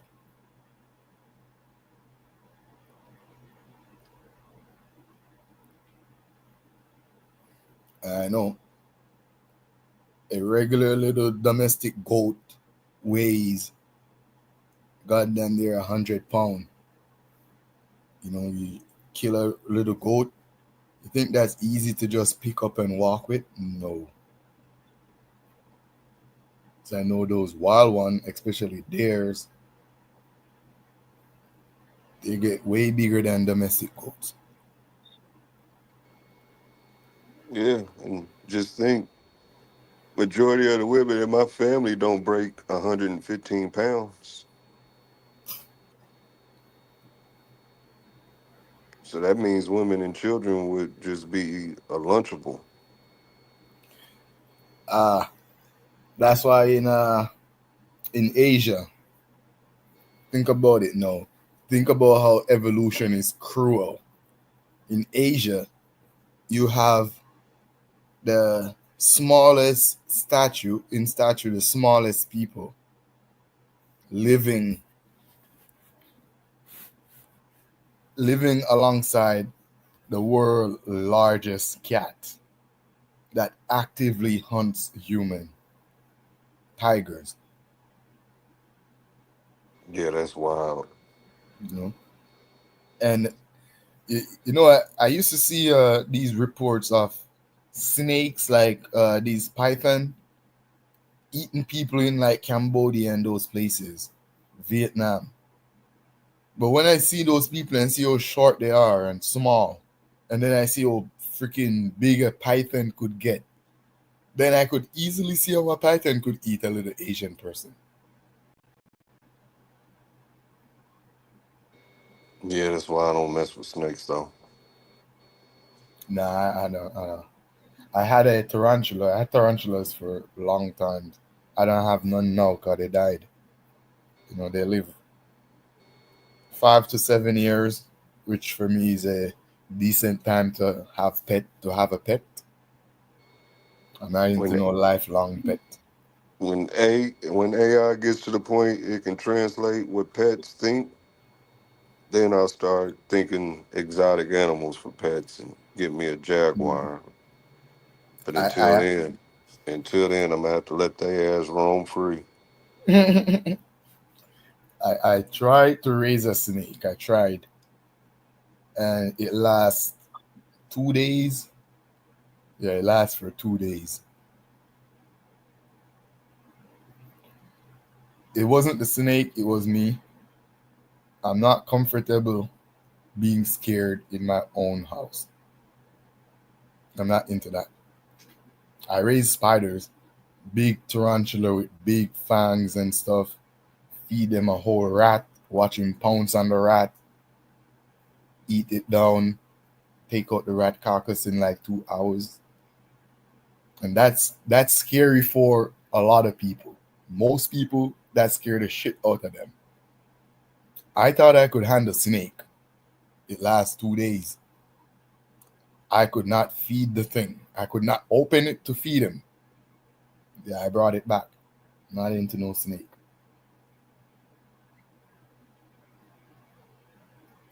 It's creepy. And then snake stinks. I don't know what these people that you see raising these exotic pets, they don't tell you the truth. Snake stinks. They have a smelly ass, funky musk to them.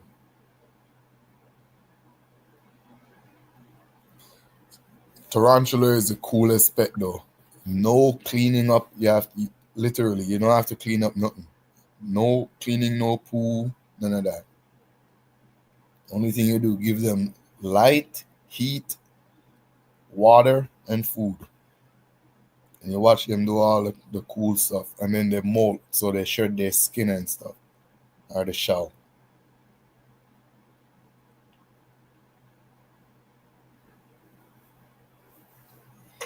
Lizards and snakes, I can't raise lizards and snakes. I learned that I have a phobia towards reptile. Only reptile I could raise is like the turtle. The little sea turtles, the little pond turtles, freshwater turtles. But those things are nasty. Like they're literally a poop machine. So I don't mess with turtles.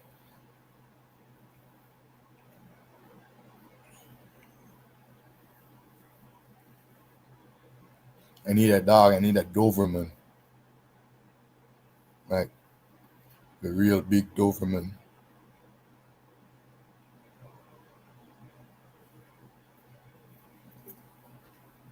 Doberman. I love to say Doberman, but it's Doberman.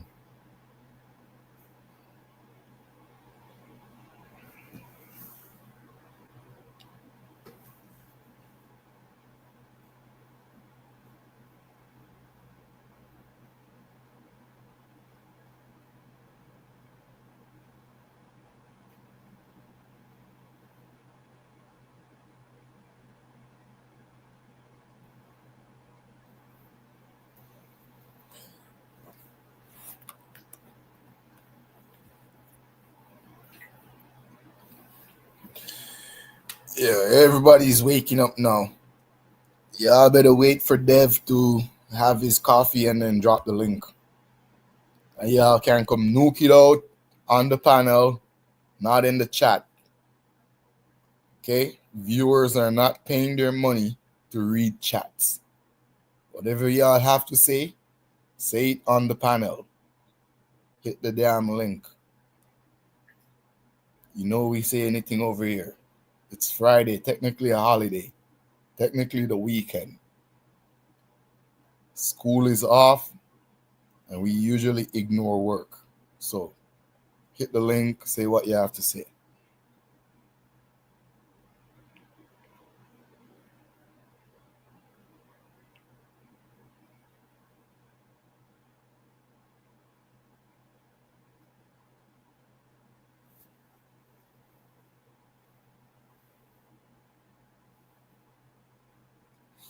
Yeah, they're paying to hear Tether speak.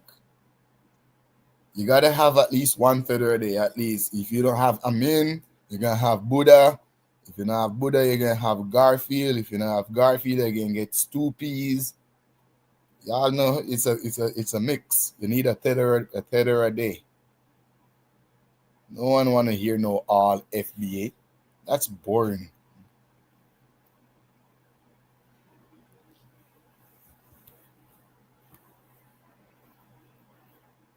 Got to mix it up.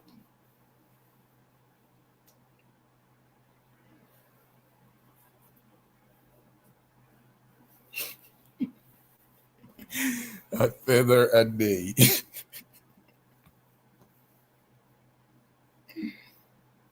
Yeah, no, okay. We got to mix it up. A feather a day. You know?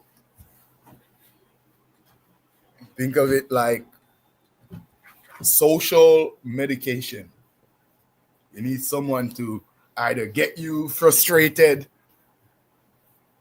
you know, you use that energy. Instead of crashing out, you go work out. There you go. Or you get inspired to go do some work, be better than the tether, or you go do some research. Either way, we all win. Black power. While I'm saying that, I'm going to go make me a cup of coffee. As you know by now, I'm a straight wheat smoker, coffee drinker. Crucify me for my drug addiction. As if I give one crap.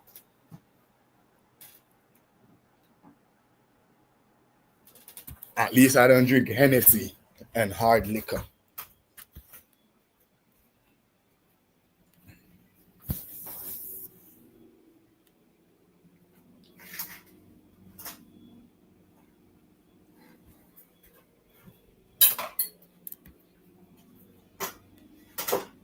But honestly though, coffee is a drug.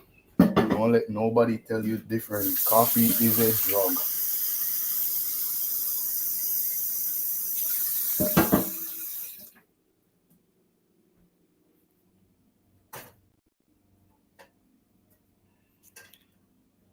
I literally could be like dying from exhaustion on my last breath. Trust me. Don't give me no oxygen pump. Bring me a cup of black coffee with the steam coming out of it and let me get one whiff of that black coffee aroma. And it's like God just blew breath in my body again. I don't know how it happened, but that's why I know coffee is a drug. Coffee is a drug. Good thing it's coffee though, and not crack. I don't know what the hell I would have done if it was crack. Good thing it's coffee.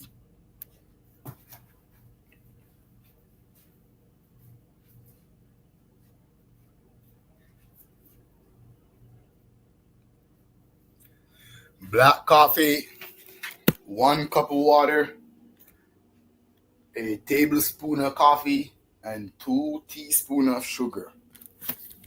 That's the formula. Mix it while it's hot. Put it in the hot water. You stir it. Let it cool down. You do not want it to turn into rocks. You need it to stay liquid.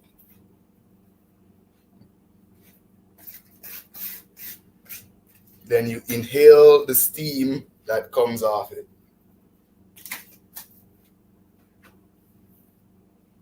And you will get a coffee high.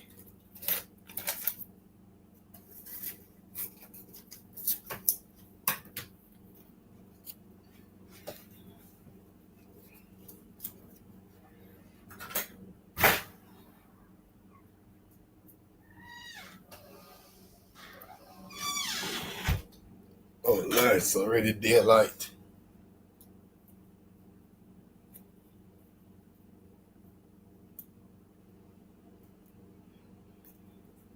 Oh, and I'm rolling a spliff and I'm making some coffee. So,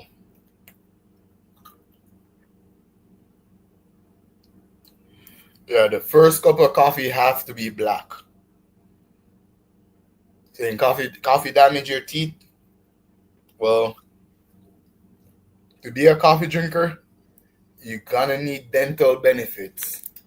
So you're gonna need your regular cleaning and possibly filling cavity, filling those teeth cavity and stuff, damage from the coffee and the weed smoking.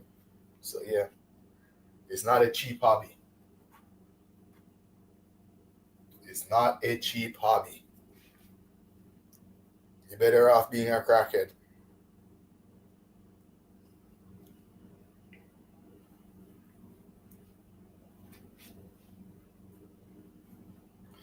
For breakfast this morning, I'm going to make stuff that only people from Louisiana knows. Only my Haitians from Louisiana know. I'm going to make bami. No one knows what bami is. It's like a bread made from cassava. Well, I'm not going to make it. I'm just going to fry it up.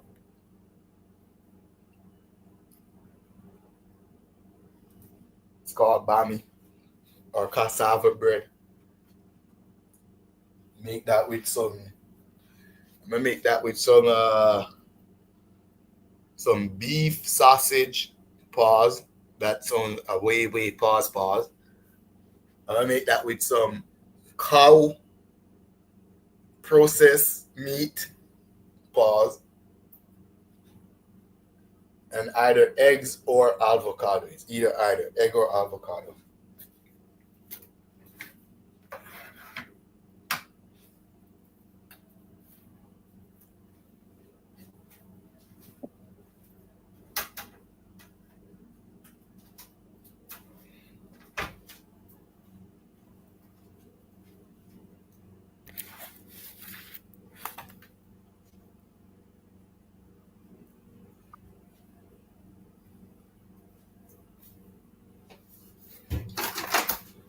Oh, man.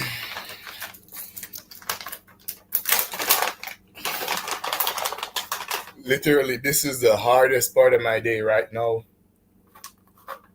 Rolling a spliff.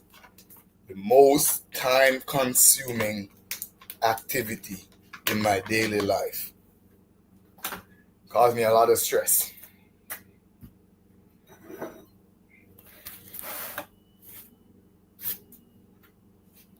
But I got to do it. Got to take this 5 minutes to do it.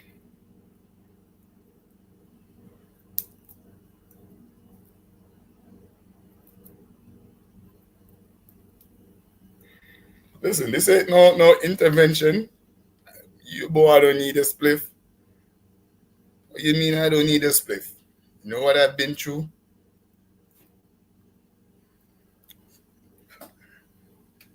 I need this spliff. I don't want it. I literally don't want it. I don't even desire it. But I need it. Okay?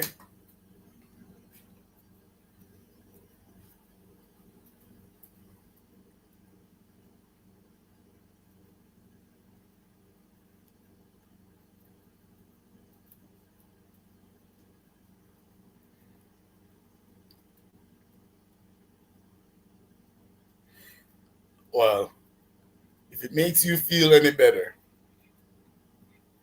this is medical marijuana prescribed to me by my doctor. For my case of anxiety, whenever you feel anxious, whenever you feel uneasy, whenever you feel tired, frustrated, whenever you feel like you can't bother, remember, you have the medication for relaxation. Bob Marley once said, it's the healing of the nation. I don't question the great Bob Marley. He said it, so it must be true. 14 months clean from the green. Man, I don't want to hear that. I gave it up. When I see my oldest smoke, I was officially done. 14 months clean? Yeah. Why you stop? My oldest daughter. What happened? She started fiddling with it. Yeah. Oh, she started smoking? Yeah. And it just didn't suit right with me. Yeah. It's like, you don't want to be in the same category as your kid now, eh? Yeah. But she gave it up and became a nurse, so I'm happy.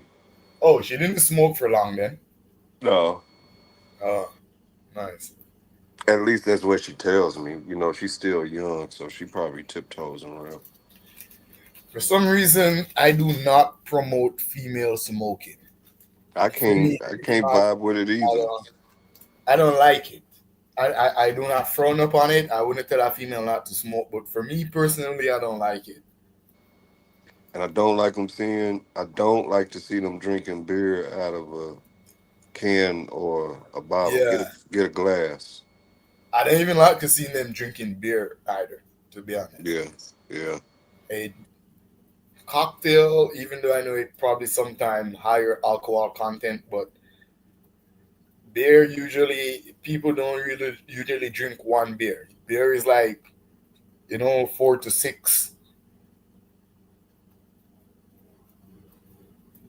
But yeah, that's my double standard, sir, because I smoke weed. And I hate when people blow their weed on me.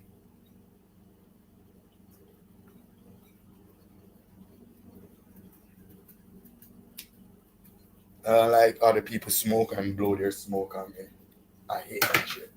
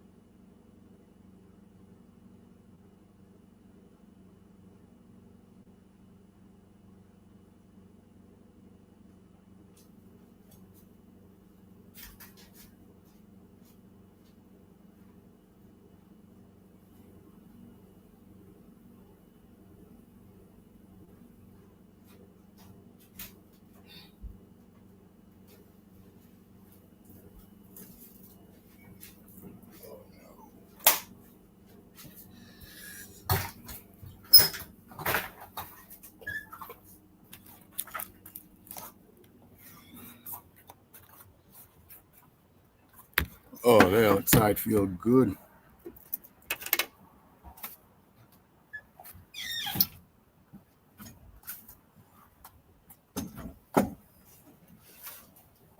Oh, wow.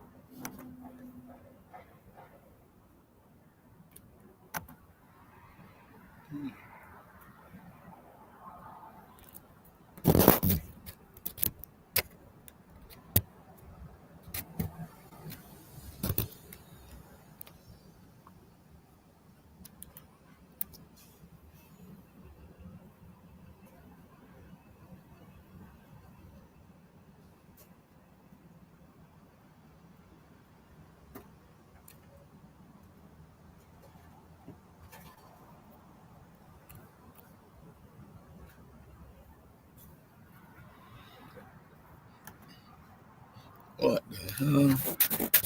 Why my camera doesn't work?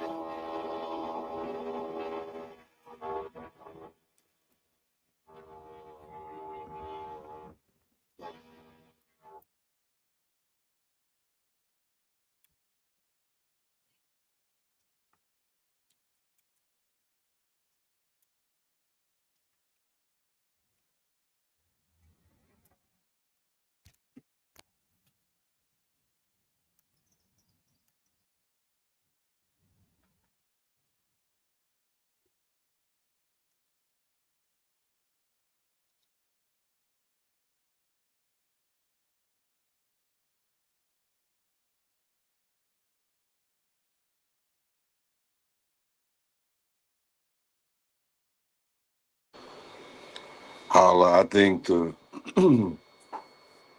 ultimate start to that, how can we push the community forward, is create a standard and implement that standard by all means. We can't measure what Black success is or what Black failure is until we create a standard for ourselves. And I think that's one thing that's missing from these conversations. Like, we got our cultural norms, but we haven't set standards for ourselves. So in order to push the community forward, I think we really got to start with creating some standards.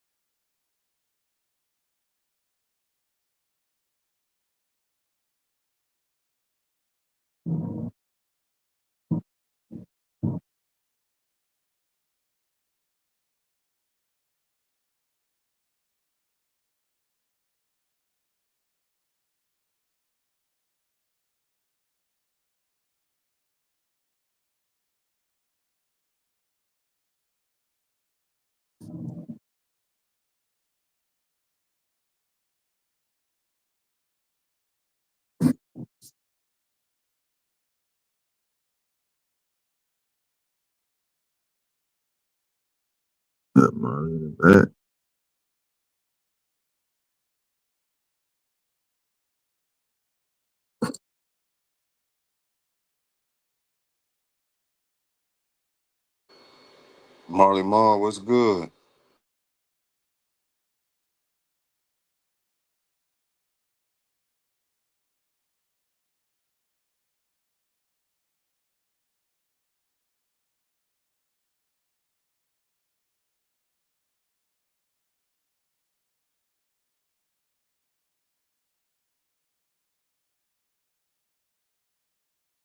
Now niggas want to bring me up on the panel while I'm about to walk out the door. That's crazy.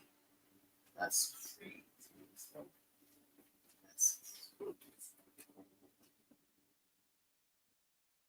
Yeah, we figured you didn't want to come up on a Friday.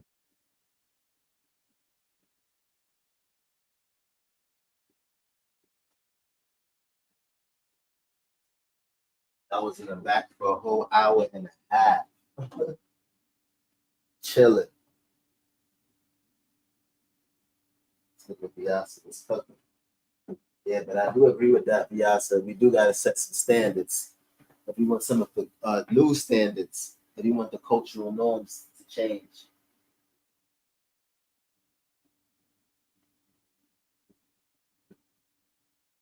That's definitely true.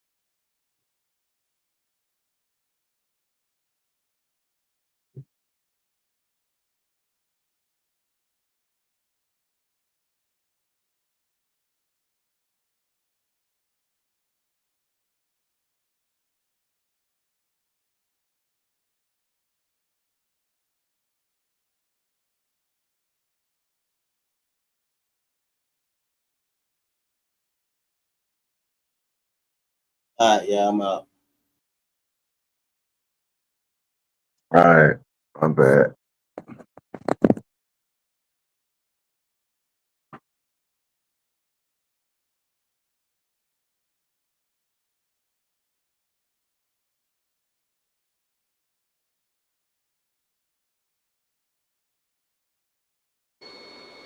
GQ must be really bored because he ain't said nothing in a long time. Go. Oh, man.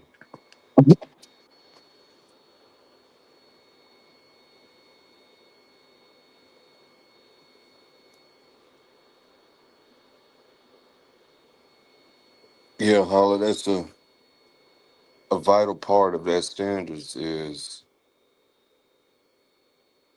the discipline needed to enforce those standards.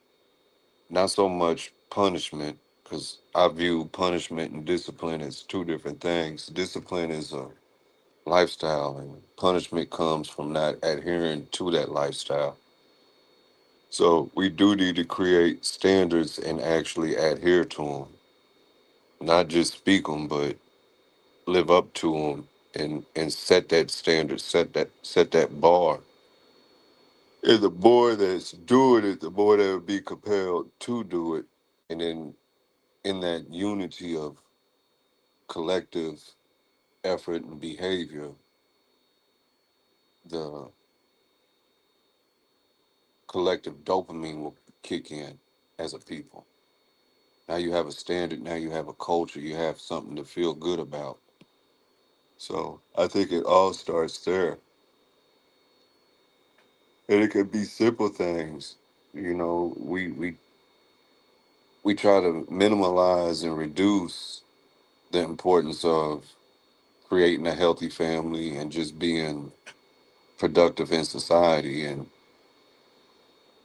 while we should have aspirations to reach the stars, we shouldn't forget the importance of cutting the grass either and take pragmatic approaches to being human beings, if that makes any sense. So we start with a standard.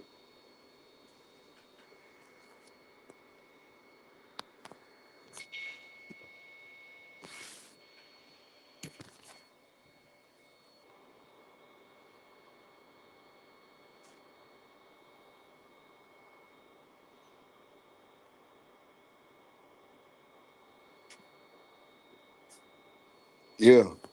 Um, I don't, it'd be hard to do that is habits or just byproduct of cultural norms that we adapted to in this hemisphere. But yeah, we most definitely need it. And the things about habits is humans are victim of habits. This is, how you gauge behaviors. And it's almost impossible to break habits. So those bad habits, you create a standard that replaces them. It's not so much of trying to get people to stop being habitual, because that's too much psychological work for just a one person within themselves. What you do is you try to create a standard that replaces the other one. You create that standard and form a new habit in the process. Whether it just be something as simple as wake up, make your bed, wake up, make your bed. That trickles down as that becomes a habit. Now the standard is keep your room clean. Now the hallway becomes clean. Now the living room becomes clean. Then that creeps out to the yard, from the yard to the street, from the street to the block, from the block to the city, just by creating a standard way of living.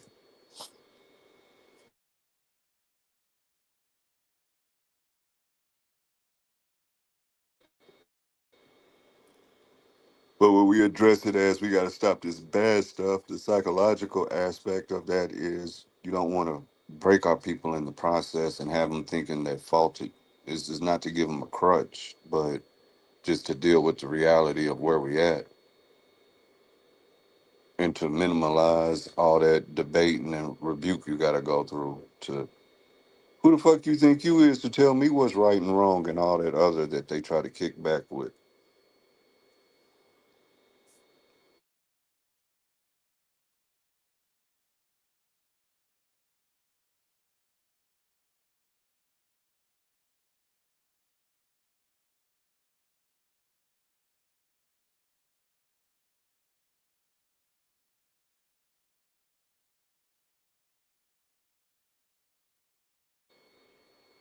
That's where punishment come in. Once you set the standard, you gotta have a punishment system there. Whether it be excommunicated or whatever it may be. You lose your black card, you're no longer one of us. You get delineated, since that's a buzzword. But we need that.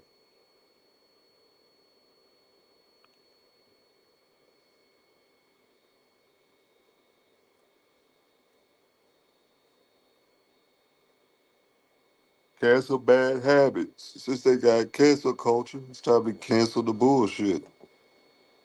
If we're gonna be serious about paving the road for not just longevity, but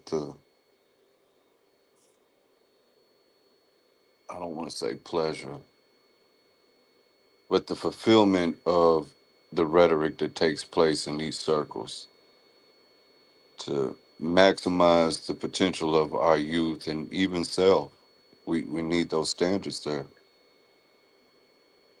You got to bring back, and a lot of it is just bring back them old ones. Help that granny across the street and make sure you're there to put the kids to sleep. In other words, provide that service. That should be, in the list of standards, is be a service to one another.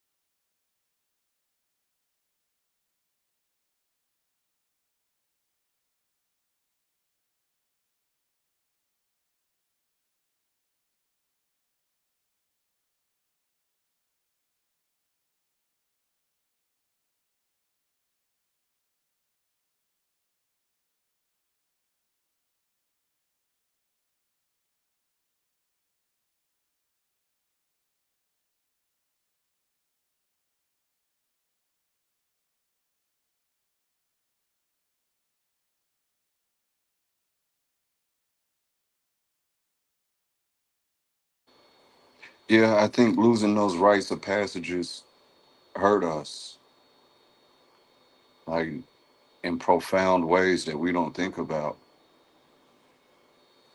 You can't jump into manhood just because you got the biological chemistry to reproduce life.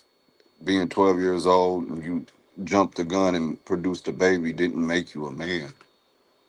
It's how you handle that phenomenon that we know really makes you a man. So we need to get back to a rites of passage, and that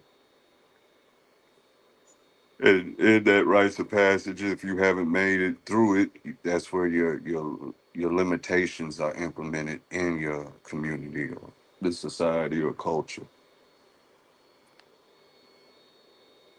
Earn the right to be OG instead of just getting gray hair and now they call you that just because.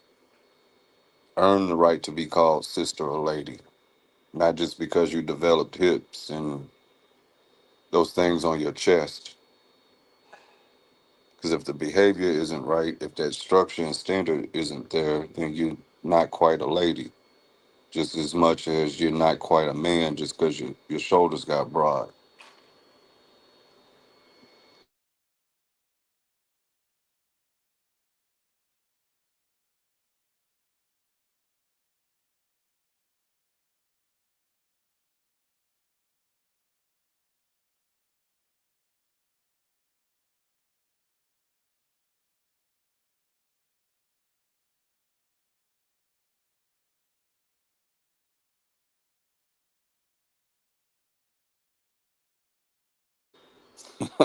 Auntie Mo, I thought I was behaving. And you gonna bring up them old shows. No gumbo for you. You done lost your gumbo privileges for 2 weeks.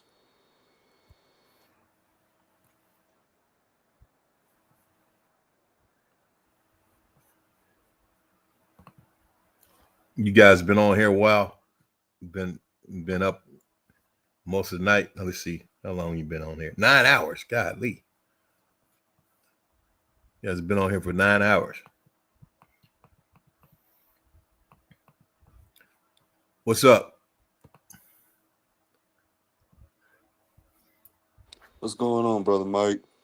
I can't complain or call it, man. I've been on vacation for the last week and a half. I've been working. You're at work? These past 9 hours in, so Ooh, jeez. Got 30 minutes to go. Been at it since 6:30. Yeah. Yeah, good luck, man. You're almost there. You Central. Wait a minute. You got to be Mountain then. I'm Central. I'm in Oklahoma. I've been going since 6:30 p.m. Oh, okay. So you go from 6:30 to 7:30? 7:30, but it's split between 2 jobs tonight. Oh, you work 2 jobs, brother? Yeah. Golly, man. I feel for you, man. I don't feel too bad for you, bro. Huh? Don't feel too bad. Man, you just doing what it takes to make it. Yeah, get them diapers and wipes. And that's the thing too, man. I mean, the first thing they want to start yelling is how we don't work. You know what I mean? But even you mentioned that right there, man. I'll put it this way. When I hear like brothers like you and even sisters like you that go through that kind of stuff, man, I feel bad about it because really when it comes down to it, we're in a position right now where we have to do that because things are so expensive and out of touch to, the wages that they pay. You got to have 2 jobs to make it. I just got lucky, that I came along at a time, because I'm in my early 50s right now. So I came along at a time where, it wasn't like this where I was able to finish a career in the military and then, start a second career. So it's almost like I've got 2 jobs as well because one of them still pays, even though I'm not in it anymore. I came along at a time like that, and the economy was a lot different than what it's been the last 5-6 years. So I was able to establish myself in an economy that didn't reflect the economy that we experience right now. So when I see brothers like you, man, I just want more for you, to be honest with you, because you deserve more. And but the thing is, I don't think we ever get to that point without making a way for ourselves, because they're not going to make a way for us. The system's not going to make a way for anybody, especially not Black people. So facts. Yeah. I used to say this: you can't have too much pride to work at Burger King if you can't afford McDonald's. And I spent. Say that one more time. Say that again. You can't have too much pride to work at Burger King if you can't afford the McDonald's. Ooh. Okay. And yeah. Give me just a second. I gotta handle something real quick. I'll come right back to the statement though. All right. Hey, what's up, Mike? Hey, how you doing? Everybody else. Thanks, man. Hey, what's up there? I was just having that conversation about it's a little spin on it where they're moving a lot of the funding out of the public schools, pushing it into private, but a lot of, because one of our representatives. What was that they're pushing it to the private? Say that again. I'm sorry. The funding. The funding. They're pushing it into the private schools. Yes. Wow. And they funneling it through a third party, pushing it into the private schools. And so one of our representatives he had went viral for talking about like, hey, you know, you guys didn't think that we were going to see this, that you were pushing millions of dollars. He was like, my county, you know, we would love this. And he was talking about how, you know, the certified teachers, they had to get a lot of certified teachers to come in, and he had to rent out a house. He didn't rent it out. He actually allowed them to stay there so that their school can have sufficient teachers. And he was just saying how, you know, it's unfortunate that the resources doesn't come in his district. And how did they expect their school systems? But the point I'm trying to make was that on our panel discussion, I was saying how that we rely on those public school systems because we have to go into the workforce, and we're not privileged to have one party stay at home and homeschool, that both parties are usually working. Oh yeah. And usually there's no village concept because everybody's working. And that Hmm. it was going to take some time for us to galvanize around that concept, because you either had to have either retirees who can self-sustain in bringing that homeschool, or uh galvanize together to take care of other people's kids, to teach them, Right. or um we're going to be in a very bad situation. And you know, I got a lot of pushback to say, well, we should not be working, you know, we should be homeschooling your kids, and we should be relying Huh. on the government to teach your kids and things of that nature. And I just want you to You know don't have a y'all's choice. opinion on this, because that's what I said. Because I'm Mhm. talking, you know, I'm not talking about those who, you know, and I'm talking about, I'm really talking about the working class. I'm not talking about those who are, you know, just choosing not to do anything. I'm talking about Right. individuals who are living rural areas. Unfortunately, there's not a working wage job in their area, that or the jobs that they're privy to have in those areas, they just don't pay enough. And Right. um and Yep. so they have to send their kids to school. Hmm. And it's just like another, so it was like, well, that's like relying on them for daycare. I'm like, well, yeah, I mean, we far removed from it. So I just wanted to know y'all opinion on it, because I just thought that it's kind of unfair that we have No, to. without a doubt. No, That's an you active. spot on, sis. And you know some of my background. You Mhm. know, I did 10 years straight unemployed solely because I was a single father dealing with autism, and no one would even give me a chance to work. Mhm. Mm. As if I didn't need to get diapers, as if I didn't have electric and mortgage and livelihood to pay for. You get where I'm going? So Mm-hmm. to get any job, and like you said, in a rural area, even if you're educated, there's no jobs there to sit back and say, okay, this can make it work.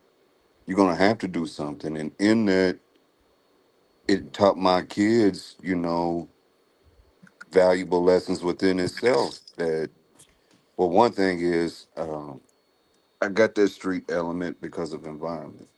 And I refused to take a job that my kids couldn't go to school and say, this is how my daddy makes money.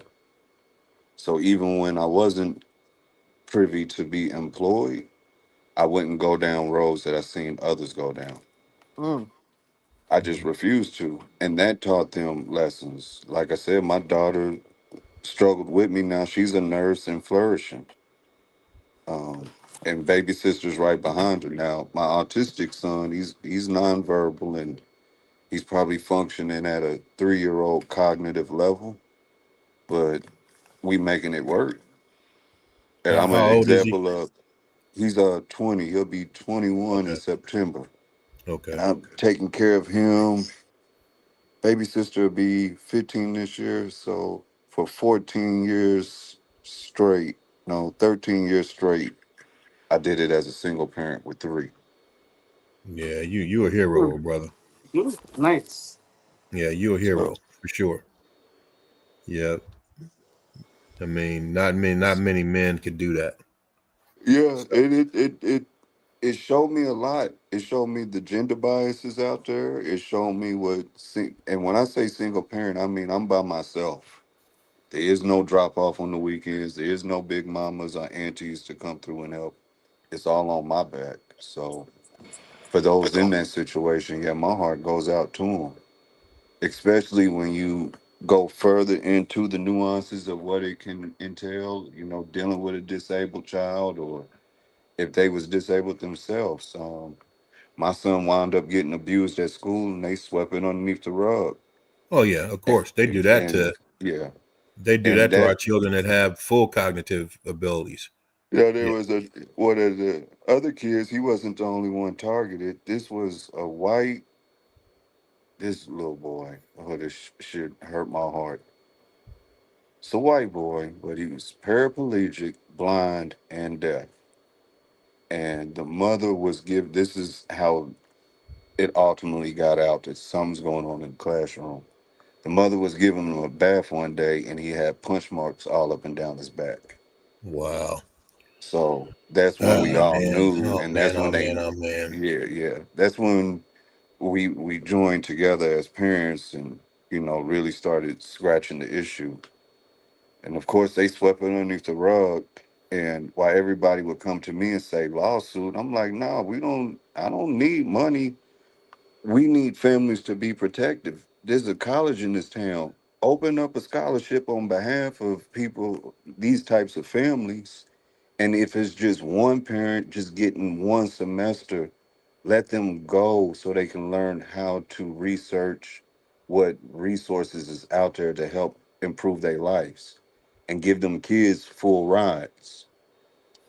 Where'd she go? Where'd she go? I mean, are you coming back up? I was Auntie gonna Mo, address her. yeah, she'll I be was, back. I was gonna address you as soon as this brother got done, because I do have a specific comment for what the question you asked, Dr. D. So you get a chance. Oh, there she is. Okay. You go by Dr. D too, right? Or no? Mo. Oh, Dr. Mo, I'll be putting all kinds of Dr. stuff. Mo. Okay, Dr. Whatever Mo. you want Okay. to call me, it don't matter. Shit. Okay, Dr. Mo. Dr. Thanks, Mo. dude. Sorry. I was going to comment on what you said specifically as soon as my brother was done. Go ahead, brother. I'm Okay. sorry. Go ahead. Go Were you ahead, Mike. done, bro? I'm still at work for the next 30, so I'm gonna be in and out. I Oh, will okay, say okay. this. What's up, Smoke Yankee? I seen you enter the building.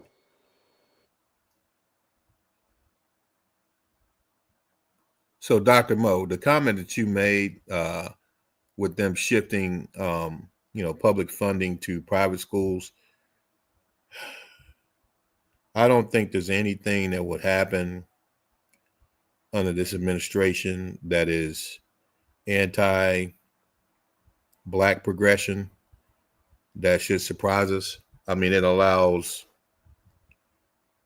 the feelings, attitudes, perceptions about how to deal with our community and our people from a traditional white supremacist racist perspective to be realized. And I mean, these are people that probably had the same intentions years ago, decades ago, but never felt comfortable about doing things like that because of some of the checks and balances that existed at higher levels of government. But now, this guy, we have the KKK. We had the KKK in the White House. And so it shouldn't surprise us that, that's an act of war. And that's an act of war, as a strategic act of war that has, long-term consequences when they do things like that. We really should not expect much more from them because they're weak cowards and they know. And when we're given opportunities, we excel in the things that we do. They understand that. So they don't want to compete with us. They already know there is no competition, really, when there's an equal playing field. When we have all the support and all the resources that they have, Right. I mean, we supersede anything that they could do. And usually, I mean, and there's historical facts on an individual basis and community basis that support that statement. And they know. You look at the backgrounds that we come from, the areas that we come from, the realities that we come from, compared to the things that they're able to just assume belongs to them by just breathing. There's no comparison. There's no comparison. It's just, you know, I always look at it like this. I mean, it's better to look at our existence, even though it may not pan out this way all the time. But I've learned that you're more accurate when you consider yourself a POW. I did say in the system. Now, when you meet individual people, will they necessarily treat you that way, treat you like a second-class citizen with racism? You got to find that out. I think, you know, you owe yourself that and you owe other people that on an individual basis. But systematically, from a systemic standpoint, yeah, we're POWs. We've been that way since we got here. And so when our POW stands for prisoners of war. So when we're dealing with this system, we really have to, excuse me, we have to approach it from that standpoint and understand that some of the things that are done systemically, especially under administration like this, is meant to destroy our people long term. They want to put us back in chains. You got that cadre of which makes up a lot of the people who have power to make decisions right now, because they are definitely committed to white supremacy and racism, anti-black racism, anti-brown racism. Most of the things that they do is geared towards hampering our progression, but then also regressing us back to a position where we have to take those black jobs that they talk about. A lot of people talk about how the farmers were getting upset because the illegal immigrants were getting deported. They were losing their workforce because they wouldn't show up for work anymore because they thought they were going to be targeted. And now they've changed the rule. Oh, they work for you. You know, if they're coming in and they're giving you slave labor, then yeah, they can stay. We'll make exceptions for them. And in the interim, they were saying, hey, the farmers were thinking about, well, maybe the blacks are going to come back. They're going to come back and they're going to work for us, work these fields. Which was the entire intention anyway. You know, they're like, hey, we're not going to import slave labor. We've got our slaves. They've been here, you know, since the 16th century. We got our slaves here. They're going to work for us. And, you know, so it's all about trying to force us back into those conditions. When you talk, when you tie it together and you talk about the direction of public funding for the schools being directed towards the private industry, the private sector, that's what it's about. It's about putting us back in the conditions. Yeah, 16th century, that's when we got here, 1555. That's when we showed up in the 16th century, and we've been prisoners of war ever since then.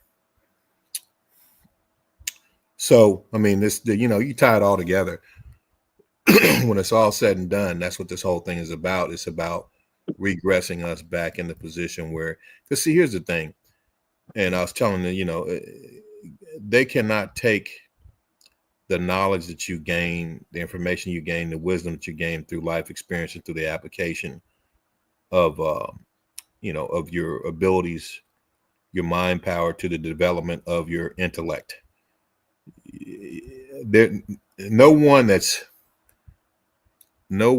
less intelligent and less understanding, less wise than you are can lord over you forever. And so that's why they made it illegal for us to even read for 350 years while we were here. You got caught reading, they'll cut your index finger and your thumb off. So you couldn't hold a book, or they murder you. Okay. So that's how powerful the development of intellect is. A person that does not have the intellect cannot.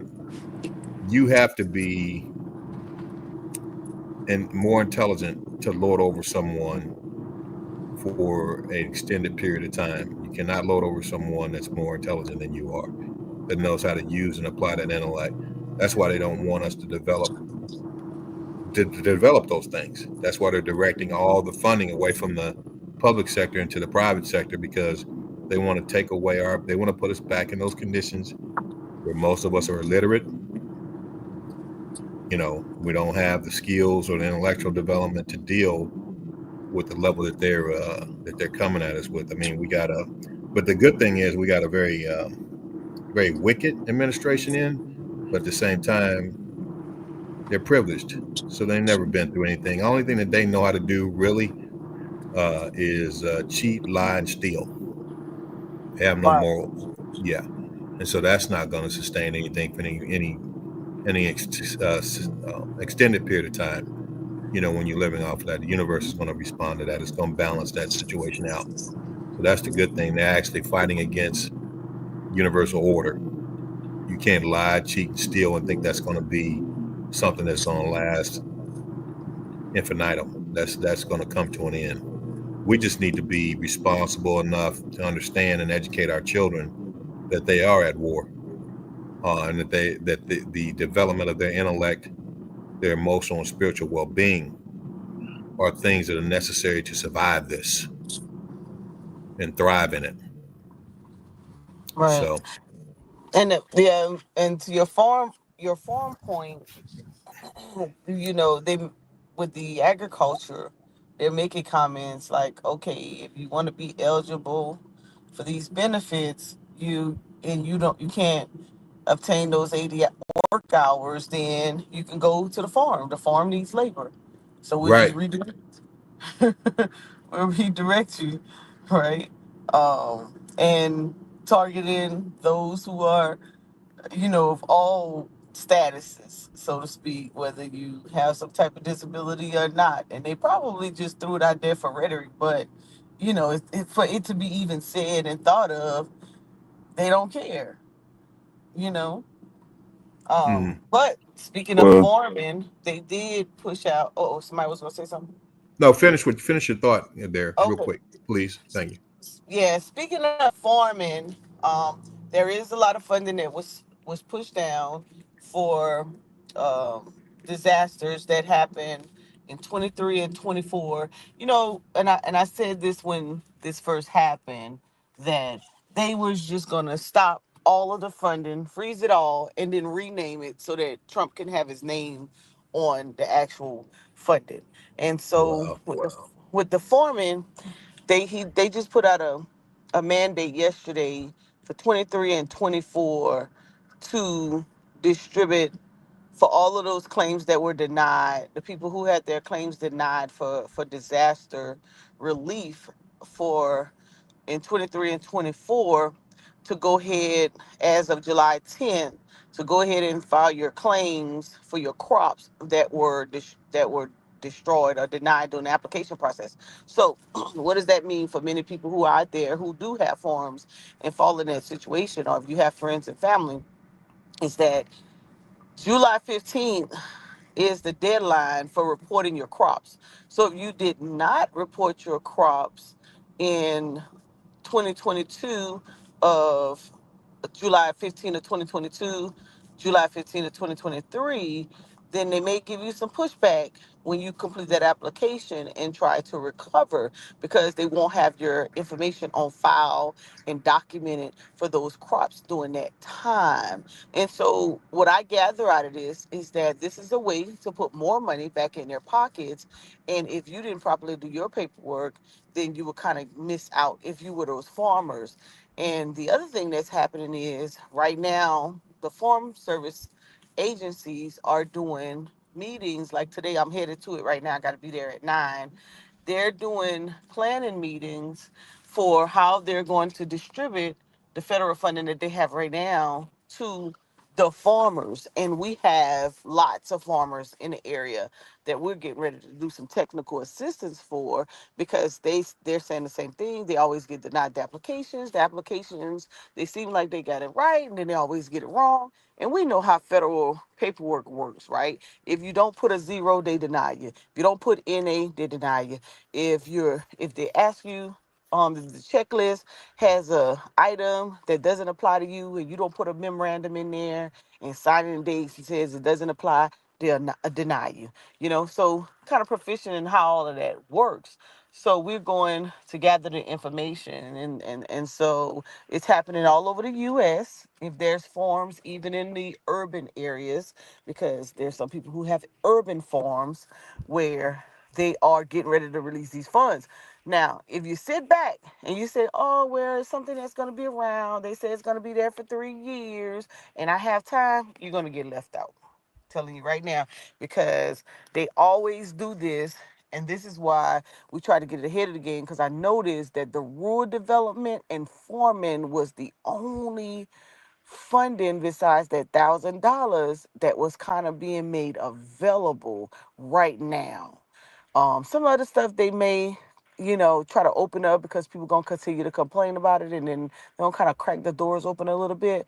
But this foreman is wide open. They dropped a lot of billions of dollars in different pots of money on yesterday, and so because I'm affiliated with, well, I know people now because I'm all up into this whole environmental thing. And so I'm privileged, there's a lot of community people coming forward and saying, hey, yes, that affects me. Can you help me? Hey, I have this issue on my farm and I would like help too. And so I've gotten pulled into there. And that's why I haven't said anything to you, Mike, in reference to the nuclear. We still dealing with that. But then now we've been pulled into the farming side because of what has happened with the black farmers, and Mhm. now that we found out that they are backdating these 2 years of opportunity for the farmers. So now I've been pulled to try to go help some of the black farmers. Okay. Yeah. So I kind of, Hopefully that works out. Hopefully that yeah, I works out think you for them, guys. because yeah. Mhm. And I then, think that. here's a lot of things, you know this too. Yeah. If there were plans to do what's being done now, if those plans Mhm. existed years ago, I'm Yes, pretty sure exactly. that the Caucasian farmers already knew. They already Oh, knew yes. what was going, what the plan was. But obviously that information didn't get distributed to farmers of color, or black farmers. I'm not gonna say farmers of color. I'm gonna say black and brown farmers have not weren't privy to that information. So yeah, now they're in a bad spot. So I'm hoping you're able to Right. help Well, them. Well, you know Out. what probably happened? What probably happened is the money that was there for the black and brown farmers, Mm-hmm. they denied them, and so the Ah, folks that are still in it, remember, our folks got fired. So the folks that are still in those positions are saying, hey, there's money still there that Congress approved. Congress always whining saying that you can't unappropriate funding that they've already approved. right. And those black farmers didn't report their funds. So, and we still have things that we have damaged. So, can we go ahead And get and that money too. say it again? Listen, I tried to.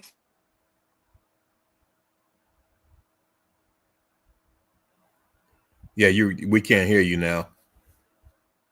You went out.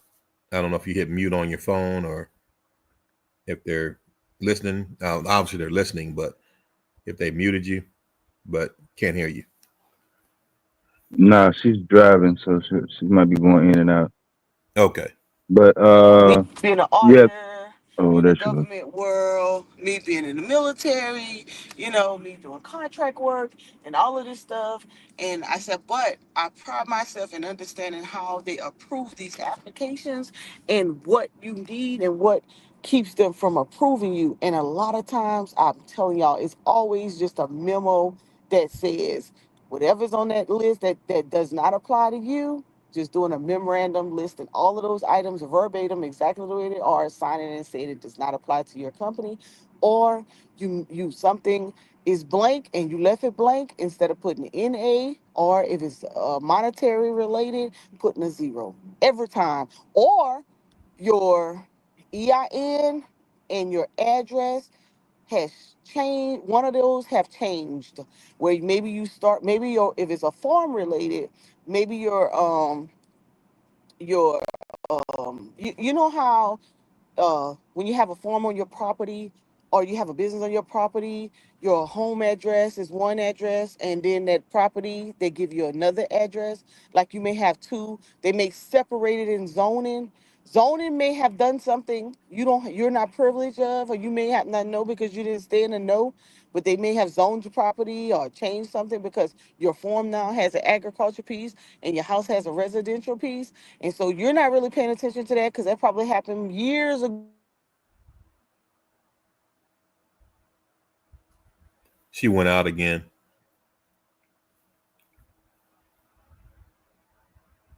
You went out again, Dr. Mo. Yeah, just give her a second. She'll be back. But the link I put in the chat was the black workers in Nebraska are not taking those black jobs for the white farmers in Nebraska. So shout out to the people, black folks in Nebraska for standing up. And we gotta balance it out for the younger generation. There's enough resources out here for our historical events. I'm pretty sure we have different people from different areas that may not be privy to some of the information. So I don't want to have the younger people painting this picture that ain't nothing we can do but sit back and watch white people trample over us. So we got to make the necessary adjustments like we always been. But if it was that bad, I don't think we would be here right now. We didn't have no choice. Because I know if my people didn't come before me, didn't give me no outlook, I wouldn't have been motivated to keep going. And I grew up in Jim Crow, Ku Klux Klan South. Then I came to the racist military. Then I went up to the segregated Midwest. So I've had my fair share of dealing with various points of racism. Some people succumb, some people survive, some don't. But obviously it don't apply to all. Right. That's real. Yeah. The thing is, man, go ahead. I mean, the thing is the problem that I think we deal with, overarching problem, is the perspective towards racism, like you just mentioned, thinking that we can't do anything about it. The other piece of that, or the other side of that coin, is thinking that somehow it's justified. I think they obviously the people who practice it, they believe it's justified, or they wouldn't be doing it.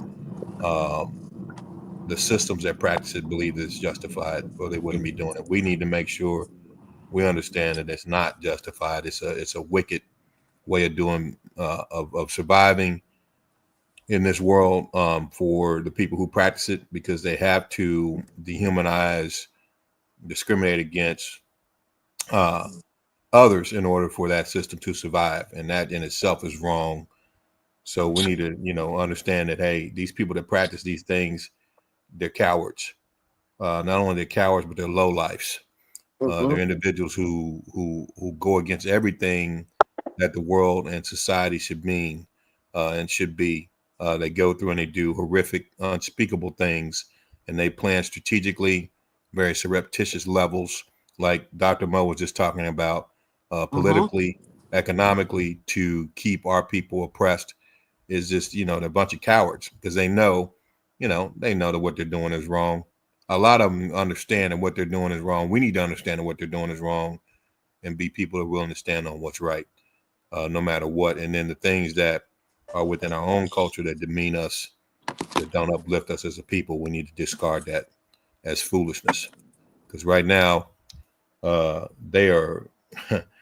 It's. I always look at it like this: there is no truce and no surrender, as far as these people are concerned. They're not looking for a truce, and they're not looking for surrender. They want to completely annihilate us as a people from our human status in this society. Dr. Lamb, are you back? Her time is going to be limited. To get all she was saying before she went out.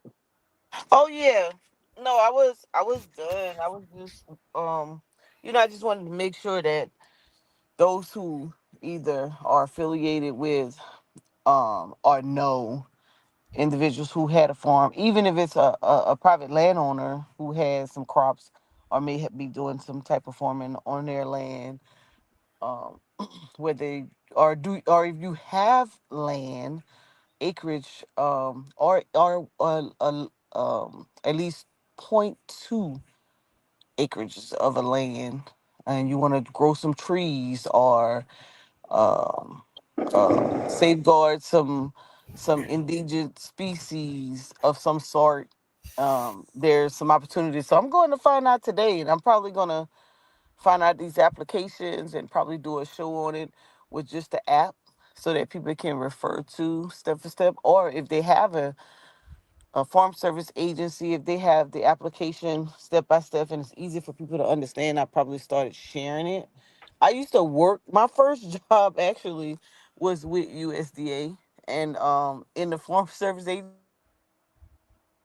College. I didn't know what the world I was doing. I just knew that when the farmers came in, we would go to the map. They would tell us what they were planting, and we would chalk it out on the map. We would label it, say who they were, if they were, if they had any change in personnel and all that stuff, and we put on file. And then if it like rained or they had was some type of disaster of some sort, they would come back in. We would pull their record or their map. We'll make sure they are who they are. And then I would go and I would I would go and type the little check up. And then we would hand them the check. At that time, I don't even think I paid attention to if they was doing black people wrong or white people wrong. I just knew that I was charking crop, outlining crop and paying checks out. I didn't even get into the logistics. I was 19 years old, and then now here, 30 years later, 48 over here, back helping farmers. I thought that was the funniest thing ever. you know, Going to learn something that if I would have probably grasped earlier on, it'd probably be a different scenario. But um I'm going to make sure I'm going to check out because even with the pitfalls and the barriers that they put into place, um I feel like if I can help one, that I've done something. So we have I've showed you guys before. We have a couple female farmers. There's about 25 of them.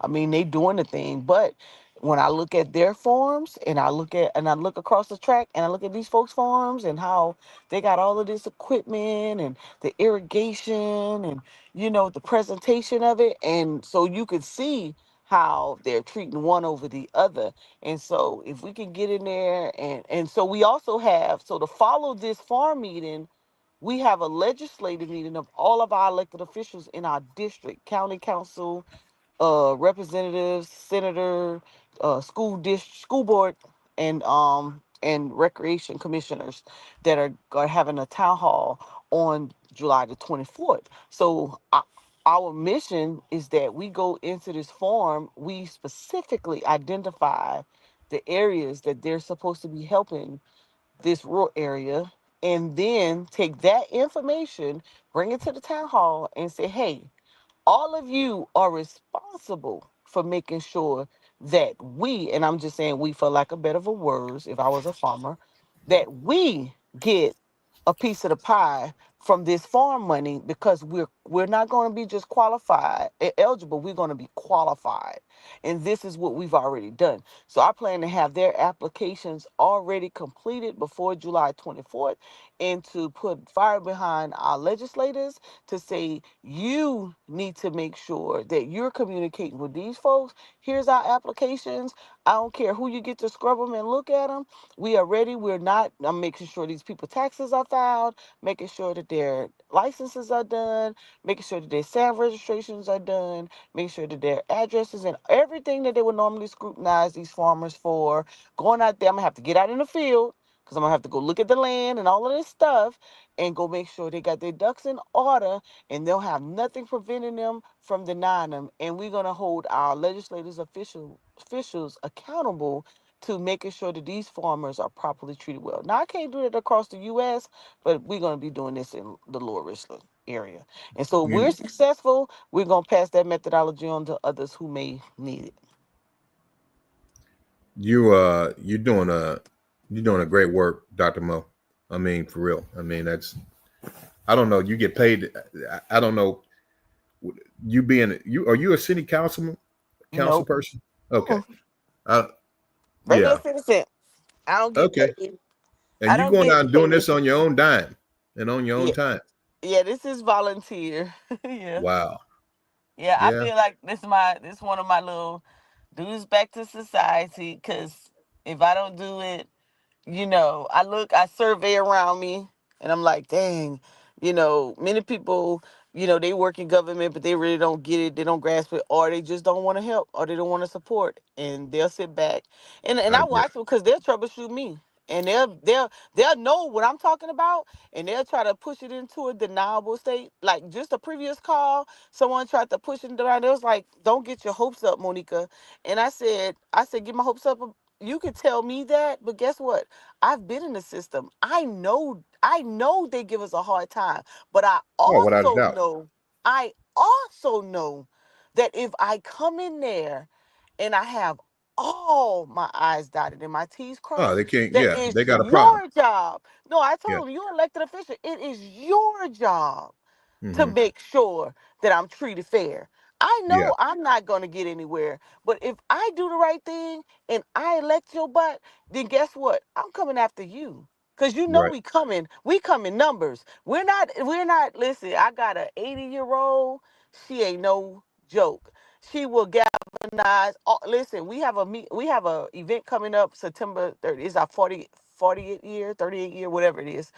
She Mhm. gonna have 80 senior citizens, 800 senior citizens in the building strong.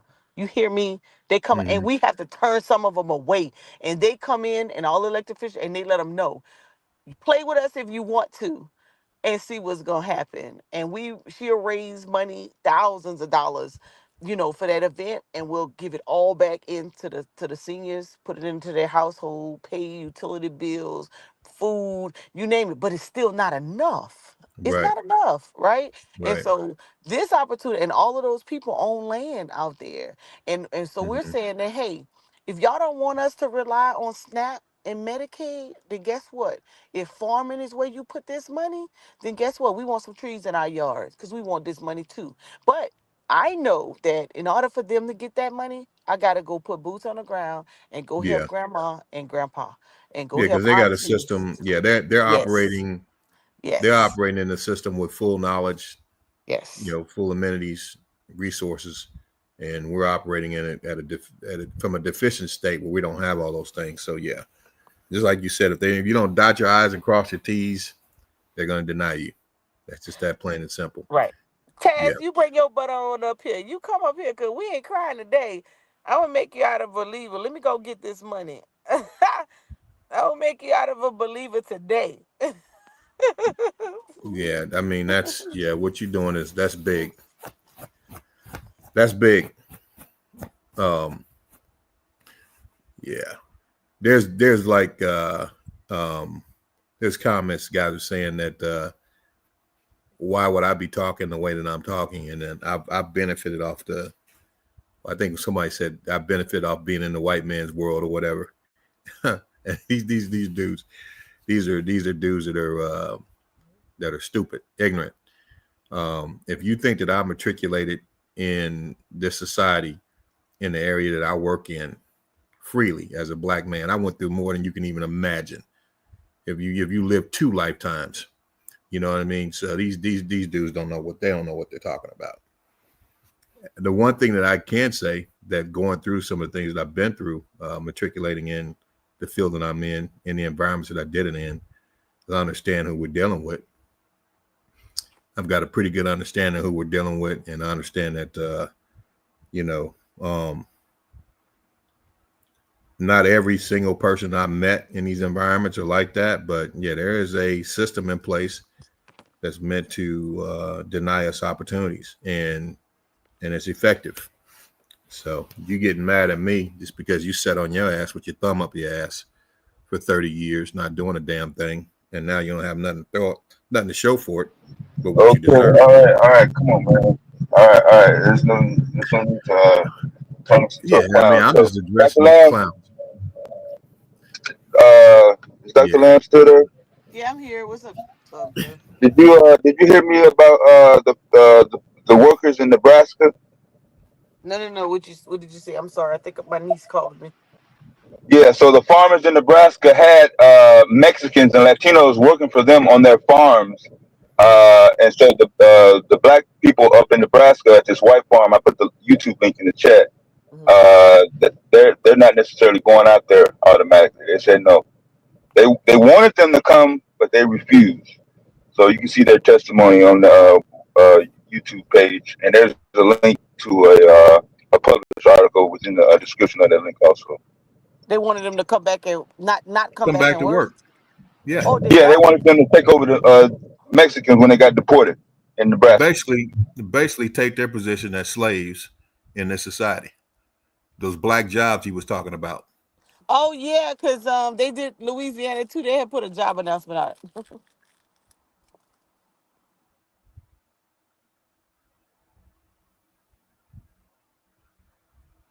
Yeah.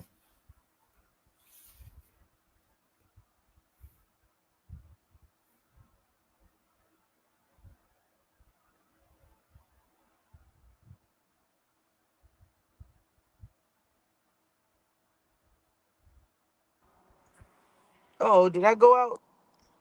No, we can hear you. Oh, I see. I want to Yeah. pause. Yeah, so you're saying that the black farmers on the farm and they wanted No. to. Oh, I'm He sorry.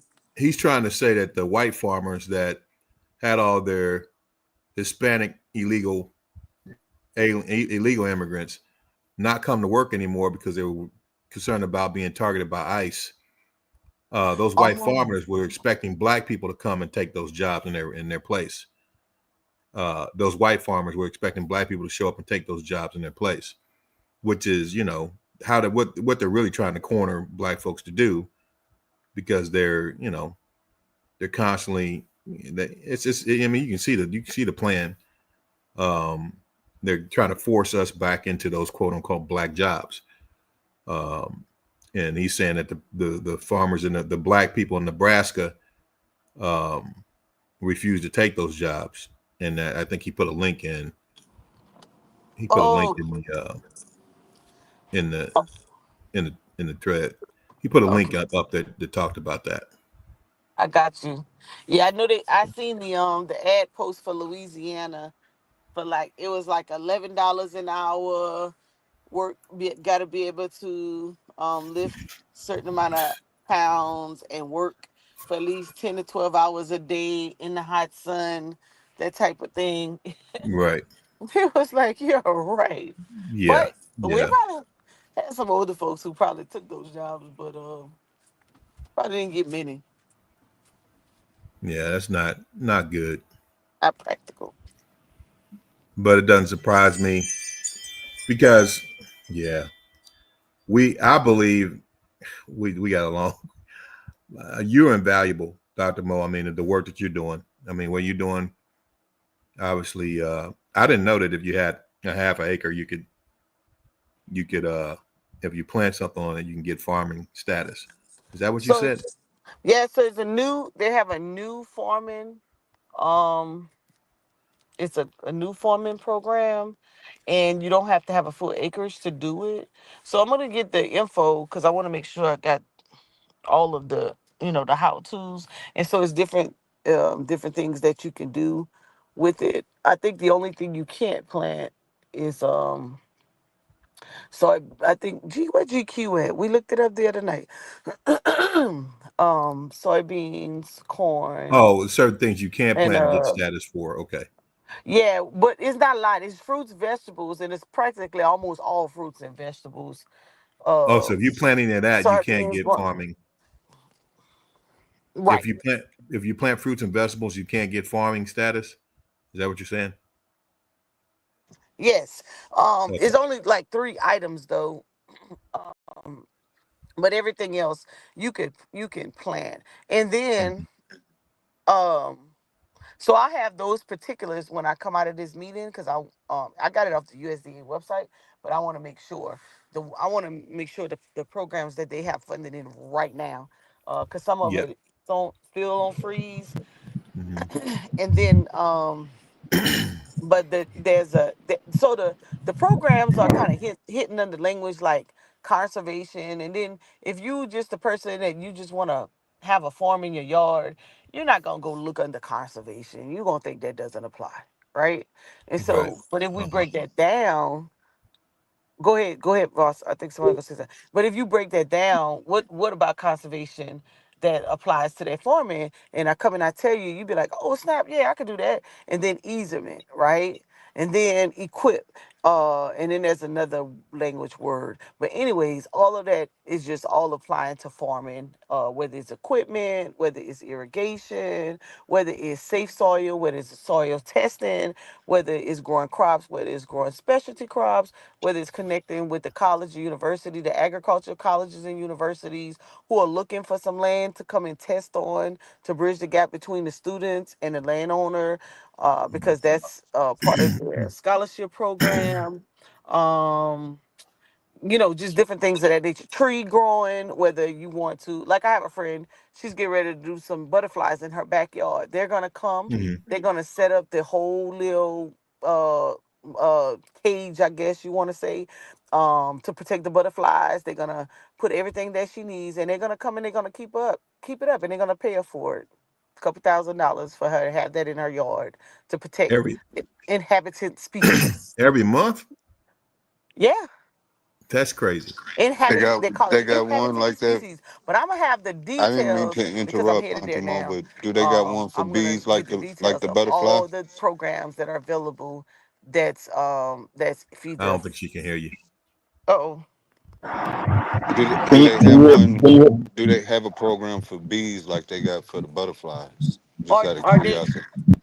they on the survive? Are they Hold on, Dr. Lamb, can you hear Vyasa? I can hear him now. Can you hear me? Can you hear Vyasa? Yeah, Vyasa was asking you a question. About bees, right? Yeah. Yeah. Yeah. Are they on the indigenous? Are they on the I'm thinking so. But you got to get the specific name because everything right. got a specific species. Species, yeah. Yes, find a specific type of bee, and that's the bee. Because what happens is, so my friend said when she first put her application in about butterflies, they had the wrong one, and they came back and said that's not on the endangered species list, and so they went back and they found the one that was, and then they approved that application. So for our people, I'm saying, I'm trying to gather the correct information, so you don't just say, oh, well, Lamb said I can go find an animal that's on the indigenous, I can go find an animal, and then they'll help, they'll put it on the inhabited species list, and I'll be able to do this in my backyard. No, I'm saying you got to have the indigenous species in your area that's on the list, and you can do an inhabited species in your backyard. There's a difference. Yeah. Yeah, but why would you do that if the white man is trying to annihilate you as a person? Why would you care about any of that? Why would you care about doing anything in life? And then because a person challenges that, that means they did nothing in life. Like I'm saying though, like, be careful with your disrespect, right? Because you bow down to the white man. You bitch. You want to talk shit? I wasn't talking crazy to you. I'm questioning what you're saying. If you're saying the white man wants to annihilate us, what are you telling the youth? Why would they go out and try to pursue anything positive? Is the white man going to annihilate us? You're not a representation of that, Mike. So you can get mad all you want, bro. You're not a representation of the white man trying to annihilate us. You are the representation of a man that succeeded in that. How do you know? System. Okay, so we're gonna talk civilly, right?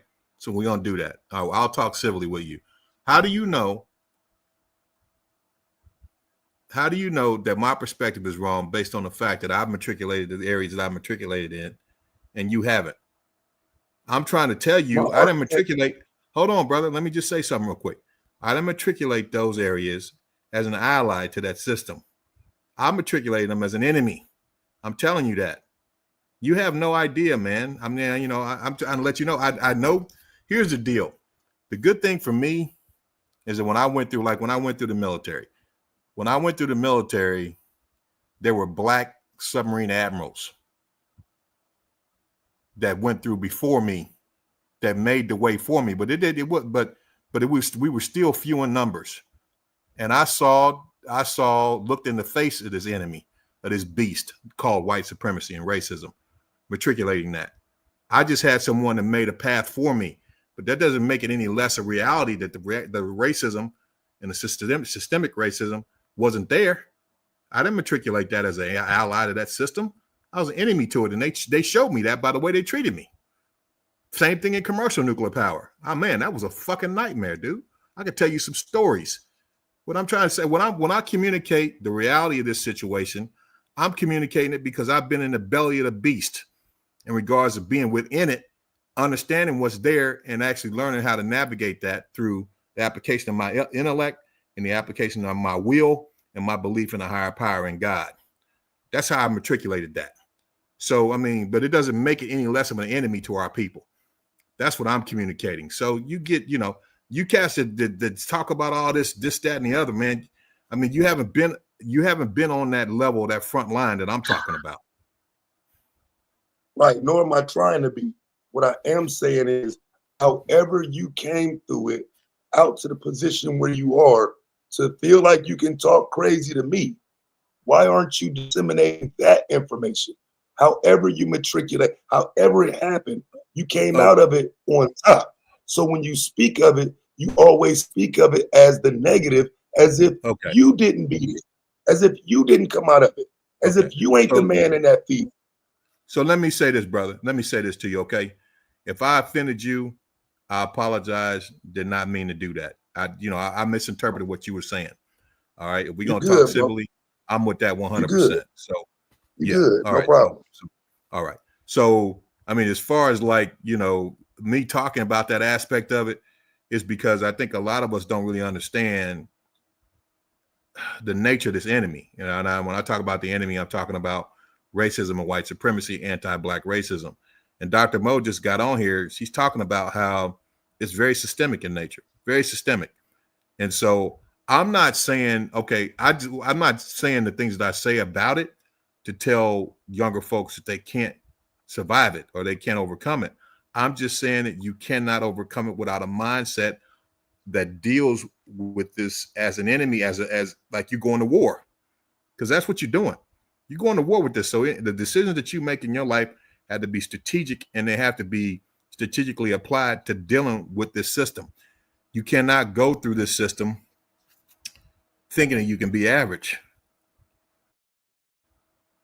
You can't, because average ain't gonna work for you. If you're black, it's not gonna work. You got to be willing to do the. I'll say this one thing. I don't disagree with any of that. All I'm saying is when you're presenting how you view the system, sometimes it comes out as you can't make it within the system. And again, I would say, look at yourself. You made it with the system. Yeah, and that's and if I'm coming across to people like that, I don't want to say you can't make it in the system. I'm not saying that, but I'm saying you got to be willing to burn that midnight oil, and you got to be willing to think strategically and do the things that others that they're not willing to do. That's the only way I made it. I did the things that they were not willing to do, that put me head and shoulders above those I was competing with that didn't have the same demographic that I had. I had to stand out. I had to do the things that they were not willing to do. Just like this brother that says up top that was talking about he's taking care of his, he's working 2 jobs now to take care of his family. I feel for that brother because he's doing the things that he has to do to make it. However, we got to be strategically in our work, in that, you know, you do the things that are necessary to sustain you for the day, but then you also have to be doing something that's going to pay off years from now, constantly investing in yourself, investing in your development. I mean, I talked to you guys about where I'm at in my life. I mean, by no means am I where God, I believe in God. A lot of you guys don't, but that's cool. I'm not getting into that. Life will teach us all the right answer. but I do things that are, sustain me today, but also to build in the future. I told you guys, I'm in my early 50s, man. I'm still going to school, bro. I'm still fighting to get better because there's other things that I want to do. And I'm trying to say, and do my counterparts, are they willing to do that? Hell no. Hell no. People, most counterparts, when I'm talking about Caucasian, even black, but Caucasian counterparts that are in the position that I'm in, they're not thinking about, going back and going to school at night and getting a second doctorate. They're not thinking about that because they don't have to. What I'm saying is we have to be willing to do the things that they are not willing to do to overcome this system, because that is how entrenched it is. You are at war, period. And that's that war for you. I wouldn't push back against that, though, bro. That's what I'm saying. That ain't what I'm pushing back against, though, Mike. I like, only thing I'm pushing back against is when you make the statement, they're trying to annihilate us. And it's like, wait, bro, like what do you mean by? Because I get the underlying understanding of that. But too many of us are successful now to lead with that as lacking complete opportunity. We got opportunities, bro. We seeing people do it. And I would argue you're somebody to be proud of. You're not somebody we need to be hearing saying, white supremacy, the white man, white supremacy. No, bro, you are somebody to be proud of. You somebody who represents that actual success within the system. So that's all I'm saying, bro. Like, I'm going to challenge you anytime I hear you say, they trying to annihilate us. No, nigga, you went in and came out. They didn't annihilate you. You good. You here. They tried, though. Now to tell the next young man how you got there. Yeah, they tried to. I'll be honest with you, bro. I'm gonna be honest with you. I understand the perspective that you're coming from, but I'm just telling you, being in that and facing that beast, and still dealing with it to a certain extent. But I'm at a point right now in my life where, I can do whatever I want to do, period. But to get to this point, I had to look that beast in the eye, man. And I'm telling you, it's nothing but, as I expressed, this is a war. And, we have to be strategic in our mindset and, our thinking. And I'm not telling brothers that they can't do it, but I'm saying you need to tighten up. You need to tighten up, and you need to be willing to do whatever it takes. I mean, you don't want to put yourself in a position where they can lock you up like an animal because you've done something illegal, but you need to be willing to put that long range plan in action that's going to bring you to a point where you can kind of hover above this system and what it's intended to do. Because you can get to a certain point where you're kind of hovering above all that. And, that's where you want to put yourself. You can't do that without a long-term plan where you do the things to sustain yourself for the day, but then you're doing something that just invest in your future.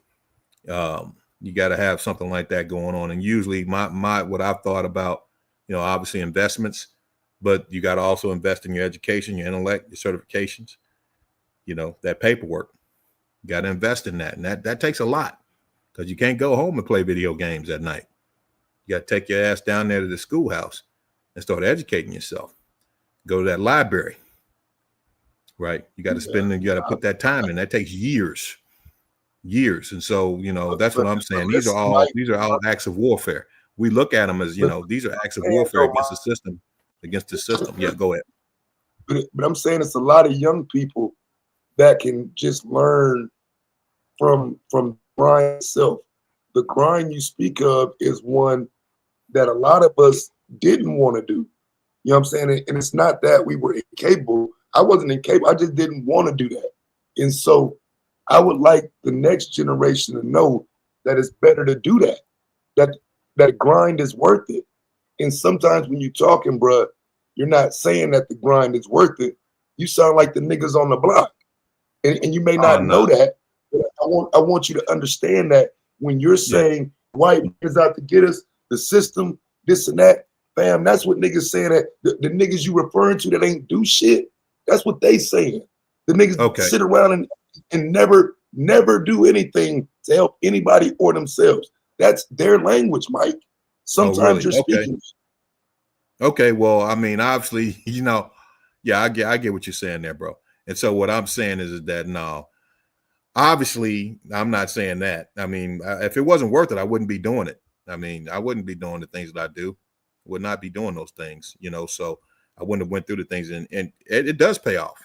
It pays off because I don't have to, you know, like if I got an issue with just like I got an issue with one of the you know, the white neighbors that I have that did something that pissed me off about a week and a half ago in one of my properties. So instead of me going over and getting pissed off at him, I called my attorney that I got on retainer and tell him to go get his ass. Right. I mean, obviously that's the so what that's the, you know, the mundane way of putting it. But the bottom line is I generated that paperwork and now I'm suing him. I don't, you get to a certain point. It's you do the things necessary to deal with this system for the benefit of not being subjugated to it at the rate that the average person is, especially the average Black person. We don't want to be in a position where, and if we actually work together, we could all rise above that. We don't have to deal. We'll have our own system. Other ethnicities do it. They don't have to deal with this racist system like we do. But we work a lot as individuals, so we don't really have the community support that we need. I would just say that I'm not saying the things that I say to discourage people to say, oh, it's just, you know, woe is me, or we don't have any. No, I'm going out and I'm fighting a good fight. I mean, I got a lot of work to do, still got a lot of work to do. But at the end of the day, I'm just saying you got to be in a mindset where you want to go to war with the system. And it's going to cause you to call yourself to higher places, higher levels of sacrifice. You got to be willing to do that. And you got to be willing to do the things that most people are not willing to do. That's my point. So, I mean, I'm not complaining. I'm not filthy rich or anything like that, but the things that I've done to matriculate this system as an enemy within it. And you know, you gotta, that takes, you can't come out and then pronounce, oh, I hate, you know, because it's not about hating white people or anything like that. It's about hating the system of discrimination, oppression, and racism. I don't like the system. The system's not fair. It's not right. And it needs to be done away with it. It's very hampering to not only Black people, which we suffer the most from it, but it hampers the whole society and the world as a whole. There's really no need for that. There's enough resources, but I think, like I said before, and I'll stop here, I think is promoted by predatory capitalism. The whole thing about this whole colorism where Black people were supposed to be, were brought over here, we were brought here as chattel slaves, or we're already here and made into chattel slaves. The bottom line is that was an economic decision. That was a financial decision that was driven by predatory capitalism. And so in order to justify that greed, they had to dehumanize us, and they had to dehumanize every other person that a group of people that they've taken things from and you know, stolen the system of, and when I say they, it wasn't the average white person that was benefiting from it. It was the top, you know, 5% that were landowners, huge landowners. So they just convinced the rest of the white people in society that was the right thing to do. Obviously, they didn't convince them all, but they're convinced enough to make it something that became law. And then also, the same thing is happening now. He's not convincing everyone, but he's convincing enough people. And I think the good thing is he's convincing fewer people. I'm talking about Trump now, that this is the right way to treat other people. He's convincing fewer people that that's the right way, because they're starting to realize that this system is so greedy that it will even turn on them. Where you see that they just stole $1 trillion worth of healthcare. They just stole $1 trillion worth of healthcare from the citizens of this country. You know, so white people see that too. They understand at the end of the day, this is just unbridled greed that's using racism and discrimination as a justification for their economic exploits, their economic goals, which is to take everything. The top 2%, they want to own, and they already own 90% of the wealth in the country. But they want it all. It just, you know, so we're just caught in the middle. We're caught at the bottom of the thing where, you know, we're the only group of people here that are cannot be classified as immigrants, you know, other than, you know, the whites that run the system, and they owe us. And so It's all about proving that we're not owed, and we can't worry about whether they owe us or not. We need to get ourselves to position, each one of us, that have the knowledge that you hear on this channel or in other places in life, and be willing to make the sacrifices necessary to overcome this system. And those sacrifices are not average. You got to be willing to do the things that other people are not willing to do. Wait, so you got to be able to. You don't think black people should pursue reparations? I don't think the black people should what? Pursue reparations. Yeah, but I mean, what's the likelihood of them giving? What's the likelihood of that? I mean, obviously, you pursue what's right, but what's the likelihood of that, bro? They ain't gonna be shit if we don't fight for it. Shit. Oh yeah, you can fight for it, but I mean, that's what I'm saying. It's gonna be zero. So if we don't fight, obviously you won't get it. Just like you said about work.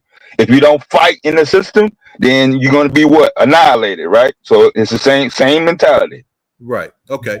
So nobody said reparations was gonna be turned around and we're gonna be benefiting within a year or a generation even. So I mean, this particular system or situation was not derived over one generation. So how is the expectation supposed to be in a relatively short period of time if we're fighting something that came about over a longer period of time? That's all I'm saying. So yeah, if you're not on that train, that's cool.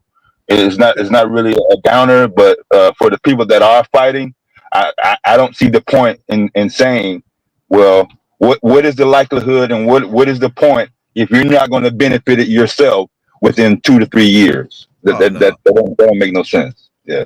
I agree 100% that we should fight for reparations, but it's the nature of the system. When you know the nature of the system, you know that they don't give up power. They don't give up power. You're going to take it. But then the other part, I'm when I deal with the system, I'm taking mine. I'm taking my reparations, period. I'm taking it. So I'm not asking you for it.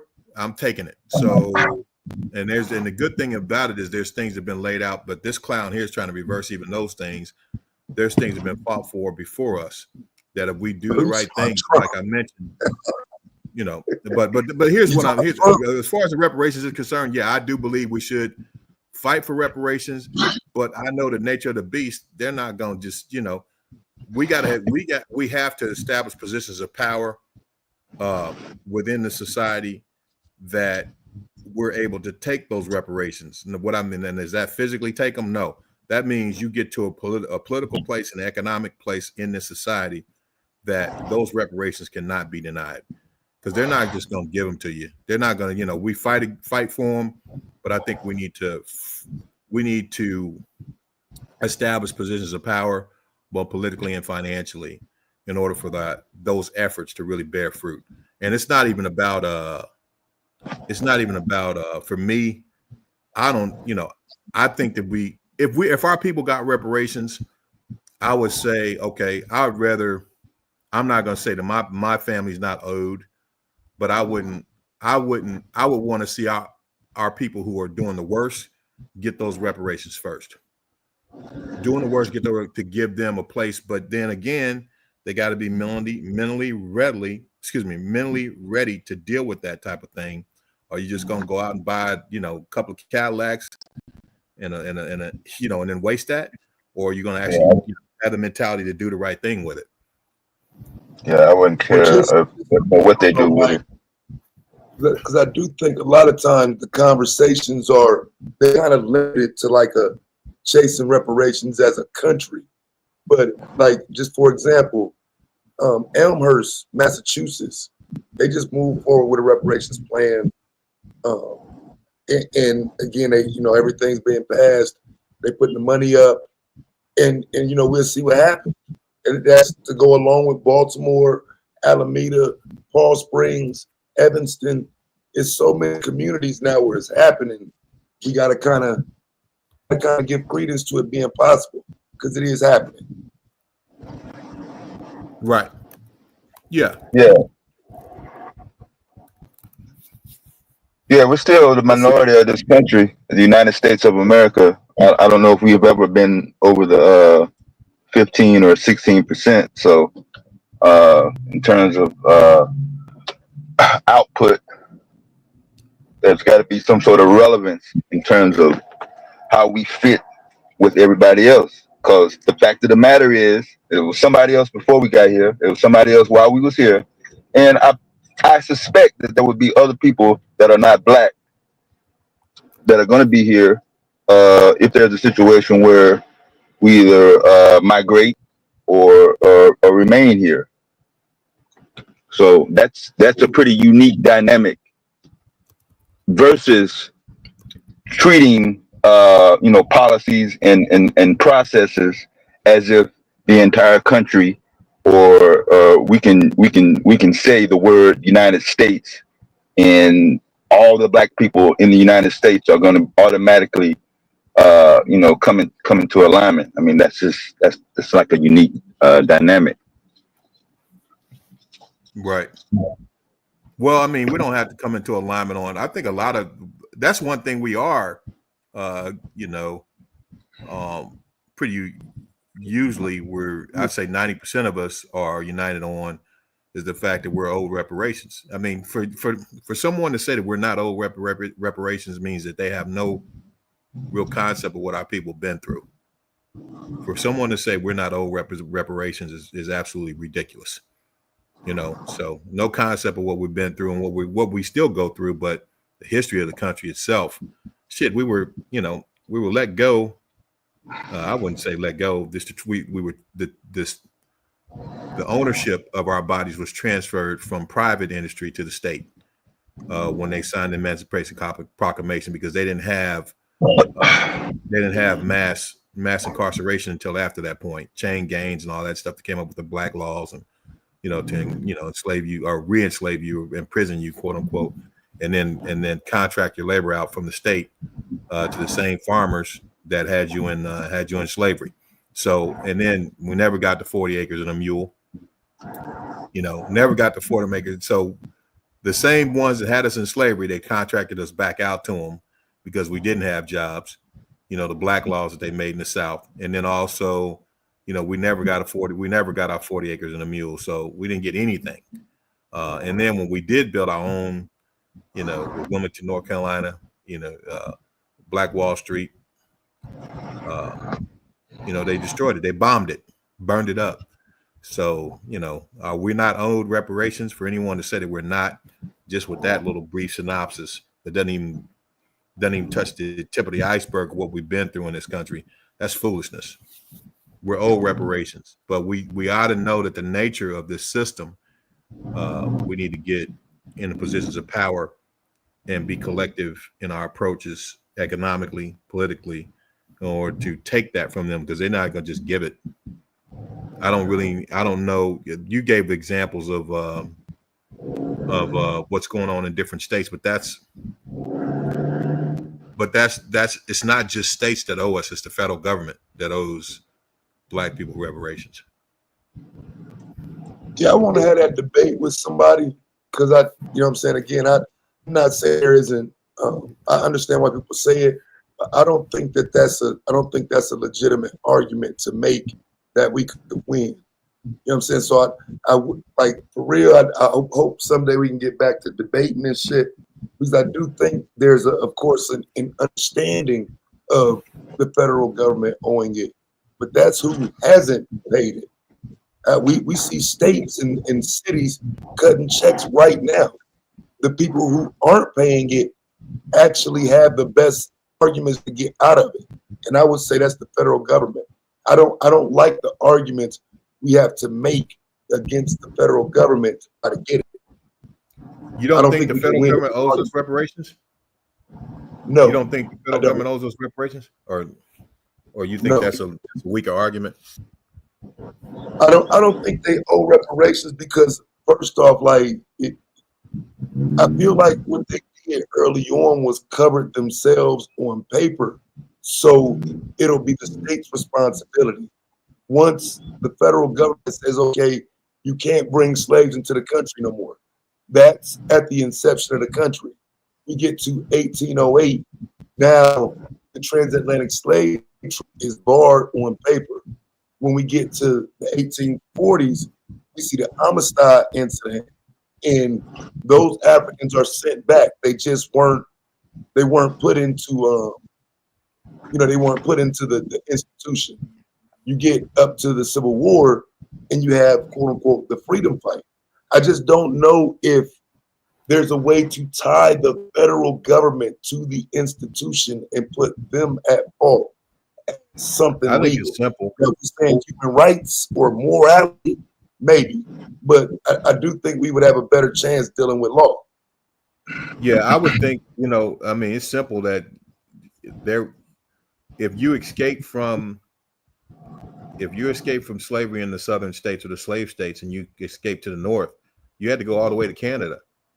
It was a federal law that you be returned. It was a federal law that these northern states, if you got caught in the northern states and you weren't quote unquote a freeman, then you were returned to the south. That's a federal law. So yeah, that's one thing that indicts the federal government on it. The other thing is, the federal government received taxes from the southern states due to the huge amount of profit margins that they were making off of slave labor. So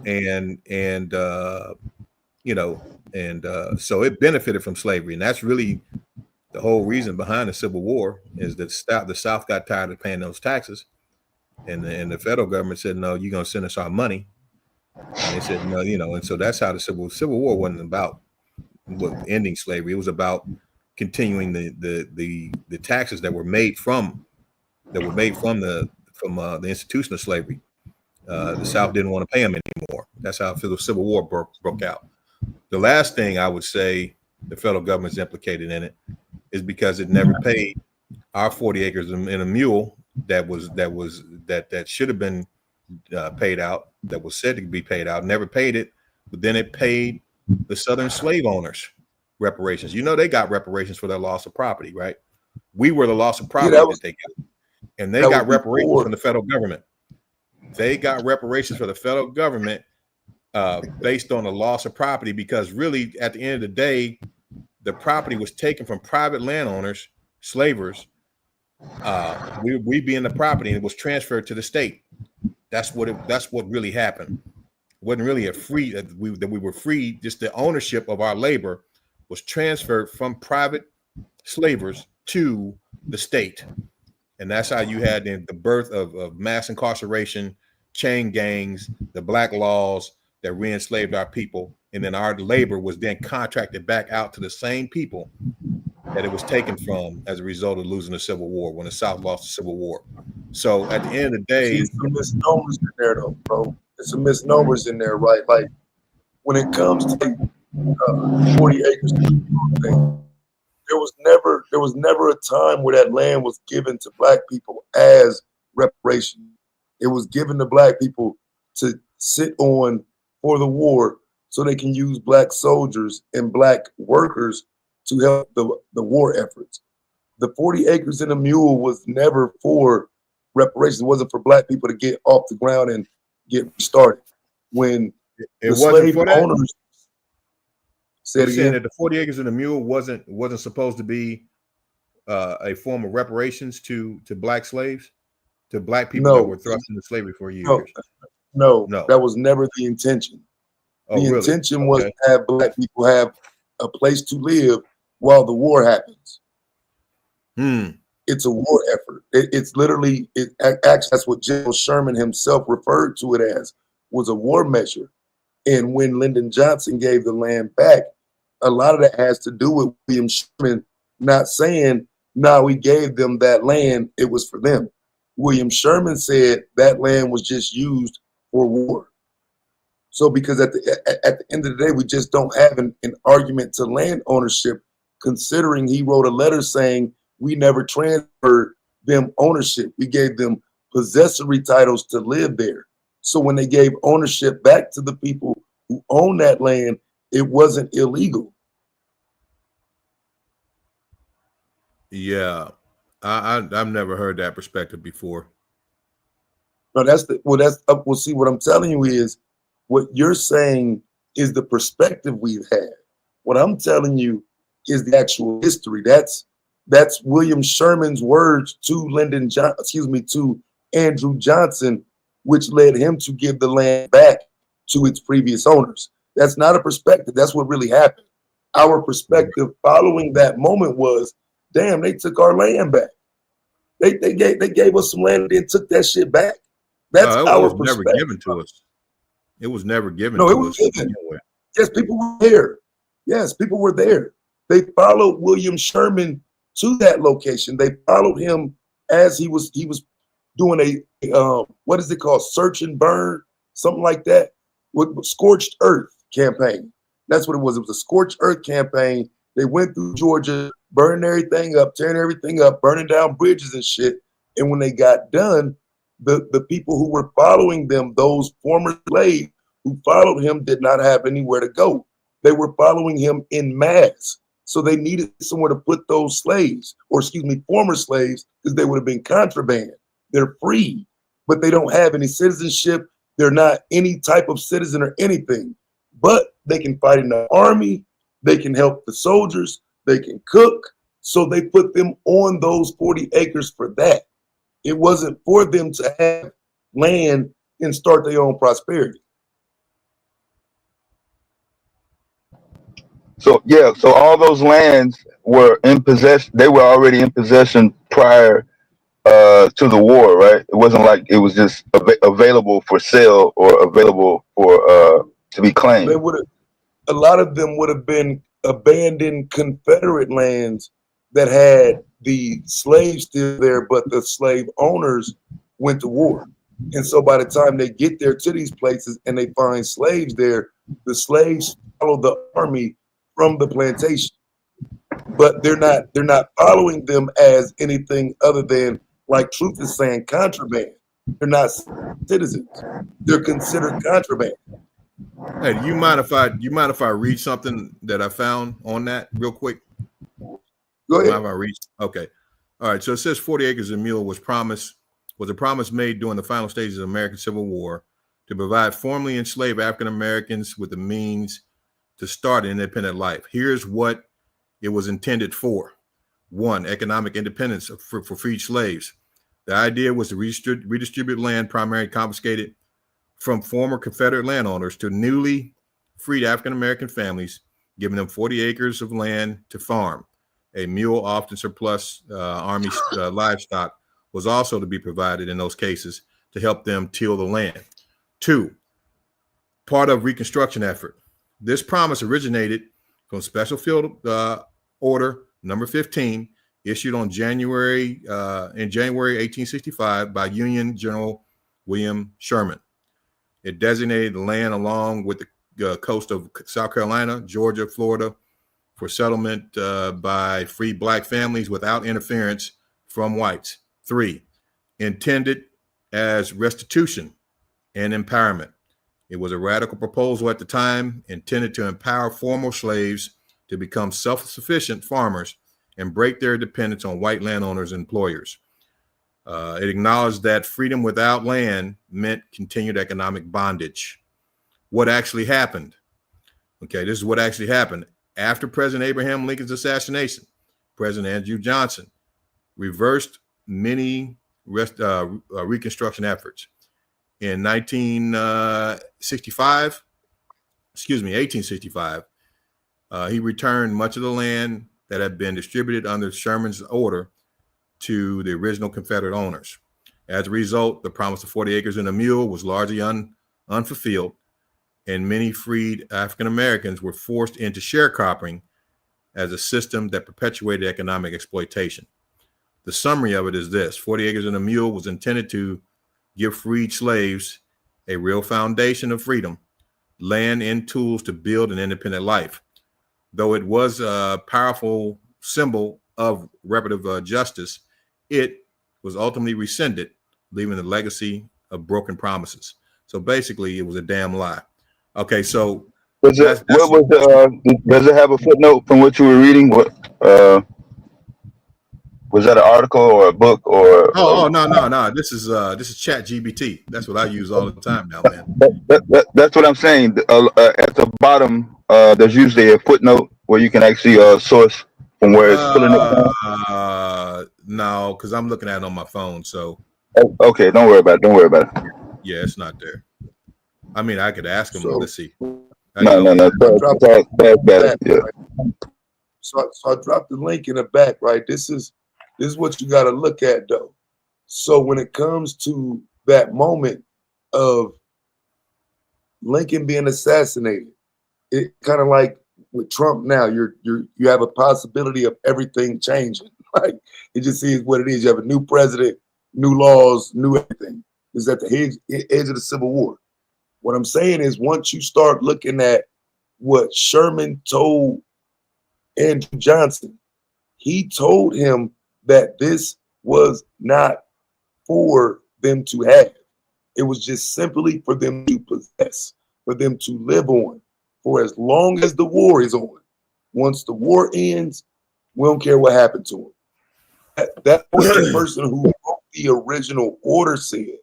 So that's why I think it's, you know what I'm saying, we represented it the way we represented it because those people were on that land at one point. They were taken from that land, but they don't know how ownership works. They were never given ownership. These are former slaves. And so it's a bait and switch at best. They never gave them ownership. So that's why I say it's our representation of it in the years later. Like, well, shit, what about that land? Can we get that land back? You only gave it to black people for like 6-7 months, moved them off of it. But that was the goal. The goal was to win the war, end the war, and they didn't care what happened to them black people after that, especially since Lyndon Johnson was from the South. He was one of them. Andrew. Yeah, you keep saying Lyndon. Yeah, but that's all right. I understand what he's saying. Oh, you saying Lyndon? Hopefully most Yeah, people understand. Yeah. Andrew, sorry. Definitely not 100 years later. Like, but nah, Andrew. Yeah, Andrew. He was one of them. So he was gonna give them their land back, bro. He was a Southern sympathizer. So yeah, I think that's our and that's why, you know, I kind of go in on the scholars and whatnot, because like the information is there that says, nah, fam, 40 acres and a mule is that's the wrong argument. Not saying that there isn't something there in terms of what we would call being an Indian giver. They put you on the land and took it back, but they never gave ownership of it. So we got to let that part of the argument go as old or as promised, because there's nothing that says that. There's nothing documented that says we promise you 40 acres and a mule. That's not a broken promise until you can show me the promise. I've never seen the promise to say it's a broken promise. You understand what I'm saying? If we're gonna call it a broken promise, we gotta see where it was promised first. It never was. Yeah, and we would be able to show if there was any land ownership during that time period. So that's another thing that I kind of question in terms of what would put people in the mindset that slaves were owning land. Like how did they get land? Now, if slave owners made an agreement after the Civil War, that's one thing. But troops is always walk through the processes in terms of being able to work yourself out of slavery or work, family members, certain situations where it was, here and there. That wasn't the majority, and that wasn't widespread. But this notion that there was land that was in the possession of black people that were slaves.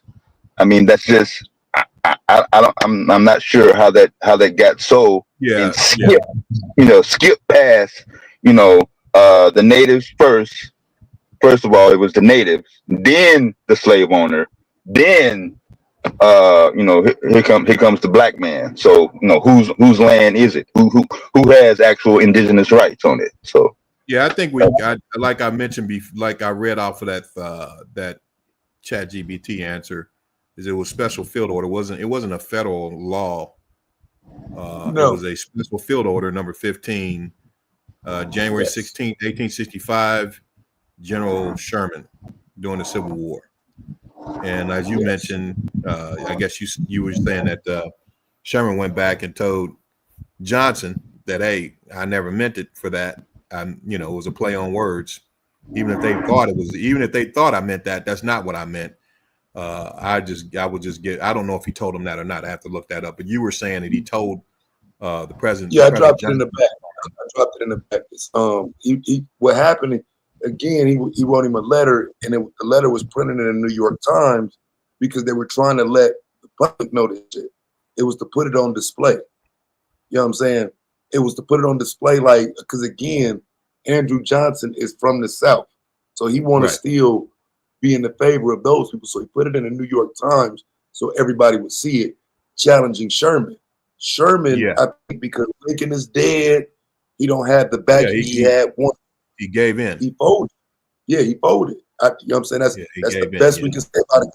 Right. If he did promise those people that land, he folded when it was time to stand on it.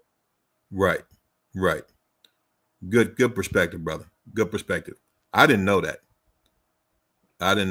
So yeah, that's good information. That's why I learned something today. That one is the one I fear the most that we talk about, though, is because that's, to me, again, that's what we hinge a lot of our federal understanding on. And what I look at is, okay, so they're going to say they ended the institution. They're going to say they ended the Dred Scott decision. They're going to say they came to Memphis in 1866 to protect black citizens. They're going to say they came to Birmingham to protect black citizens. You know what I'm saying? They go every time they send some damn troops to protect black people, the United States federal government is going to present that as an argument of, well, how you blaming us? So I just think you have a better argument pointing at the state of Alabama, who forced the government to have to come in because the state of Alabama wasn't upholding its end of the bargain to its citizens. So because you have to have the federal government come and escort somebody into a school, it's going to be hard to say the federal government was not doing their part. That's the state that was keeping you out that school. That's the local government they had to send federal troops to get you into school. Now we don't make the argument against the federal government. I just think we got to be careful, and we might be giving, some of the states a benefit by not challenging them for their direct tie to slavery, their direct tie to Jim Crow. Because whether we like it or not, the federal government didn't pass Jim Crow laws. The states did. Right. Yeah. I understand what you're getting at, but I think that's just a certain aspect. That's just a particular aspect of it. But I was talking about the Fugitive Slave Act that was in the 1700s, that if you actually escaped from slavery in the South, it required you to go all the way to Canada. Because if you went to any of the northern states, the quote unquote free states, as an escaped slave, they were required to return you to the South, into slavery, into bondage. That in itself, that was a law that's written, the Fugitive Slave Act, that in itself, indicts the federal government. That alone. In a sense, because I don't disagree with that completely. I think the issue that's going to come in with that is that it's a compromise, though. Is that at some point you had the federal government sitting in between the issue. You had the federal government dealing with one side of this is states coming into the South wanting to be slave states, while the North is saying, no, they shouldn't get another state. We need a state first. Before they get a state, we need a state. So in a lot of that, the federal government is in the middle. I get the argument that the Fugitive Slave Act leans more toward the South. That would be the argument there. But how much can we hinge on that argument considering the circumstances? because I don't even disagree with what you're saying. That certainly fits the bill. But is that more to the point of the states being the problem? The states are still the problem. Because now the federal government is saying the South can go into the North and get those fugitive slaves. I'm gonna make it a real rudimentary, mundane argument here. Okay, just say you and I, we're in a business relationship. Okay, you paying me in our business relationship. Who's in charge? I would say you're in charge if you're the boss. You're paying me. No, I'm saying you are paying me. Right. Oh, okay. Well, I'm in charge. You in charge, right? Right. So you pretty much got the purse. So you in charge because you got the purse, right? Okay. So when you look at the relationship between the southern states and the federal government, who's got the purse in that situation? If I say, okay, right at the end of the day, if I say, okay, you paying me in our business relationship, but then you can say, hey, out of your paycheck, I'm going to keep a certain amount for your fees, your taxes, and all that, right? You got the purse. You're pretty much 100% in charge of the purse because you issuing out a particular amount of money to me, but then you are actually keeping what you believe is necessary in order to keep the business alive. What I'm saying is that the federal government was collecting money. They were basically in charge of that situation in the South, where the southern states had to pay a certain amount of designated taxes to the federal government. And the federal government was taking that tax money off of income that was acquired by and large by slave labor. And so the federal government benefited from slave labor and the money that was produced by that. So to say that they're legal, free, though, right? This is legal. This is the legal institution at the time, too. Yeah. I mean, yeah, it's legal, but at the same time, they benefited from it. They benefited from the enslavement of our people. So how are they not liable? Because so again, and the perpetuation of that system. Because again, for example, because I don't even think it's just like it's wrong. What I'm saying is, if we're looking at it in totality, now you're going to have to include those states that outlawed slavery, those states that were not operating within the institution. Because when you tie the entire country together, you're operating with the North and the South. So now you're going to tie those states in that eliminated slavery this entire time. They weren't even slave states. They didn't support slavery, but they're going to get looped into this argument of the United States government owing. I just don't think I don't think that'll ever work because of that. I agree with you saying. I would agree with you saying from a logical perspective, but there are a tremendous amount of records where the northern states directly benefited from, even though they weren't involved in slavery. They received federal funding that is a result that they received federal funding that came from slave labor through the taxes that were paid from the southern states to the federal government.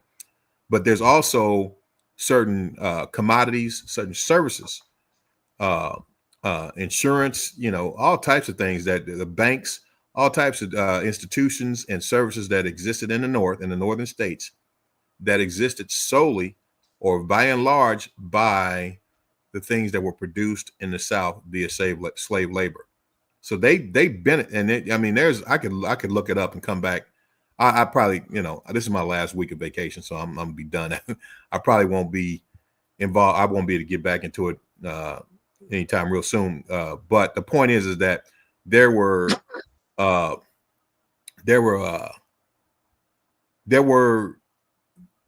institutions and commodities that were established in the North that were a direct result of slave labor. So the Northerners have a direct tie to, or their prosperity has a direct tie to the existence of slavery in the southern states, not just through federal government funding that came from taxes that were paid from slave states based on the profits that they received from slave labor, but there were direct commodities, services, and institutions that were established in the North that had their foundations in the existence of slavery in the South.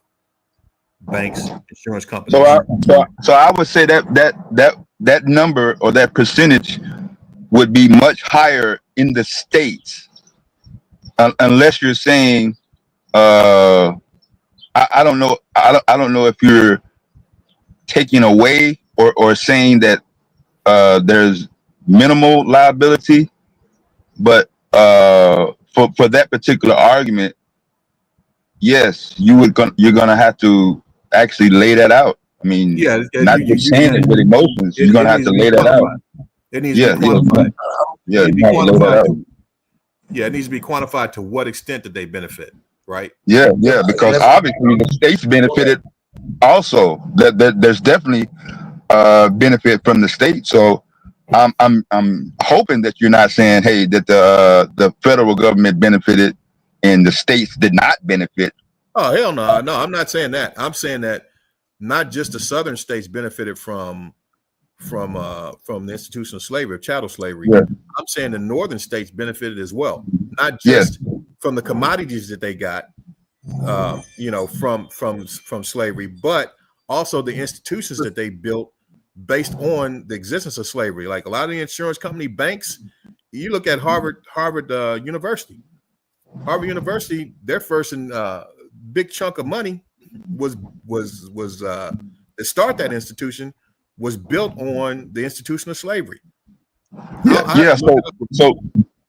And also because we're gonna in the federal argument, for those who are on the side or the majority of the federal argument, you're gonna have to deal with 1776. Either you're gonna start there and not include activities prior to 1776, which I would think would be, I mean, why would you do that? If you're going to do slavery all the way back to, whatever it was, 1592 or whatever. And then if you do that, then you're going to have to address a confederation argument, because there was no United States prior to 1776. So once you get into the confederation argument, then that's where the state liability becomes easier to lay out, and that's what I'm saying in terms of efficiency.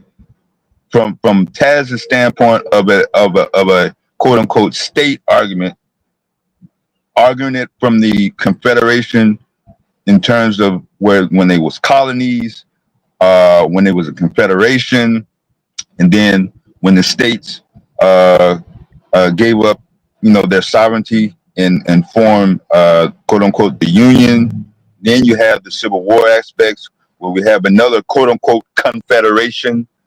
That for me is easier to lay out. But if we only focus on the state, then like I said, we're going to have some areas, some regions, Montana, Oregon, Idaho, Alaska, Vermont. These states are going to be like, hey, I mean, what are you talking about? Yeah, because I mean, you're saying the United States of America. Everybody's going to have something to say about that. I would just say that if any time a state would say something like that, you'd have to ask one question: did you receive federal funding? Did you receive federal funding during the institution of chattel slavery, legal chattel slavery in the United States of America? Mike. So let me ask you the question though, bro. So is reparations about how they benefited or the atrocity itself? I would say primarily is because of the atrocities, obviously, right?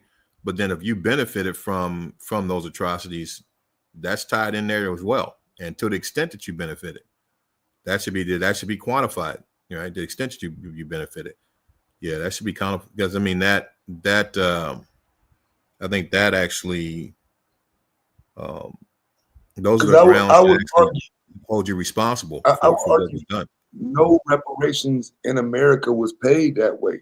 Even if you look at the Japanese, right, when they were paid in '88, that wasn't based on where America made it to by '88, right? You know what I'm saying? That wasn't, oh, you know, y'all destroyed us, and you know what I'm saying, y'all country done built up now, so you owe us based on the progression of the United States. That's not really how that works. That's not how it works with the Indians. All these people that have got a check cut, got it cut based on the actual atrocity, the events Right. themselves.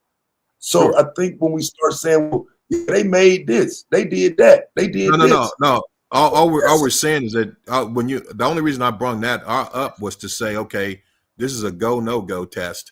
If you actually are liable for the institution of chattel slavery, did you benefit? And if you did benefit, to what extent? Because like you said, there's states, and like the argument's been as well. There's states that say, hey, we had nothing to do with that. We had nothing to do with that. We were way up in Montana. We had nothing to do with that. There's states that can say that. Well, the bottom line is, there's indirect and direct ties. I would think that there's definitely indirect ties through federal funding, while chattel slavery was legalized in the United States. Any state that received federal funding, grants, whatever, from the federal government during the time of chattel slavery is responsible and liable for those atrocities. Maybe not directly, but they have ties to them, and then there is reparations to be paid. I mean, that's my thing. I mean, as far as like saying, okay, then when you talk about the banks are the ones that financed it. The insurance company are the ones that insured the slave owners, insured us as property. And a lot of those insurance companies are still in. Some of those insurance companies are still in existence today. So, and they were operating out of northern states. So, I mean, we talked about Harvard, how, Harvard University, they've got their first endowments were from the profits that were made from slavery. You look that up. And they acknowledged it. They have a legacy of slavery. That's how their institution was built. And so how many more institutions that we don't know anything about that exist today that were founded in the North that had their roots planted by the money that was made off of chattel slavery, the enslavement of our people. So I don't think it would be a very difficult thing at all to prove that there is, there's liability associated with that. There's guilt associated with that. What are we basing this on, though, brothers? Again, when we start looking at Dred Scott, for example, like that case in itself says that we don't have any rights up until this point. We aren't anything. We are like we ain't shit. So everything that happened to us is legit up until that point.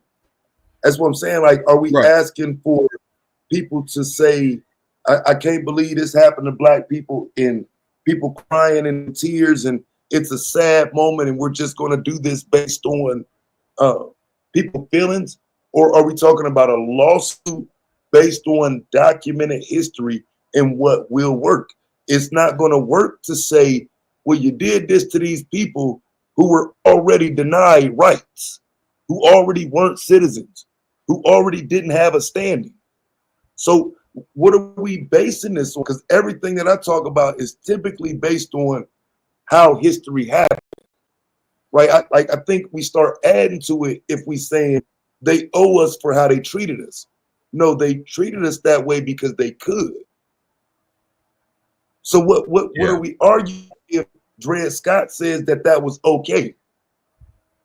Yeah, I mean, come on, man.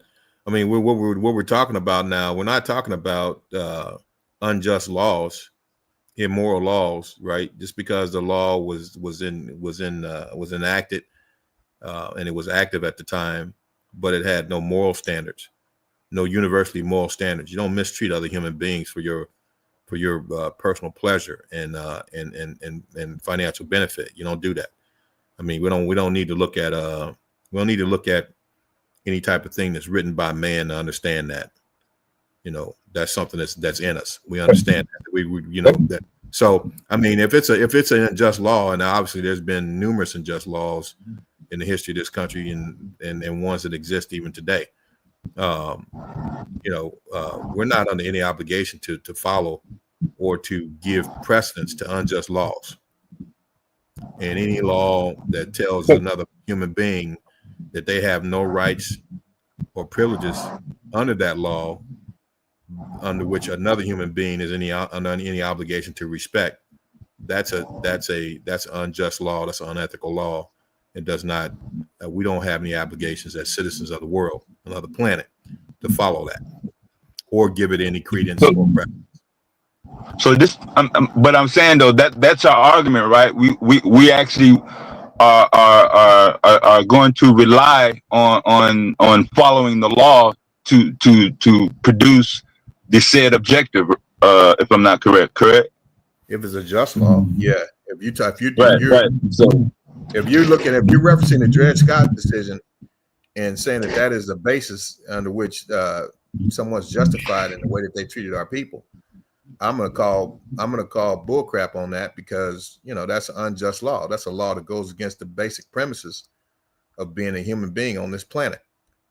But you don't have the right, though, Mike. Like none of this is about justification. Like that's what I'm saying. Like we have to stay within the legal framework, don't we?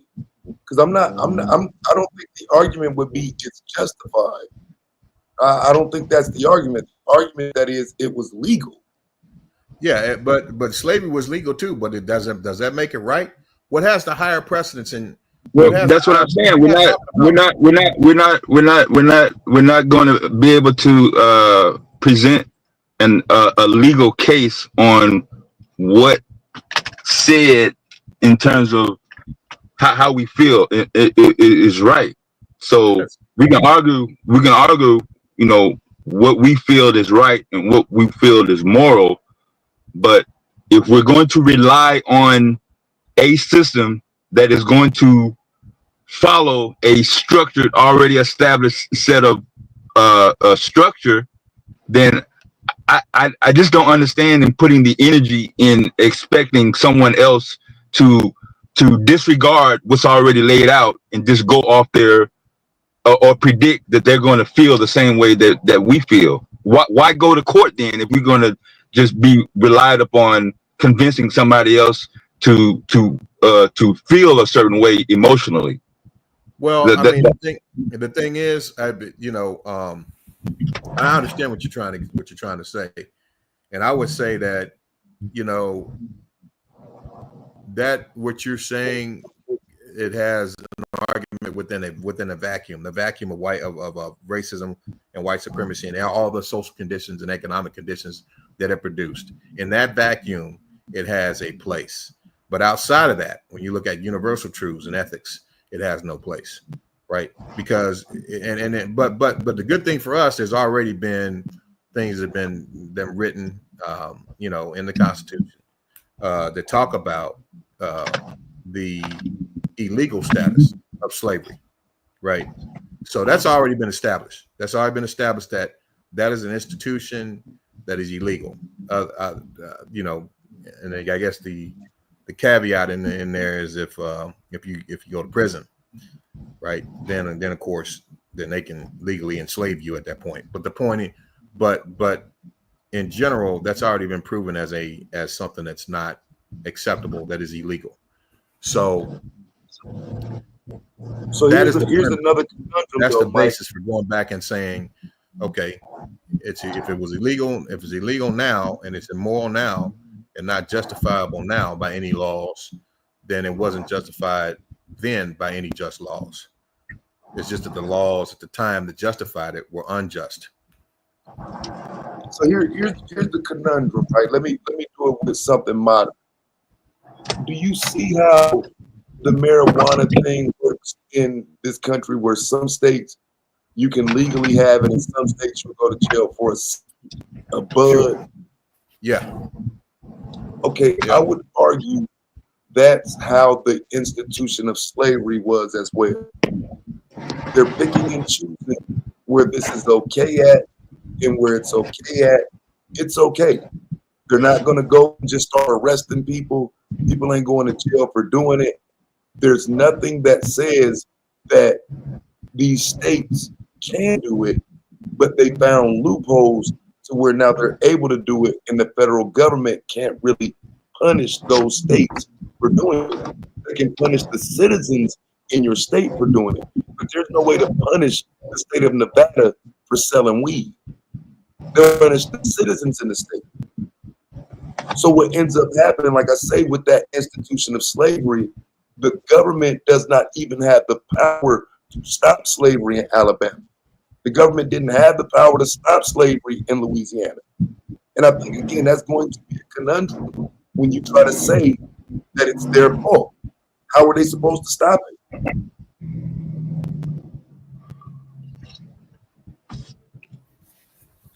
There's no legal framework that gives the federal government oversight of the states to say they can dictate what you do in your state. There's nothing in the Constitution that says that. Right. So you're saying that the federal government is not responsible for slavery because they couldn't dictate what the states did in their states. Is that what you're saying? Not until the 13th Amendment. No.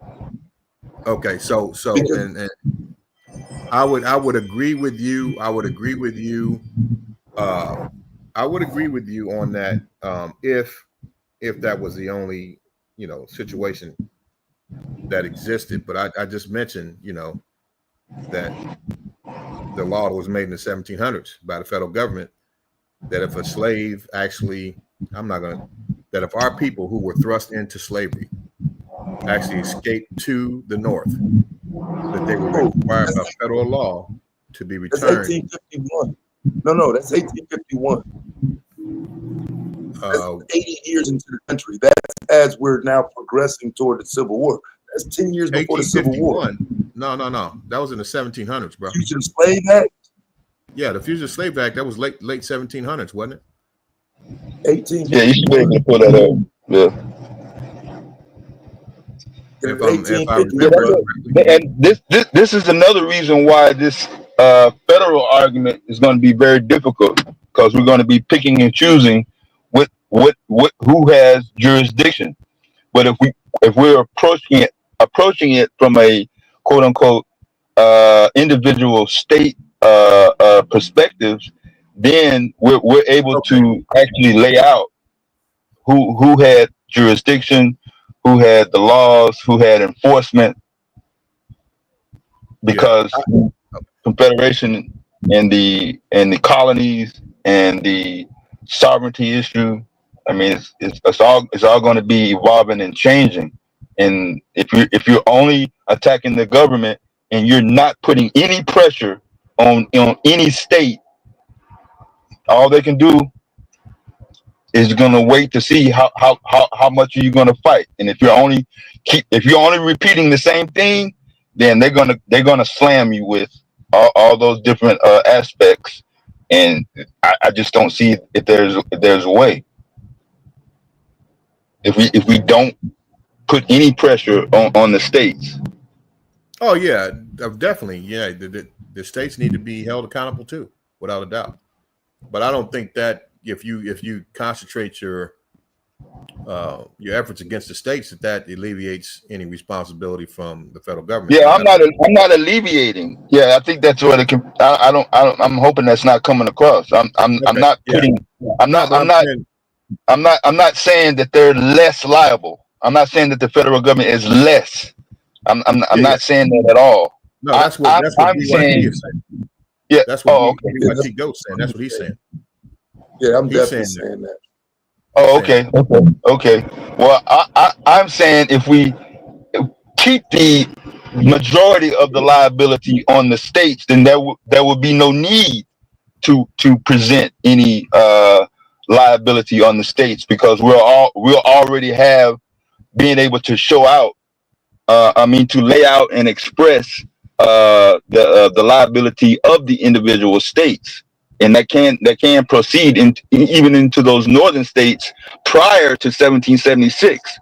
Because I'm saying prior to 1776, that whole federal federation in the United States of America, that's all going to drop.